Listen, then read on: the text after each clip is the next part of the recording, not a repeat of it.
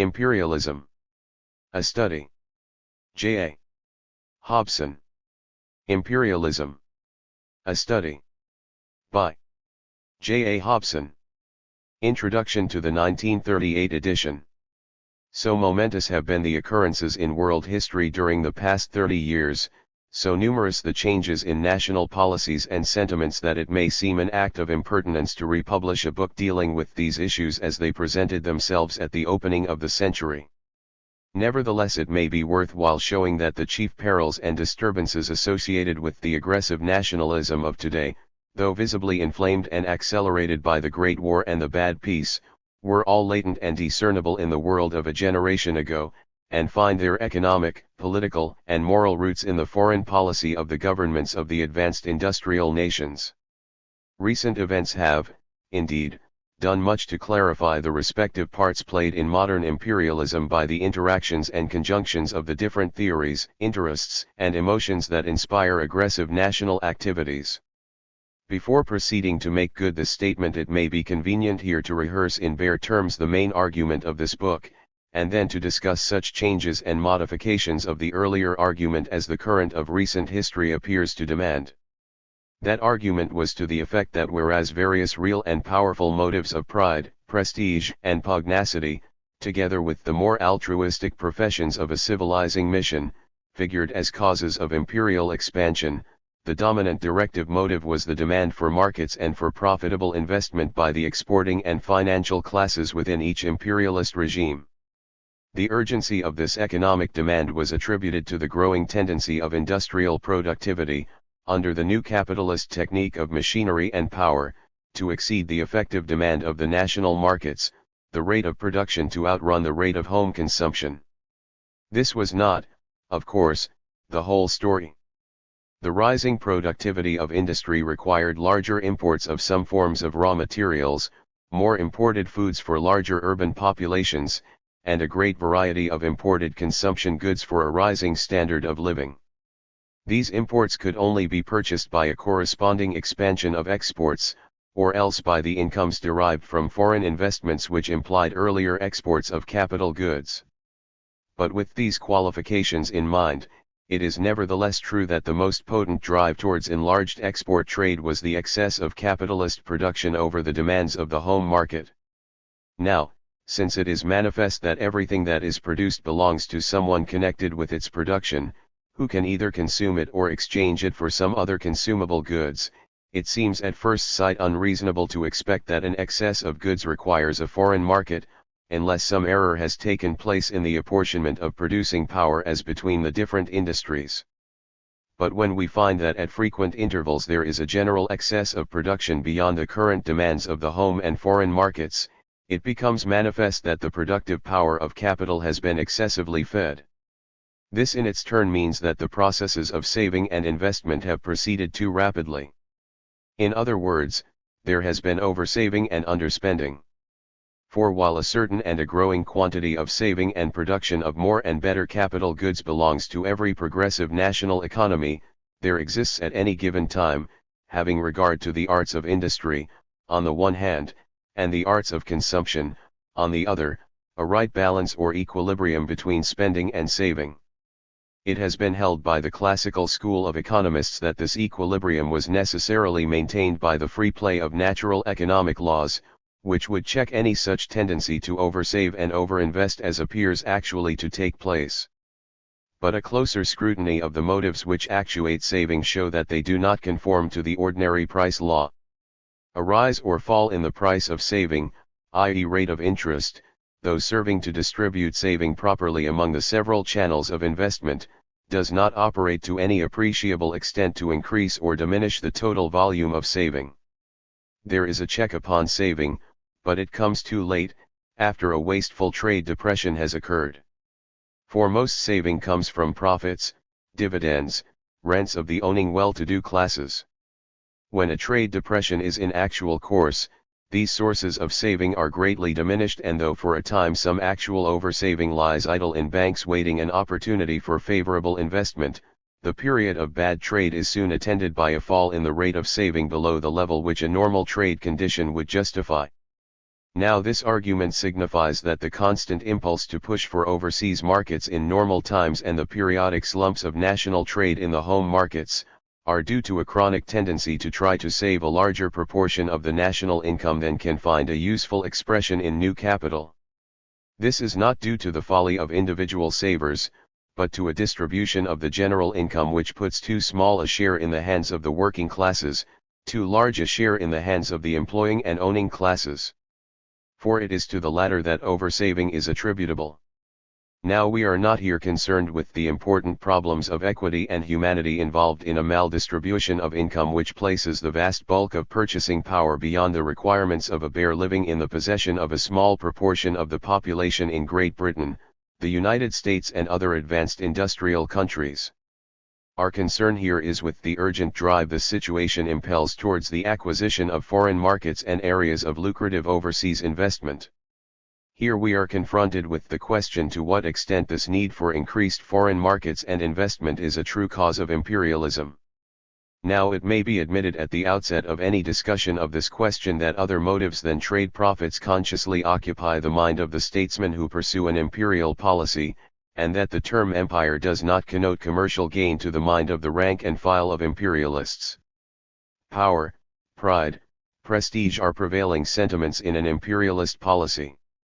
Territorial expansion, the control over backward peoples, the mission of civilization, the safeguarding of existing colonial possessions, are not indeed dissociated from the belief that trade follows the flag and that by helping to establish order and develop the resources of the peoples and countries which come under our rule, we shall increase our trade and enlarge our national income.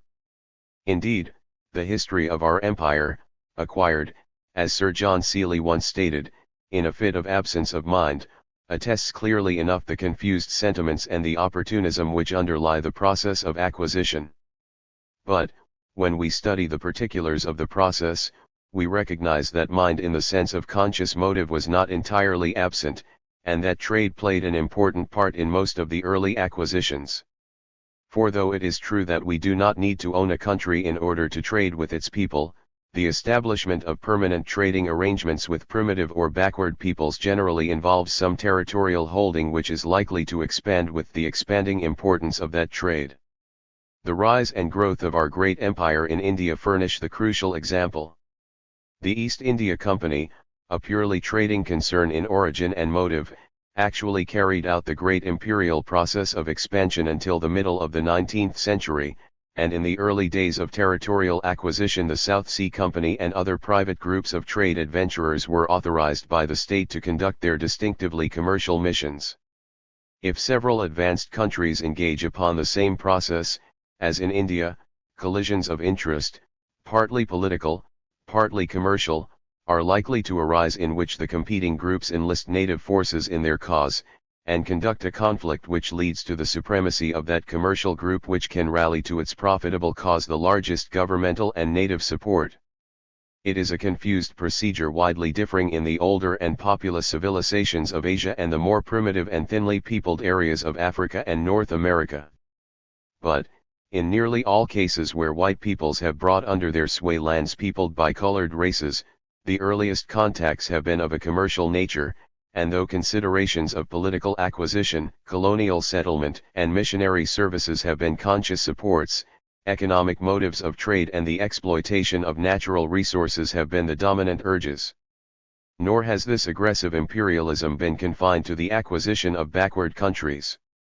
When this book was written, the conquest of the Boer republics and the incorporation of those territories in our South African dominion furnished the latest and most striking example of the imperialist process.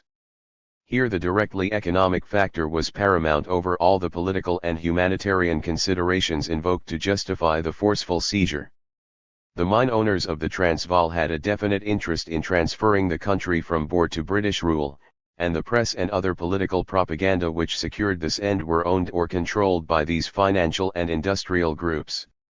It will be said by those who contract overt this economic causation of imperialism that the Boer War was an exceptional case, and that the causation of the Great War lay outside the economic purview.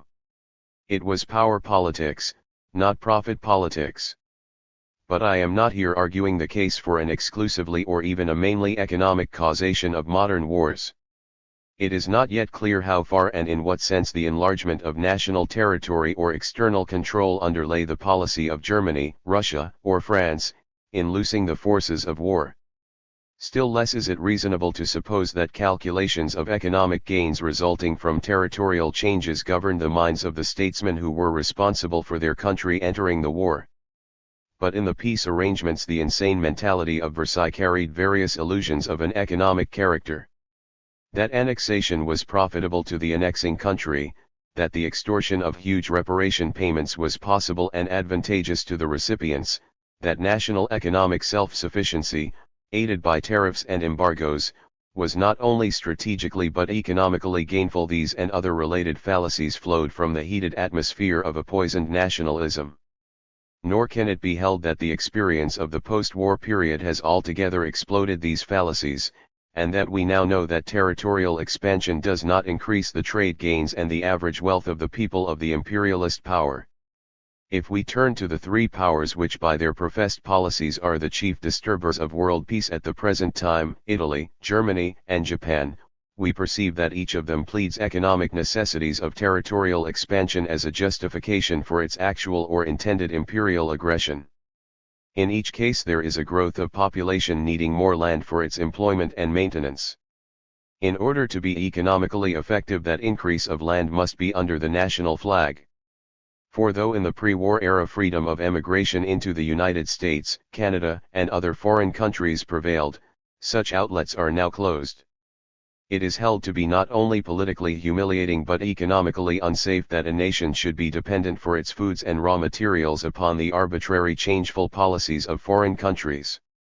For though it is evident that these foreign countries are not merely willing but eager to sell abroad their abounding supplies of these necessaries of life and industry, the countries needing them can only obtain supplies by selling abroad the surpluses of their own products, and these are now kept out or closely rationed by most foreign governments.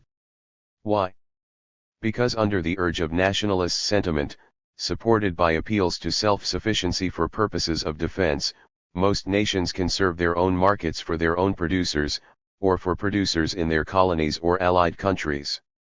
For in almost all branches of production, agricultural, mining, manufacturing, the technical advances have been so great that each country is afraid of being flooded by foreign goods in its own markets and of being excluded from foreign markets for the sale of its own export goods.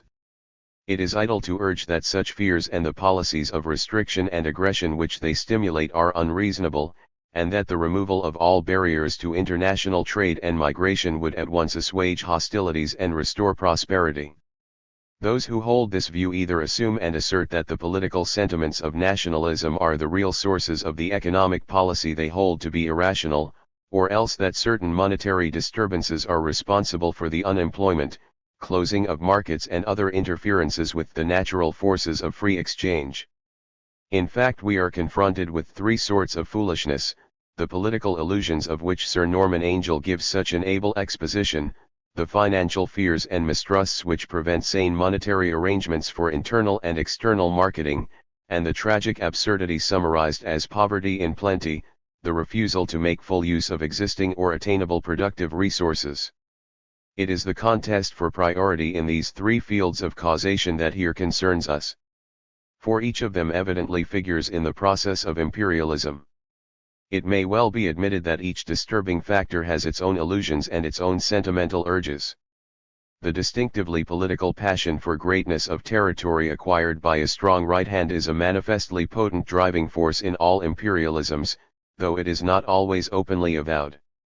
To extend the area of national ownership by seizure of neighboring land or of distant colonies has a sentimental appeal which cannot be dispelled by citing the human or financial costs and risks of such virile procedure. The sort of patriotism that can be evoked in Italy, Germany, or Japan for such aggression does not really proceed from the economic necessities cited in its defense. It is rooted in some ineradicable pugnacity and predicity of the animal man, intensified by herd appeals that repress any doubts or qualms of reason and humanity. But, though this patriotism has its own basic instinctive origins, it is fed and directed in its activities by economic motives. Are these economic motives equally irrational and based on miscalculations of business interests? My contention is that the system prevailing in all developed countries for the production and distribution of wealth has reached a stage in which its productive powers are held in leash by its inequalities of distribution, the excessive share that goes to profits, rents, and other surpluses impelling a chronic endeavor to oversave in the sense of trying to provide an increased productive power without a corresponding outlet in the purchase of consumable goods. This drive towards oversaving is gradually checked by the inability of such saving to find any profitable use in the provision of more plant and other capital. But it also seeks to utilize political power for outlets in external markets, and as foreign independent markets are closed or restricted, the drive to the acquisition of colonies, protectorates, and other areas of imperial development becomes a more urgent and conscious national policy. If this reasoning is correct, capitalism, to maintain its profitable character, by utilizing its new productive powers as fully as possible, is impelled to seek the help of the state in the various ways that are now so much in evidence: tariffs, embargoes, subsidies, and the acquisition or retention of colonies where the home capitalist can have advantages both for his import and export trade, with such securities in monetary matters as can be provided by imperial control.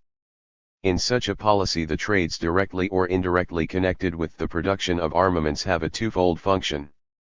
On the one hand, they batten upon the public expenditure needed to sustain a spirited foreign policy. On the other hand, they evoke a corresponding defensive policy in other countries to which they contribute by profitable supplies of arms and ammunition, thus producing a growing competition in costs of defense. It is sheer effrontery for well-informed officials and directors of armament firms to deny that pressure is exerted by these firms in political quarters for the enlargement of their profitable operations, and that the employment by these firms of retired Army and Navy officials has not a definitely business motive. But though it is incontestable that the armaments trades are naturally disposed to an international competition in the instruments of war which is itself provocative of war, it is often contended that actual war is detrimental to their interests, as it is to capitalism in general. Sir Norman Angell states this wider issue in the following terms: that capitalism as an economic system neither needs nor benefits by war, that it cannot use successful war in the modern world as a means of disposing of the surplus of its production, acquiring new markets, increasing its profits, that, on the contrary, as the position of the victorious capitalist states after a completely victorious war abundantly demonstrated, capitalism has suffered disastrously and been incalculably weakened by war, and that another like the last will, as enlightened capitalists are aware, probably destroy it altogether. 1. Now, though war, with its revolutionary aftermath, may well seem dangerous to the capitalist system, it is open to argument whether such risks may not appear worth running in view of the alternative piling up of unsaleable surpluses which the extension and improved methods of modern capitalism involve.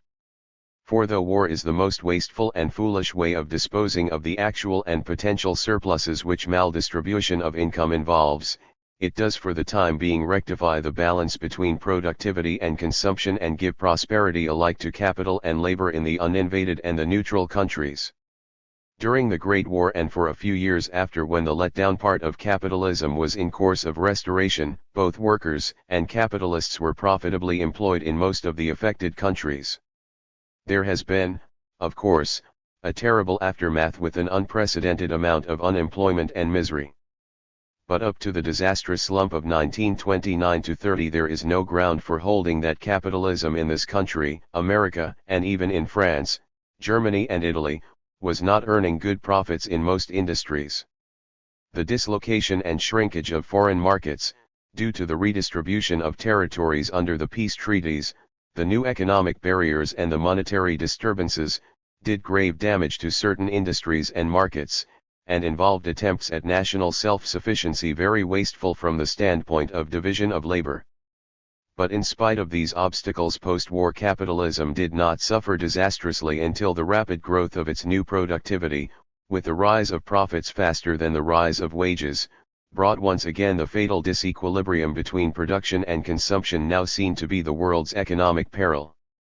But in arguing the case for maldistribution as the main cause of imperialism and of the wars which accompany that policy, it is not necessary to contend that capitalism as an economic system benefits by war, but only that certain sections of capitalism with political influence at their disposal favor pushful foreign policies that involve the risk of war. This applies not merely to the armaments industries but to most other industries dependent largely upon export and import trades. While it remains true that we do not need to own a country in order to trade with it, the flag still carries certain trading advantages. And those advantages have grown with our new imperial policy of protection and preference, a policy directly due to our recognition of the insufficiency of markets. So long as our wide-flung empire presented free markets to the traders of foreign nations, the advantages enjoyed by members of the imperial power, by way of contracts for developmental work and official emoluments, were not causes of strong discontent. But the new restrictive preferential policy applied to a picked quarter of the globe by Great Britain and her dominions has a natural reaction upon other countries which have entered on a capitalist career. It stimulates them to seek territorial expansion for themselves with a view to exclusive markets and areas for planting their surplus labor and capital, while feeding a dangerous resentment against the satisfied or glutted countries which have preempted the most desirable territories. The peril which confronts the world today arises manifestly from the new passion for imperial growth on the part of the great unsatisfied powers and the conscious avowal of their aggressive intentions. This peril has been increased by the annexation of the German colonies under the peace treaty. For though the tangible value of these colonies to Germany either in terms of trade or as an outlet for her surplus population was extremely small, their seizure and transfer to the various allies under the title of mandatory territories has been a natural source of grievance to Germany. The air of hypocrisy which attended this power of transfer, the secret haggling of the allies, solemnly endorsed later on by these same allies acting as council of the League, did not help to make the seizure more palatable.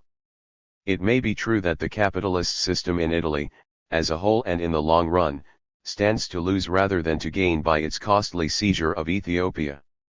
It may be true that Japan would have been economically wiser to have pursued a policy of peaceful penetration in Manchuria and North China instead of the expensive military operations upon which she has embarked. But it is wrong to exclude capitalist and business motives from the play of such imperialism and to impute it to the arrogance of political megalomania.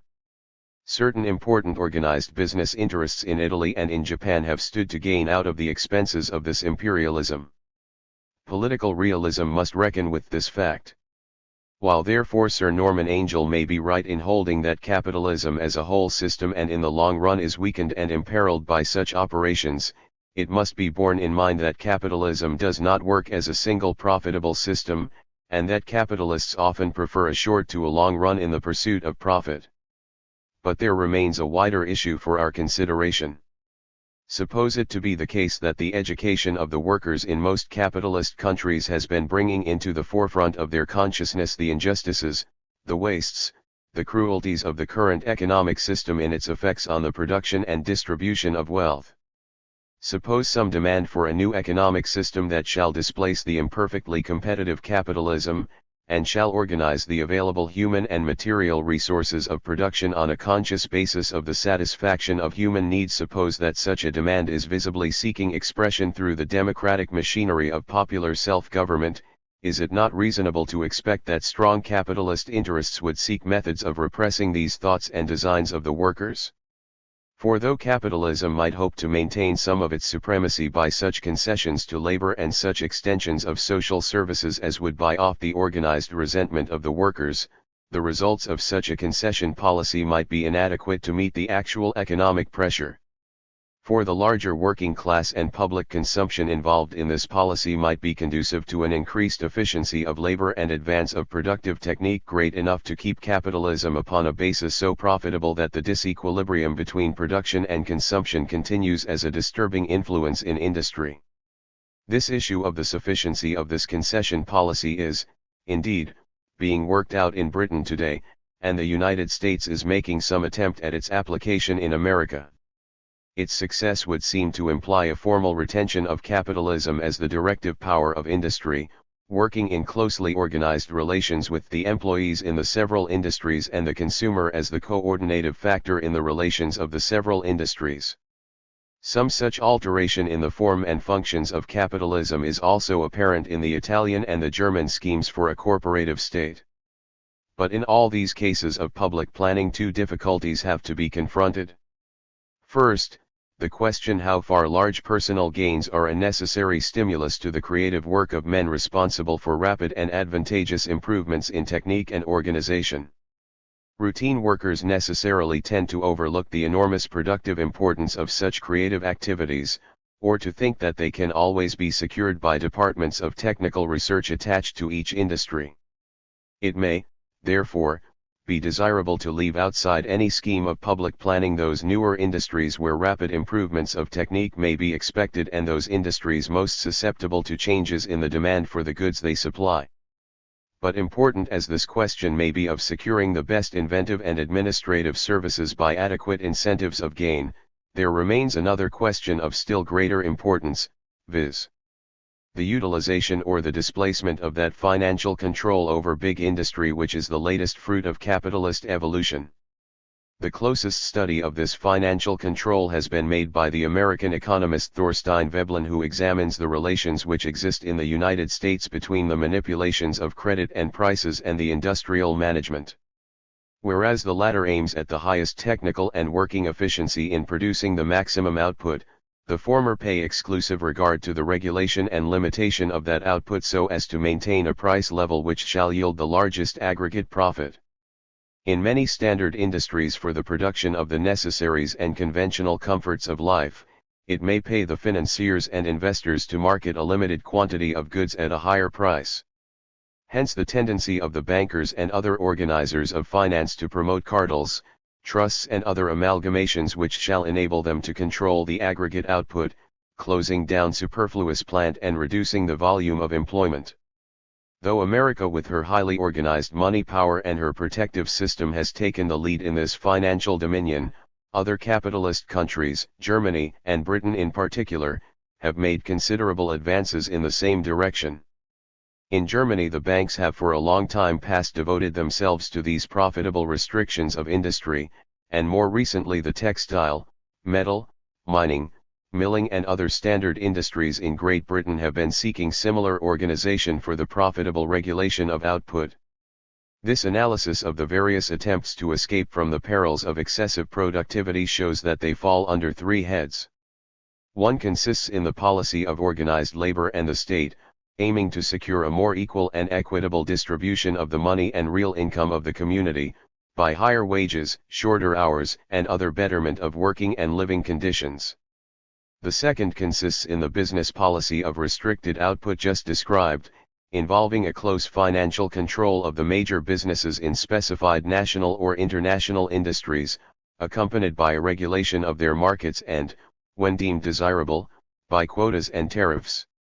The third method, and that most relevant to our present subject of imperialism, is the combined or separate action of capital to obtain the help, financial, diplomatic, military, of the national government so as to secure preferential access to foreign markets and foreign areas of development by colonies, protectorates, spheres of preferential trade and other methods of a pushful economic foreign policy. It may be true that the people of the imperialist state are in the long, or even the short, run losers by a policy so costly in money and in lives. But if, as is normally the case, the larger part of this expense falls upon the public as a whole, it may still be advantageous to those capitalist interests engaged in foreign trade and investments to promote a policy that is to their profit. Even if, as Sir Norman Angell contends, such imperialism involves war-making and with it the perils of a domestic revolution fatal to the capitalist regime, the risks of such an issue may either be unrealized, or may be disregarded in view of the immediate gains which imperialism brings to favored industries. If, as many close investigators of the business world appear to hold, the capitalism which has prevailed for the past few centuries is in any case destined to disappear, it may seem better for its defenders to endeavor to prolong its life by political pressure for external markets than to succumb without a struggle to the popular demand for state socialism or a policy of social services, the expenses of which shall consume the whole of surplus profits. There still remain large fields for capitalist exploitation. The largest of these, China, appears to be marked down for Japanese exclusive exploitation. But this appearance is deceptive, for the task of Chinese development far exceeds the national resources of Japan.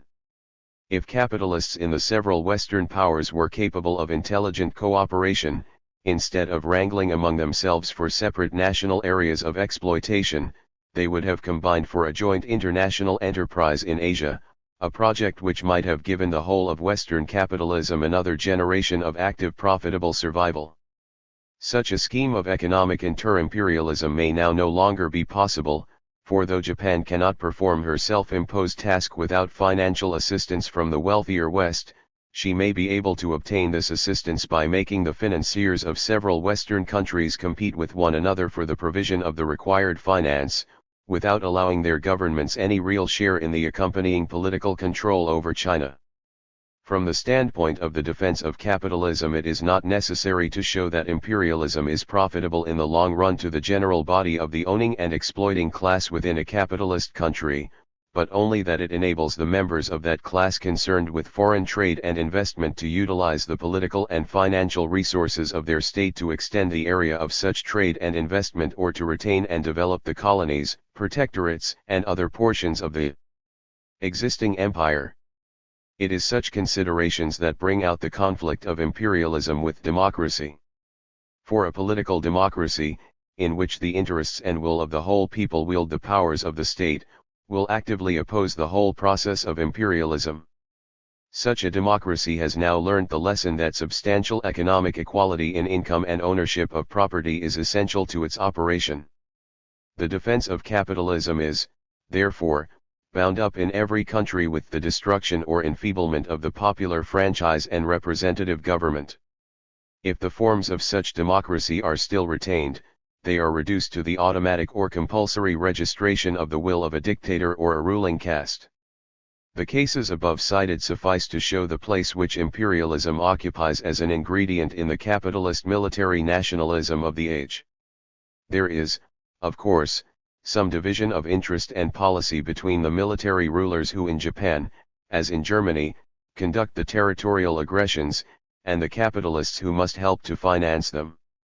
But the clearer-sighted capitalists perceive that dictatorships and their imperial enterprises, expensive as they may be, are preferable to the more revolutionary courses to which democracies are now committed.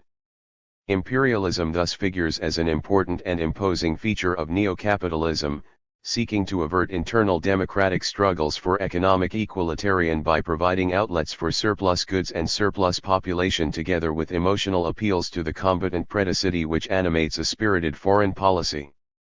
It may be true that imperialism in its competitive aspect carries within itself the seeds of its own demise, leading, as it must, to conflicts ever more destructive to life and property. Indeed, its competition for an ever-shrinking area of profitable acquisition may so intensify the struggle between the possessing and the non-possessing nations as to destroy the fabric of civilization. Whether the slowly evolving rationality and sociability of man have advanced sufficiently to furnish a strong enough safeguard against this imperial predacity is the question that confronts the world today. Though the general trend of imperialism in its economic and political character has not changed within the past 30 years, the attitude of many countries towards imperialism has undergone considerable changes, chiefly, though not entirely, as a result of post-war policies. It may be well, briefly, to cite the nature of these changes.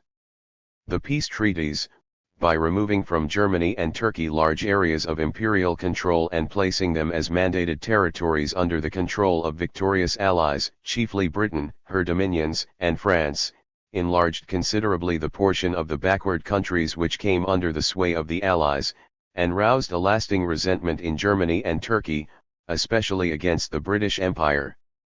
The feebleness revealed in the League of Nations, designed originally as a growing instrument of political and economic internationalism, has served to aggravate the sense of injury in Germany from the seizure of her colonies, for League control is rightly felt to be a fiction, save in the matter of a trade equality only operative in certain mandates.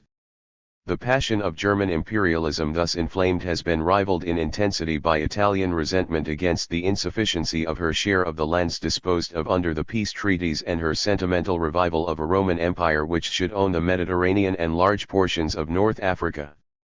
In Asia the centers of disturbance are India and the Far East. The latter is due to the conscious and avowed imperialism of Japan, seeking her early prey in Manchuria and North China, but only limited in her further control of Asia by her straitened financial national resources and the possible intervention of Britain and America. Imperialism in India is seeking a new basis which shall reconcile a large measure of democratic self-government with two British requirements, a safeguarding of the large investment interests in Indian railways and industrial undertakings and a retention of the foreign policy of India, its internal order and protection against foreign aggression. It is too early to say how this new constitution is likely to work, but the experiment is an important contribution to a limited imperialism. The most momentous of post-war events has been the communist experiment in Russia, in its bearing upon the imperialism of European countries. Though the Soviet government harbors no aggressive designs upon lands outside the Russian boundaries, and is more and more occupied in the development of its own economic resources, it has from the beginning sought to promote the growth of communism in other countries by an active subsidist propaganda. The Marxist doctrines which Lenin imposed upon the Russian Revolution demanded an international communism as an essential, and though Stalin appears to have withdrawn any immediate extranational policy, the Comintern, an international propagandist body, still operates from Moscow, presumably with the consent and assistance of the Soviet government. It was the fear of this communism issuing from Russia, and spreading among the working classes of Germany that frightened the upper owning classes into the substitution of a thinly disguised, but very real, autocracy for the shallow democracy of the post-war era. Though Russian propaganda played a smaller part in Italy, it was the same fear and the same revolutionary movement that enabled Mussolini to rally the owning classes to his flag and to establish his political domination. In later cases, prestige and power politics combined with the economic interests of certain capitalist groups to stimulate a colonial policy of aggression associated with an internationalism of counter-revolution which calls for active intervention wherever Bolshevism appears to raise its head. Thus the isolated economic nationalism of tariffs, embargoes, and other customs is found in active and combined collusion with an external policy of imperialism and of possible interference with the liberty of weaker nations to settle their own political and economic affairs. The one apparent exception to the general trend of imperialism is the United States. After the Spanish War had left her in possession of Cuba and other colonies, she seemed committed to a genuine though limited imperialism as distinct from the sort of protectorate over Mid and South America conveyed by the Monroe Doctrine.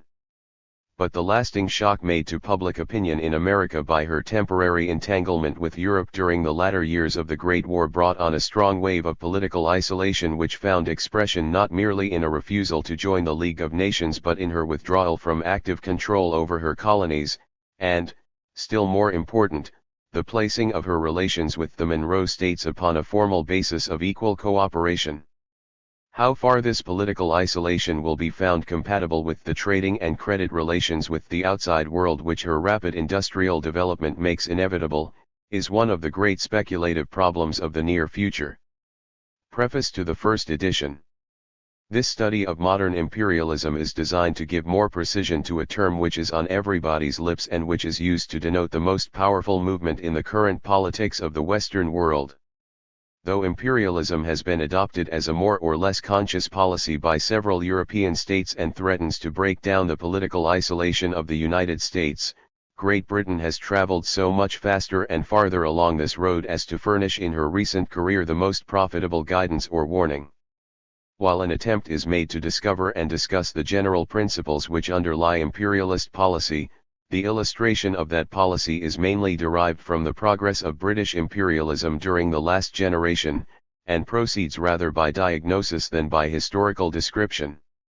In part the economic origins of imperialism are traced, with such statistical measurements of its methods and results as are available. Part 2 investigates the theory and the practice of imperialism regarded as a mission of civilization, in its effects upon lower or alien peoples, and its political and moral reactions upon the conduct and character of the Western nations engaging in it. The book is addressed to the intelligence of the minority who are content neither to float along the tide of political opportunism nor to submit to the shove of some blind destiny, but who desire to understand political forces in order that they may direct them. Those readers who hold that a well-balanced judgment consists in always finding as much in favor of any political course as against it will be discontented with the treatment given here. For the study is distinctively one of social pathology, and no endeavor is made to disguise the nature of the disease. The statistics given in Part I are derived, when the source is not stated, from the statistical abstracts published by the government, reinforced in some instances, by figures derived from the Statesman's Yearbook.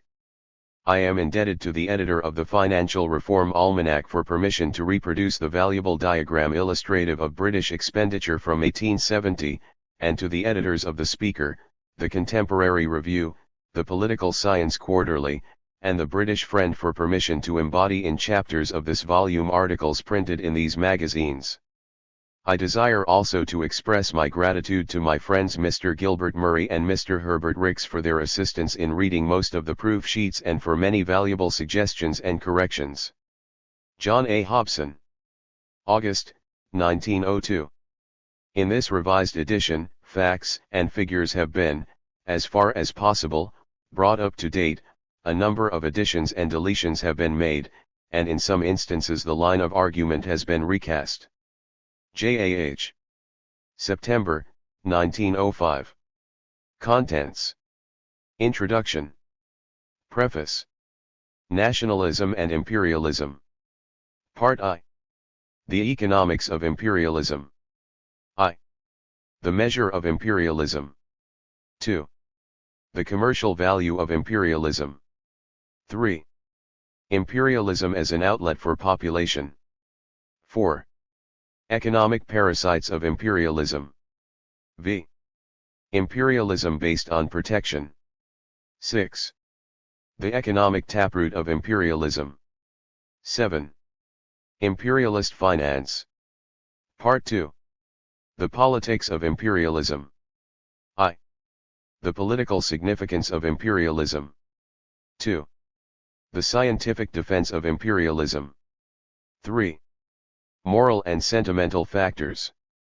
4. Imperialism and the lower races. V. Imperialism in Asia. 6. Imperial Federation. 7. The outcome. Appendices. I. Area and population of the British Empire, 1933-4. 2. 3. 4. Trade of the United Kingdom, percentages of total values. V. Percentages of imports and exports. 6. British, imperial, and foreign trade, 1934-35. 7. Percentage of imports and exports by value to and from the United Kingdom. 8. Value of exports and imports from and into Great Britain. 9. Number of outward-bound British passengers from the United Kingdom to the following countries. X. Income from British investments overseas. 11. Total British investments overseas. 12. 13. Exports of United States. 14. Expenditures of the Great Powers on defense, 1934. 15. Great Britain, military and other expenditure, 1904-1931. Index. Imperialism, a study.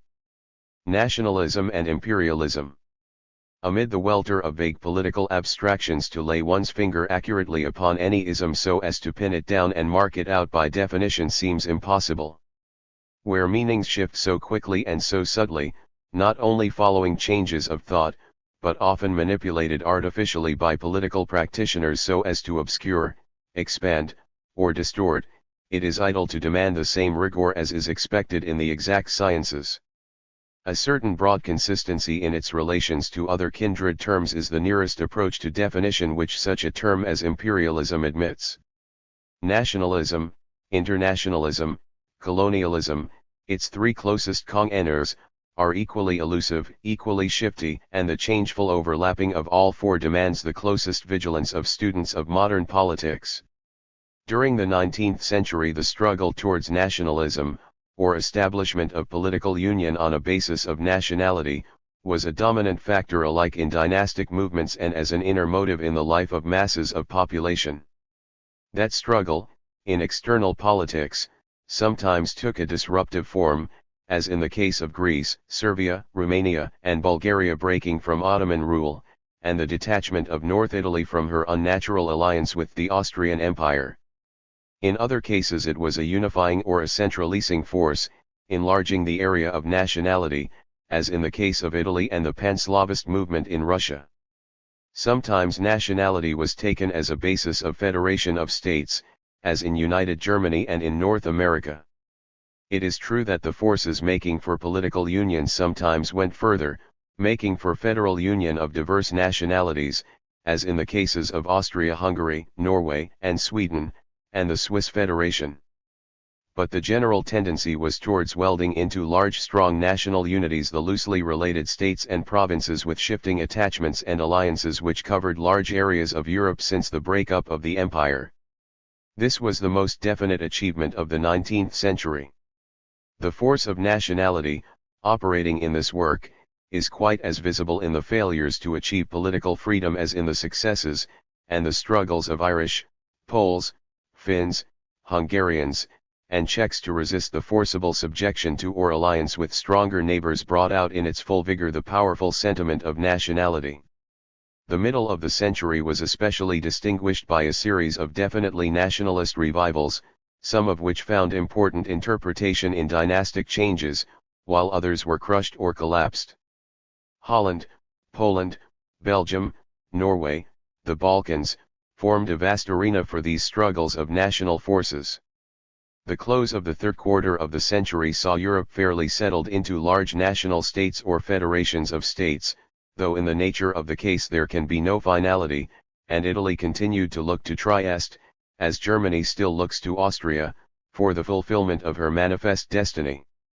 This passion and the dynastic forms it helped to mold and animate are largely attributable to the fierce prolonged resistance which peoples, both great and small, were called on to maintain against the imperial designs of Napoleon. The national spirit of England was roused by the tenseness of the struggle to a self-consciousness it had never experienced since the spacious days of Great Elizabeth. Jena made Prussia into a great nation, the Moscow campaign brought Russia into the field of European nationalities as a factor in politics, opening her for the first time to the full tide of Western ideas and influences.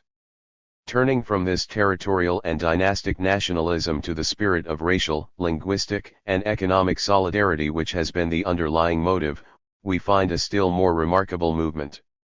Local particularism on the one hand, vague cosmopolitanism upon the other, yielded to a ferment of nationalist sentiment, manifesting itself among the weaker peoples not merely in a sturdy and heroic resistance against political absorption or territorial nationalism, but in a passionate revival of decaying customs, language, literature, and art, while it bred in more dominant peoples strange ambitions of national destiny and an attendant spirit of chauvinism. The true nature and limits of nationality have never been better stated than by J.S. Mill. A portion of mankind may be said to constitute a nation if they are united among themselves by common sympathies which do not exist between them and others. This feeling of nationality may have been generated by various causes. Sometimes it is the effect of identity of race and descent. Community of language and community of religion greatly contribute to it. Geographical limits are one of the causes.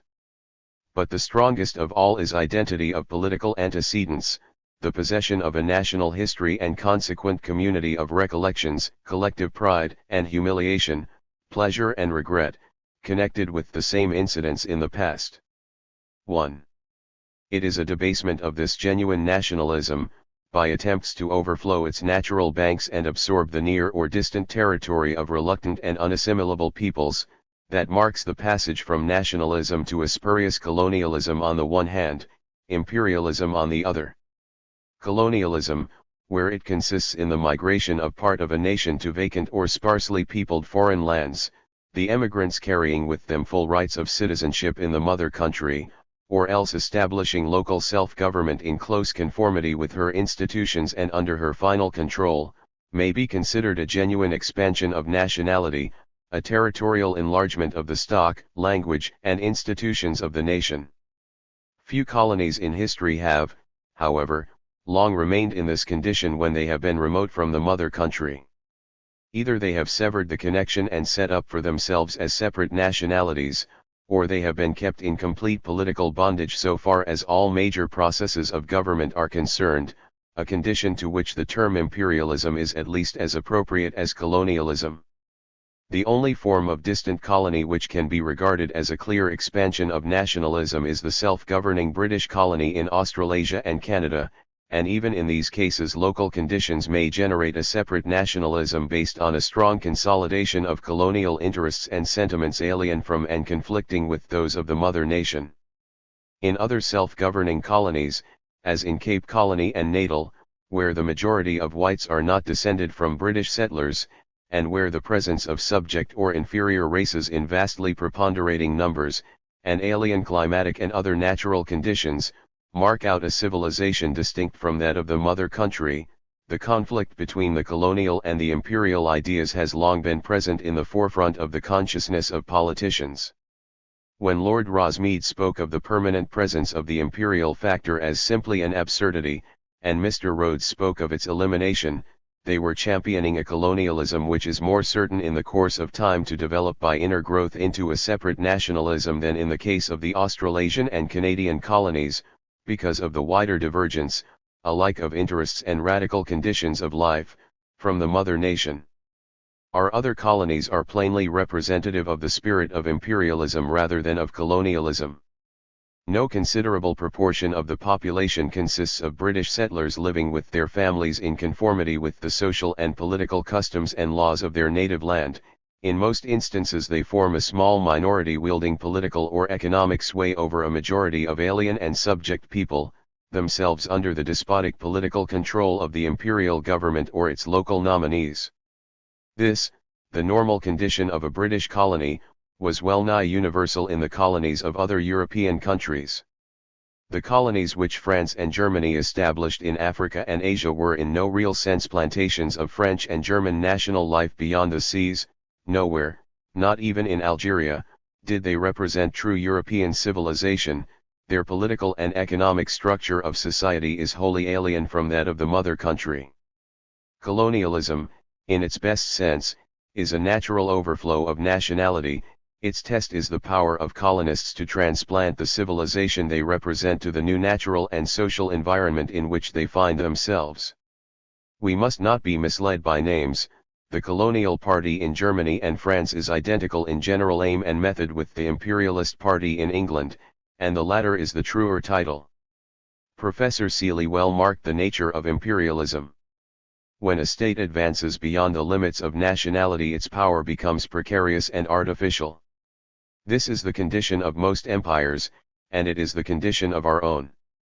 When a nation extends itself into other territories, the chances are that it cannot destroy or completely drive out, even if it succeeds in conquering, them. When this happens, it has a great and permanent difficulty to contend with, for the subject or rival nationalities cannot be properly assimilated, and remain as a permanent cause of weakness and danger. 1. The novelty of recent imperialism regarded as a policy consists chiefly in its adoption by several nations. The notion of a number of competing empires is essentially modern. The root idea of empire in the ancient and medieval world was that of a federation of states, under a hegemony, covering in general terms the entire known recognized world, such as was held by Rome under the so-called Pax Romana. When Roman citizens, with full civic rights, were found all over the explored world, in Africa and Asia, as well as in Gaul and Britain, imperialism contained a genuine element of internationalism. With the fall of Rome, this conception of a single empire wielding political authority over the civilized world did not disappear. On the contrary, it survived all the fluctuations of the Holy Roman Empire. Even after the definite split between the eastern and western sections had taken place at the close of the 4th century, the theory of a single state, divided for administrative purposes, survived. Beneath every cleavage or antagonism, and notwithstanding the severance of many independent kingdoms and provinces, this ideal unity of the empire lived. It formed the conscious avowed ideal of Charlemagne, though as a practical ambition confined to Western Europe. Rudolf of Habsburg not merely revived the idea, but labored to realize it through Central Europe, while his descendant Charles V gave a very real meaning to the term by gathering under the unity of his imperial rule the territories of Austria, Germany, Spain, the Netherlands, Sicily, and Naples. In later ages the stream of a European empire animated the policy of Peter the Great, Catherine, and Napoleon. Nor is it impossible that Kaiser Wilhelm III held a vision of such a world power. Political philosophers in many ages, Vico, Machiavelli, Dante, Kant, have speculated on an empire as the only feasible security for peace, a hierarchy of states conforming on the larger scale to the feudal order within the single state. Thus empire was identified with internationalism, though not always based on a conception of equality of nations. The breakup of the Central European Empire, with the weakening of nationalities that followed, evoked a new modern sentiment of internationalism which, through the 18th century, was a flickering inspiration in the intellectual circles of European states.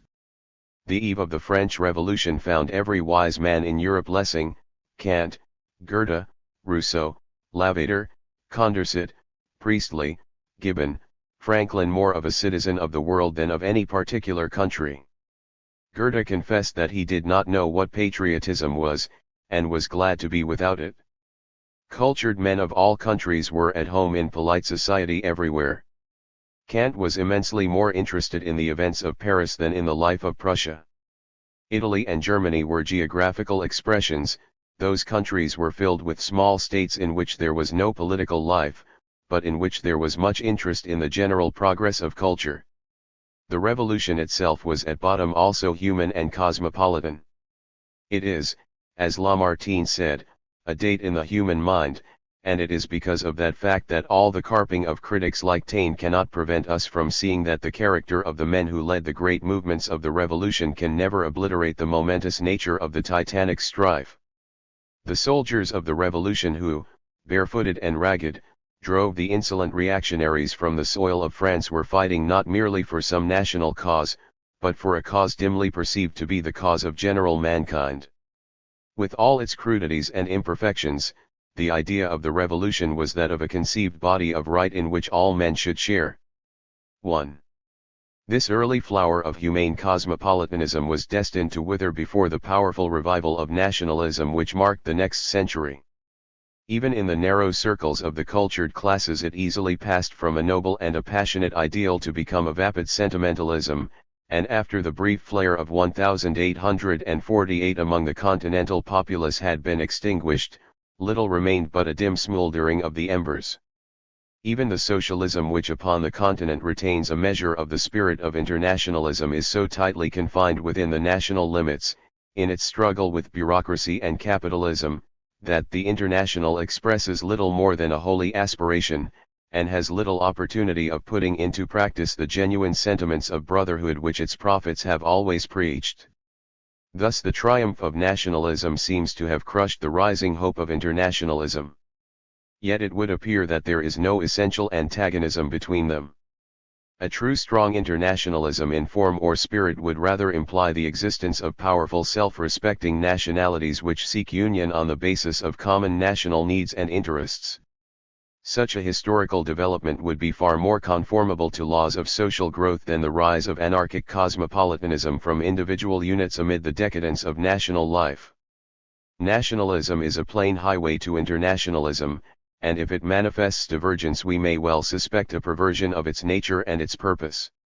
Such a perversion is imperialism, in which nations trespassing beyond the limits of facile assimilation transform the wholesome stimulative rivalry of varied national types into the cutthroat struggle of competing empires.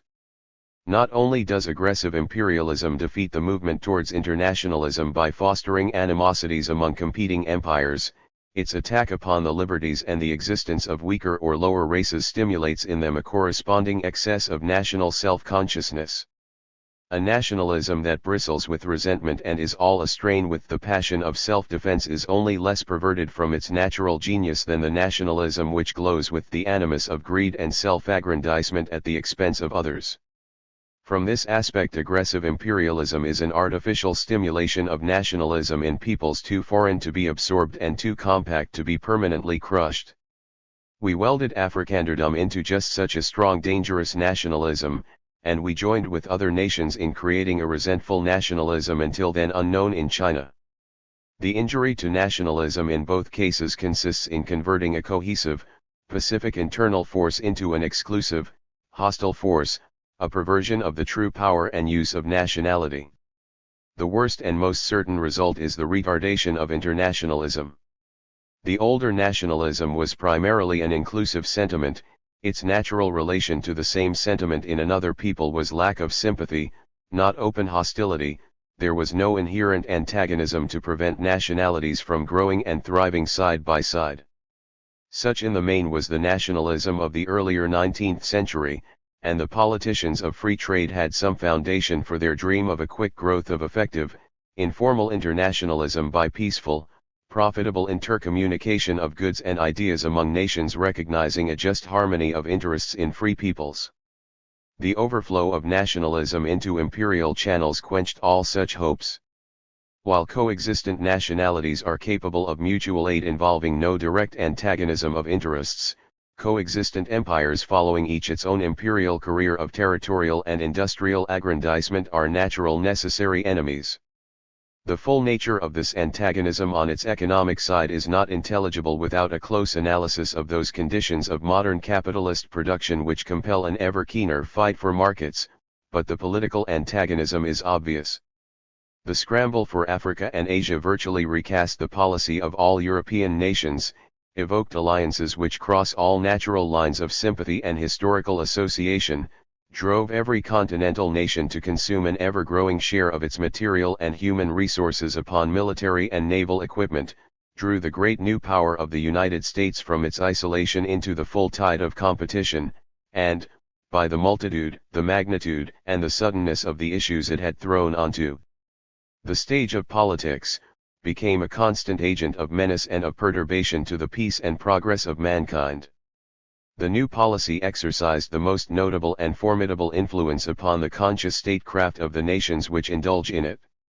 While producing for popular consumption doctrines of national destiny and imperial missions of civilization, contradictory in their true import, but subsidiary to one another as supports of popular imperialism, it evoked a calculating, greedy type of Machiavellianism, entitled Realpolitik in Germany, where it was made, which remodeled the whole art of diplomacy and erected national aggrandizement without pity or scruple as the conscious motive force of foreign policy. Earth hunger and the scramble for markets were responsible for the openly avowed repudiation of treaty obligations which Germany, Russia, and England had not scrupled to defend.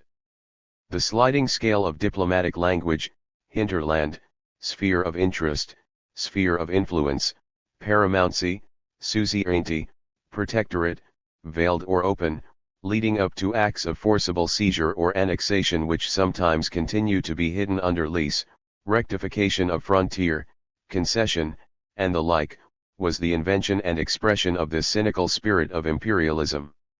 While Germany and Russia were perhaps more open in their professed adoption of the material gain of their country as the sole criterion of public conduct, other nations were not slow to accept the standard. Though the conduct of nations in dealing with one another has commonly been determined at all times by selfish and short-sighted considerations, the conscious, deliberate adoption of this standard at an age when the intercourse of nations and their interdependence for all essentials of human life grow ever closer, is a retrograde step fraught with grave perils to the cause of civilization. 1 Representative Government, Chapter 16. 1. Expansion of England, Lecture 3. 1. W. Clark, Progressive Review, February, 1897. Part I. The Economics of Imperialism. Chapter I. The Measure of Imperialism. Quibbles about the modern meaning of the term imperialism are best resolved by reference to concrete facts in the history of the last 60 years. During that period a number of European nations, Great Britain being first and foremost, annexed or otherwise asserted political sway over vast portions of Africa and Asia, and over numerous islands in the Pacific and elsewhere. The extent to which this policy of expansion was carried on, and in particular the enormous size and the peculiar character of the British acquisitions, were not adequately realized even by those who pay some attention to imperial politics. The following lists, giving the area and, where possible, the population of the new acquisitions, are designed to give definiteness to the term imperialism. Though derived from official sources, they do not, however, profess strict accuracy. The sliding scale of political terminology along which no man's land, or hinterland, passes into some kind of definite protectorate is often applied so as to conceal the process. Rectification of a fluid frontier is continually taking place. Paper partitions of spheres of influence or protection in Africa and Asia are often obscure, and in some cases the area and the population are highly speculative. In a few instances it is possible that portions of territory put down as acquired after 1870 may have been earmarked by a European power at some earlier date. But care is taken to include only such territories as have come within this period under the definite political control of the power to which they are assigned. The figures in the case of Great Britain are so startling as to call for a little further interpretation. I have thought it right to add to the recognized list of colonies and protectorates 1. The Veiled Protectorate of Egypt, with its vast Sudanese claim, the entire territories assigned to chartered companies, and the native or feudatory states in India which acknowledged our paramountcy by the admission of a British agent or other official endowed with real political control. All these lands are rightly accredited to the British Empire, and if our past policy is still pursued, the intensive as distinct from the extensive imperialism will draw them under an ever-tightening grasp. Point 2. In a few other instances, as, for example, in West Africa, countries are included in this list where some small dominion had obtained before 1870, but where the vast majority of the present area of the colony is of more recent requisition. Any older colonial possession thus included in Lagos or Gambia is, however, far more than counterbalanced by the increased area of the Gold Coast colony, which is not included in this list, and which grew from 29,000 square miles in 1873 to 39,000 square miles in 1893. The list is by no means complete. It takes no account of several large regions which passed under the control of our Indian government as native or feudatory states, but of which no statistics of area or population, even approximate, were available. Such are the Shan states, the Burma frontier, and the Upper Burma frontier, the districts of Chitral, Bajam, Swat, Waziristan, which came under our sphere of influence in 1893, and have been since taken under a closer protectorate. The increase of British India itself between 1871 and 1891 amounted to an area of 104,993 square miles, with a population of 25,330,000, while no reliable measurement of the formation of new native states within that period and since is available. Many of the measurements here given are in round numbers, indicative of their uncertainty, but they are taken, wherever available, from official publications of the Colonial Office, corroborated or supplemented from the Statesman's Yearbook. They will by no means comprise the full tale of our expansion during the 30 years, for many enlargements made by the several colonies themselves are omitted. But taken as they stand they make a formidable addition to the growth of an empire whose nucleus is only 120,000 square miles, with 40 million population. For so small a nation to add to its domains in the course of a single generation an area of 4,754,000 square miles, one with an estimated population of 88 million, is a historical fact of great significance. Accepting Sir Robert Griffin's estimate too of the size of our empire at about 13 million square miles, with a population of some 400 to 420 millions, we find that one-third of this empire, containing quite one-fourth of the total population of the empire, was acquired within the last 30 years of the 19th century. This is in tolerably close agreement with other independent estimates. Point 3. The character of this imperial expansion is clearly exhibited in the list of new territories. Though, for convenience, the year 1870 has been taken as indicative of the beginning of a conscious policy of imperialism, it will be evident that the movement did not attain its full impetus until the middle of the 80s. The vast increase of territory, and the method of wholesale partition which assigned to us great tracts of African land, may be dated from about 1884. Within 15 years some 3¾ millions of square miles were added to the British Empire. Point 1. Nor did Great Britain stand alone in this enterprise. The leading characteristic of that modern imperialism, the competition of rival empires, was the product of this same period. The close of the Franco-German War marked the beginning of a new colonial policy in France and Germany, destined to take effect in the next decade. It was not unnatural that the newly founded German Empire, surrounded by powerful enemies and doubtful allies, and perceiving its more adventurous youth drawn into the United States and other foreign lands, should form the idea of a colonial empire. During the 70s a vigorous literature sprang up in advocacy of the policy too, which took shape a little later in the powerful hands of Bismarck. The earliest instance of official aid for the promotion of German commerce abroad occurred in 1880 in the government aid granted to the German Commercial and Plantation Association of the Southern Seas. German connection with Samoa dates from the same year, but the definite advance of Germany upon its imperialist career began in 1884, with the policy of African protectorates and annexations of oceanic islands. During the next 15 years she brought under her colonial sway about 1 million square miles, with an estimated population of 14 million. Almost the whole of this territory was tropical, and the white population formed a total of a few thousands. British colonies and dependencies, 1900.2. Similarly in France a great revival of the old colonial spirit took place in the early 80s, the most influential of the revivalists being the eminent economist, M. Paul Leroy-Beaulieu.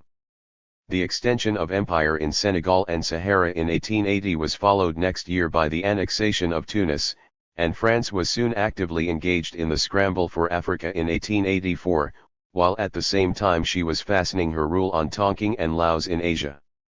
Her acquisitions between 1880 and 1900 amounted to an area of over 3½ million square miles, with a native population of some 37 million, almost the whole tropical or subtropical, inhabited by lower races and incapable of genuine French colonization. Italian aspirations took similar shape from 1880 onwards, though the disastrous experience of the Abyssinian expeditions gave a check to Italian imperialism. Her possessions in East Africa are confined to the northern colony of Eritrea and the protectorate of Somaliland. 1. Of the other European states, two only, Portugal too and Belgium, enter directly into the competition of this new imperialism. The African arrangements of 1884-6 assigned to Portugal the large district of Angola on the Congo coast, while a large strip of East Africa passed definitely under her political control in 1891. The anomalous position of the Great Congo Free State, ceded to the King of Belgium in 1883, and growing since then by vast accretions, must be regarded as involving Belgium in the competition for African empire. Spain may be said to have definitely retired from imperial competition. The large and important possessions of Holland in the East and West Indies, though involving her in imperial politics to some degree, belong to older colonialism. She takes no part in the new imperial expansion. Russia, the only active expansionist country of the North, stood alone in the character of her imperial growth, which differed from other imperialism in that it was principally Asiatic in its achievements and proceeded by direct extension of imperial boundaries, partaking to a larger extent than in the other cases of a regular colonial policy of settlement for purposes of agriculture and industry. It is, however, evident that Russian expansion, though of a more normal and natural order than that which characterizes the new imperialism, came definitely into contact and into competition with the claims and aspirations of the latter in Asia, and was advancing rapidly during the period which is the object of our study. The entrance of the powerful and progressive nation of the United States of America upon imperialism by the annexation of Hawaii and the taking over of the relics of ancient Spanish Empire not only added a new formidable competitor for trade and territory, but changed and complicated the issues. As the focus of political attention and activity shifted more to the Pacific states, and the commercial aspirations of America were more and more set upon trade with the Pacific Islands and the Asiatic coast, the same forces which were driving European states along the path of territorial expansion seemed likely to act upon the United States, leading her to a virtual abandonment of the principle of American isolation which hitherto dominated her policy. The comparative table of colonization, compiled from the Statesman's Yearbook for 1900 by Mr. H. C. Morris I, marked the expansion of the political control of Western nations in 1905.2. The political nature of British imperialism may be authoritatively ascertained by considering the governmental relations which the newly annexed territories have held with the Crown.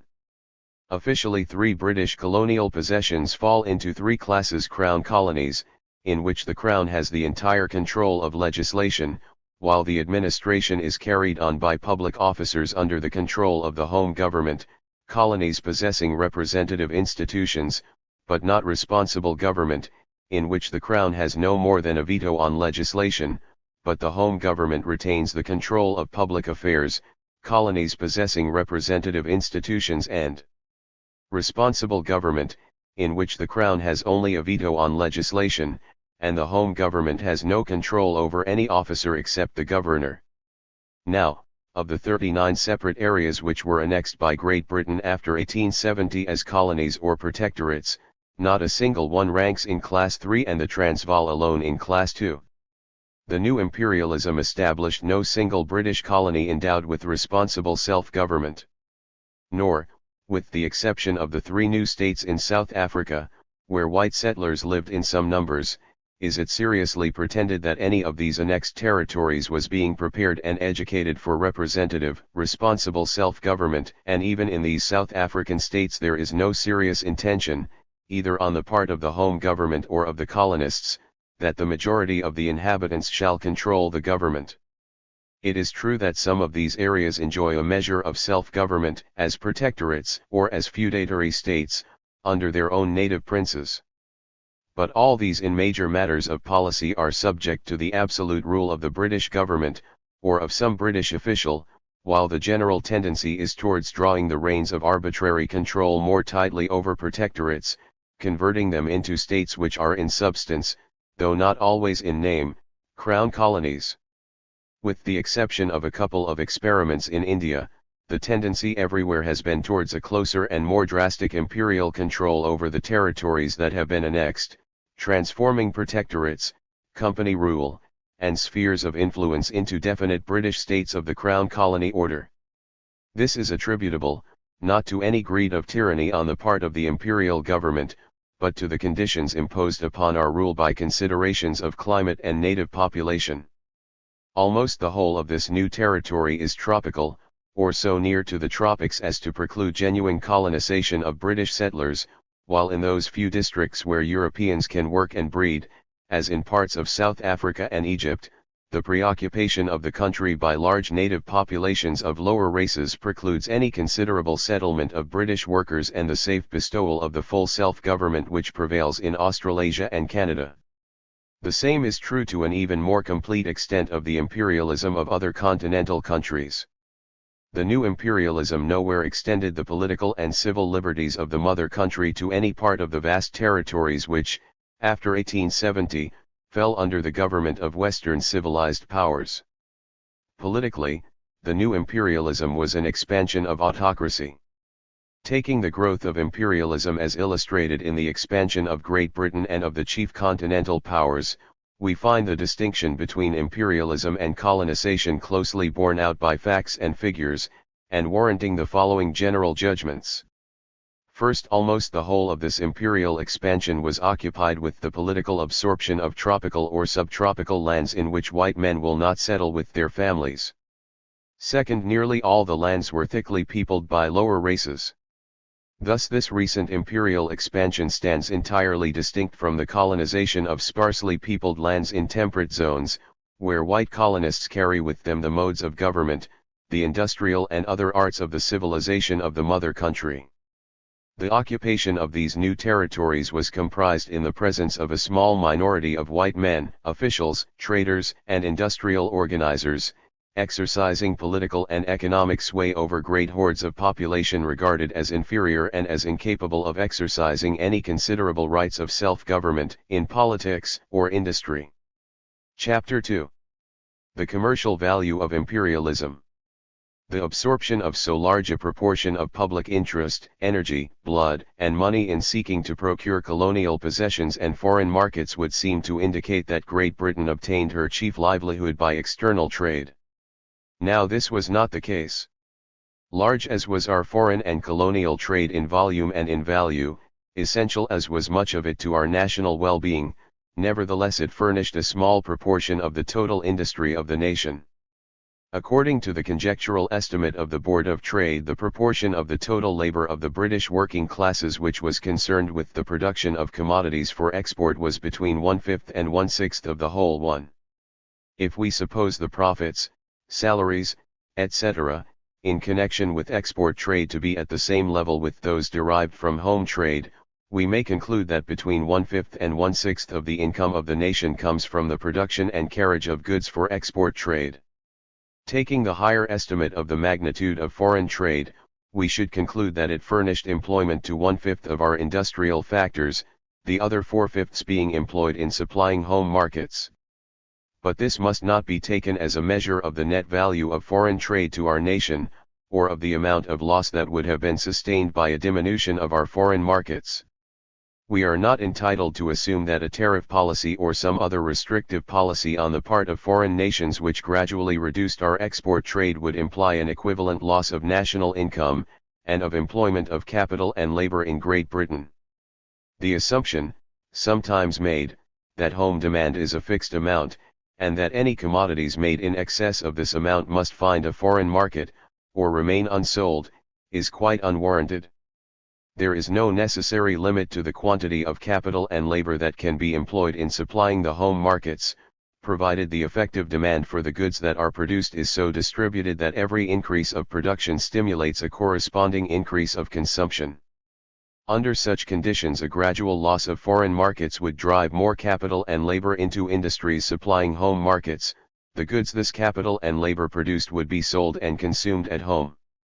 Under such circumstances some loss would normally be sustained, because it could be reasonably assumed that the foreign market that was lost was a more profitable one than the new home market which took its place, but that loss would certainly be much smaller than the aggregate of the value of trade thus transferred. It would, in fact, be measured by the reduction in profit, and perhaps in wages, attending the substitution of a less remunerative home market for a more remunerative foreign market. This argument, of course, does not imply that Great Britain could dispense with her external markets, and be no great sufferer in trade and income. Some considerable foreign markets, as we know, are an economic necessity to her, in order that by her exports she may purchase foods and materials which she cannot produce, or can only produce at a great disadvantage. This fact makes a considerable external market a matter of vital importance to us. But outside the limit of this practical necessity, the value of our foreign markets must rightly be considered to be measured, not by the aggregate value of the goods we sell abroad, but by the superior gain from selling them abroad as compared with selling them at home. To assume that if these goods are not sold abroad, neither they nor their substitutes could be sold, even at lower prices, in the home market, is quite unwarranted. There is no natural and necessary limit to the proportion of the national product which can be sold and consumed at home. It is, of course, preferable to sell goods abroad where higher profit can be got by doing so, but the net gain to national industry and income must be measured not by the value of the trade done, but by its more profitable nature.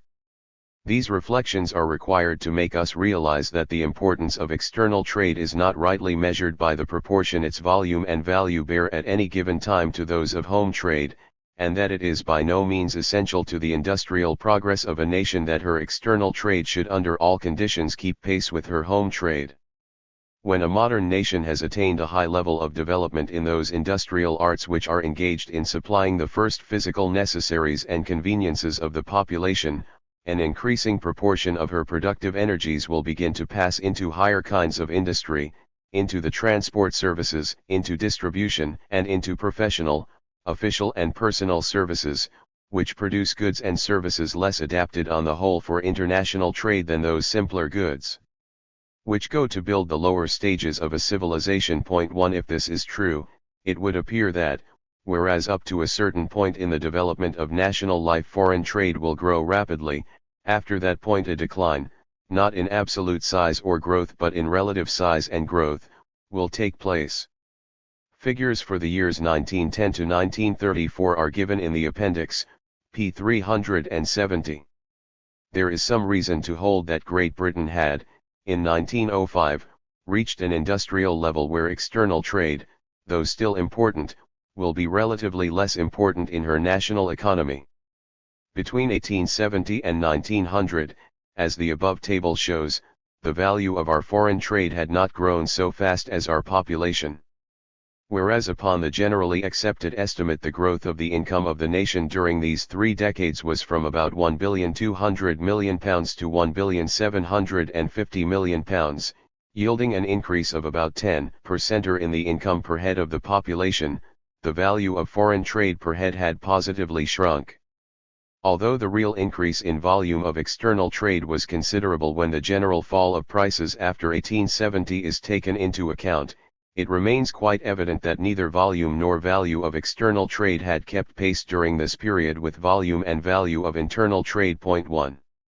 Next, let us inquire whether the vast outlay of energy and money upon imperial expansion was attended by a growing trade within the empire as compared with foreign trade. In other words, does the policy tend to make us more and more an economically self-sufficing empire? Does trade follow the flag? The figures in the table facing represent the proportion which our trade with our colonies and possessions bears to our foreign trade during the last half of the 19th century. A longer period is here taken as a basis of comparison in order to bring out clearly the central truth, viz., that imperialism had no appreciable influence whatever on the determination of our external trade until the protective and preferential measures taken during and after the Great War. Setting aside the abnormal increase of exports to our colonies in 1900 to 1903 due to the Boer War, we perceive that the proportions of our external trade had changed very little during the half-century. Colonial imports slightly fell, colonial exports slightly rose, during the last decade, as compared with the beginning of the period. Although since 1870 such vast additions have been made to British possessions, involving a corresponding reduction of the area of foreign countries, this imperial expansion was attended by no increase in the proportions of intra-imperial trade as represented in the imports and exports of Great Britain during the 19th century. Professor Flux thus summarizes the chief results of his comparisons. The great source of growth of Britain's colonial trade is very clearly shown to be the growth of trade with the colonies to which self-government has been granted. Their foreign trade has nearly doubled, and the proportion of it which is carried on with the mother country has increased from about % to 65%. Later statistics 3 distinguishing British trade with India, the self-governing colonies and other colonies and possessions impress the same lesson from the standpoint of Great Britain in an even more striking manner. Value of imports into Great Britain from the several parts of the empire. 1. Fall off in imports from self-governing colonies 1900 to 2 is due entirely to stoppage in gold imports from South Africa. Value of exports from Great Britain into the several parts of the empire. These tables show that whereas the import and the export trade with our self-governing colonies exhibited a large advance, Our import trade alike with India and the other possessions was virtually stagnant, while our export trade with these two parts shows a very slight and very irregular tendency to increase. Now the significance of these results for the study of modern imperialism consists in the fact that the whole trend of this movement was directed to the acquisition of lands and populations belonging not to the self-governing order but to the other possessions. Our expansion was almost wholly concerned with the acquisition of tropical and subtropical countries peopled by races to whom we have no serious intention of giving self-government. With the exception of the Transvaal and the Orange River Colony, none of our acquisitions since 1870 belonged, even prospectively, to the self-governing group, and even in the case of the two South African states, the prospective self-government was confined to a white minority of the population. The distinctive feature of modern imperialism, from the commercial standpoint, is that it adds to our empire tropical and subtropical regions with which our trade is small, precarious, and unprogressive. The only considerable increase of our import trade since 1884 is from our genuine colonies in Australasia, North America, and Cape Colony. The trade with India has been stagnant, while that with our tropical colonies in Africa and the West Indies has been in most cases irregular and dwindling.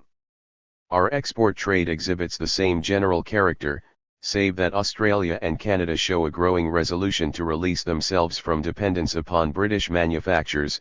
The trade with the tropical colonies, though exhibiting some increase, is very small and very fluctuating. As for the territories acquired under the new imperialism, except in one instance, no serious attempt to regard them as satisfactory business assets is possible.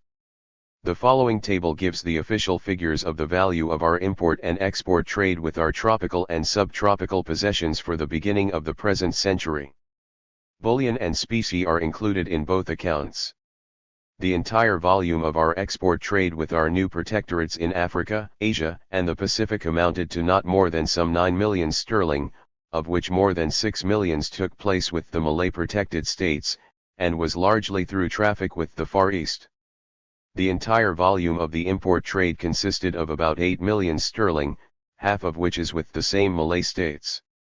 At whatever figure we estimate the profits in this trade, it forms an utterly insignificant part of our national income, while the expenses connected directly and indirectly with the acquisition, administration, and defense of these possessions must swallow an immeasurably larger sum. Chapter 3. Imperialism as an outlet. For population. There is a widely prevalent belief that imperial expansion is desirable, or even necessary, in order to absorb and utilize the surplus of our ever-growing population.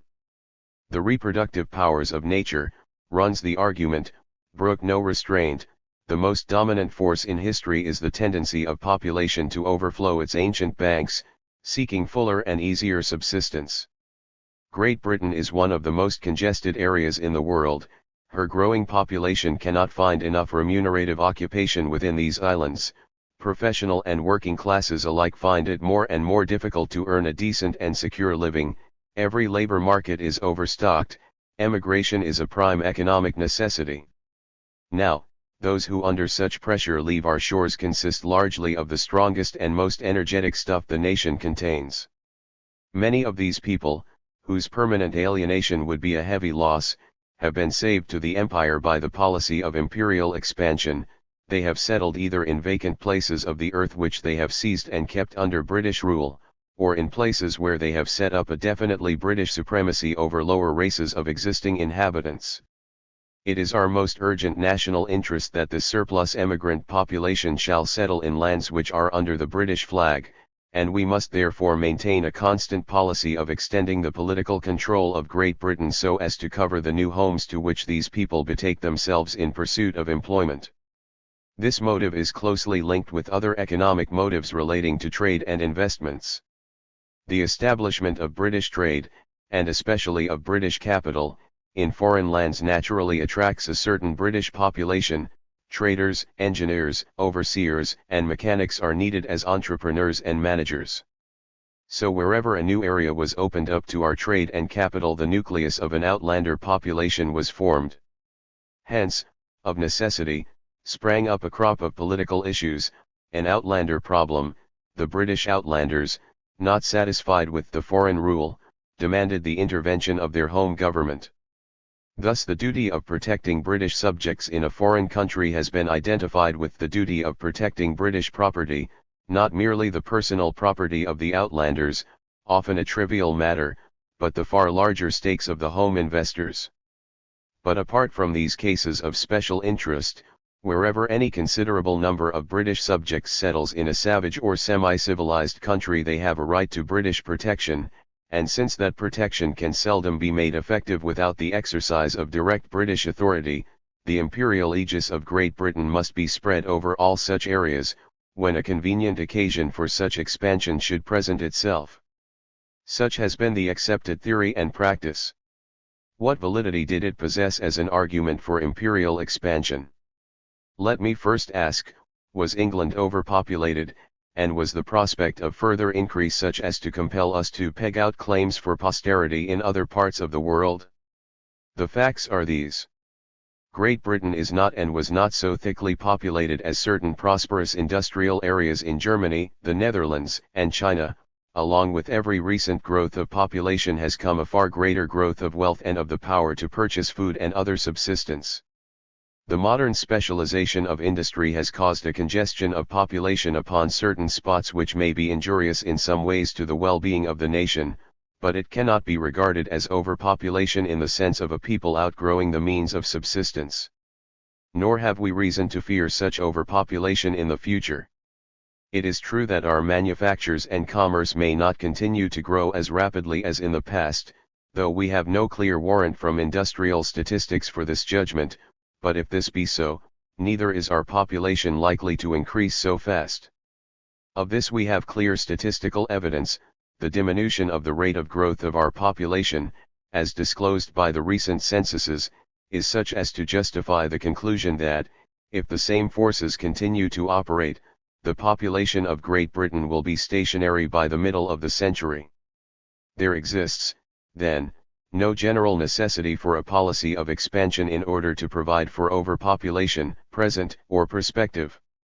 But supposing it had been necessary for an increasing surplus of our population to emigrate, was it necessary for us to spend so large a part of our national resources, and to incur such heavy risks, in seizing new territory for them to settle upon? The total emigration of Britons represents no large proportion of the population. That proportion during the years of imperial expansion perceptibly diminished.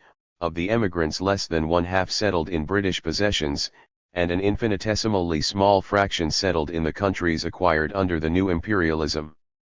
These most instructive facts are established by the following official table, giving the statistics of emigration from 1884 to 1903, year from which the full tide of imperial expansion is to be dated. Number of outward-bound passengers of British and Irish origin, from the United Kingdom to countries out of Europe. 1. Regarded as a measure of the outflow of surplus population, even these figures are excessive in two ways. In the first place, they include considerable numbers of travelers and casual visitors who were not real emigrants. Secondly, to measure aright the net emigration, we must set against these figures the immigration figures. The net reduction of our population by emigration is thus reduced to an average, during the years 1895 to 1900 to 31,474 per annum. The boom in northwest Canada and in the colonies of South Africa perceptibly increased the flow at the turn of the century. But the rest of our empire has absorbed a very small proportion of our emigrants. The number sailing for other parts of the empire in 1903 was 8,719, and of these the number of actual settlers in the new tropical dominions would be a mere handful.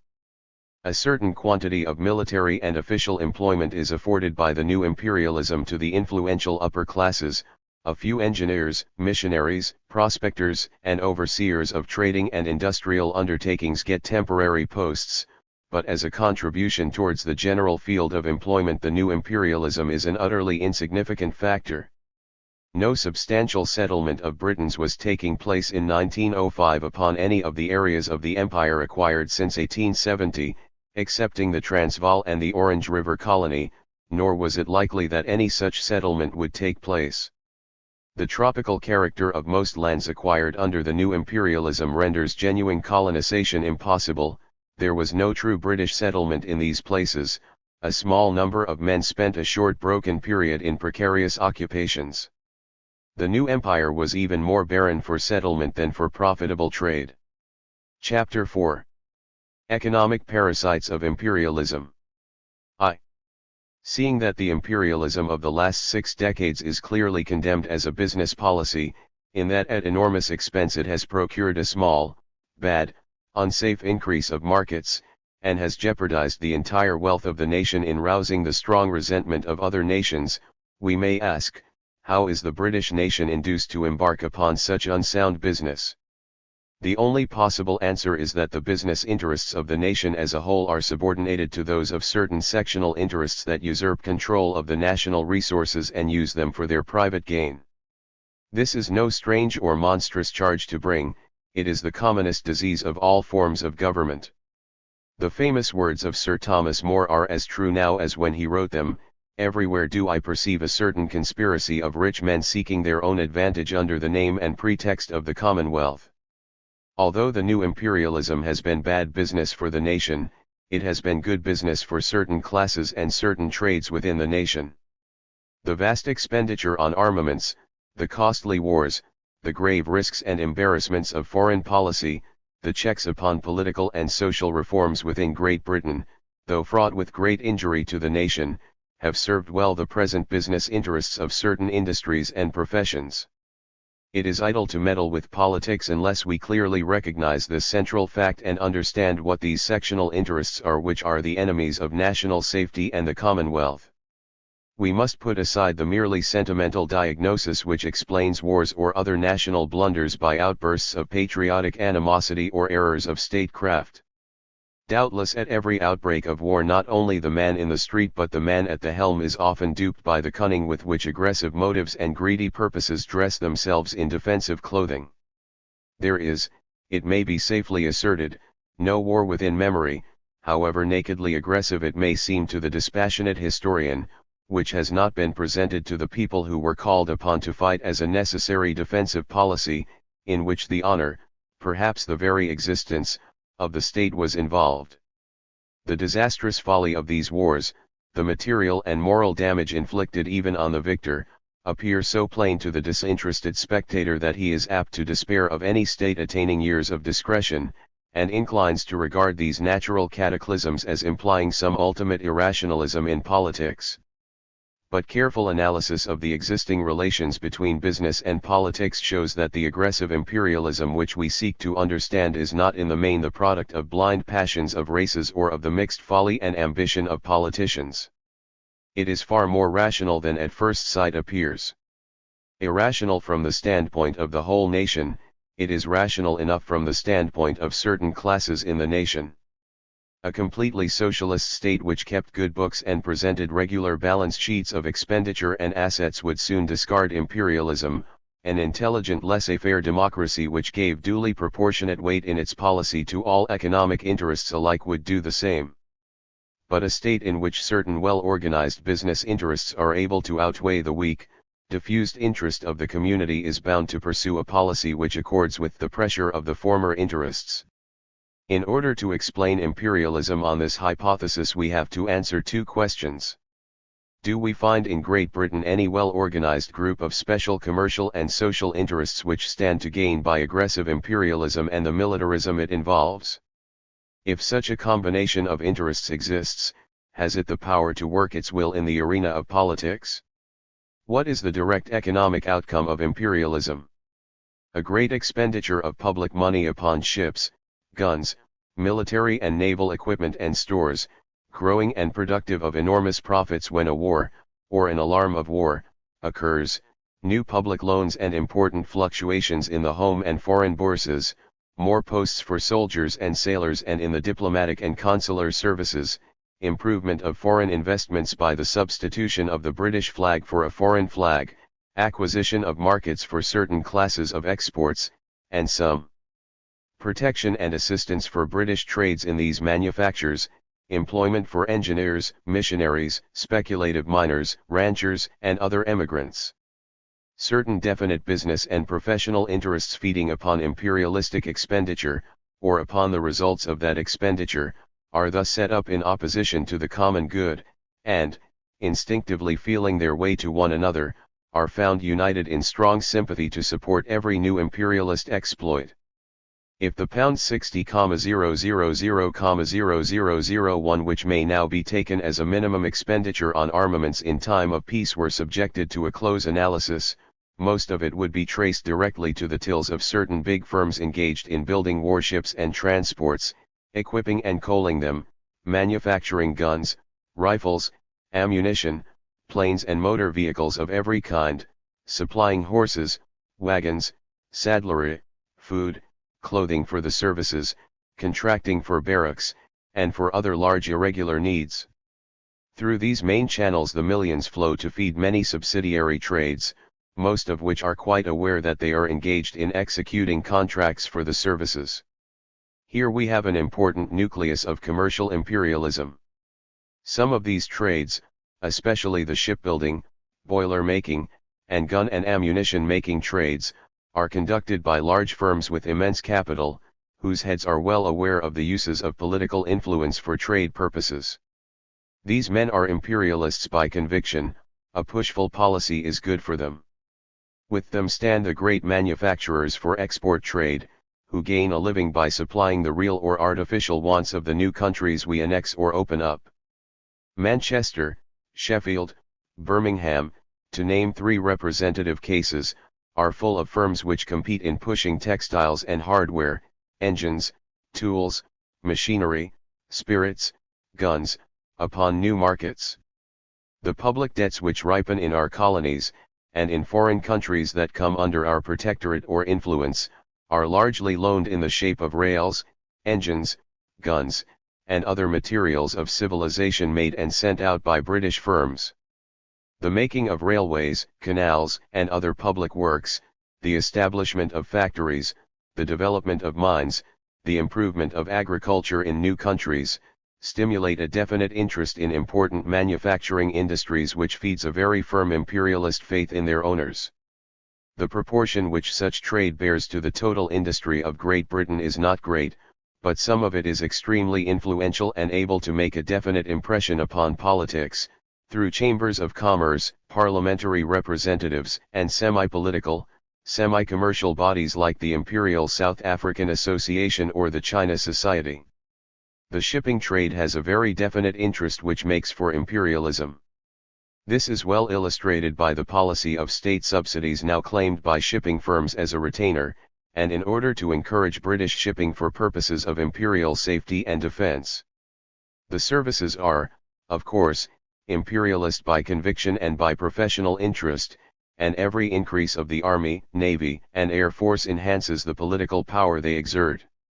The abolition of purchase in the army, by opening the profession to the upper middle classes, greatly enlarged this most direct feeder of imperial sentiment. The potency of this factor is, of course, largely due to the itch for glory and adventure among military officers upon disturbed or uncertain frontiers of the empire. This has been a most prolific source of expansion in India. The direct professional influence of the services carries with it a less organized but powerful sympathetic support on the part of the aristocracy and the wealthy classes, who seek in the services careers for their sons. To the military services we may add the Indian civil service and the numerous official and semi-official posts in our colonies and protectorates. Every expansion of the empire is also regarded by these same classes as affording new openings for their sons as ranchers, planters, engineers, or missionaries. This point of view is aptly summarized by a high Indian official, Sir Charles Crosthwaite, in discussing British relations with Siam. The real question was who was to get the trade with them, and how we could make the most of them, so as to find fresh markets for our goods and also employment for those superfluous articles of the present day, our boys. From this standpoint our colonies still remain what James Mill cynically described them as being, a vast system of outdoor relief for the upper classes.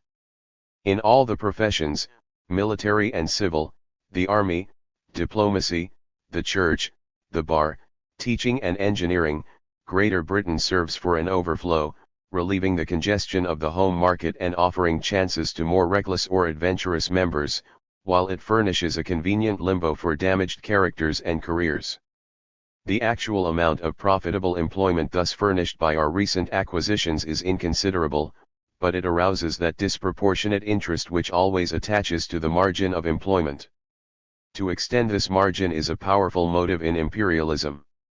These influences, primarily economic, though not unmixed with other sentimental motives, are particularly operative in military, clerical, academic, and civil service circles, and furnish an interested bias towards imperialism throughout the educated circles. 2. By far the most important economic factor in imperialism is the influence relating to investments. The growing cosmopolitanism of capital has been the greatest economic change of recent generations. Every advanced industrial nation has been tending to place a larger share of its capital outside the limits of its own political area, in foreign countries, or in colonies, and to draw a growing income from this source. No exact or even approximate estimate of the total amount of the income of the British nation derived from foreign investments is possible.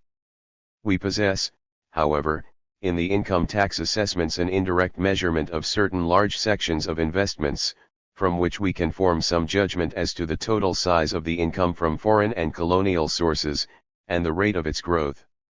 These returns give us a measure of the amount and growth of the investments effected by British citizens in foreign and colonial stocks of a public or semi-public character, including foreign and colonial public securities, railways, etc.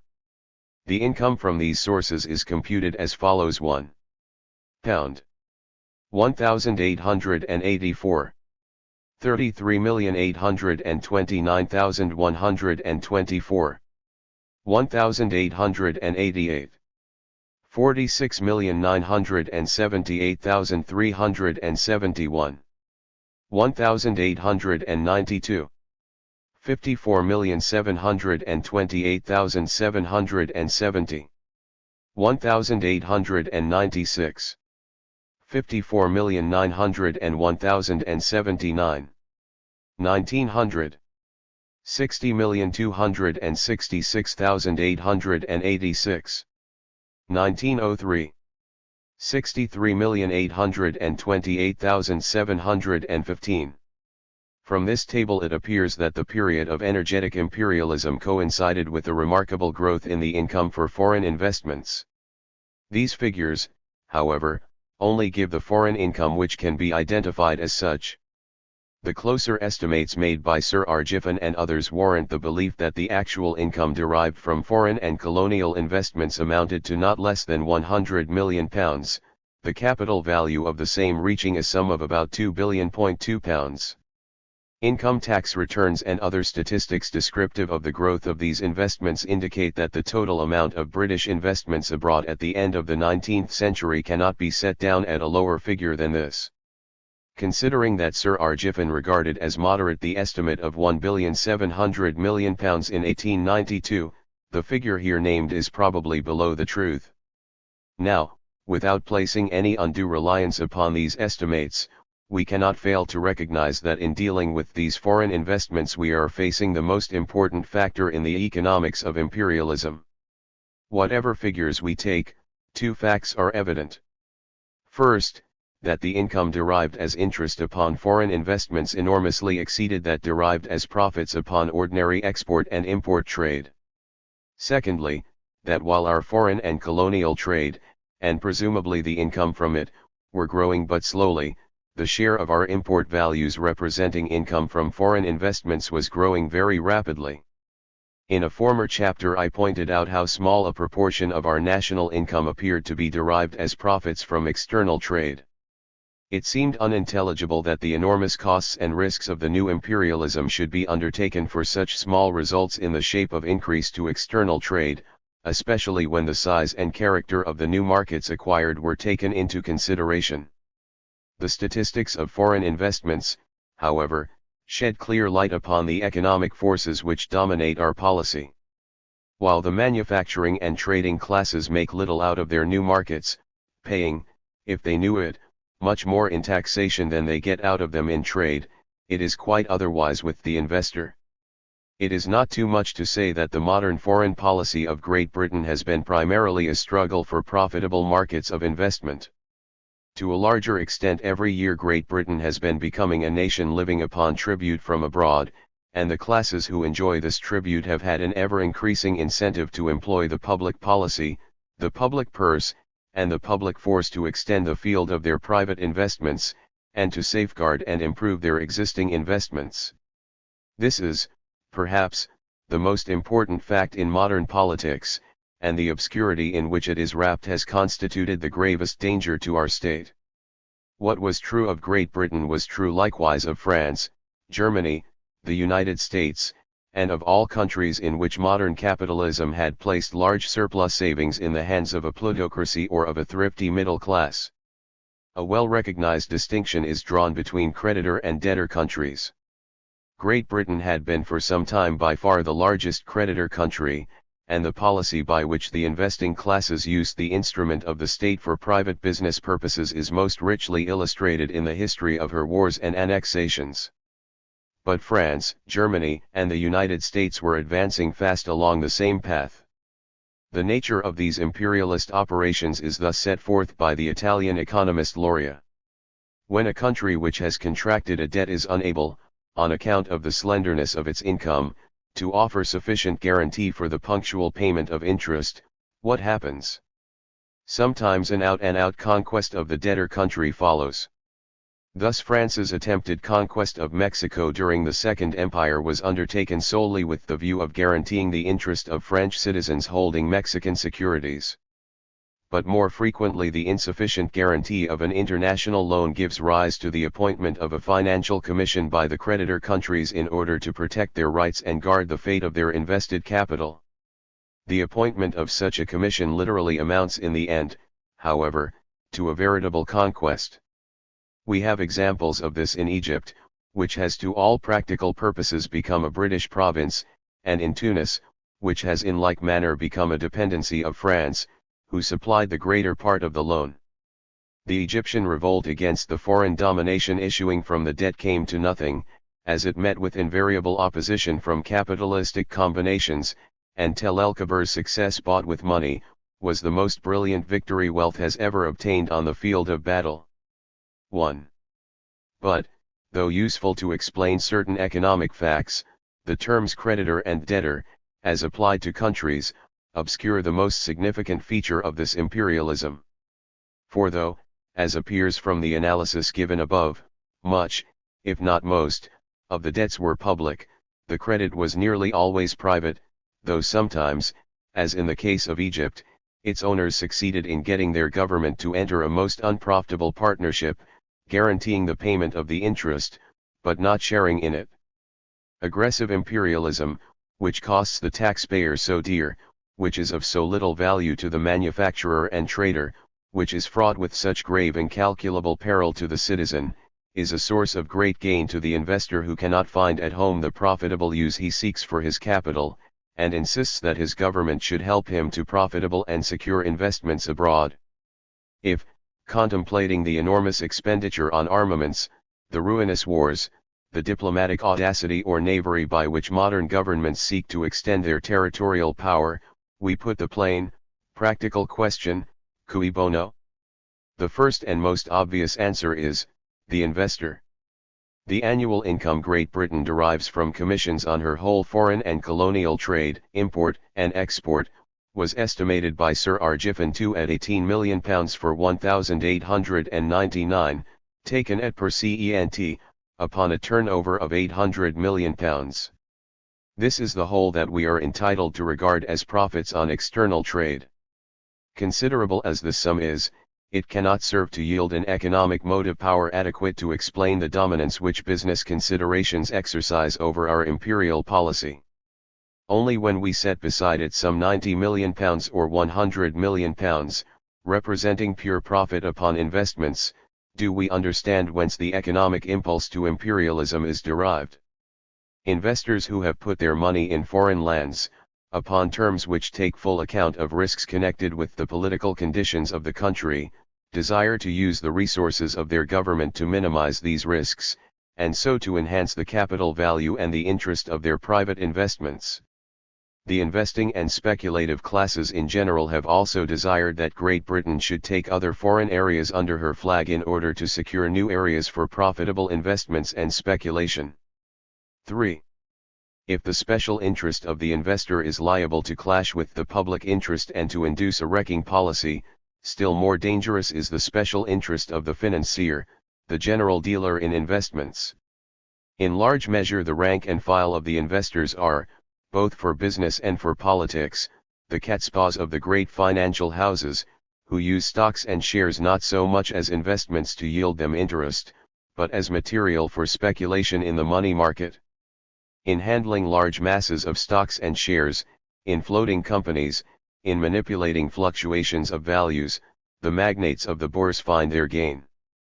These great businesses, banking, broking, bill discounting, loan floating, company promoting, form the central ganglion of international capitalism. United by the strongest bonds of organization, always in closest and quickest touch with one another, situated in the very heart of the business capital of every state, controlled, so far as Europe is concerned, chiefly by men of a single and peculiar race, who have behind them many centuries of financial experience, they are in a unique position to manipulate the policy of nations. No great quick direction of capital is possible save by their consent and through their agency. Does anyone seriously suppose that a great war could be undertaken by any European state, or a great state loan subscribed, if the House of Rothschild and its connections set their face against it? Every great political act involving a new flow of capital, or a large fluctuation in the values of existing investments, must receive the sanction and the practical aid of this little group of financial kings. These men, holding their realized wealth and their business capital, as they must, chiefly in stocks and bonds, have a double stake, first as investors, but secondly and chiefly as financial dealers. As investors, their political influence does not differ essentially from that of the smaller investors, except that they usually possess a practical control of the businesses in which they invest. As speculators or financial dealers they constitute, however, the gravest single factor in the economics of imperialism. To create new public debts, to float new companies, and to cause constant considerable fluctuations of values are three conditions of their profitable business. Each condition carries them into politics, and throws them on the side of imperialism. The public financial arrangements for the Philippine War put several millions of dollars into the pockets of Mr. Pierpont Morgan and his friends. The China-Japan War, which saddled the Celestial Empire for the first time with a public debt, and the indemnity which she will pay to her European invaders in connection with the recent conflict, bring grist to the financial mills in Europe. Every railway or mining concession wrung from some reluctant foreign potentate means profitable business in raising capital and floating companies.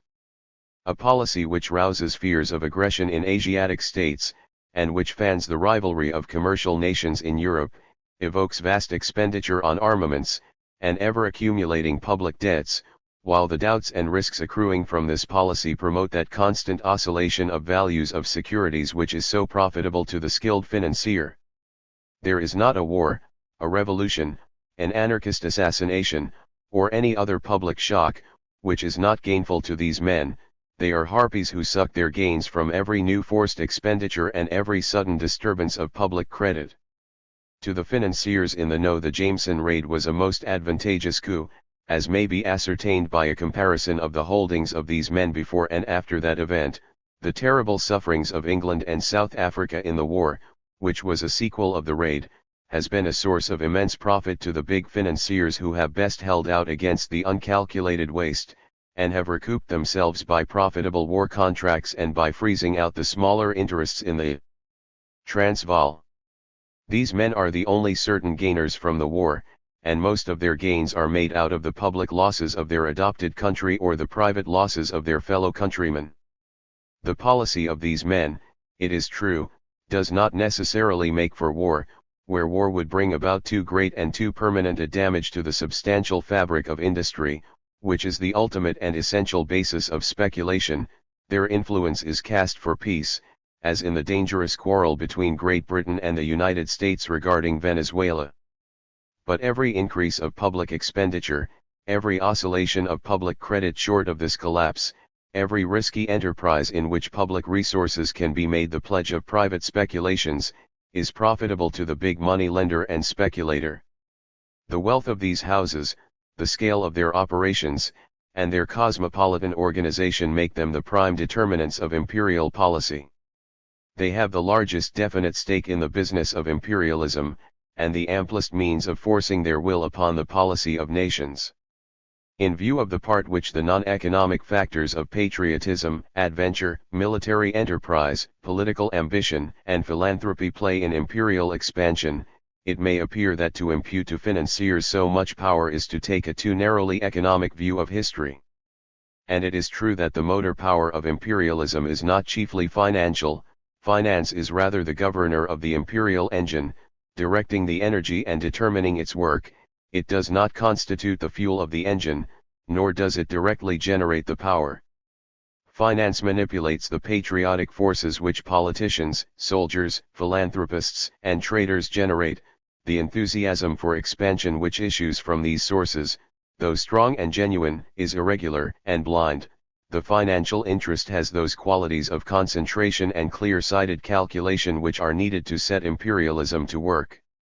An ambitious statesman, a frontier soldier, an overzealous missionary, a pushing trader, may suggest or even initiate a step of imperial expansion, may assist in educating patriotic public opinion to the urgent need of some fresh advance, but the final determination rests with the financial power. The direct influence exercised by great financial houses in high politics is supported by the control which they exercise over the body of public opinion through the press, which, in every civilized country, is becoming more and more their obedient instrument. While the specifically financial newspaper imposes facts and opinions on the business classes, the general body of the press comes more and more under the conscious or unconscious domination of financiers.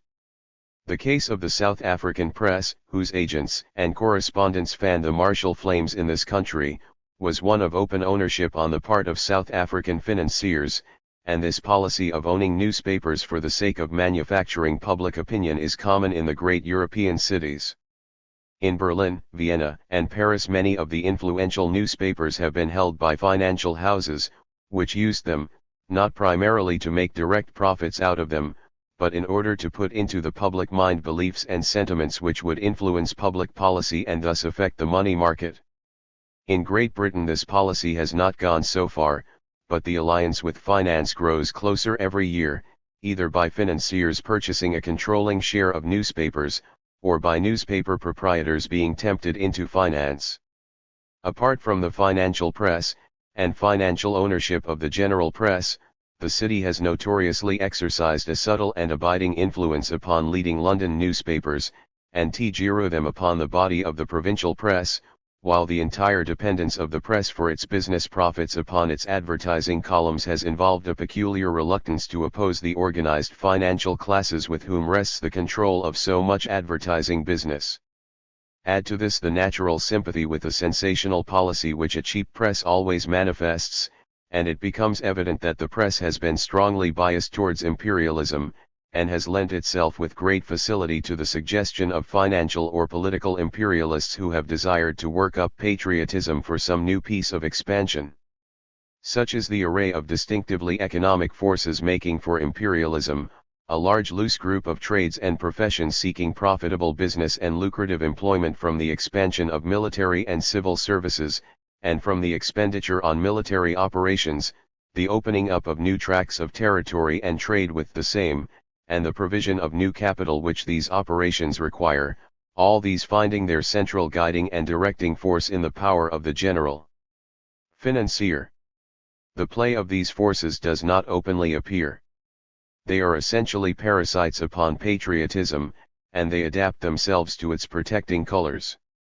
In the mouth of their representatives are noble phrases, expressive of their desire to extend the area of civilization, to establish good government, promote Christianity, extirpate slavery, and elevate the lower races.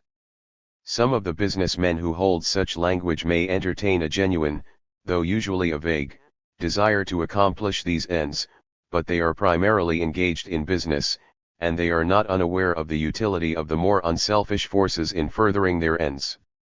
Their true attitude of mind was expressed by Mr. Rhodes in his famous description of Her Majesty's flag as the greatest commercial asset in the world. 1. Appendix. Sir R. Giffen estimated the income derived from foreign sources as profit, interest, and pensions in 1882 at £70 million, and in a paper read before the Statistical Society in March 1899 he estimated the income from the same sources for the current year at £90 million. It is probable that this last figure is an underestimate, for if the items of foreign income not included as such under the income tax returns bear the same proportion to those included as in 1882, the total of income from foreign and colonial investments should be £120 million rather than £90 million. Sir R. Giffen hazarded the calculation that the new public investments abroad in the 16 years 1882 to 1898 amounted to over £800 million, and though part of the sum may have been nominal only, the real investment must have been enormous. Mr. Mulhall gave the following estimate of the size and growth of our foreign and colonial investments after 1862. Year. Amount. Annual increase. Pound. Percent. 1,862. 144 million. 1,872. 600 million. 45.6. 1,882. 875 million. 27.5. 1,893. 1,698 million. 74.8. This last amount is of a special interest, because it represents the most thorough investigation made by a most competent economist for the Dictionary of Political Economy. The investments included under this figure may be classified under the following general heads. In other words, in 1893 the British capital invested abroad represented about 15% of the total wealth of the United Kingdom. Nearly one half of this capital was in the form of loans to foreign and colonial governments, of the rest a large proportion was invested in railways, banks, telegraphs, and other public services, owned, controlled, or vitally affected by governments, while most of the remainder was placed in lands and mines, or in industries directly dependent on land values. 1. Chapter V. Imperialism based on protection. A businessman estimating the value of an extension of his business will set the increased costs against the increased takings. Is it unreasonable that a business nation should adopt the same course? From this standpoint, our increased military and naval expenditure during recent years may be regarded primarily as insurance premiums for protection of existing colonial markets and current outlay on new markets. In order to test the finance of the new imperialism, let us compare the growth of expenditure on armaments and wars since 1884 with the increased value of colonial trade. 1. Now, though there are no means of earmarking the expenditure which might rank as insurance upon old markets or that which is spent upon acquiring new markets, it is not unreasonable to saddle the new imperialism with the whole of the increase and to set against it the value of the trade of the new acquisitions.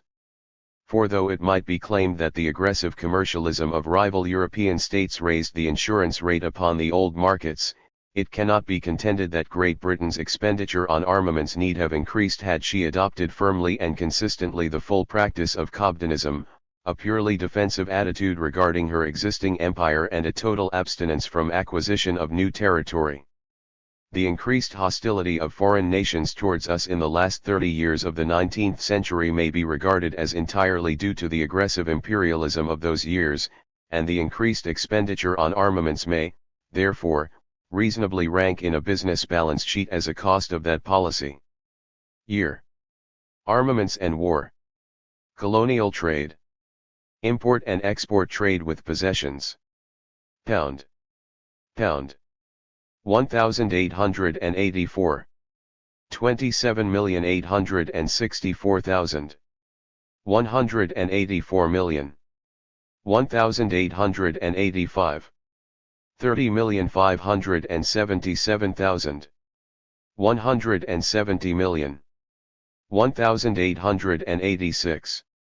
39,538,000. 164 million. 1,887. 31,768,000. 166 million. 1,888. 30,609,000. 179 million. 1,889. 30,536,000. 188 million. 1,890. 32,772,000. 191 million. 1,891. 33,488,000. 193,000,000. 1,892. 33,312,000. 179 million. 1,893. 33.423.000. 170 million. 1,894. 33,566,000. 172 million. 1,895. 35,593,000. 172 million. 1,896. 38,334,000. 184 million. 1,897. 41,453,000. 183 million. 1,898. 40,395,000. 190 million. 1,899. 64,283,000. 201 million. 1,900. 69,815,000. 212 million. 1901. 121,787,000. 219 million. 1902. 123,787,000. 223 million. 1903. 100,825,000. 232 million. So, taken, this new expenditure was nothing else than a huge business blunder. An individual doing business in this fashion could not avoid bankruptcy, and a nation, however rich, pursuing such a policy is loaded with a millstone which must eventually drag her down. In total contravention of our theory that trade rests upon a basis of mutual gain to the nations that engage in it, we undertook enormous expenses with the object of forcing new markets, and the markets we forced were small, precarious, and unprofitable. The only certain and palpable result of the expenditure was to keep us continually embroiled with the very nations that were our best customers, and with whom, in spite of everything, our trade made the most satisfactory advance. Not only were these markets not worth what they cost us, but the assumption that our trade would have been proportionately less had they fallen into the hands of rival and protectionist nations is quite groundless. If, instead of squandering money upon these territorial acquisitions, we had let any or all of them pass into the possession of France, Germany, or Russia, in order that these countries might spend their money, instead of us spending our money, in acquiring and developing them, is it certain that our foreign trade would not have grown by at least as much as our colonial trade might have shrunk? The assumption that there is only a given quantity of trade, and that if one nation gets any portion of it another nation loses just so much, shows a blind ignorance of the elements of international trade. It arises from a curiously perverse form of separatism which insists upon a nation keeping a separate account with every other nation, and ignoring altogether the roundabout trade which is by far the most important business of an advanced industrial nation. France, seizing Madagascar, practically extirpated direct British trade with the Malagasy. Germany, by her occupation of Shantung, deprived us of all possibility of trade with this Chinese province. But it by no means followed that France and Germany could or would keep to themselves the whole advantage of these new markets. To make any such supposition implies a complete abandonment of the principles of free trade. Even were the whole of China portioned out among the other industrial nations, each imposing tariffs which virtually prohibited direct trade between Great Britain and China, the most extreme assumption of a hostile attitude, it by no means follows that England would not reap enormous benefits from the expansion of her foreign trade, attributable in the last resort to the opening up of China. Even the feeblest recognition of the intricacies of foreign trade should make us aware that an increased trade with France, Germany, or Russia, either directly or through other nations trading with them, might have given us our full share of the wealth of Chinese trade, and proved as beneficial as any direct share of trade with China which at great expense and peril we might have secured. The assignment of spheres of influence in China or in Africa to France, Germany, or Russia, which they might have sought to monopolize for purposes of trade, does not imply, as seems to be believed, a corresponding loss of markets to England. The intricate and ever-growing industrial cooperation of the civilized nations through trade does not permit any nation to keep to herself the gain of any market she may hold. It is not difficult to conceive cases where another nation might enjoy a larger share of the results of a trade than the nation which owned the private markets of this trade. These were the commonplaces of the economics of free trade, the plainest lessons of enlightened common sense. Why were they forgotten? The answer is that imperialism repudiates free trade, and rests upon an economic basis of protection.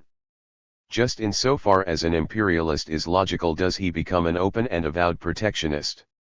If the fact of France or Germany seizing for its exclusive use a market which we might have seized necessarily reduces our aggregate external trade by the amount of this market, it is only reasonable that when we seize a territory we should take the same means to keep its market for ourselves. Imperialism, when it shakes off the old gang of politicians who had swallowed free trade doctrine when they were young, openly adopts the protectionism required to round off this policy.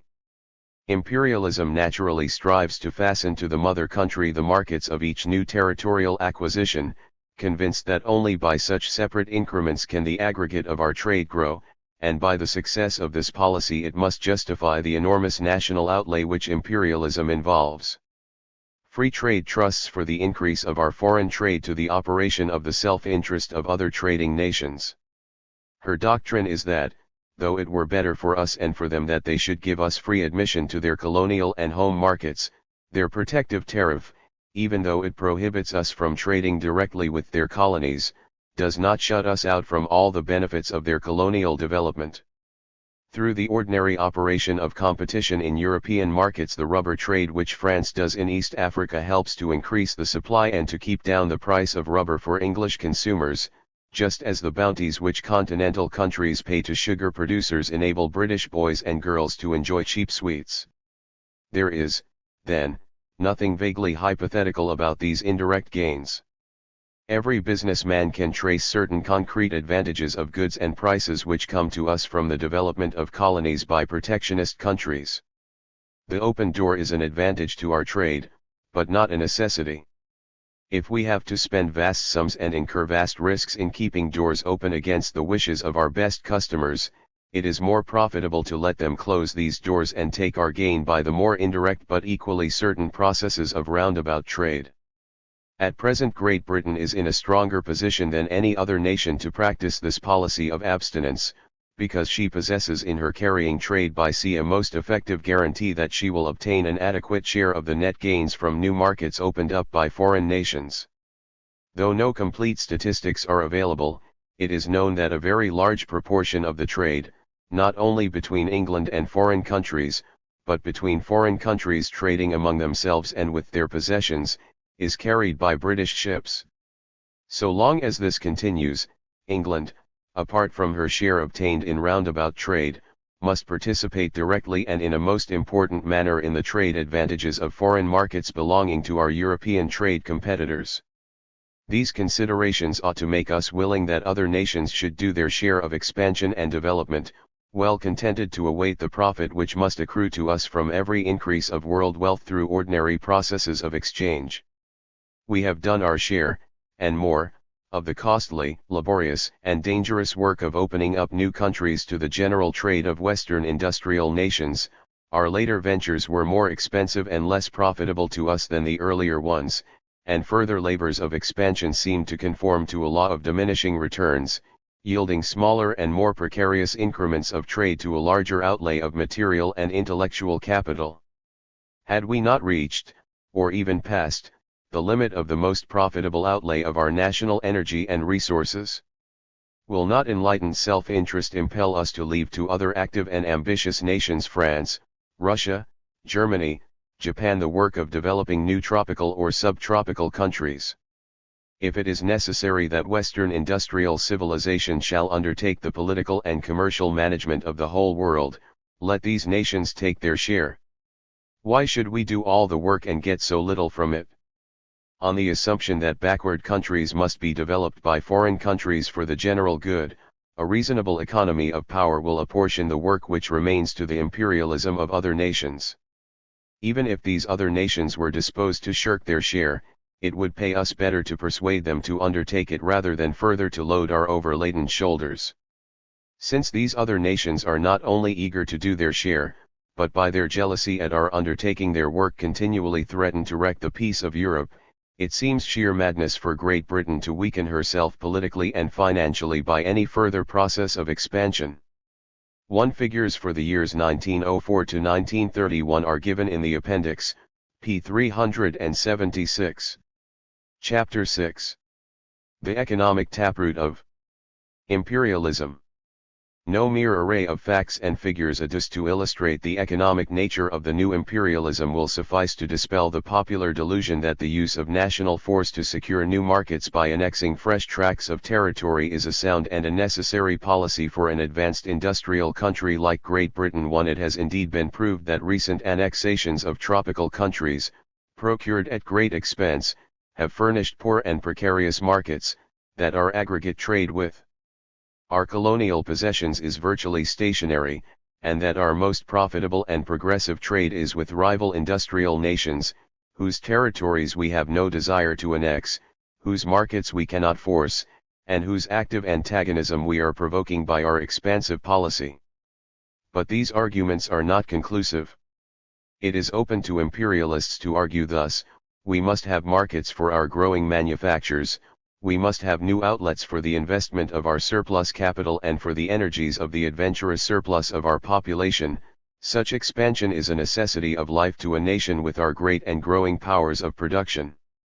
An ever larger share of our population is devoted to the manufactures and commerce of towns, and is thus dependent for life and work upon food and raw materials from foreign lands. In order to buy and pay for these things we must sell our goods abroad. During the first 3/4 of the 19th century we could do so without difficulty by a natural expansion of commerce with continental nations and our colonies, all of which were far behind us in the main arts of manufacture and the carrying trades. So long as England held a virtual monopoly of the world markets for certain important classes of manufactured goods, imperialism was unnecessary. After 1870 this manufacturing and trading supremacy was greatly impaired. Other nations, especially Germany, the United States, and Belgium, advanced with great rapidity, and while they have not crushed or even stayed the increase of our external trade, their competition made it more and more difficult to dispose of the full surplus of our manufactures at a profit. The encroachments made by these nations upon our old markets, even in our own possessions, made it most urgent that we should take energetic means to secure new markets. These new markets had to lie in hitherto undeveloped countries, chiefly in the tropics, where vast populations lived capable of growing economic needs which our manufacturers and merchants could supply. Our rivals were seizing and annexing territories for similar purposes, and when they had annexed them closed them to our trade. The diplomacy and the arms of Great Britain had to be used in order to compel the owners of the new markets to deal with us, and experience showed that the safest means of securing and developing such markets is by establishing protectorates or by annexation. The value in 1905 of these markets must not be taken as a final test of the economy of such a policy. The process of educating civilized needs which we can supply is of necessity a gradual one, and the cost of such imperialism must be regarded as a capital outlay, the fruits of which posterity would reap. The new markets might not be large, but they formed serviceable outlets for the overflow of our great textile and metal industries, and, when the vast Asiatic and African populations of the interior were reached, a rapid expansion of trade was expected to result. Far larger and more important is the pressure of capital for external fields of investment. Moreover, while the manufacturer and trader are well content to trade with foreign nations, the tendency for investors to work towards the political annexation of countries which contain their more speculative investments is very powerful. Of the fact of this pressure of capital there can be no question. Large savings are made which cannot find any profitable investment in this country, they must find employment elsewhere, and it is to the advantage of the nation that they should be employed as largely as possible in lands where they can be utilized in opening up markets for British trade and employment for British enterprise. However costly, however perilous, this process of imperial expansion may be, it is necessary to the continued existence and progress of our nation. One, if we abandoned it we must be content to leave the development of the world to other nations, who will everywhere cut into our trade, and even impair our means of securing the food and raw materials we require to support our population. Imperialism is thus seen to be, not a choice, but a necessity. The practical force of this economic argument in politics is strikingly illustrated by the later history of the United States. Here is a country which suddenly broke through a conservative policy, strongly held by both political parties, bound up with every popular instinct and tradition, and flung itself into a rapid imperial career for which it possessed neither the material nor the moral equipment, risking the principles and practices of liberty and equality by the establishment of militarism and the forcible subjugation of peoples which it could not safely admit to the condition of American citizenship. Was this a mere wild freak of spread-eaglism, a burst of political ambition on the part of a nation coming to a sudden realization of its destiny? Not at all. The spirit of adventure, the American mission of civilization, were as forces making for imperialism, clearly subordinate to the driving force of the economic factor.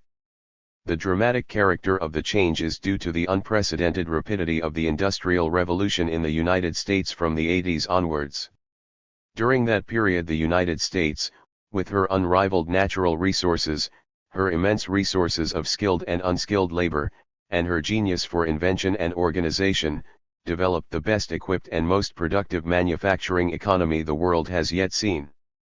Fostered by rigid protective tariffs, her metal, textile, tool, clothing, furniture, and other manufactures shot up in a single generation from infancy to full maturity, and, having passed through a period of intense competition, attained, under the able control of great trust makers, a power of production greater than has been attained in the most advanced industrial countries of Europe. An era of cutthroat competition, followed by a rapid process of amalgamation, threw an enormous quantity of wealth into the hands of a small number of captains of industry.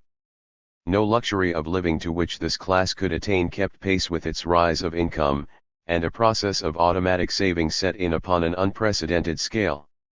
The investment of these savings in other industries helped to bring these under the same concentrative forces.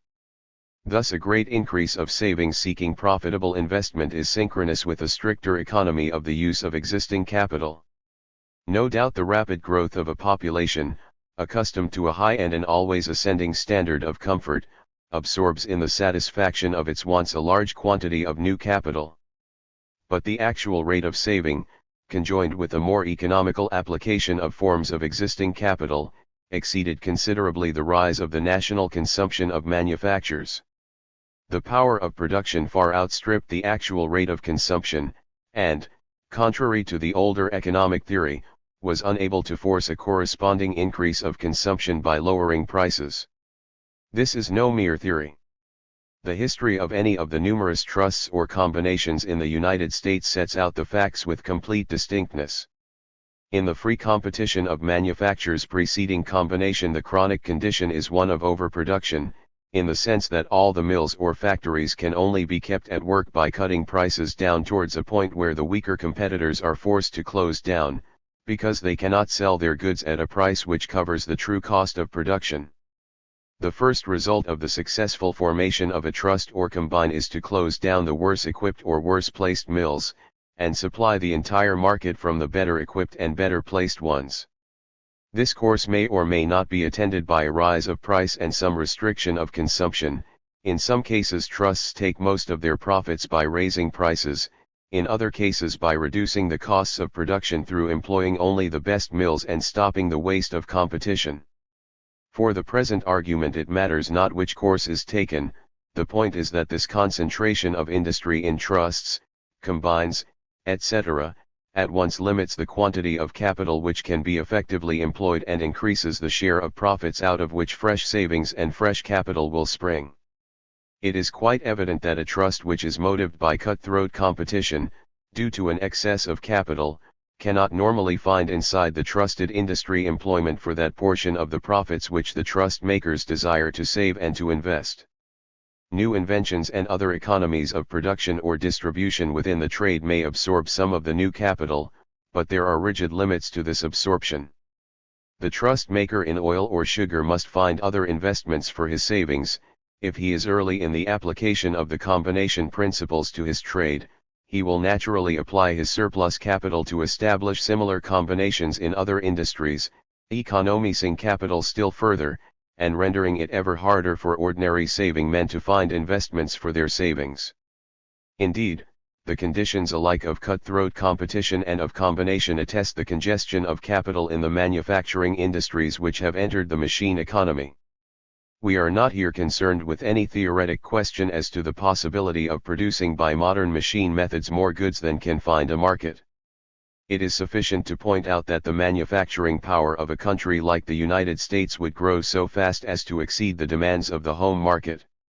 No one acquainted with trade will deny a fact which all American economists assert, that this is the condition which the United States reached at the end of the century, so far as the more developed industries are concerned.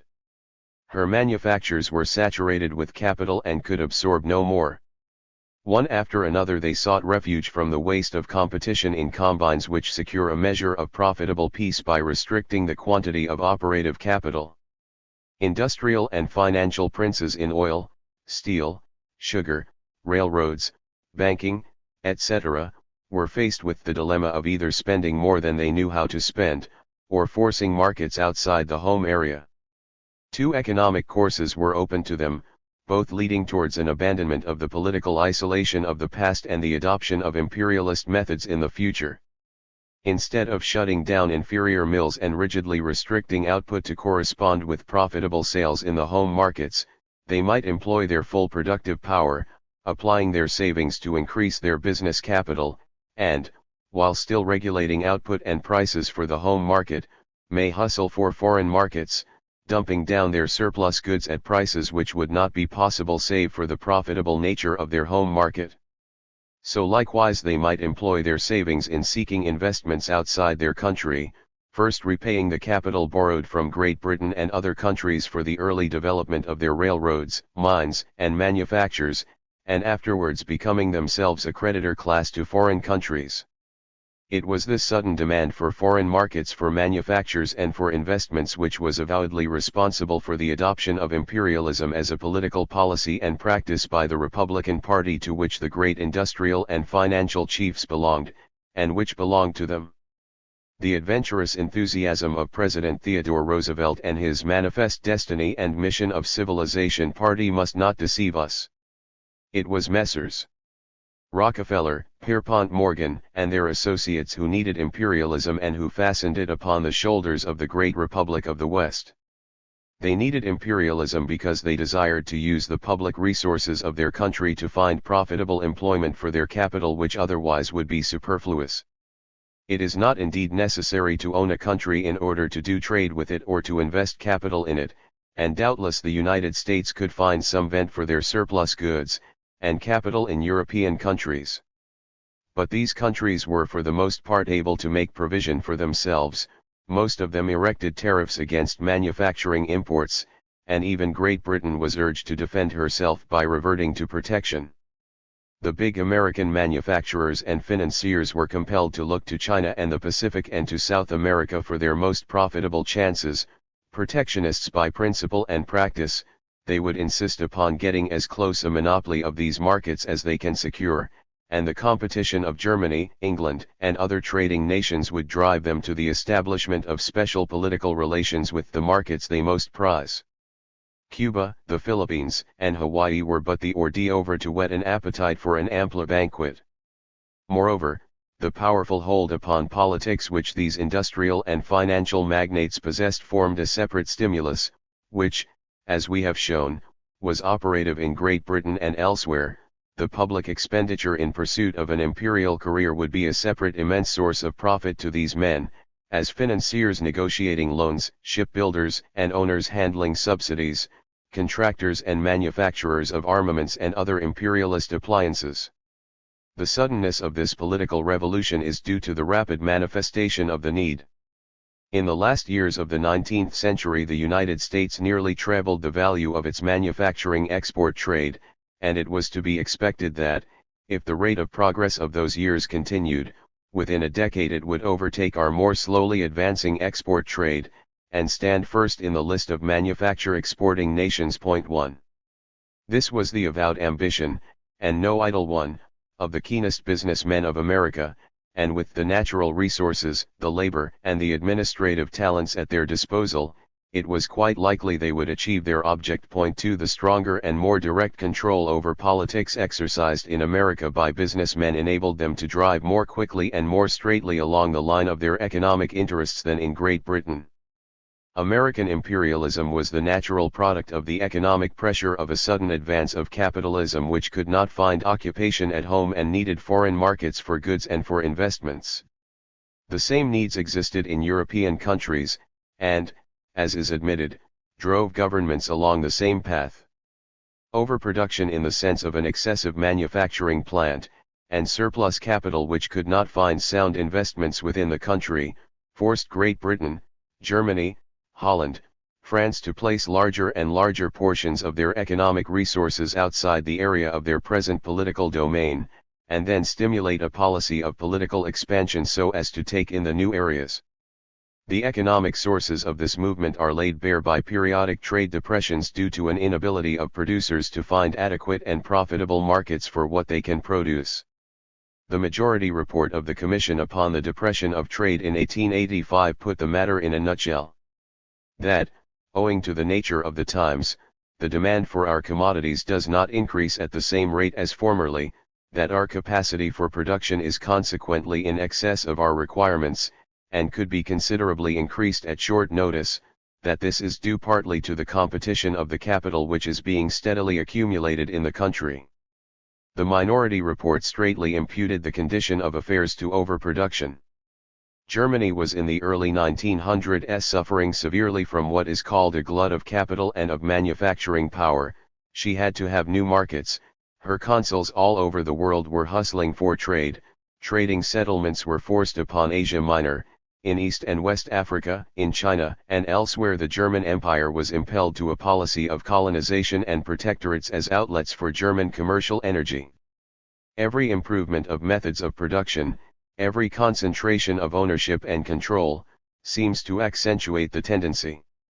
As one nation after another enters the machine economy and adopts advanced industrial methods, it becomes more difficult for its manufacturers, merchants, and financiers to dispose profitably of their economic resources, and they are tempted more and more to use their governments in order to secure for their particular use some distant undeveloped country by annexation and protection. The process, we may be told, is inevitable, and so it seems upon a superficial inspection. Everywhere appear excessive powers of production, excessive capital in search of investment. It is admitted by all businessmen that the growth of the powers of production in their country exceeds the growth in consumption, that more goods can be produced than can be sold at a profit, and that more capital exists than can find remunerative investment. It is this economic condition of affairs that forms the taproot of imperialism. If the consuming public in this country raised its standard of consumption to keep pace with every rise of productive powers, there could be no excess of goods or capital clamorous to use imperialism in order to find markets. Foreign trade would indeed exist, but there would be no difficulty in exchanging a small surplus of our manufactures for the food and raw material we annually absorbed, and all the savings that we made could find employment, if we chose, in home industries.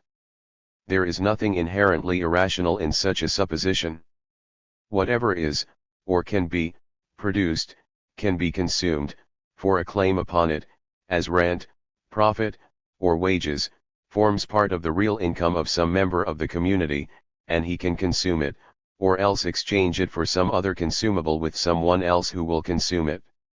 With everything that is produced a consuming power is born. If then there are goods which cannot get consumed, or which cannot even get produced because it is evident they cannot get consumed, and if there is a quantity of capital and labor which cannot get full employment because its products cannot get consumed, the only possible explanation of this paradox is the refusal of owners of consuming power to apply that power in effective demand for commodities. It is, of course, possible that an excess of producing power might exist in particular industries by misdirection, being engaged in certain manufactures, whereas it ought to have been engaged in agriculture or some other use. But no one can seriously contend that such misdirection explains the recurrent gluts and consequent depressions of modern industry, or that, when overproduction is manifest in the leading manufactures, ample avenues are open for the surplus capital and labor in other industries. The general character of the excess of producing power is proved by the existence at such times of large bank stocks of idle money seeking any sort of profitable investment and finding none. The root questions underlying the phenomena are clearly these: why is it that consumption fails to keep pace automatically in a community with power of production? Why does underconsumption or oversaving occur? For it is evident that the consuming power, which, if exercised, would keep tense the reins of production, is in part withheld, or in other words is saved and stored up for investment. All saving for investment does not imply slackness of production, quite the contrary. Saving is economically justified, from the social standpoint, when the capital in which it takes material shape finds full employment in helping to produce commodities which, when produced, will be consumed. It is saving in excess of this amount that causes mischief, taking shape in surplus capital which is not needed to assist current consumption, and which either lies idle, or tries to oust existing capital from its employment, or else seeks speculative use abroad under the protection of the government. But it may be asked, why should there be any tendency to oversaving? Why should the owners of consuming power withhold a larger quantity for savings than can be serviceably employed? Another way of putting the same question is this: why should not the pressure of present wants keep pace with every possibility of satisfying them? The answer to these pertinent questions carries us to the broadest issue of the distribution of wealth. If a tendency to distribute income or consuming power according to needs were operative, it is evident that consumption would rise with every rise of producing power, for human needs are illimitable, and there could be no excess of saving. But it is quite otherwise in a state of economic society where distribution has no fixed relation to needs, but is determined by other conditions which assign to some people a consuming power vastly in excess of needs or possible uses, while others are destitute of consuming power enough to satisfy even the full demands of physical efficiency. The following illustration may serve to make the issue clear. The volume of production has been constantly rising owing to the development of modern machinery. There are two main channels to carry off these products: one channel carrying off the product destined to be consumed by the workers, and the other channel carrying off the remainder to the rich. The workers' channel is in rock-bound banks that cannot enlarge, owing to the competitive wage system preventing wages rising pro rata with increased efficiency. Wages are based upon cost of living, and not upon efficiency of labor. The miner in the poor mine gets the same wages per day as the miner in the adjoining rich mine. The owner of the rich mine gets the advantage, not his laborer. The channel which conveys the goods destined to supply the rich is itself divided into two streams. One stream carries off what the rich spend on themselves for the necessities and luxuries of life. The other is simply an overflow stream carrying off their savings. The channel for spending, i.e. the amount wasted by the rich in luxuries, may broaden somewhat, but owing to the small number of those rich enough to indulge in whims it can never be greatly enlarged, and at any rate it bears such a small proportion to the other channel that in no event can much hope of avoiding a flood of capital be hoped for from this division. The rich will never be so ingenious as to spend enough to prevent overproduction. The great safety overflow channel which has been continuously more and more widened and deepened to carry off the ever-increasing flood of new capital is that division of the stream which carried the savings of the rich, and this is not only suddenly found to be incapable of further enlargement, but actually seems to be in the process of being dammed up. 1. Though this presentation over-accentuates the cleavage between rich and poor and overstates the weakness of the workers, it gives forcible and sound expression to a most important and ill-recognized economic truth. The overflow stream of savings is of course fed not exclusively from the surplus income of the rich, the professional and industrial middle classes, and to some slight extent the workers, contribute. But the flooding is distinctly due to the automatic saving of the surplus income of rich men. This is of course particularly true of America, where multimillionaires rise quickly and find themselves in possession of incomes far exceeding the demands of any craving that is known to them.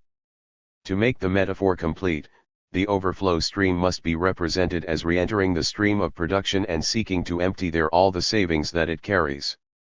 Where competition remains free, the result is a chronic congestion of productive power and of production, forcing down home prices, wasting large sums in advertising and in pushing for orders, and periodically causing a crisis followed by a collapse, during which quantities of capital and labor lie unemployed and unremunerated.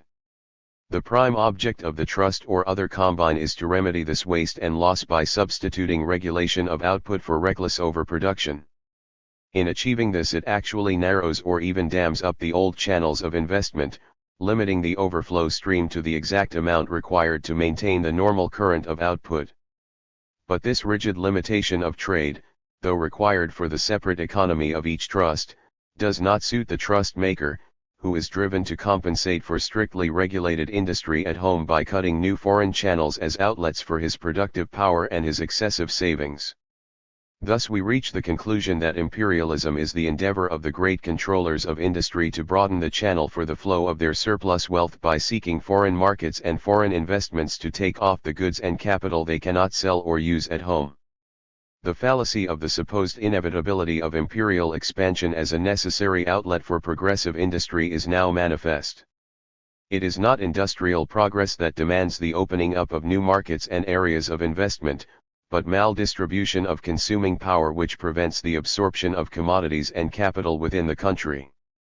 The oversaving which is the economic root of imperialism is found by analysis to consist of rents, monopoly profits, and other unearned or excessive elements of income, which, not being earned by labor of head or hand, have no legitimate raison d'être. Having no natural relation to effort of production, they impel their recipients to no corresponding satisfaction of consumption, they form a surplus wealth, which, having no proper place in the normal economy of production and consumption, tends to accumulate as excessive savings. Let any turn in the tide of politico-economic forces divert from these owners their excess of income and make it flow, either to the workers in higher wages, or to the community in taxes, so that it will be spent instead of being saved. Serving in either of these ways to swell the tide of consumption, there will be no need to fight for foreign markets or foreign areas of investment.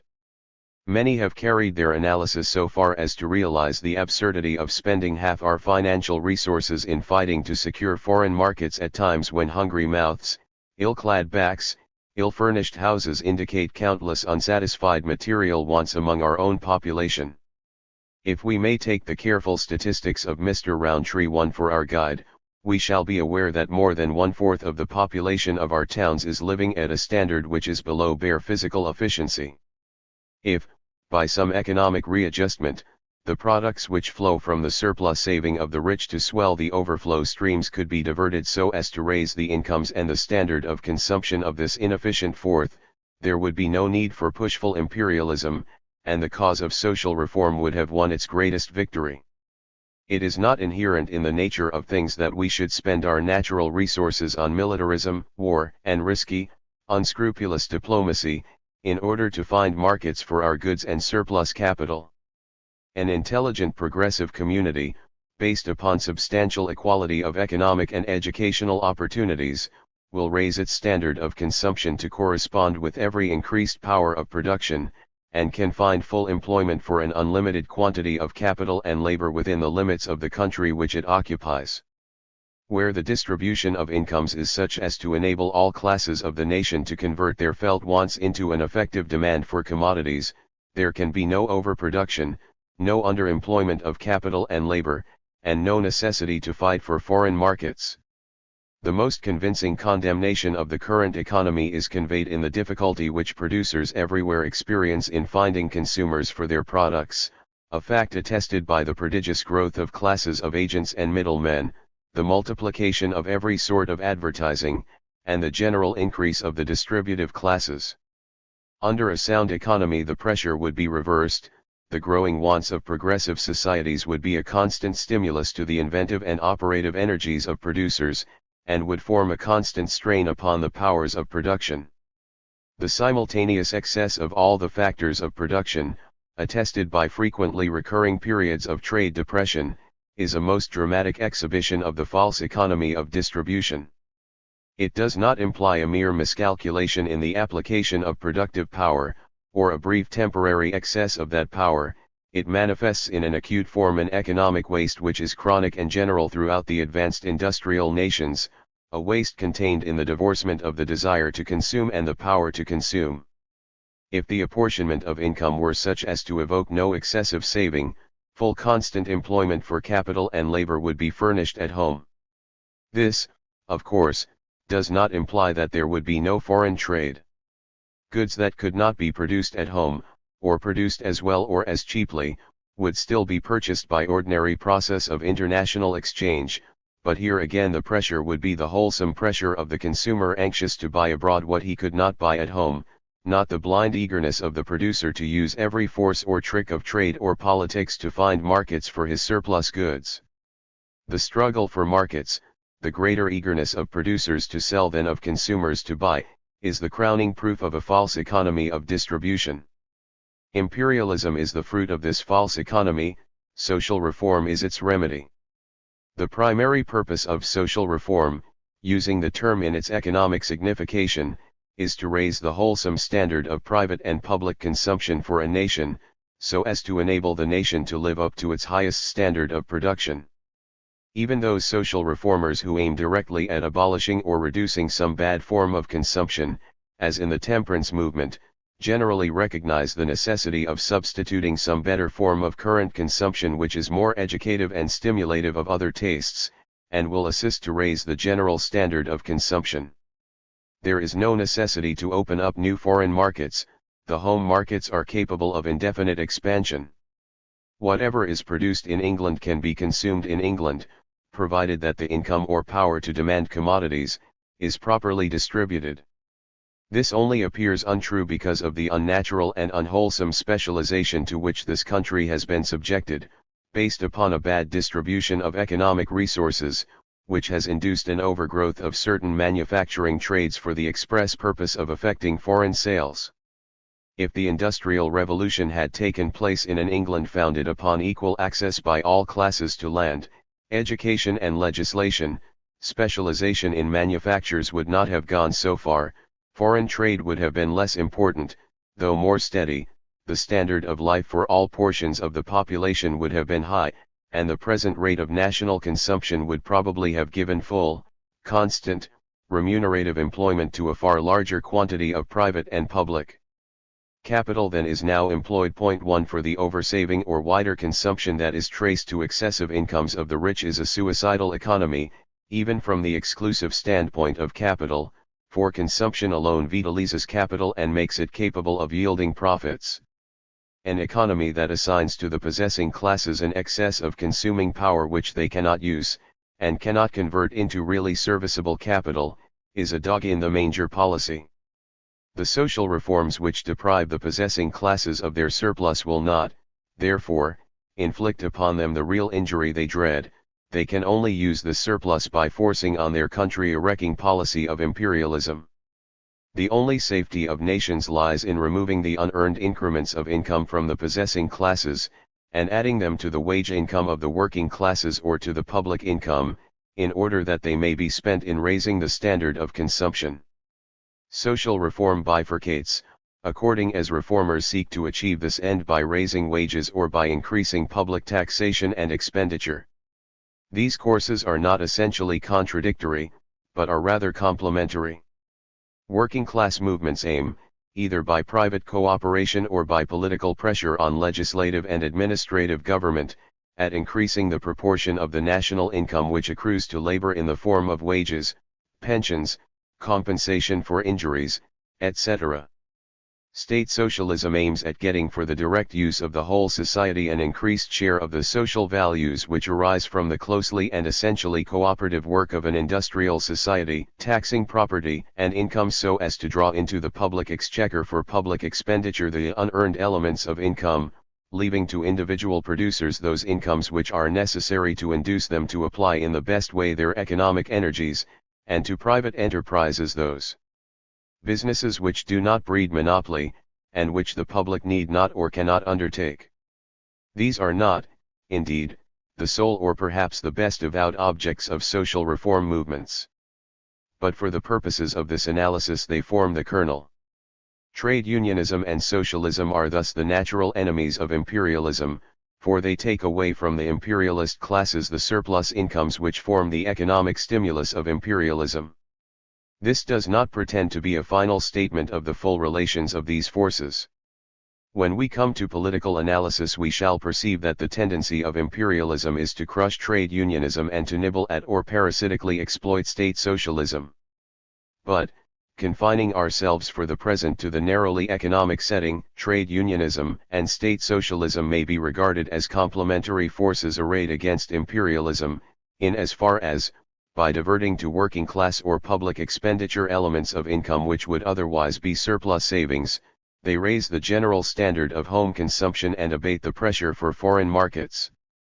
Of course, if the increase of working class income were wholly or chiefly saved, not spent, or if the taxation of unearned incomes were utilized for the relief of other taxes borne by the possessing classes, no such result as we have described would follow. There is, however, no reason to anticipate this result from trade union or socialistic measures. Though no sufficient natural stimulus exists to force the well-to-do classes to spend in further luxuries the surplus incomes which they save, every working-class family is subject to powerful stimuli of economic needs, and a reasonably governed state would regard as its prime duty the relief of the present poverty of public life by new forms of socially useful expenditure. But we are not here concerned with what belongs to the practical issues of political and economic policy. It is the economic theory for which we claim acceptance, a theory which, if accurate, dispels the delusion that expansion of foreign trade, and therefore of empire, is a necessity of national life. Regarded from the standpoint of economy of energy, the same choice of life confronts the nation as the individual. An individual may expend all his energy in acquiring external possessions, adding field to field, barn to barn, factory to factory, may spread himself over the widest area of property, amassing material wealth which is in some sense himself as containing the impress of his power and interest. He does this by specialising upon the lower acquisitive plane of interest at the cost of neglecting the cultivation of the higher qualities and interests of his nature. The antagonism is not indeed absolute. Aristotle has said, we must first secure a livelihood and then practice virtue. Hence the pursuit of material property as a reasonable basis of physical comfort would be held true economy by the wisest men, but the absorption of time, energy, and interest upon such quantitative expansion at the necessary cost of starving the higher tastes and faculties is condemned as false economy. The same issue comes up in the business life of the individual.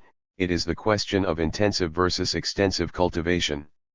A rude or ignorant farmer, where land is plentiful, is apt to spread his capital and labor over a large area, taking in new tracts and cultivating them poorly. A skilled, scientific farmer will study a smaller patch of land, cultivate it thoroughly, and utilize its diverse properties, adapting it to the special needs of his most remunerative markets. The same is true of other businesses. Even where the economy of large-scale production is greatest, there exists some limit beyond which the wise businessman will not go, aware that in doing so he will risk by enfeebled management what he seems to gain by mechanical economies of production and market. Everywhere the issue of quantitative versus qualitative growth comes up. This is the entire issue of empire. A people limited in number and energy and in the land they occupy have the choice of improving to the utmost the political and economic management of their own land, confining themselves to such accessions of territory as are justified by the most economical disposition of a growing population, or they may proceed, like the slovenly farmer, to spread their power and energy over the whole earth, tempted by the speculative value or the quick profits of some new market, or else by mere greed of territorial acquisition, and ignoring the political and economic wastes and risks involved by this imperial career. It must be clearly understood that this is essentially a choice of alternatives. A full simultaneous application of intensive and extensive cultivation is impossible. A nation may either, following the example of Denmark or Switzerland, put brains into agriculture, develop a finely varied system of public education, general and technical, apply the ripest science to its special manufacturing industries, and so support in progressive comfort and character a considerable population upon a strictly limited area, or it may, like Great Britain, neglect its agriculture, allowing its lands to go out of cultivation and its population to grow up in towns, fall behind other nations in its methods of education and in the capacity of adapting to its uses the latest scientific knowledge, in order that it may squander its pecuniary and military resources in forcing bad markets and finding speculative fields of investment in distant corners of the earth, adding millions of square miles and of unassimilable population to the area of the empire. The driving forces of class interest which stimulate and support this false economy we have explained. No remedy will serve which permits the future operation of these forces. It is idle to attack imperialism or militarism as political expedients or policies unless the axe is laid at the economic root of the tree, and the classes for whose interest imperialism works are shorn of the surplus revenues which seek this outlet. Chapter 7. Imperialist Finance.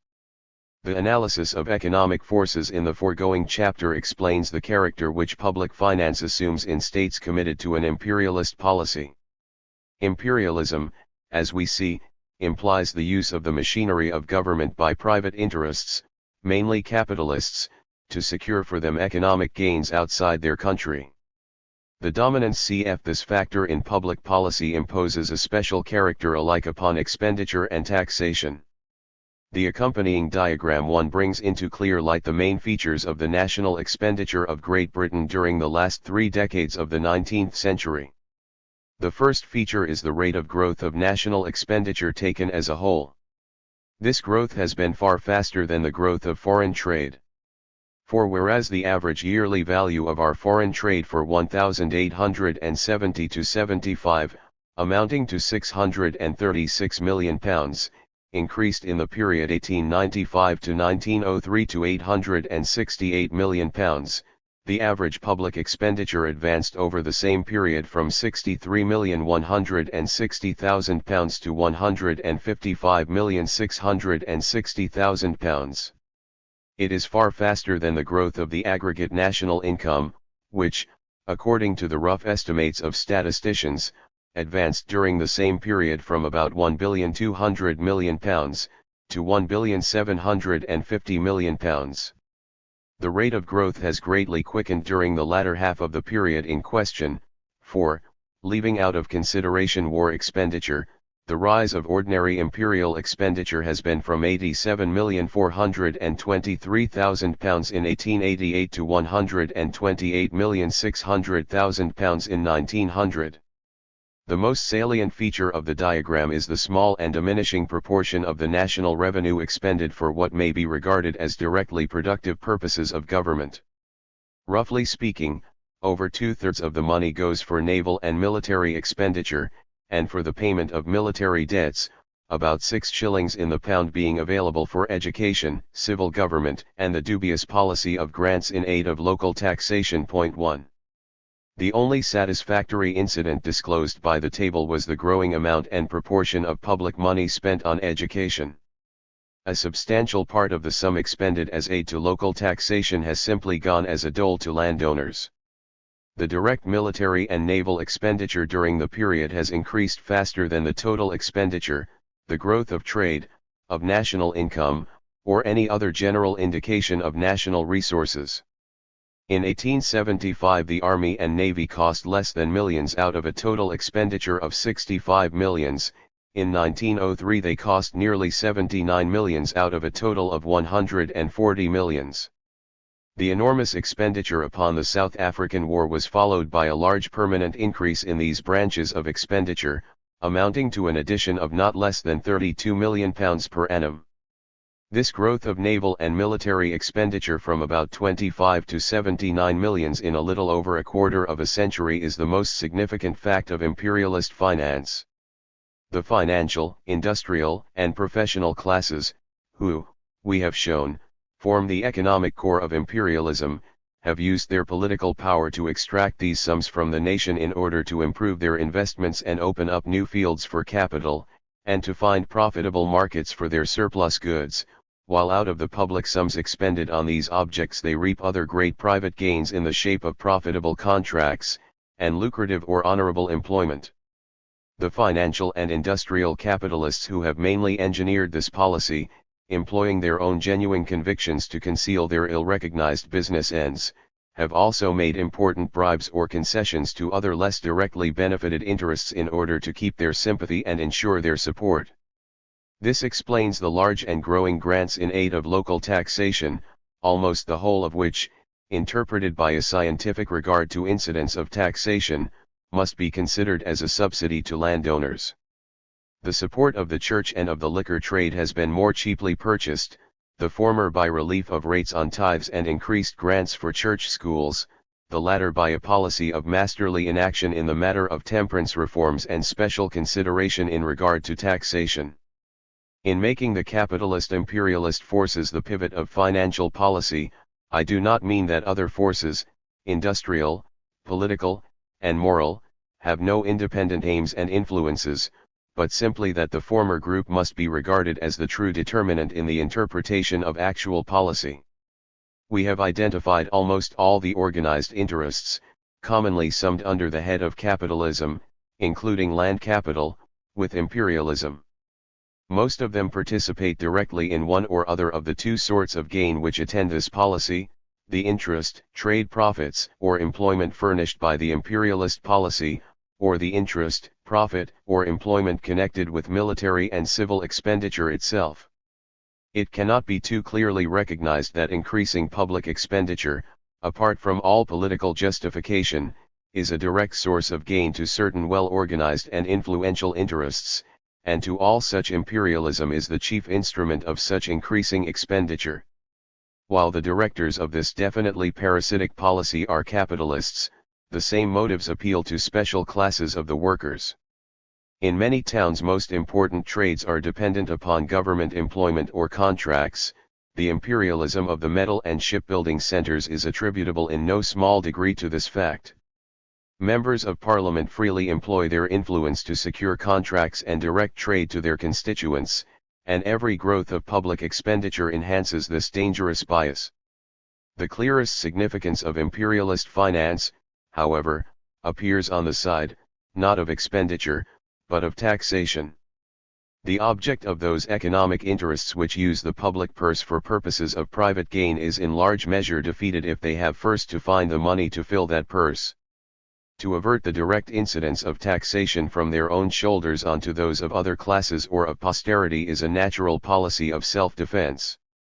A sane policy of taxation would derive the whole or the main part of the national revenue from unearned increments of land values and from profits in trades which, by virtue of some legal or economic protection screening them from close competition, are able to earn high rates of interest or profit.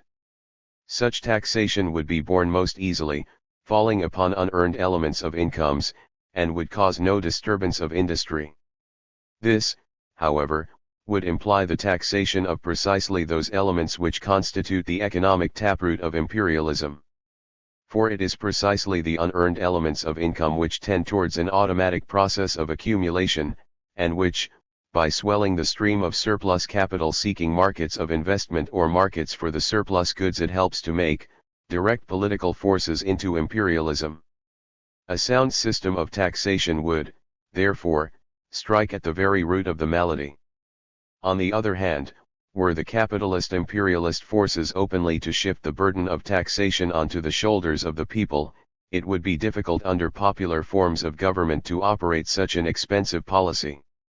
The people must pay, but they must not know they are paying, or how much they are paying, and the payment must be spread over as long a period as possible. To take a concrete example, the medley of financial and political interests which inveigled Great Britain into spending some 200 millions of public money, in order to obtain for them control of the land and mineral resources of the South African republics, could not possibly have achieved their object if they had been compelled to raise the money by sending round a tax-gatherer to take from every citizen in hard cash the several pounds which constituted his share of the taxes, the share which by more crooked ways was to be got out of him. To support imperialism by direct taxation of incomes or property would be impossible. Where any real forms of popular control existed, militarism and wars would be impossible if every citizen was made to realize their cost by payments of hard cash. Imperialism, therefore, makes everywhere for indirect taxation, not chiefly on grounds of convenience, but for purposes of concealment. Or perhaps it would be more just to say that imperialism takes advantage of the cowardly and foolish preference which the average man everywhere exhibits for being tricked out of his contribution to the public funds, using this common folly for its own purposes. It is seldom possible for any government, even in the stress of some grave emergency, to impose an income tax. Even a property tax is commonly evaded in cases of personal property, and is always unpopular. The case of England is an exception which really proves the rule. The repeal of import duties and the establishment of free trade marked the political triumph of the new manufacturing and commercial plutocracy over the landowning aristocracy. Free trade was so profitable to the former classes in securing cheap importation of raw materials, and in cheapening the subsistence of labor at a time when England's priority in new industrial methods offered an indefinitely rapid expansion of trade, that they were willing to support the reimposition of the income tax which Peel proposed in 1842 in order to enable him to repeal or reduce the import duties. When the sudden financial stress of the Crimean War came on the country, the free trade policy was in the prime of its popularity and success, and a liberal ministry, in preference to a reversion to protection which would otherwise have been inevitable, gave permanency to the tax, extending the area of its application and making its removal more difficult by further repeals of import duties. No government could now remove it, for the new unpopularity caused by finding adequate substitutes would have outweighed the credit gained by its removal, while its productivity and calculability are advantages shared in an equal degree by no other mode of taxation. Some allowance may also be made for the principles and personal convictions of political financiers trained in the English science of political economy, and still more for the temptation of competing parties to seek the favor of the newly enfranchised populace by a well-paraded policy of class taxation. The seething revolutionism of the mid-century throughout Europe, the rapid growth of huge industrial centers throughout England, with their masses of ill-explored poverty and their known aptitude for ignorant agitation, made the establishment of formal democracy seem a most hazardous experiment, and both parties were in a mood to conciliate the new monster by doles or bribery. When the break-up of the old Liberal Party in 1885–86 had for the first time thrown the vast preponderance of personal property onto the same side as real property, a genuinely democratic budget with a progressive income tax and a substantial death duty became possible and seemed expedient. It is not necessary to deny that Sir William Harcourt and his colleagues were sincerely convinced of the justice as well as the expediency of this policy, but it must be remembered that no alternative was open, in face of the need of increased funds for imperialism and education, except a volte-face upon the free trade principles they had most stoutly championed, and a dangerous attack upon trade interests which might recoil upon the working classes, whose cause they were anxious to espouse. The financial attack on property, embodied in the progressive income tax and death duties, must be regarded, then, as an exceptional policy, due mainly to a combination of two causes: the difficulty of reverting suddenly to the abandoned practice of protection, and the desire to conciliate the favor of the new unknown democracy. Hence the anomaly of imperialism attended by direct taxation. In no other country have the political conditions operated so. Upon the continent, militarism and imperialism have thriven upon indirect taxation, and have enabled the agricultural and manufacturing interests to defeat easily any movement towards free trade by urging the needs of revenue through tariffs. In Great Britain it seems unlikely that the policy of direct taxation upon property and income for imperial purposes will be carried any further. The government of the propertied classes has shaken itself free from the traditions of free trade. The leaders and the overwhelming majority of the rank and file are avowed protectionists so far as agriculture and certain staple industries are concerned. They are no longer seriously frightened by the power of the people as implied by a popular franchise, nor are they prepared to conciliate it by further taxes upon property.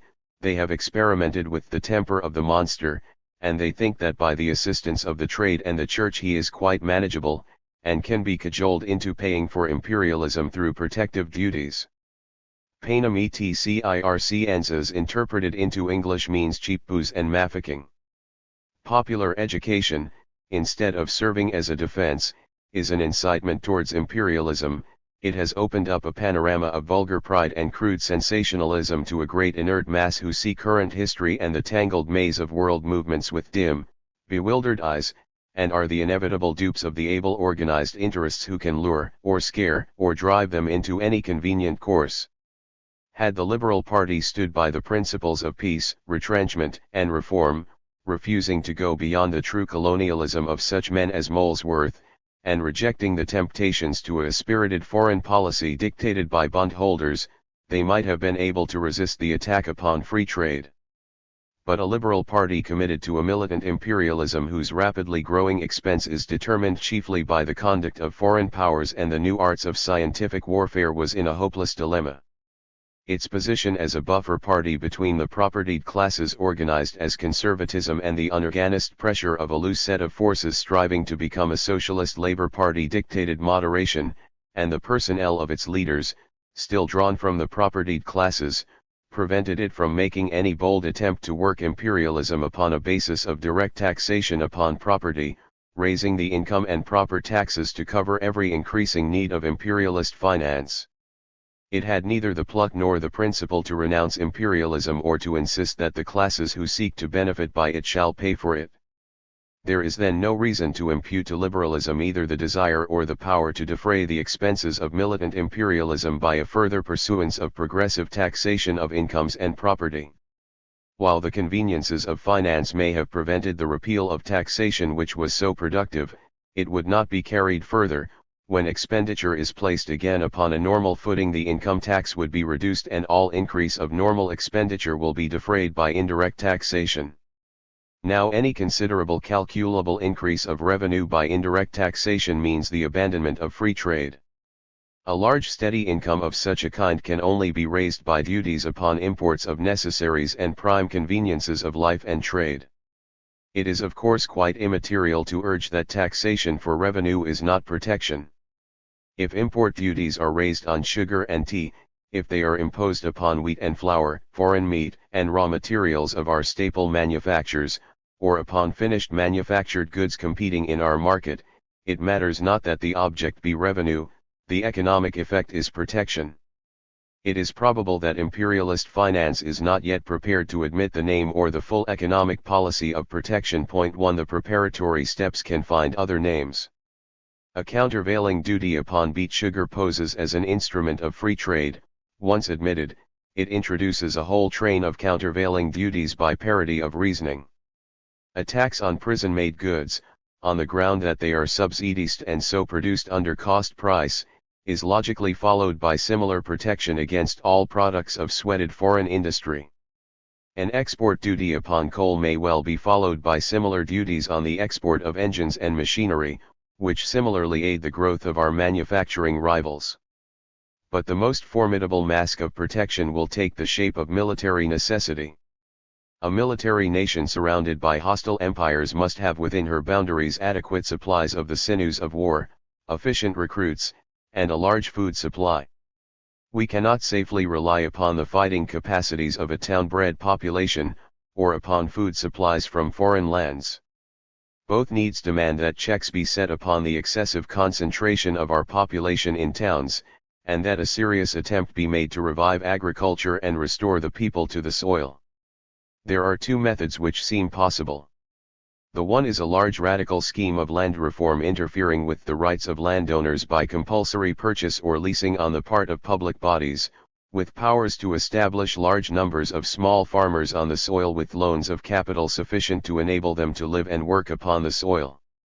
The other method is protection, the reimposition of taxes on imported grain, cattle, fruit, and dairy produce, with the object of stimulating agriculture and keeping the population on the soil. Given the political sway of the possessing classes, it is certain that the latter course will be preferred. The landowning and the industrial interests are now sufficiently blended to render it impossible for the town industrialist to refuse assistance to the rural landowner. The dole in relief of rates is a convincing testimony to this truth.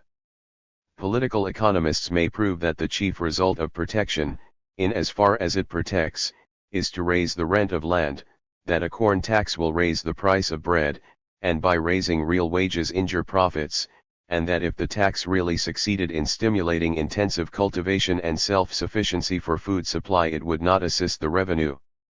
The protectionist will not be dismayed by the contradictory positions he is required to hold, for he will be aware that the people whose votes he craves cannot hold two arguments in their heads at the same time for purposes of comparison. The demand for agricultural protection in order to keep upon the soil a peasantry with sound physique and military aptitudes is likely to outweigh all economic objections in the near future, and it is quite possible that protection may here be tempered by such carefully devised land reforms as shall place a new yeoman class upon British soil, and a substantial sum as purchase money plus compensation for disturbance in the pockets of British landlords. One other secret avenue to protection is through the shipbuilding trade. Here is a case not for taxation but for bounties. If England is to be strong for contest in war and trade she must keep open for herself the highways of commerce, and must own ships and men adaptable for purposes of defence. England's great foreign trade was undoubtedly built up in the first instance by the aid of the navigation laws, and the same combination of political exigencies and commercial interests will make towards a revival of this policy. Such are the main streams of tendency towards protection. But there is no reason to suppose that the policy will be confined to agriculture, sugar, and other subsidized imports, export duties upon coal, and bounties on shipbuilding. The leading branches of the textile, metal, and other staple manufactures whose monopoly even in the home market is threatened by the progressive industries of Germany, Holland, and the United States had long lost that confident reliance on free trade which they entertained when England's paramountcy in the manufacturing arts was unquestioned. The local specialization of industries places a most formidable weapon in the hands of the protectionist politician. In spite of the financial and intellectual aid given to the free trade movement by certain manufacturing interests, protection stands as the producer's policy, free trade as the consumer's. The specialization of localities enables a politician to appeal to the separate trade interests of a single town or neighborhood, and to convince not only its capitalists but its workers of the gain that would accrue to them if their trade was protected against what is termed unfair competition of foreigners. Nothing is said about what they will lose as consumers in the diminished purchasing power of their profits and wages, the result of protection to the trades of other localities. This appeal made to the separate interests of producers is almost certain to be successful in a people of low education and intelligence. Any attempt to put the other side by representing the result of protection to be a general rise of prices is commonly met by a confident denial that this result will follow, though it is commonly admitted that wages and profits will rise in the particular local trade to whose self-interest the protectionist appeal is addressed. It is, however, probable that an attempt will be made to conceal the whole character of the protectionist policy by a misty atmosphere of imperialism. Protection will not be protection, but free trade within the empire. A protectionist tariff will hide its exclusive side and masquerade as an imperial Zollverein. Great economic changes, requiring the use of political machinery, invent that machinery. The imperialism of England, essentially though not exclusively an economic thing, will strive to cover the protective system of finance it favors, by a great political achievement, entitled Federation of the Empire. This avenue to protection would in any case have been essayed by imperialism, as indeed the curious attempt of Mr. Chamberlain in 1897 testifies.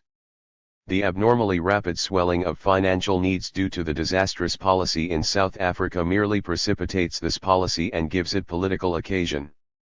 It will be sought to exploit the enthusiastic loyalty of the colonists exhibited in their rally round the mother country in the South African War for purposes of formal federation on a basis which shall bind them to contribute money and men to the protection and expansion of the empire. The probability of success in this attempt to secure imperial federation is a matter for separate consideration. It is here named as one of the avenues to protection. In many ways it thus appears that protection is the natural ally of imperialism.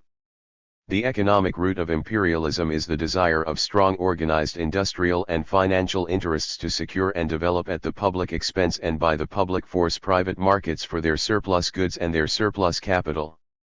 War, militarism, and a spirited foreign policy are the necessary means to this end. This policy involves large increase of public expenditure.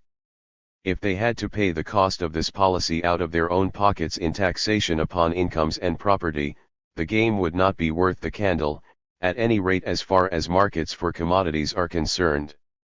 They must find means of putting the expense upon the general public. But in countries where a popular franchise and representative government exist, this cannot be successfully done in an open manner.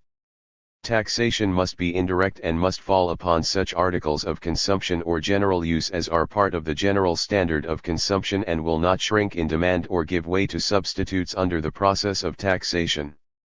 This protection not only serves the purposes of imperial finance, taxing the impotent and ignorant consumer for the imperial gains of the influential economic interests, but it seems to furnish them a second gain by securing to them as producers their home market, which is threatened by outside competition, and enabling them to raise their prices to the home consumers and so reap a rise of profits. To those who regard foreign trade in its normal condition as a fair interchange of goods and services, it may seem difficult to understand how these economic interests expect to exclude foreign goods from their market, while at the same time pushing their goods in foreign markets. But we must remind such economists that the prime motive force here is not trade but investment. A surplus of exports over imports is sought as the most profitable mode of investment, and when a nation, or more strictly its investing classes, is bent on becoming a creditor or parasitic nation to an indefinite extent, there is no reason why its imports and exports should balance even over a long term of years. The whole struggle of so-called imperialism upon its economic side is towards a growing parasitism, and the classes engaged in this struggle require protection as their most serviceable instrument. The nature and object of protection as a branch of imperialist finance is best illustrated in the case of Great Britain, because the necessity of subverting an accepted free trade policy lays bare the different methods of protection and the forces upon which it relies. In other nations committed to or entering upon an imperialist career with the same ganglia of economic interests masquerading as patriotism, civilization, and the like, protection has been the traditional finance, and it has only been necessary to extend it and direct it into the necessary channels. Protection, however, is not the only appropriate financial method of imperialism. There is at any given time some limit to the quantity of current expenditure which can be met by taxing consumers. The policy of imperialism to be effective requires at times the outlay of large unforeseen sums on war and military equipment. These cannot be met by current taxation. They must be treated as capital expenditure, the payment of which may be indefinitely deferred or provided by a slow and suspensible sinking fund.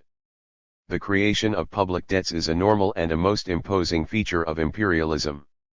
Like protection, it also serves a double purpose, not only furnishing a second means of escaping taxation upon income and property otherwise inevitable, but providing a most useful form of investment for idle savings waiting for more profitable employment. The creation of large growing public debts is thus not only a necessary consequence of an imperialist expenditure too great for its current revenue, or of some sudden forced extortion of a war indemnity or other public penalty. It is a direct object of imperialist finance to create further debts, just as it is an object of the private money lender to goad his clients into pecuniary difficulties in order that they may have recourse to him. Analysis of foreign investments shows that public or state-guaranteed debts are largely held by investors and financiers of other nations, and history shows, in the cases of Egypt, Turkey, China, the hand of the bondholder, and of the potential bondholder, in politics. This method of finance is not only profitable in the case of foreign nations, where it is a chief instrument or pretext for encroachment. It is of service to the financial classes to have a large national debt of their own. The floating of and the dealing in such public loans are a profitable business, and are means of exercising important political influences at critical junctures. Where floating capital constantly tends to excess, further debts are serviceable as a financial drainage scheme. Imperialism with its wars and its armaments is undeniably responsible for the growing debts of the continental nations, and while the unparalleled industrial prosperity of Great Britain and the isolation of the United States have enabled these great nations to escape this ruinous competition during recent decades, the period of their immunity is over. Both, committed as they seem to an imperialism without limit, will succumb more and more to the money-lending classes dressed as imperialists and patriots. Point 1. Part 2. The Politics of Imperialism. Chapter I. The Political Significance of Imperialism. I. The curious ignorance which prevails regarding the political character and tendencies of imperialism cannot be better illustrated than by the following passage from a learned work upon the history of colonization. 1. The extent of British dominion may perhaps be better imagined than described, when the fact is appreciated that, of the entire land surface of the globe, approximately 1/5 is actually or theoretically under that flag, while more than 1/6 of all the human beings living in this planet reside under one or the other type of English colonization. The names by which authority is exerted are numerous, and processes are distinct, but the goals to which this manifold mechanism is working are very similar. According to the climate, the natural conditions and the inhabitants of the regions affected, procedure and practice differ. The means are adapted to the situation. There is not any irrevocable, immutable line of policy. From time to time, from decade to decade, English statesmen have applied different treatments to the same territory. Only one fixed rule of action seems to exist: it is to promote the interests of the colony to the utmost, to develop its scheme of government as rapidly as possible, and eventually to elevate it from the position of inferiority to that of association. Under the charm of this beneficent spirit, the chief colonial establishments of Great Britain have already achieved substantial freedom, without dissolving nominal ties. The other subordinate possessions are aspiring to it, while, on the other hand, this privilege of local independence has enabled England to assimilate with ease many feudatory states into the body politic of her system. Here then is the theory that Britons are a race endowed, like the Romans, with a genius for government, that our colonial and imperial policy is animated by a resolve to spread throughout the world the arts of free self-government which we enjoy at home, and that in truth we are accomplishing this work. Now, without discussing here the excellencies or the defects of the British theory and practice of representative self-government, to assert that our fixed rule of action has been to educate our dependencies in this theory and practice is quite the largest misstatement of the facts of our colonial and imperial policy that is possible. Upon the vast majority of the populations throughout our empire we have bestowed no real powers of self-government, nor have we any serious intention of doing so, or any serious belief that it is possible for us to do so. Of the 367 millions of British subjects outside these isles, not more than 11 millions, or 1 in 34, have any real self-government for purposes of legislation and administration. Point 2. Political freedom, and civil freedom, so far as it rests upon the other, are simply non-existent for the overwhelming majority of British subjects. In the self-governing colonies of Australasia and North America alone is responsible representative government a reality, and even their considerable populations of outlanders, as in West Australia, or servile labour, as in Queensland, have tempered the genuineness of democracy. In Cape Colony and natal events testify how feebly the forms and even the spirit of the free British institutions have taken root in states where the great majority of the population were always excluded from political rights. The franchise and the rights it carries remain virtually a white monopoly in so-called self-governing colonies, where the coloured population was, in 1903, to the white as 4-1 and 10-1 respectively. In certain of our older Crown colonies there exists a representative element in the government. While the administration is entirely vested in a governor appointed by the Crown, assisted by a council nominated by him, the colonists elect a portion of the Legislative Assembly. The following colonies belong to this order: Jamaica, Barbados, Trinidad, Bahamas, British Guiana, Windward Islands, Bermudas, Malta, Mauritius, Ceylon. The representative element differs considerably in size and influence in these colonies, but nowhere does it outnumber the non-elected element. It thus becomes an advisory rather than a really legislative factor. Not merely is the elected always dominated in numbers by the non-elected element, but in all cases the veto of the colonial office is freely exercised upon measures passed by the assemblies. To this it should be added that in nearly all cases a fairly high property qualification is attached to the franchise, precluding the coloured people from exercising an elective power proportionate to their numbers and their stake in the country. The entire population of these modified Crown colonies amounted to 5,700,000 in 1898.1. The overwhelming majority of the subjects of the British Empire are under Crown colony government, or under protectorates. 1 In neither case do they enjoy any of the important political rights of British citizens, in neither case are they being trained in the arts of free British institutions. In the Crown colony the population exercises no political privileges. The governor, appointed by the colonial office, is absolute, alike for legislation and administration. He is aided by a council of local residents usually chosen by himself or by home authority, but its function is merely advisory, and its advice can be and frequently is ignored. In the vast protectorates we have assumed in Africa and Asia there is no tincture of British representative government. The British factor consists in arbitrary acts of irregular interference with native government. Exceptions to this exist in the case of districts assigned to chartered companies, where businessmen, animated avowedly by business ends, are permitted to exercise arbitrary powers of government over native populations under the imperfect check of some British imperial commissioner. Again, in certain native and feudatory states of India our empire is virtually confined to government of foreign relations, military protection, and a veto upon grave internal disorder, the real administration of the countries being left in the hands of native princes or headmen.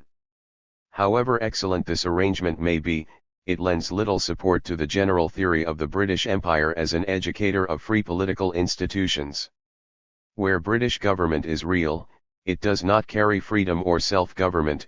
Where it does carry a certain amount of freedom and self-government, it is not real. Not 5% of the population of our empire are possessed of any appreciable portion of the political and civil liberties which are the basis of British civilization. Outside the 11 millions of British subjects in Canada, Australia, and New Zealand, no considerable body is endowed with full self-government in the more vital matters, or being elevated from the position of inferiority to that of association. 1. This is the most important of all facts for students of the present and probable future of the British Empire. We have taken upon ourselves in these little islands the responsibility of governing huge aggregations of lower races in all parts of the world by methods which are antithetic to the methods of government which we most value for ourselves. The question just here is not whether we are governing these colonies and subject races well and wisely, better than they could govern themselves if left alone, or better than another imperial European nation could govern them, but whether we are giving them those arts of government which we regard as our most valuable possessions. The statement in the passage which we quoted, that underneath the fluctuations of our colonial policy throughout the 19th century lay the fixed rule of educating the dependencies for self-government, is so totally and manifestly opposed to historical records and to the testimony of loyal colonial politicians in all our colonies as to deserve no further formal refutation.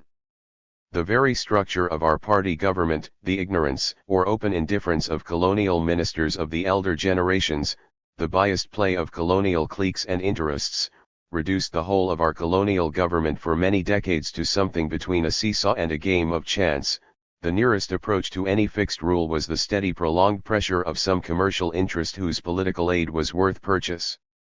That any such beneficent spirit as is recorded consciously presided over the policy applied to any class of colonies during the larger half of the 19th century is notoriously false. To those statesmen to whom the colonies were not a tiresome burden, they were a useful dumping ground for surplus population, including criminals, paupers, and ne'er-do-wells, or possible markets for British trade. A few more liberal-minded politicians, such as Sir W. Molesworth and Mr. Wakefield, regarded with sympathetic interest the rising democracies of Australasia and Canada. But the idea of planning a colonial policy inspired by the motive of teaching the arts of free representative self-government not merely was not the fixed rule, but was not present as a rule at all for any responsible colonial secretary in Great Britain. When the first dawn of the new imperialism in the 70s gave fuller political consciousness to empire, it did indeed become a commonplace of liberal thought that England's imperial mission was to spread the arts of free government, and the examples of Australia and Canada looming big before all eyes suggested that we were doing this. The principles and practices of representative government were boomed, liberal proconsuls set on foot imposing experiments in India and in the West Indies. The progress of the South African colonies suggested that by fairly rapid degrees the various populations of the empire might attain substantial measures of self-government, and the larger vision of a British Empire, consisting in the main or altogether of a union of self-governing states, began to dazzle politicians. Some persons, though a diminishing number, still entertain these notions and believe that we are gradually molding the British Empire into a set of substantially self-governing states. Our position in India is justified, they think, by the training we are giving the natives in good government, and when they hear of representative elements in the government of Ceylon or of Jamaica they flatter themselves that the whole trend of imperial government is directed to this end. Admitting the facts regarding the small proportion of present political liberty throughout the empire, they urge that this arises from the necessary regard we have to the mode of educating lower races. The vast majority of our subjects are children and must be trained slowly and carefully in the arts of responsible self-government. Now such persons are suffering from a great and demonstrable delusion if they suppose that any appreciable number of the able energetic officials who practically administer our empire from Downing Street, or on the spot, either believe that the populations which they rule are capable of being trained for effective free self-government, or are appreciably affected in their policy by any regard to such a contingency in the near or remote future. Very few British officials any longer retain the notion that we can instruct or are successfully instructing the great populations of India in the Western arts of government. The general admission or conviction is that experiments in municipal and other government conducted under British control on British lines are failures. The real success of our Indian government admittedly consists in good order and justice administered autocratically by able British officials. There is some training of native officials for subordinate, and in rare instances for high offices, but there is no pretence that this is the chief or an important aim or end, nor is there the least intention that these native officials shall in the future become the servants of the free Indian nation rather than of the bureaucratic imperial government. In other instances, as in Egypt, we have used natives for certain administrative work, and this training in lower offices is doubtless not without its value. Our practical success in preserving order, securing justice, and developing the material resources of many of our colonies has been largely due to the fact that we have learned to employ native agents wherever possible for detailed work of administration, and to adapt our government, where it can be safely done, to native conditions. The retention of native laws and customs or of the foreign system of jurisprudence imposed by earlier colonists of another race won while it has complicated government in the final court of the Privy Council, has greatly facilitated the detailed work of administration upon the spot. Indeed, the variety, not only of laws but of other modes of government in our empire, arouses the enthusiastic admiration of many students of its history. The British Empire, we are told, exhibits forms and methods of government in almost exuberant variety. The several colonies at different times of their history have passed through various stages of government, and in 1891 there are some 30 or 40 different forms operating simultaneously within our empire alone. At this moment there are regions where government of a purely despotic kind is in full exercise, and the empire includes also colonies where the subordination of the colonial government has become so slight as to be almost impalpable. 2. Whether this is a striking testimony to the genius for elasticity of our colonial policy, or an instance of haphazard opportunism, one need not here discuss. Point 1. The point is that an examination of this immense variety of government disposes entirely of the suggestion that by the extension of our empire we have been spreading the type of free government which is distinctively British. The present condition of the government under which the vast majority of our fellow subjects in the empire live is eminently un-British in that it is based, not on the consent of the governed, but upon the will of imperial officials. It does indeed betray a great variety of forms, but they agree in the essential of unfreedom. Nor is it true that any of the more enlightened methods of administration we employ are directed towards undoing this character. Not only in India, but in the West Indies, and wherever there exists a large preponderance of colored population, the trend, not merely of ignorant, but of enlightened public opinion, is against a genuinely representative government on British lines. It is perceived to be incompatible with the economic and social authority of a superior race. When British authority has been forcibly fastened upon large populations of alien race and color, with habits of life and thought which do not blend with ours, it is found impossible to graft the tender plants of free representative government, and at the same time to preserve good order in external affairs. We are obliged in practice to make a choice between good order and justice administered autocratically in accordance with British standards, on the one hand, and delicate, costly, doubtful, and disorderly experiments in self-government on British lines upon the other, and we have practically everywhere decided to adopt the former alternative. A third and sounder method of permitting large liberty of self-government under a really loose protectorate, adopted in a few instances, as in Basutoland, part of Bechuanaland, and a few Indian states, meets with no great favor and in most instances seems no longer feasible. It cannot be too clearly recognized that the old liberal notion of our educating lower races in the arts of popular government is discredited, and only survives for platform purposes when some new step of annexation is urged upon the country. The case of Egypt is a locus clas sicut. Here we entered the country under the best auspices, as deliverers rather than as conquerors. We undoubtedly conferred great economic benefits upon large sections of the people, who are not savages, but inheritors of ancient civilized traditions. The whole existing machinery of government is virtually at our disposal, to modify it according to our will. We have reformed taxation, improved justice, and cleansed the public services of many corruptions, and claim in many ways to have improved the condition of the fellaheen. But are we introducing British political institutions in such wise as to graft them on a nation destined for progress in self-government? The following statement of Lord Milner may be regarded as typical, not of the fossilist, old world official, but of the modern, more enlightened, practical imperialist. I attach much more importance, in the immediate future of Egypt, to the improvement of the character and intelligence of the official class than I do to the development of the representative institutions with which we endowed the country in 1883. As a true-born Briton, I, of course, take off my hat to everything that calls itself franchise, parliament, representation of the people, the voice of the majority, and all the rest of it. But, as an observer of the actual condition of Egyptian society, I cannot shut my eyes to the fact that popular government, as we understand it, is for a longer time than anyone can foresee at present out of the question. The people neither comprehend it nor desire it. They would come to singular grief if they had it. And nobody, except a few silly theorists, thinks of giving it to them. 1. Yet here we went into this country upon the express understanding that we should do precisely what Lord Milner says we have no intention of doing, viz. Teach the people to govern themselves within the space of a few years and then leave them to work their government.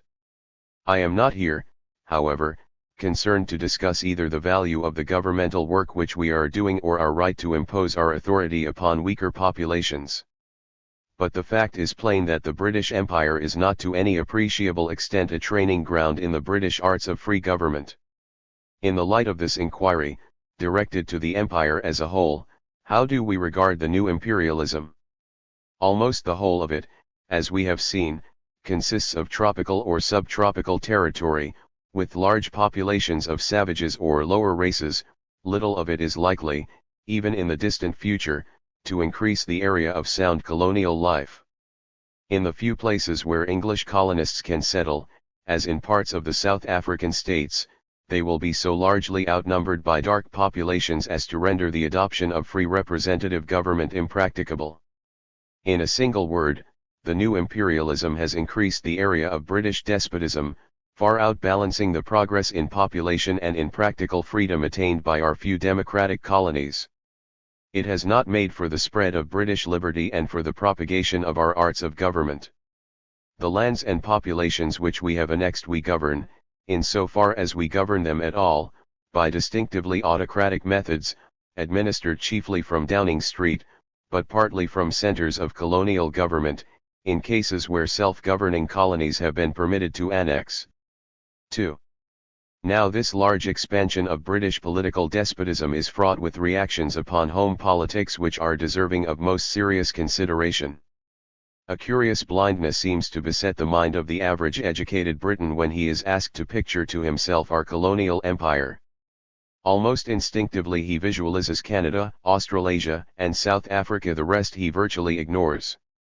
Yet the imperialism which is our chief concern, the expansion of the last quarter of the 19th century, has nothing in common with Canada and Australasia, and very little with white man's Africa.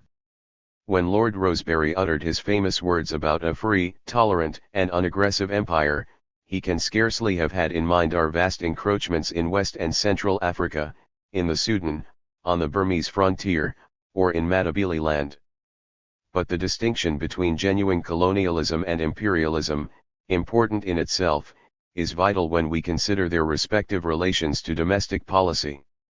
Modern British colonialism has been no drain upon our material and moral resources, because it has made for the creation of free white democracies, a policy of informal federation, of decentralization, involving no appreciable strain upon the governmental faculties of Great Britain.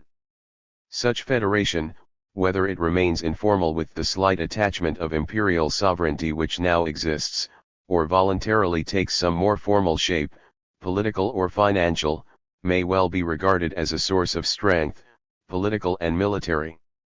Imperialism is the very antithesis of this free, wholesome colonial connection, making, as it ever does, for greater complications of foreign policy, greater centralization of power, and a congestion of business which ever threatens to absorb and overtax the capacity of parliamentary government. The true political nature of imperialism is best seen by confronting it with the watchwords of progress accepted in the middle of the 19th century by moderate men of both great parties in the state, though with interpretations, varying in degree: peace, economy, reform, and popular self-government. Even now we find no formal abandonment of the principles of government these terms express, and a large section of professed liberals believe or assert that imperialism is consistent with the maintenance of all these virtues. This contention, however, is belied by facts. The decades of imperialism have been prolific in wars. Most of these wars have been directly motivated by aggression of white races upon lower races, and have issued in the forcible seizure of territory.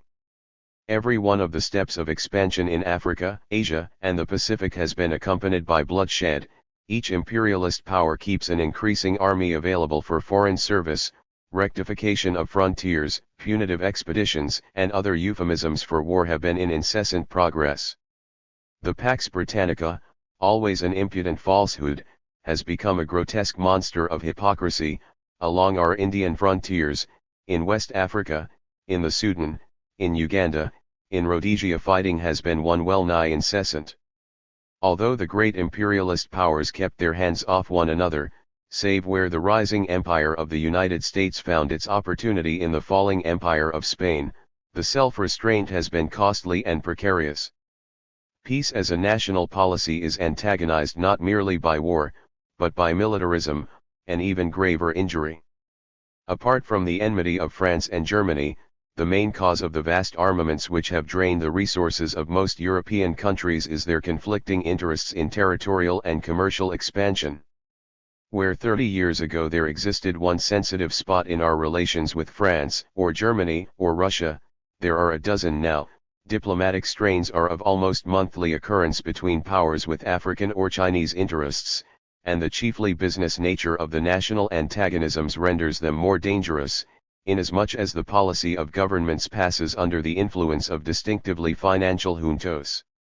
The contention of the SIPCM vis parabellum school, that armaments alone constitute the best security for peace, is based upon the assumption that a genuine lasting antagonism of real interests exists between the various peoples who are called upon to undergo this monstrous sacrifice.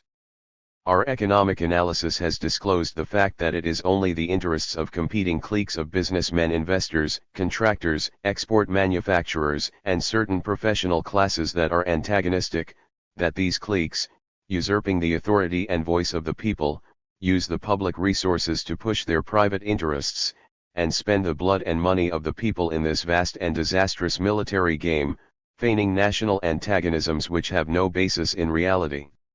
It is not to the interest of the British people, either as producers of wealth or as taxpayers, to risk a war with Russia and France in order to join Japan in preventing Russia from seizing Korea, but it may serve the interests of a group of commercial politicians to promote this dangerous policy. The South African War, openly fomented by gold speculators for their private purposes, will rank in history as a leading case of this usurpation of nationalism. War, however, represents not the success, but the failure of this policy. Its normal and most perilous fruit is not war, but militarism. So long as this competitive expansion for territory and foreign markets is permitted to misrepresent itself as national policy, the antagonism of interests seems real, and the peoples must sweat and bleed and toil to keep up an ever more expensive machinery of war. Were logic applicable in such cases, the notion that the greater the preparation for war the smaller the probability of its occurrence might well appear a reductio ad absurdum of militarism, implying, as it does, that the only way to secure an eternal world peace is to concentrate the entire energy of all nations upon the art of war, which is thus rendered incapable of practice. With such paradoxes, however, we need not concern ourselves.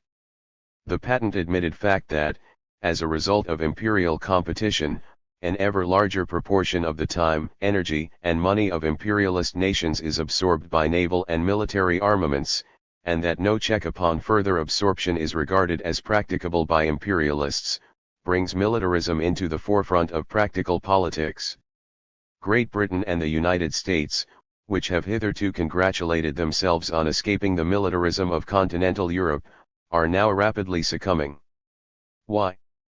Does anyone suggest that either nation needs a larger army for the protection of its own lands or of any of its genuine white settlements in other lands? Not at all. It is not pretended that the militarization of England is required for such protective work.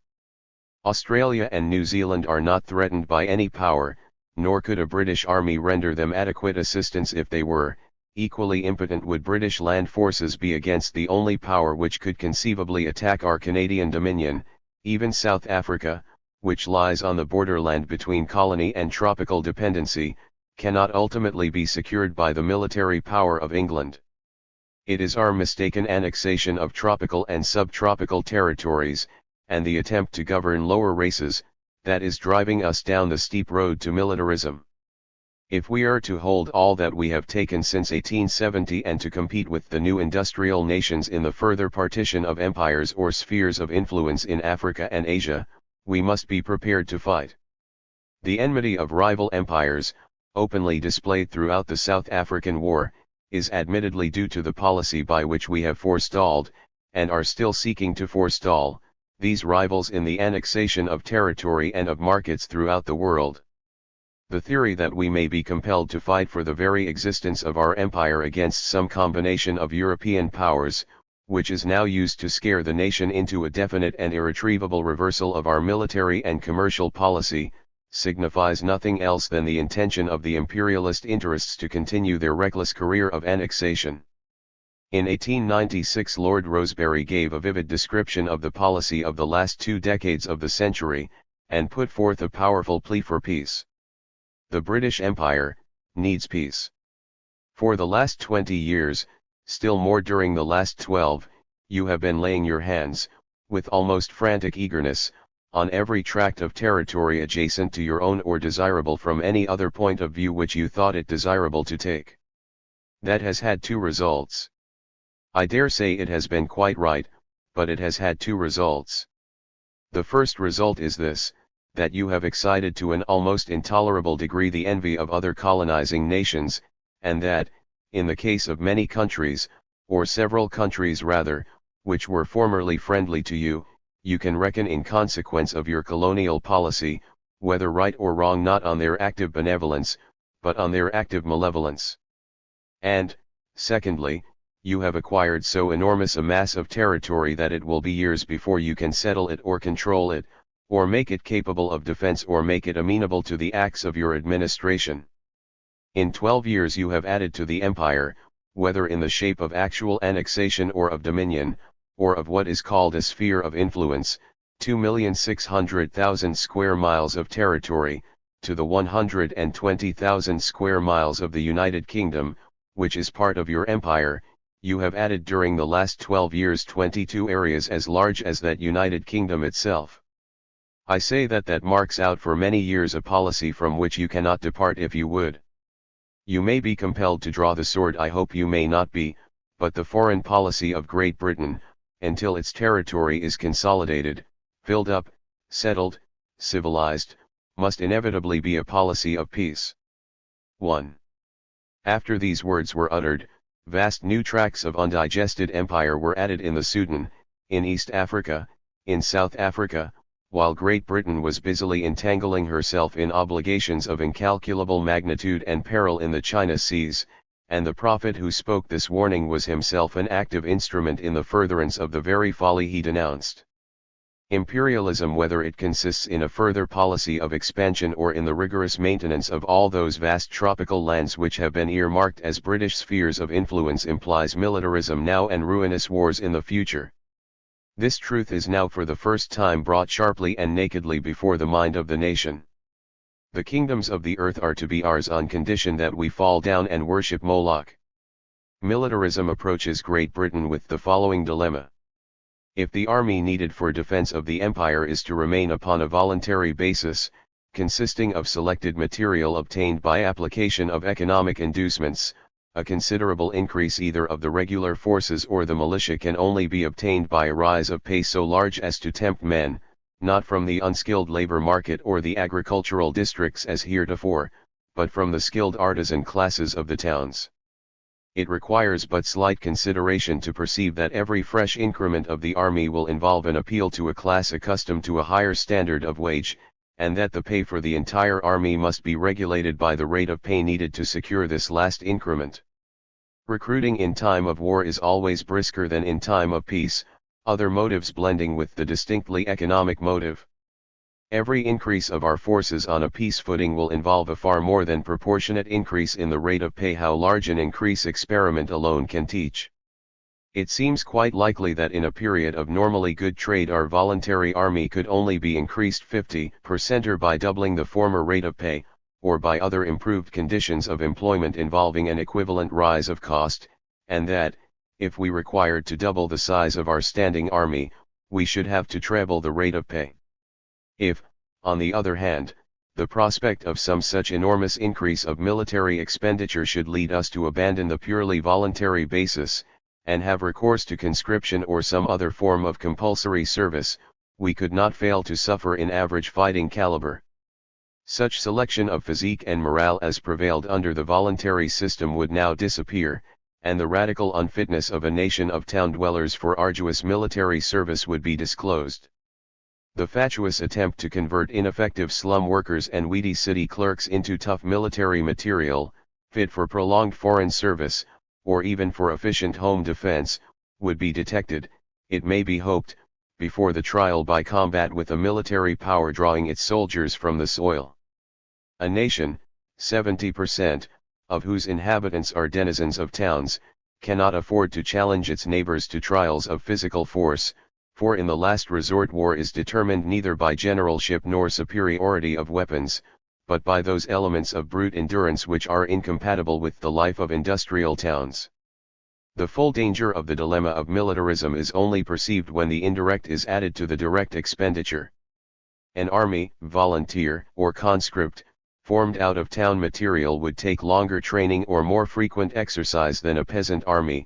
The waste of labor power, by withdrawing the youth of the nation from their early training in the productive arts in order to prepare them for the destructive art, would be greater, and would impair more grievously the skilled industries than in nations less advanced in the specialized trades and professions. The least of these economic injuries would be the actual loss of labor time involved in the withdrawal.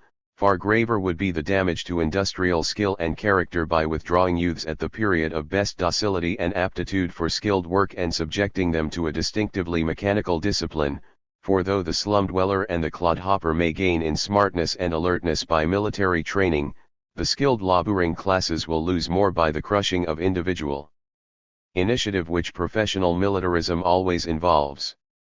At a time when the call for free, bold initiative and individual enterprise and ingenuity in the assimilation of the latest scientific and technical knowledge for the arts of industry, for improved organization and methods of business, becomes most urgent to enable us to hold our own in the new competition of the world at such a time to subject the youth of our nation to the barrack system, or to any form of effective military training, would be veritable suicide. It is to no purpose to reply that some of our keen commercial competitors, notoriously Germany, are already saddled with this burden. The answer is that, if we can hardly hold our own with Germany while she bears this burden, we shall hand over to her an easy victory if we assume a still heavier 1.1. Whatever virtues are attributed to military discipline by its apologists, it is admitted that this training does not conduce to industrial efficiency. The economic cost of militarism is therefore twofold. The greatly increased expense of the army must be defrayed by an impoverished people. So far, I have regarded the issue on its narrowly economic side. Far more important are the political implications of militarism. These strike at the very root of popular liberty and the ordinary civic virtues. A few plain reflections serve to dispel the sophistical vapors which are used to form a halo round the life of the soldier. Respice finum. There exists an absolute antagonism between the activity of the good citizen and that of the soldier. The end of the soldier is not, as is sometimes falsely said, to die for his country, it is to kill for his country.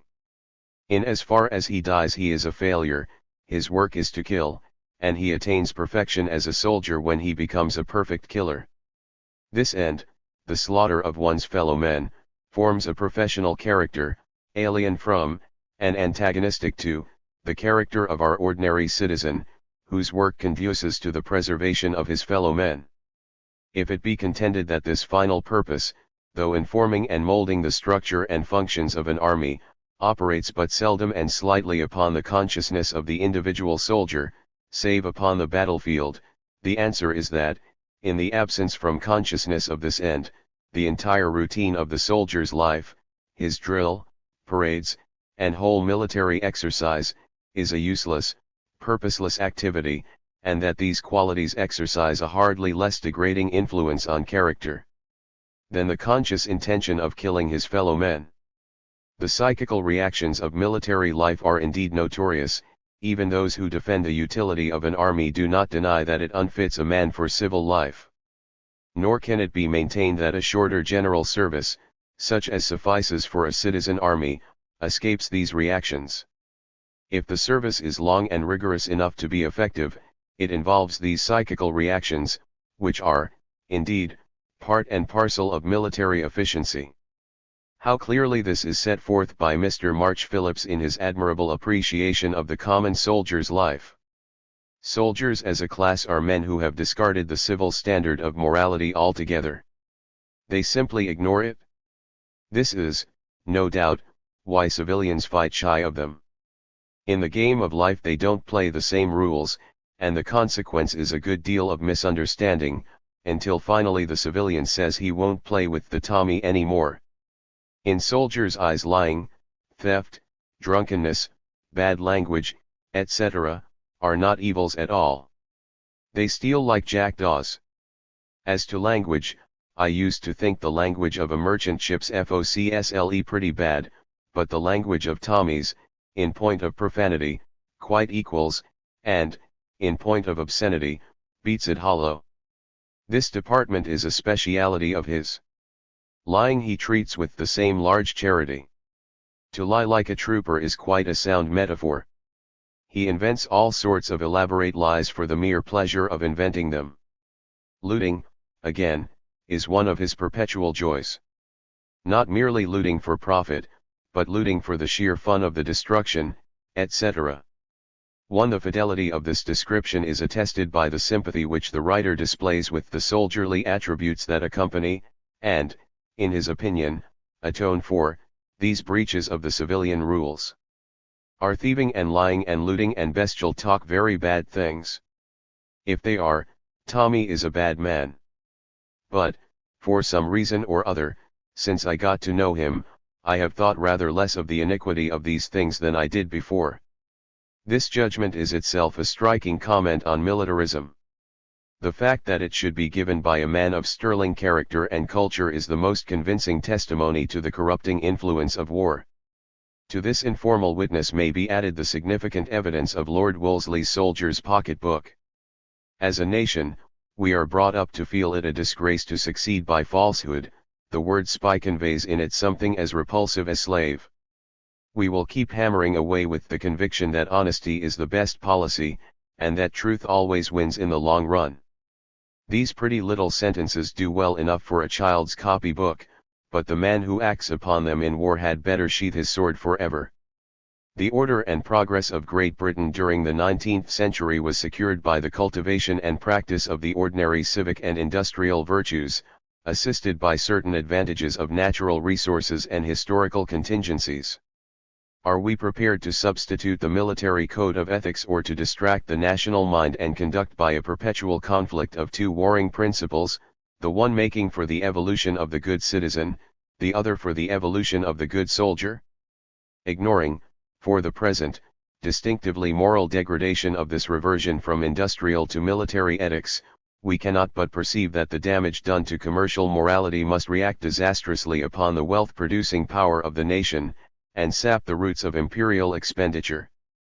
But one loophole of escape from this dilemma presents itself, an escape fraught with still graver peril. The new imperialism has been, we have seen, chiefly concerned with tropical and subtropical countries where large lower races are brought under white control. Why should Englishmen fight the defensive or offensive wars of this empire, when cheaper, more numerous, and better assimilated fighting material can be raised upon the spot, or transferred from one tropical dominion to another? As the labor of industrial development of tropical resources is put upon the lower races who reside there, under white superintendents, why should not militarism be organized upon the same basis? Black, or brown or yellow men, to whom military discipline will be a wholesome education, fighting for the British Empire under British officers. Thus can we best economize our own limited military material, keeping most of it for home defense. This simple solution, the employment of cheap foreign mercenary armies, is no new device. The organization of vast native forces, armed with civilized weapons, drilled on civilized methods, and commanded by civilized officers, formed one of the most conspicuous features of the latest stages of the great Eastern empires, and afterwards of the Roman Empire. It has proved one of the most perilous devices of parasitism, by which a metropolitan population entrusts the defense of its lives and possessions to the precarious fidelity of conquered races, commanded by ambitious proconsuls. One of the strangest symptoms of the blindness of imperialism is the reckless indifference with which Great Britain, France, and other imperial nations embarked on this perilous dependence. Great Britain has gone farthest. Most of the fighting by which we have won our Indian Empire was done by natives. In India, as later in Egypt, great standing armies were placed under British commanders. Almost all the fighting associated with our African dominions, except in the southern part, was done for us by natives.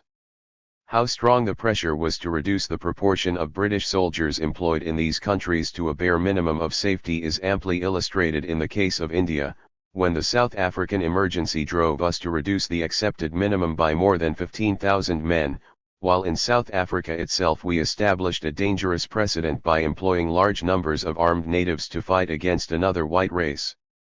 Those best acquainted with the temper of the British people and of the politicians who have the direct determination of affairs will understand how readily we may be drawn along this perilous path.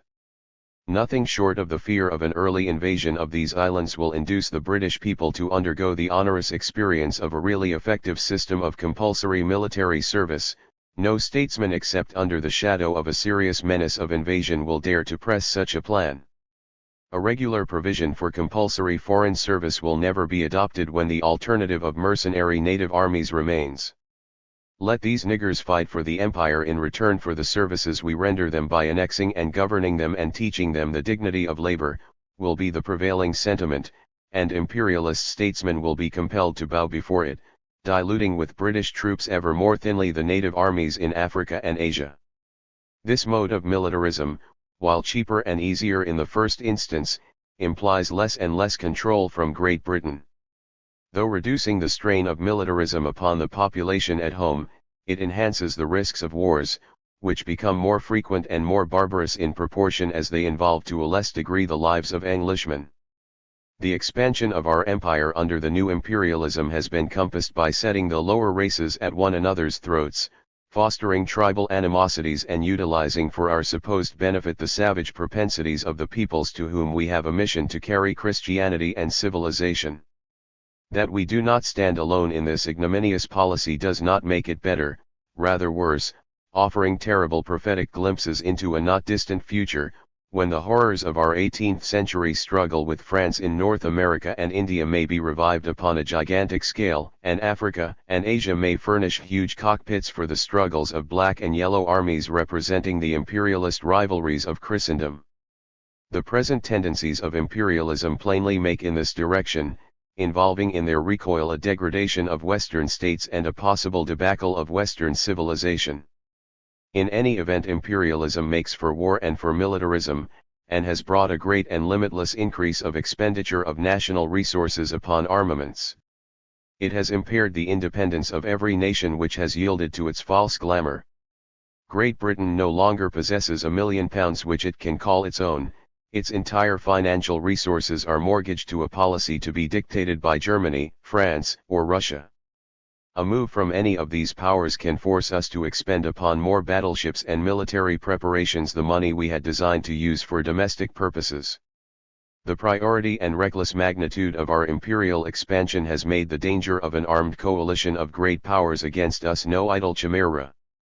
The development of their resources along the lines of the new industrialism, on the one hand, by driving them to seek foreign markets, brings them in all parts of the world against the vexatious barriers of British possessions, on the other, has furnished them with ample means of public expenditure. The spread of modern industrialism tends to place our rivals on a level with ourselves in their public resources. Hence, at the very time when we have more reason to fear armed coalition than formerly, we are losing that superiority in finance which made it feasible for us to maintain a naval armament superior to any European combination. All these perils in the present and the future are the fruits of the new imperialism, which is thus exposed as the implacable and mortal enemy of peace and economy. How far the military aspect of imperialism has already eaten into the resources of modern European states may be judged by the following table showing the growth of expenditure of the various great European states on military equipment in the last generation. 3. There are those who deny the antagonism of imperialism and social reform. The energy of a nation like ours, they urge, is not to be regarded as a fixed quantity, so that every expenditure upon imperial expansion implies a corresponding restriction for purposes of internal progress. There are various sorts of energy demanding different outlets, so that the true economy of British genius requires many domestic and external fields of activity. We are capable at one and the same time of imperial expansion in various directions, and of a complex energy of growth in our internal economy. The inspiration of great achievements throughout the world reacts upon the vitality of the British nation, rendering it capable of efforts of internal progress which would have been precluded by the ordinary course of smug insular self-development. Now it is needless to argue the incompatibility of social reform with imperialism on any abstract principle regarding the quantity of national energy. Though limits of quantity exist underneath the finest economy of division of labor, as indeed is illustrated on the military plane by the limits which population imposes upon the combination of aggressive expansion and home defense, these limits are not always easy to discover and are sometimes capable of great elasticity. It cannot, therefore, be contended that the sound intellectual stuff which goes into our Indian civil service involves a corresponding loss to our home professions and official services, or that the adventurous energy of great explorers, missionaries, engineers, prospectors, and other pioneers of empire could and would have found as ample a field and as sharp a stimulus for their energies within these islands. The issue we are considering, that of imperialism, does not in its main political and social effects turn upon any such exact considerations of quantitative economy of energy, nor does the repudiation of imperialism imply a confinement within rigid territorial limits of any individual or cooperative energy which may find better scope abroad. We are concerned with economy of governmental power, with imperialism as a public policy. Even here the issue is not primarily one of quantitative economy, though, as we shall see, that is clearly involved. The antagonism of imperialism and social reform is an inherent opposition of policy involving contradictory methods and processes of government. Some of the more obvious illustrations of this antagonism are presented by considerations of finance. Most important measures of social reform, the improvement of the machinery of public education, any large handling of the land and housing questions in town and country, the public control of the drink traffic, old age pensions, legislation for improving the condition of the workers, involve considerable outlay of public money raised in taxation by the central or local authorities. Now imperialism, through the ever-growing military expenditure it involves, visibly drains the public purse of the money which might be put to such purposes. Not only has the exchequer not sufficient money to expend on public education, old age pensions, or other state reforms, the smaller units of local government are similarly crippled, for the taxpayers and the ratepayers are in the main the same persons, and when they are heavily mulcted by taxes for unproductive state purposes they cannot easily bear increased rates. Every important social reform, even if it does not directly involve large public expenditure, causes financial disturbances and risks which are less tolerable at times when public expenditure is heavy and public credit fluctuating and embarrassed. Most social reforms involve some attack on vested interests, and these can best defend themselves when active imperialism absorbs public attention. When legislation is involved, economy of time and of governmental interest is of paramount importance. Imperialism, with its high politics, involving the honor and safety of the empire, claims the first place, and, as the empire grows, the number and complexity of its issues, involving close, immediate, continuous attention, grow, absorbing the time of the government and of parliament. It becomes more and more impossible to set aside parliamentary time for the full unbroken discussion of matters of most vital domestic importance, or to carry through any large serious measure of reform. It is needless to labor the theory of this antagonism when the practice is apparent to every student of politics. Indeed, it has become a commonplace of history how governments use national animosities, foreign wars, and the glamour of empire-making, in order to bemuse the popular mind and divert rising resentment against domestic abuses. The vested interests, which, on our analysis, are shown to be chief prompters of an imperialist policy, play for a double stake, seeking their private commercial and financial gains at the expense and peril of the Commonwealth. They at the same time protect their economic and political supremacy at home against movements of popular reform. The city ground landlord, the country squire, the banker, the usurer and the financier, the brewer, the mine owner, the ironmaster, the shipbuilder, and the shipping trade, the great export manufacturers and merchants, the clergy of the state church, the universities and great public schools, the legal trade unions and the services have, both in Great Britain and on the continent, drawn together for common political resistance against attacks upon the power, the property, and the privileges, which in various forms and degrees they represent. Having conceded under pressure the form of political power in the shape of elective institutions and a wide franchise to the masses, they are struggling to prevent the masses from gaining the substance of this power and using it for the establishment of equality of economic opportunities. The collapse of the Liberal Party upon the continent, and now in Great Britain, is only made intelligible in this way. Friends of liberty and of popular government, so long as the new industrial and commercial forces were hampered by the economic barriers and the political supremacy of the noblesse and the landed aristocracy, they have come to temper their trust of the people by an ever-growing quantity of caution, until within the last 2 decades they have either sought political fusion with the Conservatives or have dragged on a precarious existence on the strength of a few belated leaders with obsolescent principles. Where liberalism preserves any real strength, it is because the older struggle for the franchise and the primary liberties has been delayed, as in Belgium and in Denmark, and a modus vivendi has been possible with the rising working class party. In Germany, France, and Italy the Liberal Party as a factor in practical politics has either disappeared or is reduced to impotence.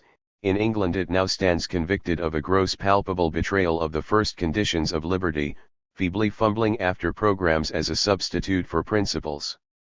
Its leaders, having sold their party to a confederacy of stock gamblers and jingo sentimentalists, find themselves impotent to defend free trade, free press, free schools, free speech, or any of the rudiments of ancient liberalism. They have alienated the confidence of the people. For many years they have been permitted to conduct a sham fight and to call it politics. The people thought it real until the South African War furnished a decisive dramatic test, and the unreality of liberalism became apparent. It is not that liberals have openly abandoned the old principles and traditions, but that they have rendered them of no account by dallying with an imperialism which they have foolishly and futilely striven to distinguish from the firmer brand of their political opponents. This surrender to imperialism signifies that they have preferred the economic interests of the possessing and speculative classes, to which most of their leaders belong, to the cause of liberalism. That they are not conscious traitors or hypocrites may be readily conceded, but the fact remains that they have sold the cause of popular reform, which was their rightful heritage, for an imperialism which appealed to their business interests and their social prepossessions. The mess of pottage has been seasoned by various sweeter herbs, but its stock is class selfishness.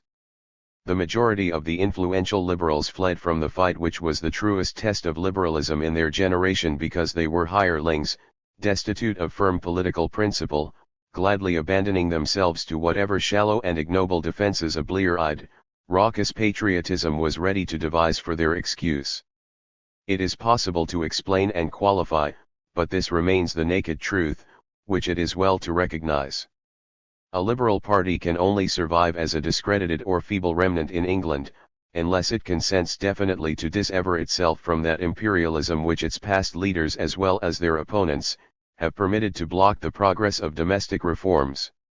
There are individuals and sections among those who have comprised the Liberal Party whose deception has been in large measure blind and involuntary, because they have been absorbed by their interest in some single important issue of social reform, whether it be temperance, land tenure, education, or the like.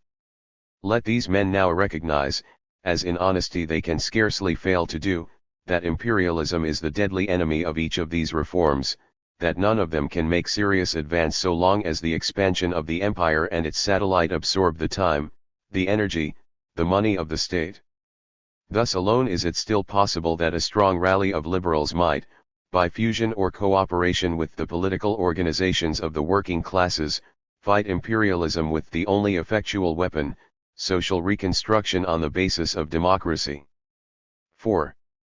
The antagonism with democracy drives to the very roots of imperialism as a political principle. Not only is imperialism used to frustrate those measures of economic reform now recognized as essential to the effectual working of all machinery of popular government, but it operates to paralyze the working of that machinery itself. Representative institutions are ill-adapted for empire, either as regards men or methods. The government of a great heterogeneous medley of lower races by departmental officials in London and their nominated emissaries lies outside the scope of popular knowledge and popular control. The foreign, colonial, and Indian secretaries in Parliament, the permanent officials of the departments, the governors and staff who represent the imperial government in our dependencies, are not, and cannot be, controlled directly or effectively by the will of the people. This subordination of the legislative to the executive, and the concentration of executive power in an autocracy, are necessary consequences of the predominance of foreign over domestic politics. The process is attended by a decay of party spirit and party action, and an insistence on the part of the autocracy, whether it be a Kaiser or a cabinet, that all effective party criticism is unpatriotic and verges on treason. An able writer, discussing the new foreign policy of Germany, summarizes the point of view of the expansionists. It is claimed by them that in foreign affairs the nation should stand as one man, that policies once entered upon by the government should not be repudiated, and that criticism should be avoided as weakening the influence of the nation abroad.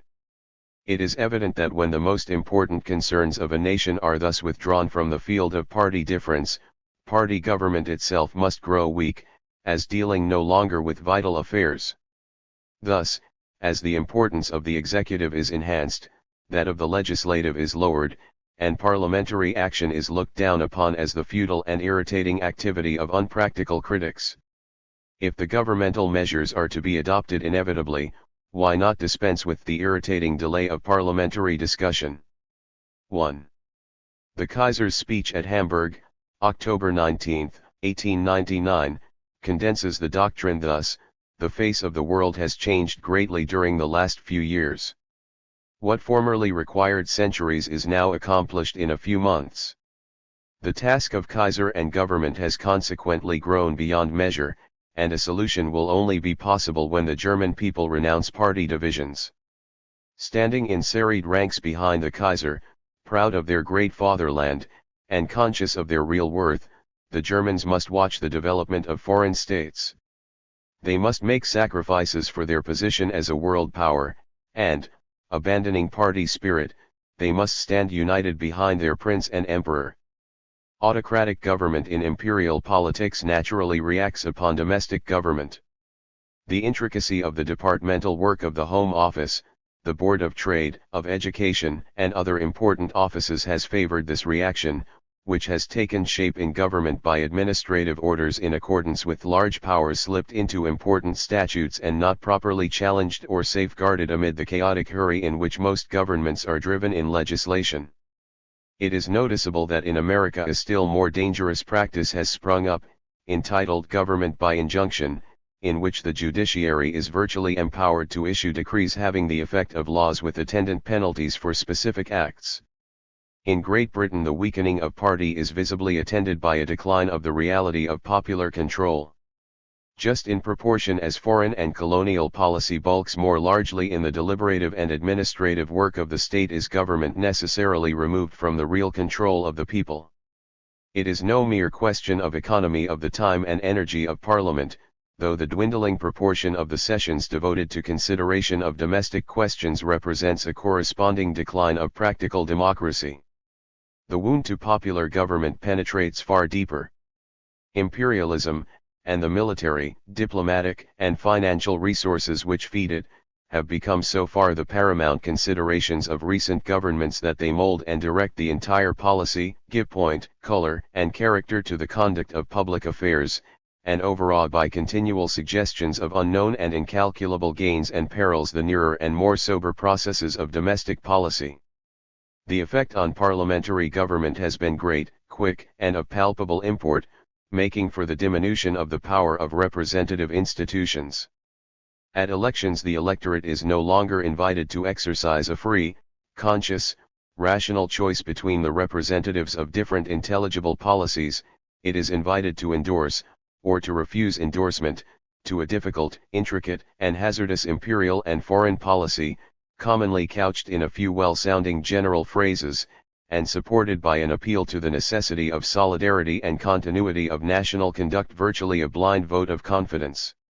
In the deliberations of the House of Commons the power of the opposition to oppose has been seriously and progressively impaired, partly by alteration in the rules of the House, which have diminished the right of full discussion of legislative measures in their several stages, and impaired the privileges of the Commons, viz., the right of discussing grievances upon votes of supply, and of questioning ministers regarding the conduct of their offices, partly by a forcible encroachment of the government upon the rights and privileges formerly enjoyed by private members in moving resolutions and in introducing bills. This diminution of the power of opposition is only the first of a series of processes of concentration of power. The government now claims for its measures the complete disposal of the time of the House whenever it judges such monopoly to be desirable. Within the government itself the same centripetal forces have been operative. There can, writes Mr. Bryce, be no doubt that the power of the Cabinet as against the House of Commons has grown steadily and rapidly, and it appears to be still growing one. So the Cabinet absorbs the powers of the House, while the Cabinet itself has been deliberately and consciously expanded in size so as to promote the concentration of real power in an informal but very real inner Cabinet, retaining some slight selective elasticity, but virtually consisting of the Prime Minister and the Foreign and Colonial Secretaries and the Chancellor of the Exchequer.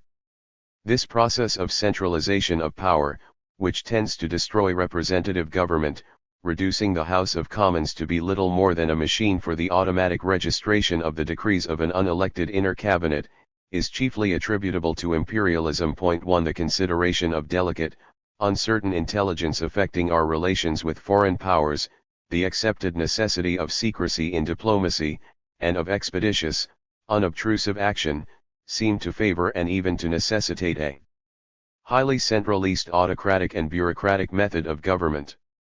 Amid this general decline of parliamentary government the party system is visibly collapsing, based as it was on plain cleavages in domestic policy which have little significance when confronted with the claims and powers of imperialism.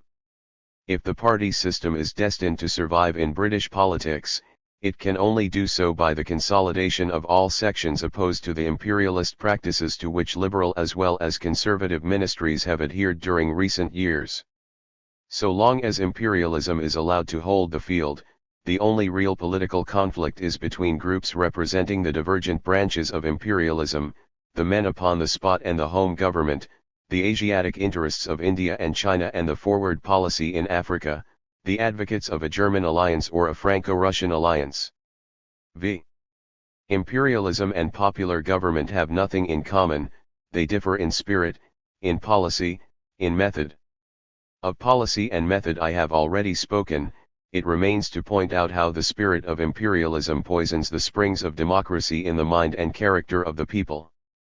As our free self-governing colonies have furnished hope, encouragement, and leading to the popular aspirations in Great Britain, not merely by practical successes in the arts of popular government, but by the wafting of a spirit of freedom and equality, so our despotically ruled dependencies have ever served to damage the character of our people by feeding the habits of snobbish subservience, the admiration of wealth and rank, the corrupt survivals of the inequalities of feudalism. This process began with the advent of the East Indian Nabob and the West Indian planter into English society and politics, bringing back with his plunders of the slave trade and the gains of corrupt and extortionate officialism the acts of vulgar ostentation, domineering demeanor, and corrupting largesse to dazzle and degrade the life of our people. Cobden, writing in 1860 of our Indian Empire, put this pithy question: is it not just possible that we may become corrupted at home by the reaction of arbitrary political maxims in the East upon our domestic politics, just as Greece and Rome were demoralized by their contact with Asia? 1. Not merely is the reaction possible, it is inevitable. As the despotic portion of our empire has grown in area, a larger and larger number of men, trained in the temper and methods of autocracy as soldiers and civil officials in our crown colonies, protectorates, and Indian Empire, reinforced by numbers of merchants, planters, engineers, and overseers, whose lives have been those of a superior caste living an artificial life removed from all the healthy restraints of ordinary European society, have returned to this country, bringing back the characters, sentiments, and ideas imposed by this foreign environment. The south and southwest of England is richly sprinkled with these men, many of them wealthy, most of them endowed with leisure, men openly contemptuous of democracy, devoted to material luxury, social display, and the shallower arts of intellectual life. The wealthier among them discover political ambitions, introducing into our Houses of Parliament the coarsest and most selfish spirit of imperialism, using their imperial experience and connections to push profitable companies and concessions for their private benefits, and posing as authorities so as to keep the yoke of imperialism firmly fixed upon the shoulders of the nigger. The South African millionaire is the brand most in evidence, his methods are the most barefaced, and his success, social and political, the most redoubtable. But the practices which are writ large in Rhodes, Bite, and their parliamentary confederates are widespread on a smaller scale. The south of England is full of men of local influence in politics and society whose character has been formed in our despotic empire, and whose incomes are chiefly derived from the maintenance and furtherance of this despotic rule. Not a few enter our local councils, or take posts in our constabulary or our prisons. Everywhere they stand for coercion and for resistance to reform. Could the incomes expended in the home counties and other large districts of southern Britain be traced to their sources, it would be found that they were in large measure wrung from the enforced toil of vast multitudes of black, brown, or yellow natives, by arts not differing essentially from those which supported in idleness and luxury imperial Rome. It is, indeed, a nemesis of imperialism that the arts and crafts of tyranny, acquired and exercised in our unfree empire, should be turned against our liberties at home. Those who have felt surprise at the total disregard or the open contempt displayed by the aristocracy and the plutocracy of this land for infringements of the liberties of the subject and for the abrogation of constitutional rights and usages have not taken sufficiently into account the steady reflux of this poison of irresponsible autocracy from our unfree, intolerant, aggressive empire. The political effects, actual and necessary, of the new imperialism, as illustrated in the case of the greatest of imperialist powers, may be thus summarized. It is a constant menace to peace, by furnishing continual temptations to further aggression upon lands occupied by lower races and by embroiling our nation with other nations of rival imperial ambitions. To the sharp peril of war it adds the chronic danger and degradation of militarism, which not merely wastes the current physical and moral resources of the nations, but checks the very course of civilization.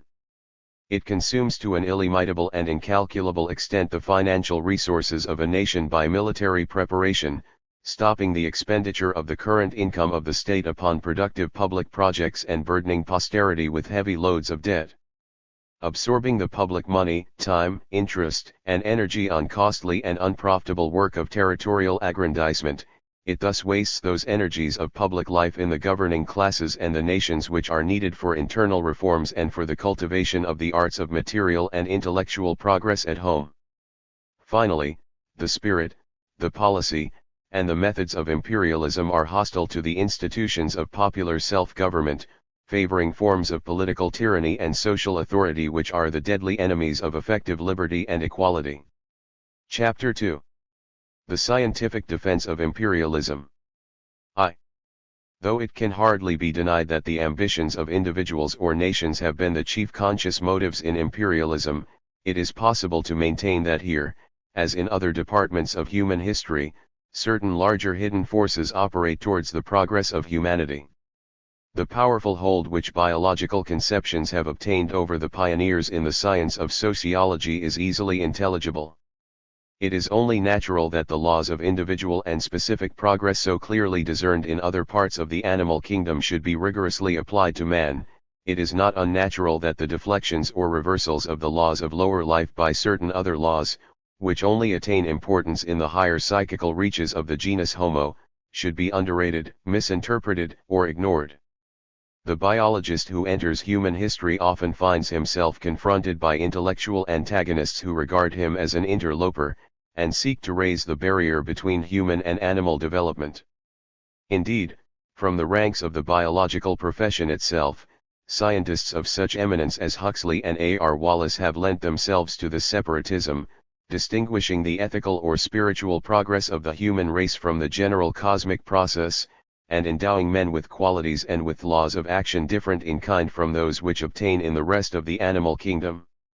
A reaction against the abrupt dogmatism of this position has led many others to an equally abrupt and equally dogmatic assertion of the laws of the lower forms of physical struggle and selection which explain or describe progress in lower animals as sufficient for all purposes of sociology. Sociologists have shown themselves in some cases eager to accept this view, and apply it to defend the necessity, the utility, and even the righteousness of maintaining to the point of complete subjugation or extermination the physical struggle between races and types of civilization. Admitting that the efficiency of a nation or a race requires a suspension of intestine warfare, at any rate à l'outrance, the crude struggle on the larger plane must, they urge, be maintained. It serves, indeed, two related purposes. A constant struggle with other races or nations is demanded for the maintenance and progress of a race or nation, abate the necessity of the struggle and the vigor of the race flags and perishes.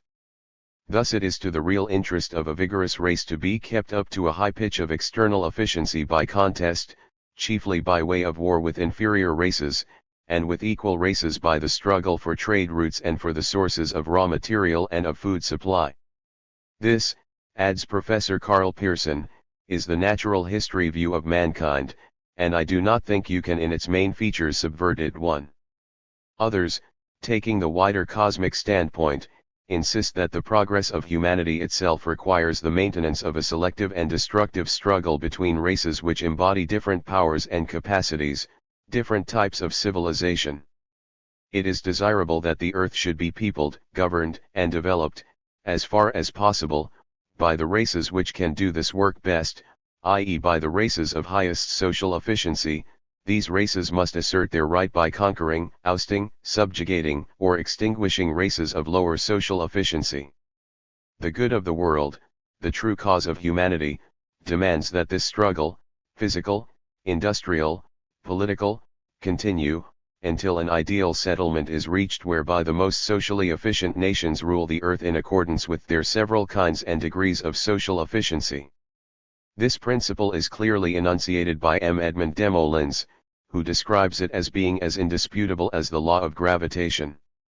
When one race shows itself superior to another in the various externals of domestic life, it inevitably in the long run gets the upper hand in public life and establishes its predominance.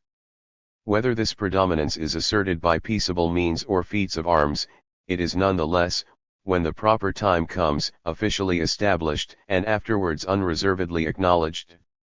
I have said that this law is the only thing which accounts for the history of the human race, and the revolutions of empires, and that, moreover, it explains and justifies the appropriation by Europeans of territories in Asia, Africa, and Oceania, and the whole of our colonial development. 1. The Western European nations with their colonies represent the socially efficient nations, in various degrees.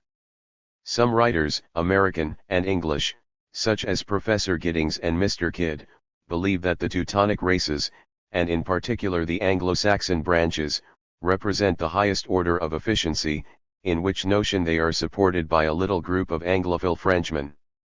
This genuine and confident conviction about social efficiency must be taken as the chief moral support of imperialism. Human progress requires the maintenance of the race struggle, in which the weakest races shall go under while the socially efficient races survive and flourish. We are the socially efficient race. So runs the imperialist argument. Now, thus closely stated, the meaning of the term socially efficient becomes evident. It is simply the antithesis of weak, and is equivalent to strong in the struggle of life. Taken at the first blush, it suggests admitted moral and intellectual virtues of some broad general kind, and is afterwards taken to imply such qualities. But applied in the present natural history sense, it signifies nothing more or less than capacity to beat other races, who, from their failure, are spoken of as lower. It is merely a repetition of the phrase survival of the fittest, the meaning of which is clear when the question is put, fittest to do what, and the answer follows, fittest to survive. It is true that social efficiency seems to imply much more than mere fighting capacity in war and trade, and, if we were to take into account all qualities which go to make a good society, we should include much more, but from our present natural history standpoint it is evident that these must be excluded, and only those included which aid directly in the struggle. Giving, then, the proper value to the terms, it simply comes to this. In the history of man, as throughout nature, stronger races have continually trampled down, enslaved, and exterminated other races. The biologist says, this is so rooted in nature, including human nature, that it must go on. He adds, it has been the prime condition and mode of progress in the past, therefore it is desirable it should go on. It must go on, it ought to go on. So easily we glide from natural history to ethics, and find in utility a moral sanction for the race struggle. Now, imperialism is nothing but this natural history doctrine regarded from the standpoint of one's own nation. We represent the socially efficient nation, we have conquered and acquired dominion and territory in the past, we must go on, it is our destiny, one which is serviceable to ourselves and to the world, our duty. Thus, emerging from natural history, the doctrine soon takes on a large complexity of ethical and religious finery, and we are wafted into an elevated atmosphere of imperial Christianity, a mission of civilization, in which we are to teach the arts of good government and the dignity of labor. 2. That the power to do anything constitutes a right and even a duty to do it, is perhaps the commonest, the most natural of temperamental fallacies. Even Professor Pearson does not avoid it, when, after an able vindication of the necessity of intra-race selection and of race struggle, he speaks of our right to work the unutilized resources of Earth, be they in Africa or in Asia. 1. This belief in a divine right of force, which teachers like Carlyle, Kingsley, Ruskin did so much to foster, is primarily responsible for the transmutation of a natural history law into a moral enthusiasm. Elsewhere I have dwelt with so much insistence on the more sordid and calculating motives which direct imperialism that I am anxious here to do justice to the nobler aspects of the sentiment of imperialism, interpreted through a naive rendering of science into a gospel of arduous chivalry. Such a revelation is conveyed in the charming nature and buoyant career of Hubert Hervey, of the British South African Chartered Company, as rendered by his fellow adventurer, Earl Grey. In his career we have imperialism at its best in action, and what is better for our purpose, a most ingenious and instructive attempt to set forth the gist of the imperialist philosophy. Probably everyone would agree that an Englishman would be right in considering his way of looking at the world and at life better than that of the Maori or Hottentot, and no one will object in the abstract to England doing her best to impose her better and higher view on those savages. But the same idea will carry you much farther. In so far as an Englishman differs in essentials from a Swede or Belgian, he believes that he represents a more perfectly developed standard of general excellence. Yes, and even those nations nearest to us in mind and sentiment, German and Scandinavian, we regard on the whole as not so excellent as ourselves, comparing their typical characteristics with ours. Were this not so, our energies would be directed to becoming what they are. Without doing this, however, we may well endeavor to pick out their best qualities and add them to ours, believing that our compound will be superior to the foreign stock. It is the mark of an independent nation that it should feel thus. How far such a feeling is, in any particular case, justified, history alone decides. but it is essential that each claimant for the first place should put forward his whole energy to prove his right. This is the moral justification for international strife and for war, and a great change must come over the world and over men's minds before there can be any question of everlasting universal peace, or the settlement of all international differences by arbitration. More especially must the difficulty caused by the absence of a generally recognized standard of justice be felt in the case of contact between civilized and uncivilized races. Is there any likelihood of the gulf between the white and the black man being bridged within any period of time that we can foresee? Can there be any doubt that the white man must, and will, impose his superior civilization on the colored races? The rivalry of the principal European countries in extending their influence over other continents should lead naturally to the evolution of the highest attainable type of government of subject races by the superior qualities of their rulers. 1. Here is the undiluted gospel of imperialism, the fact of physical struggle between white races, the fact of white subjugation of lower races, the necessity based upon these facts, the utility based upon the necessity, and the right or duty upon the utility. As a revelation of the purer spirit of imperialism, it is not to be bettered. The Englishman believes he is a more excellent type than any other man, he believes that he is better able to assimilate any special virtues others may have, he believes that this character gives him a right to rule which no other can possess. Mr. Hervey admits that the patriotic Frenchman, the German, the Russian feels in the same way his sense of superiority and the rights it confers on him, so much the better, for this cross-conviction and these cross-interests intensify the struggle of white races, and ensure the survival and progressive fitness of the fittest. So long as we regard this imperialism exclusively from the standpoint of the English, or any other single nation, its full rationale escapes us. It is essential to the maintenance of the struggle of nations, which is to quicken vigor and select the fittest or most efficient, that each competitor shall be stimulated to put forth his fullest effort by the same feelings regarding the superiority, the destiny, the rights, and imperial duties of his country as the English imperialist entertains regarding England. And this is just what we seem to find. The Englishman is genuinely confident in the superior fitness of England for any work she may essay in the civilization of the world. This is the supreme principle of the imperialist statesman, so well expressed in Lord Rosebery's description of the British Empire as the greatest secular agency for good the world has ever seen, and in Mr. Chamberlain's conviction one that the Anglo-Saxon race is infallibly destined to be the predominant force in the history and civilization of the world. Of the superior competence of Englishmen for all purposes of government, quite irrespective of climatic, racial, or any other conditions, there is no touch of doubt in the average man. Why, I suppose you imagine we could undertake to govern France better than Frenchmen can govern her. I heard put as an ironical poser in a discussion on British capacity. The triumphant retort, "Why, of course I do," was no rhetorical paradox, but a perfectly genuine expression of the real conviction of most Englishmen. Now, the French chauvinist, the German colonialist, the Russian panslavist, the American expansionist, entertain the same general conviction, with the same intensity, regarding the capacity, the destiny, the rights of their own nation.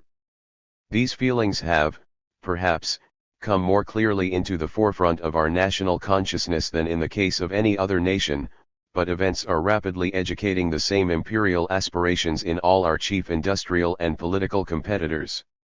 In our own day Victor Hugo declares France the savior of nations, and bursts out, "Non, France, l'univers a besoin que tu vives. Gele Redis, la France est un besoin de hommes." Villeray, echoing the illustrious Gioberti, claims for Italy the primacy among nations.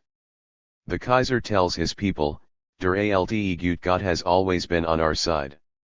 M. Pobiedonostsev points to the freedom of Russia from the shibboleths of a decadent civilization, and looks to the young and vigorous Slavonic stock as the residuary legatee of the treasures and conquests of the past. The Americans are not less confident than in the days of Martin Chuzzlewit that it is their mission to run this globe one. Nor are these barren sentiments, In various parts of the world they have inspired young soldiers, politicians, and missionaries to a practical direction of the resources of France, Germany, Italy, Russia, the United States towards territorial expansion. We are now in a position to restate and test the scientific basis of imperialism regarded as a world policy.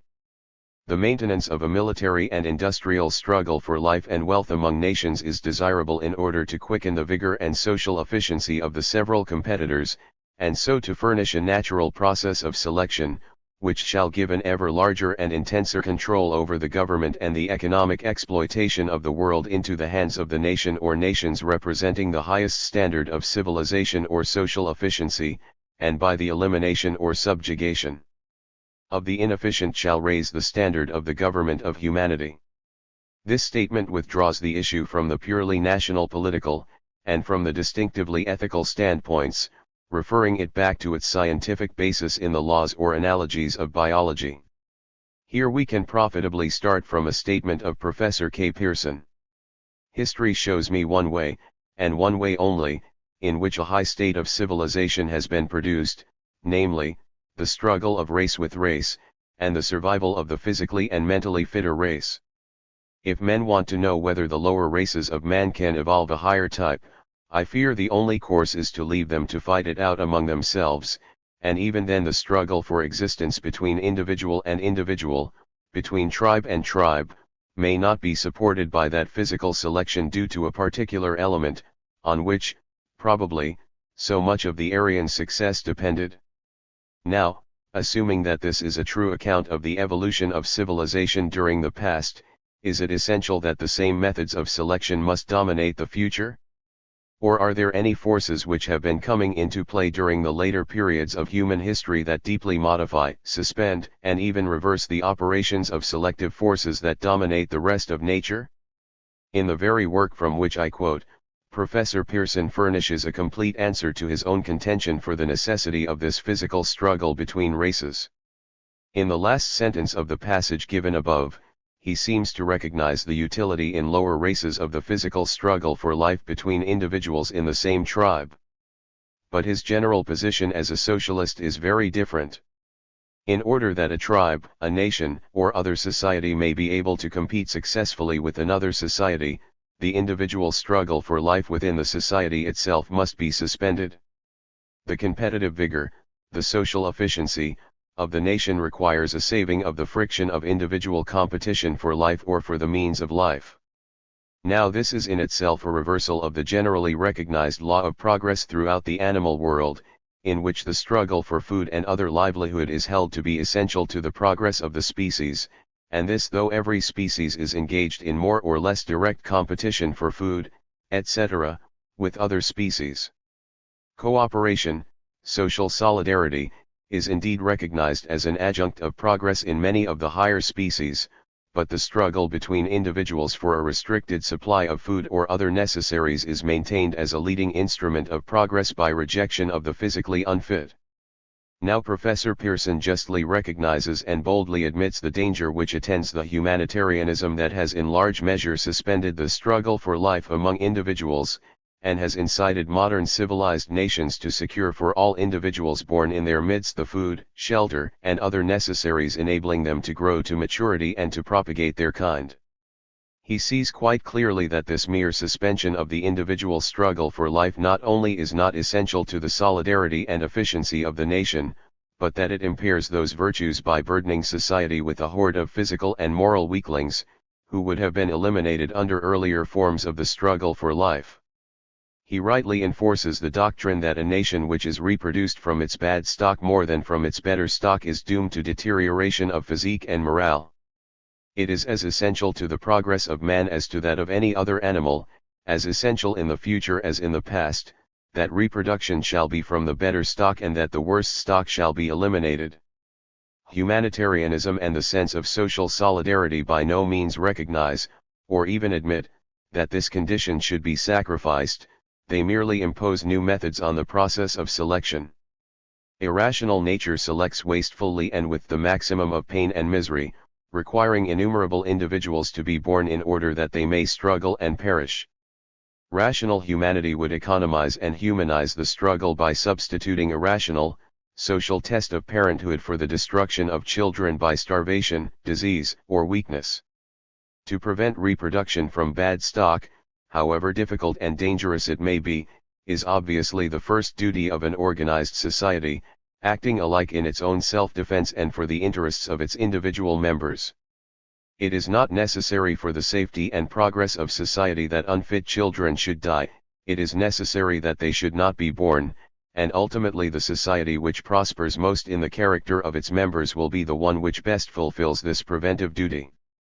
Yet, when Professor Pearson passes from a society of individuals to the society of nations, which we call humanity, he insists upon retaining the older, cruder, irrational method of securing progress, the primitive struggle for physical existence. Why? If it is profitable and consistent with progress to put down the primitive struggle for life among individuals with one another, the family and tribal feuds which survive even in fairly developed societies, and to enlarge the area of social internal peace until it covers a whole nation, may we not go farther and seek, with hope, to substitute international peace and cooperation, first among the more civilized and more nearly related nations, and finally throughout the complete society of the human race? If progress is helped by substituting rational selection for the struggle for life within small groups, and afterwards within the larger national groups, why may we not extend the same mode of progress to a federation of European states, and finally to a world federation? I am not now concerned with the grave practical difficulties besetting such an achievement, but with the scientific theory. Although a certain sort of individual efficiency is sacrificed by repressing private war within a tribe or nation, it is rightly judged that the gain in tribal or national unity and efficiency outweighs that loss. May not a similar biological and rational economy be subserved by substituting government for anarchy among nations? We admit that a nation is strengthened by putting down internecine tribal warfare. What finality attaches to the arbitrary social group we term a nation, which obliges us to reverse the economy applicable to tribes when we come to deal with nations? Two objections are raised against this idea of internationalism. One is historical in its nature. It consists in a denial that a society of nations does or can exist at the present time or in any future which concerns us. The physical and psychical relations which exist between nations, it is urged, have no real analogy with those existing between individuals or tribes within a nation. Society is dependent on a certain homogeneity of character, interests, and sympathies of those who form it. In the ancient world this was seldom found of sufficient strength save among close neighbors, and the city-state was the true social type. The actual and positive relations of these city-states with one another were commonly those of war, modified by transitory compacts, which rarely led them into any truly national unity. In such a condition close-welded cooperation of citizens was essential as a condition of civic survival and progress, and a struggle for life between the several city-states was a means of progress in accordance with the biological law. The nation-state stands now where the city-state stood in ancient Greece or medieval Italy. There remains the same historical and even ethical necessity to retain the struggle between nations now as to retain the intercivic struggle in earlier times. Social psychologists attempt to fortify this position by laying emphasis upon the prime psychical condition of a national life. The possible area of a genuine society, a nation, is determined by the extension of a consciousness of kind, an ethical like-mindedness. One this may be applied as a limiting condition by a Little Englander or as an expansive principle to justify imperial expansion, according to the quantity and quality of like-mindedness taken as the basis of social unity in a nation or an empire. The most precise statement of this doctrine in its application as a barrier to ethical and political internationalism is that of Dr. Bosanquet. The nation-state is the widest organization which has the common experience necessary to found a common life. 2. He carries the finality of the national type of society so far as virtually to repudiate the ethical fact and the utility of the conception of humanity. According to the current ideas of our civilization, a great part of the lives which are being lived and have been lived by mankind are not lives worth living, in the sense of embodying qualities for which life seems valuable to us. This being so, it seems to follow that the object of our ethical idea of humanity is not really mankind as a single community. Putting aside the impossibilities arising from succession in time, we see that no such identical experience can be presupposed in all mankind as is necessary to effective membership of a common society and exercise of a general will. One, though a subtle qualification follows, based on the duty of states to recognize humanity, not as a fact but as a type of life, and in accordance with it to recognize and deal with the rights of alien individuals and communities. The real upshot of this line of thought is to emphasize the ethical self-sufficiency of a nation and to deny the validity of any practical standard of the conduct of nations towards one another, at any rate so far as the relations between higher and lower, or Eastern and Western, nations are concerned. This view is stoutly supported by some sociologists and statesmen from the juridical standpoint.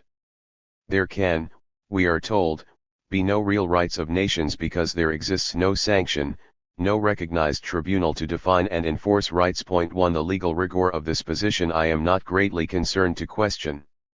It may here suffice to say that the maintenance under ordinary conditions of treaty relations, international credit and exchange, a common postal, and within narrower limits, a common railway system, not to mention the actual machinery of conventions and conferences for concerted international action, and the whole unwritten law of war and international courtesies, embassies, consulates, and the like, all these things rest upon a basis of recognition of certain reciprocal duties, the neglect or violation of which would be punished by forfeiture of most favored nations' treatment in the future, and by the reprobation and the possibly combined intervention of other states. 3. We have here at least a real beginning of effective international federation, with the rudiments of legal sanction for the establishment and enforcement of rights.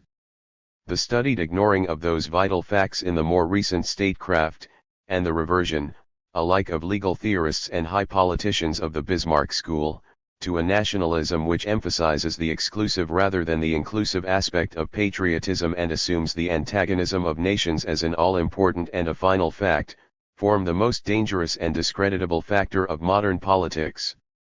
This conduct in politics we have already in part explained in our analysis of the economic driving forces that exhibit certain sectional interests and orders within the nation usurping the national will and enforcing their private advantages, which rest upon international antagonism, to the detriment of the national advantage, which is identical with that of other nations. This obstinate halt in the evolution of such relations at the limit of political nationality now reached will be recognized as the most difficult of all present political phenomena for the future historian to explain. The community of interests between nations is so great, so multifarious, and so obvious, the waste, pain, and damage of conflicts so gross and palpable, that to those who do not understand the strong sectional control in every modern state it may well appear that some natural barriers, race, boundaries, or color make any real extension of society outside the area of nationality impossible. But to ascribe finality to nationalism upon the ground that members of different nations lack the common experience necessary to found a common life is a very arbitrary reading of modern history. Taking the most inward meaning of experience, which gives most importance to the racial and traditional characters that mark the divergences of nationality, we are obliged to admit that the fund of experience common to peoples of different nationality is growing with great rapidity under the numerous, swift, and accurate modes of intercommunication which mark the latest phases of civilization. It is surely true that the dwellers of large towns in all the most advanced European states, an ever-growing proportion of the total population, have, not merely in the externals of their lives, but in the chief formative influences of their reading, their art, science, recreation, a larger community of experience than existed a century ago among the more distant members of any single European nation, whether dwelling in country or in town. Direct intercommunication of persons, goods, and information is so widely extended and so rapidly advancing that this growth of the common experience necessary to found a common life beyond the area of nationality is surely the most mark-worthy feature of the age. Making, then, every due allowance for the subjective factors of national character which temper or transmute the same external phenomena, there surely exists, at any rate among the more conscious and more educated sections of the chief European nations, a degree of true like-mindedness, which forms the psychical basis of some rudimentary internationalism in the field of politics. Indeed, it is curious and instructive to observe that while some of those most insistent upon like-mindedness and common experience, as the tests of a true social area, apply them in defense of existing nationalities and in repudiation of attempts to absorb alien nationalities, others, like Professor Giddings, apply them in the advocacy of expansion and imperialism. Surely there is a third alternative to the policy of national independence on the one hand, and of the right of conquest by which the more efficient nation absorbs the less efficient nation on the other, the alternative of experimental and progressive federation, which, proceeding on the line of greatest common experience, shall weave formal bonds of political attachment between the most like-minded nations, extending them to others as common experience grows wider, until an effective political federation is established, comprising the whole of the civilized world, i.e. all those nations which have attained a considerable fund of that common experience comprised under the head of civilization.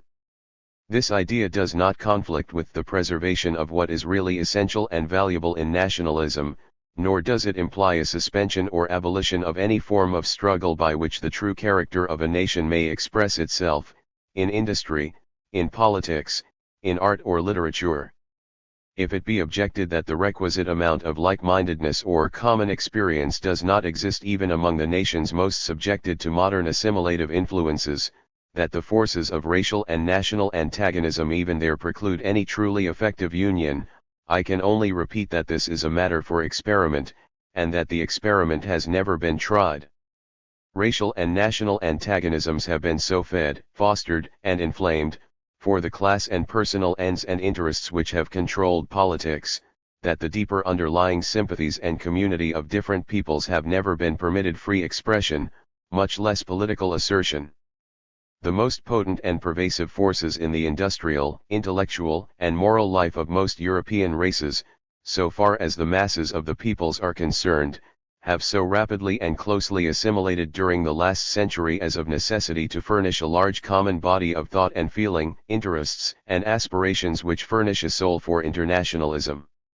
The main economic conditions affecting the working life of the masses of the peoples, both in town and country, on the one hand, the matter and methods of education through the school, the church, the press upon the other, show features of similarity so much stronger and more numerous than those of difference as to make it a safe assertion that the peoples of Europe are far closer akin in actual interests than their governments, and that this common bond is already so strong as to furnish a solid and stable foundation for political federal institutions, if only the obstruction of class governments could be broken down and the real will of the people set in the seat of authority.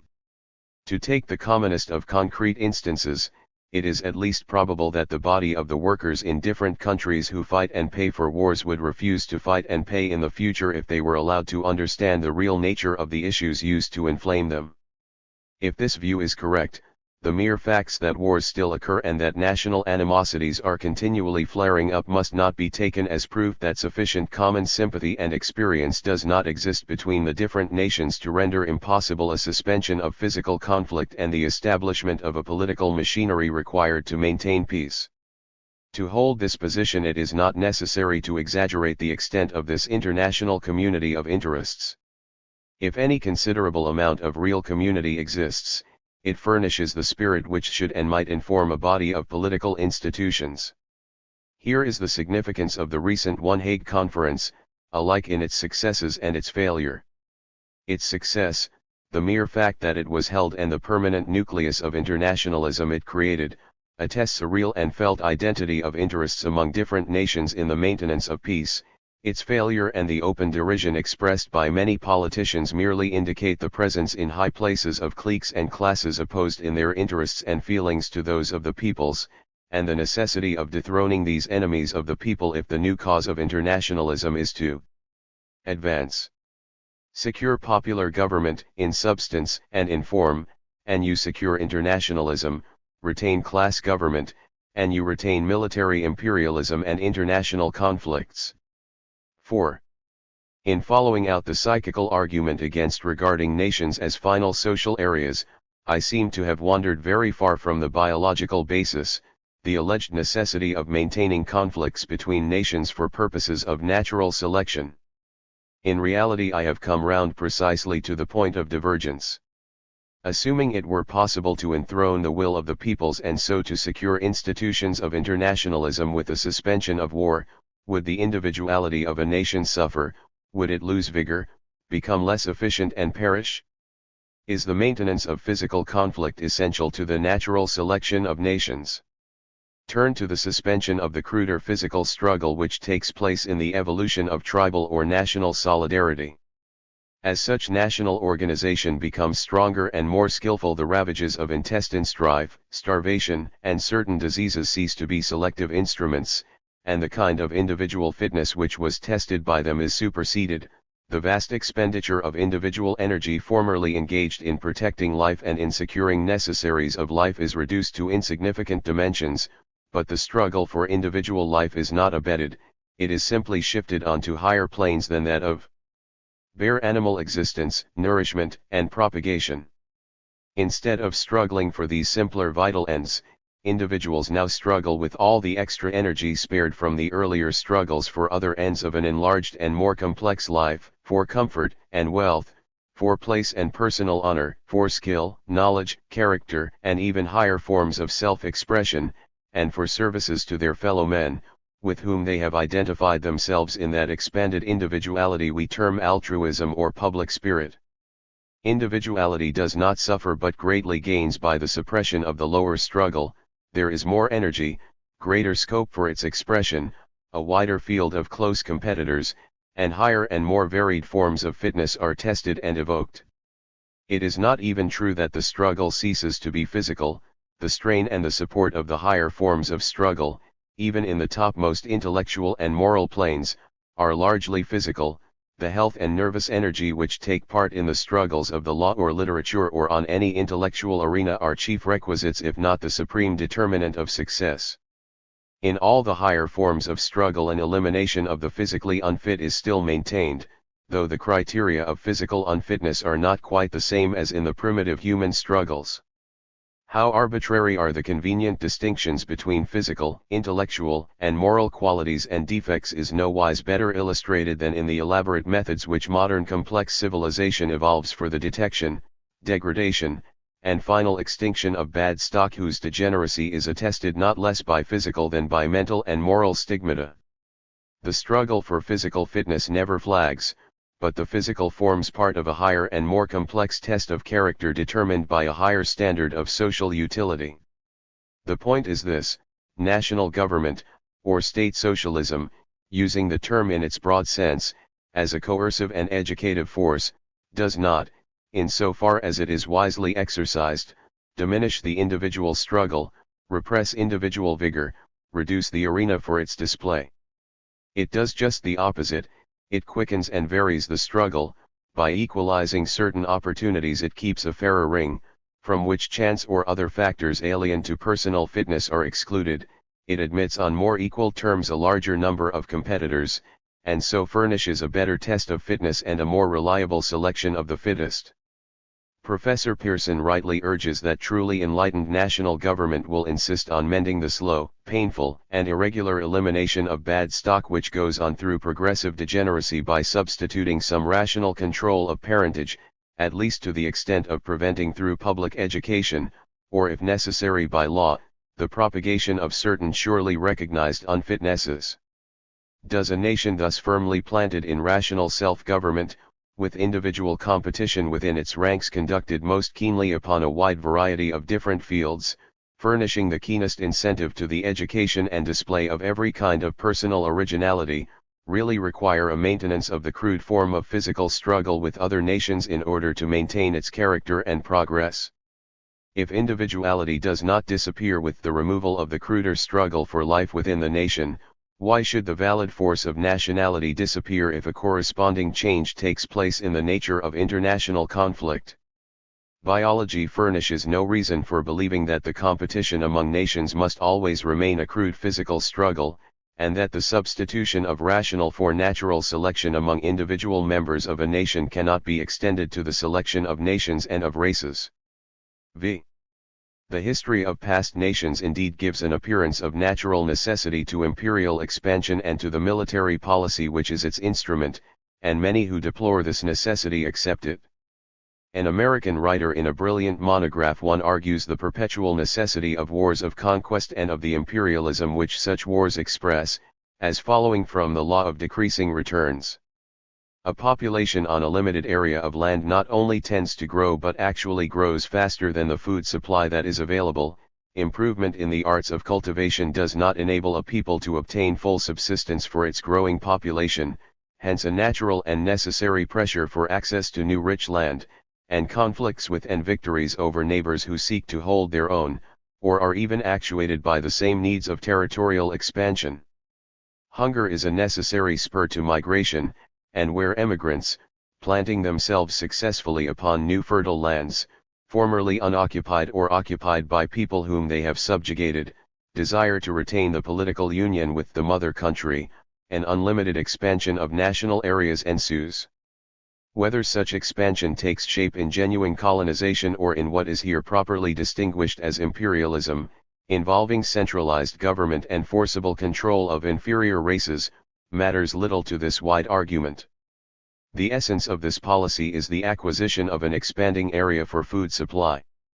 A nation with growing population must either send a constant flow of population into other lands to grow food for themselves, or, failing this, it must produce at home an ever-growing surplus of manufactures which evade the law of decreasing returns and find markets for them, so as to obtain payment in food from foreign lands, which, in their turn, are thus forced more quickly to experience the pinch of the same natural law.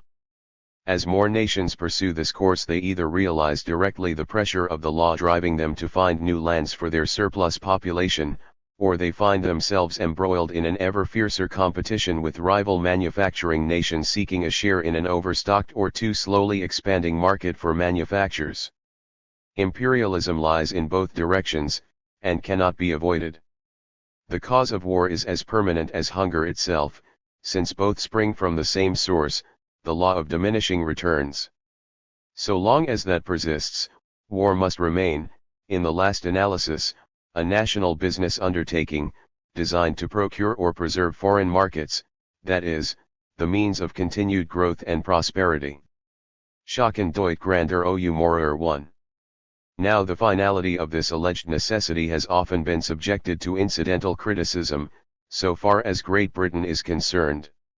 Imperialism, it has been shown, is not in fact necessitated in order to obtain by trade an increased food supply which should keep pace with the growth of British population, nor has it chiefly been engaged in forwarding such trade, still less is it engaged in finding land upon which our surplus population may subsist and multiply.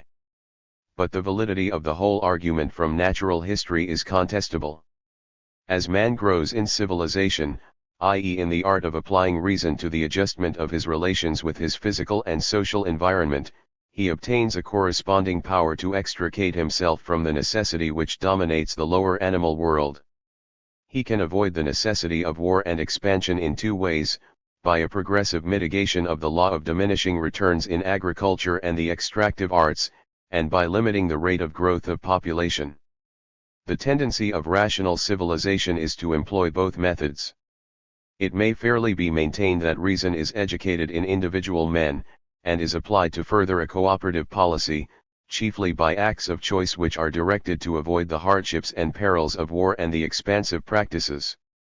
In animal life, and in man just so far as he resembles other animals, war and extension of territory form the only means of providing for a growth of population which is determined by a mere interaction of sexual instincts and physical conditions of environment. But from very early times this dominion of irrational forces, which finds direct expression in the law of diminishing returns, is qualified by two sets of checks. On the one hand, improvements in agriculture and the beginnings of trade increase the quantity of human life which a given piece of land is able to support. On the other, customs relating to marriage and maintenance of children, often of a degraded character, such as exposure or infanticide, are added to the natural checks upon increase of population. Both forces represent the crude beginnings of reason or conscious human policy in its struggle to overcome the play of the non-rational forces of nature.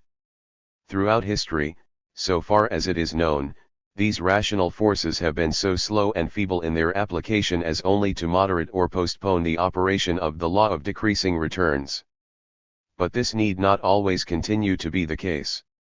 There is some ground to believe that both sets of rational checks may in the future be amply adequate to suspend or overcome the limitations of matter so far as the food supply of a nation on a given area is concerned. Progress in agriculture even of the most progressive nations of the past was very slow. Modern science, which has achieved such marvels in revolutionizing the manufacturing and transport industries, is beginning more and more to concentrate its power on agriculture in such wise that the pace of progress in this art may be vastly accelerated. When the sciences of agricultural chemistry and botany are adequately reinforced by mechanics, scientific method being duly guided and enriched by garnering the empirical wisdom of great agricultural races whose whole practical genius has been centered for countless ages on minute cultivation, like the Chinese, and when to such improved knowledge of agricultural arts is added a perfection of cooperative labor for those processes where this yields a true economy, the possibilities of intensive cultivation are virtually unlimited. These new conditions of a national policy of agriculture are themselves so important as to make it easily conceivable that a nation keenly set upon utilizing them might for a long time to come reverse the operation of the law of diminishing returns, extracting from its own proper lands an increasing stock of food to meet its natural growth of population without a more than proportionate increase of labor engaged in agriculture. In face of recent experiments in intensive and scientific agriculture and the practical substitution of skilled gardening for unskilled farming, it is impossible to deny that such a triumph of the laws of mind over the laws of matter is probable in the most highly intelligent peoples. There are already manifested throughout Britain certain signs of such a set towards agriculture as took place in England during the middle of the 18th century and led them to relatively great improvements in crop growing and stock breeding. If a brief fashion and sportive interest on the part of a small well-to-do class could then produce what is not wrongly described as an agricultural revolution, what might not be achieved now by vastly greater numbers, capital, and intelligence directed in a public policy and wielding the accumulated knowledge of modern science? Many causes consciously contribute towards such a brilliant revival of British agriculture. The growing sense of the hygienic and military perils which attend a nation of town dwellers, whose powers of forcible resistance are impaired in just proportion as their dependence upon precarious foreign supplies of food increases, is driving the issue of restoring a people to the land into the forefront of politics. Modern scientific transport, hitherto centripetal in its main economy, now seems to tend more to become centrifugal, while the wider spread of culture does something, and may do much, to cause a moral and aesthetic revolt against the life and work of towns. A careful and drastic system of land reform which should aim at the net economy of individual enterprise and cooperative aid for agriculture is of course in Great Britain a prior condition to all rapid and effective progress. All these conditions are within the power of man, and belong to rational policy. Once secured, it is at least probable that private incentives to gain, bringing brain and capital to bear upon the land, might in this or any other industrial country produce so vast an increase of the productiveness of the soil as to destroy completely all speciousness which history attaches to the necessity of expansion for purposes of food supply. It is not necessary here to discuss the part played respectively by public policy and private initiative in the development of this economy of intensive cultivation. It is sufficient to insist that it furnishes the larger half of a complete answer to the alleged natural necessity of expansion. The other half has reference to a rational control of the growth of population, which must in any sound national economy tend more and more to replace the wasteful and cruel prodigality which nature unchecked by reason here as elsewhere displays. However difficult it may be, rational control of the quantity and quality of population is quite essential to the physical and moral progress of a species which has striven successfully to suspend or stay the cruel and wasteful checks which disease, famine, pestilence, internecine warfare, and early savage usages employed in the struggle for existence. To stay the natural checks, and to refuse to substitute rational checks, is to promote not merely the unrestricted growth of population, but the survival and multiplication of the physically and morally unfit, the least effective portion of the population, which is able to be born, reared, and to propagate its kind. How far the operation of the great public policy of preventing the propagation of certain definite forms of unfitness can best be left to the free play of individual interest and discretion, illuminated by the growing knowledge of biological science, or how far such private determination must be reinforced by public pressure, is a matter with which we need not here concern ourselves. But there is every reason to believe that both quantitative and qualitative checks upon the natural growth of population are already operative in modern civilized communities, that they are already appreciably affecting the general growth of population, and that their operation is likely to continue in the future. With the spread of biological and moral education, the methods of moderating the growth of population may be expected to come more truly rational, and in particular the increasing economic liberty and enlightenment of women will contribute to the efficacy of this reasonable self-restraint. This second check upon the false necessity assigned to the law of decreasing returns is not unrelated to the first. It is, in fact, its true complement. Taken by itself, the improvement in methods of obtaining food might not suffice to do more than to postpone or hold in check for a period the law of limitation of the food supply obtainable from a national area. But if the same forces of human reason which substitute intensive for extensive cultivation of the soil are at work imposing the same substitution in the cultivation of the species, checking the merely quantitative increase in order to secure a higher quality of individuation, this mutual reinforcement may secure the triumph of rational policy over the untamed forces of natural history. I have labored this issue at some length because it is required in order to bring home the distinctively rational character of that choice of national life against which imperialism sins so fatally. There is no natural necessity for a civilized nation to expand the area of its territory, in order either to increase its production of food and other forms of material wealth, or to find markets for its increased products. Progress, alike for the nation and for the individual, consists in substituting everywhere an intensive or qualitative for an extensive or quantitative economy. The low-skilled farmer is given to spread his capital and labor over a large area of poorly cultivated land. Wherever a large quantity of free or cheap land is available, the skilled, competent farmer obtains a larger net return by concentrating his productive power upon a smaller area scientifically cultivated, recognizing that the best use of his productive resources imposes a limit on the size of his farm. So with the economy of national resources, the craving and the necessity of expansion are signs of barbarism. As civilization advances and industrial methods become more highly skilled and better differentiated, the need for expansion of territory is weakened. The progress of the nation concerns itself more and more with the intensive or qualitative development of its national resources. Size of territory can never be eliminated as a condition of progress, but it becomes relatively less important with each step from barbarism to civilization, and the idea of indefinite expansion as necessary or good is opposed to reason and sane policy. This was recognized by the most profound of ancient thinkers. There is, wrote Aristotle, a certain degree of greatness fit for states as for all other things, living creatures, plants, instruments, for each has its proper virtue and faculty, when neither very little nor yet excessively great one, that the tendency has ever been to excess is the commonplace of history. The true greatness of nations has been educated by the concentrated skill in the detailed development of limited national resources which the contracted area of the state has developed in them. It is to the burning vitality of compact, independent nations, the strong heart in the small body, to Judea and to Athens, to Rome the Republic, to the free cities of Italy, Germany, and Flanders, to France, to Holland, and to England the island, that we owe the highest achievements in the things that make life most worth living. 1. If imperial expansion were really nothing other than a phase of the natural history of a nation, it would be as idle to protest against it as to argue with an earthquake. But the policy of civilized states differs from that of uncivilized states in resting more largely upon deliberate conscious choice, partaking more definitely of the character of conduct.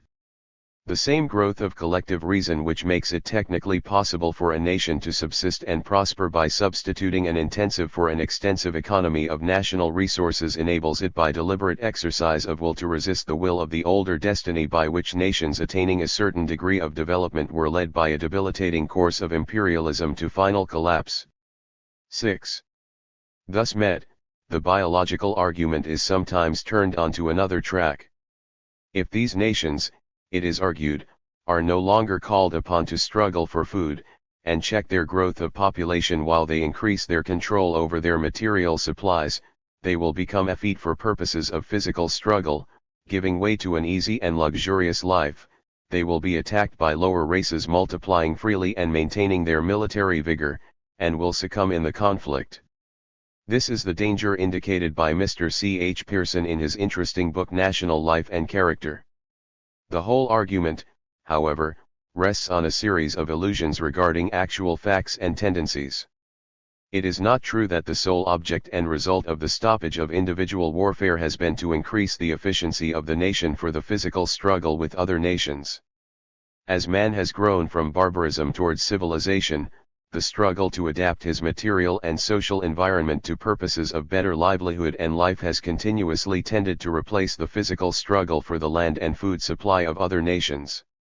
This is precisely the triumph of intensive over extensive cultivation. It implies a growing disposition to put that energy which formerly went to war into the arts of industry, and a growing success in the achievement. It is the need of peaceful, steady, orderly cooperation for this work, as the alternative to war, and not the needs of war itself, that furnishes the prime motive towards a suspension of internecine struggles, at any rate in most societies. This is a matter of pivotal importance in understanding social evolution.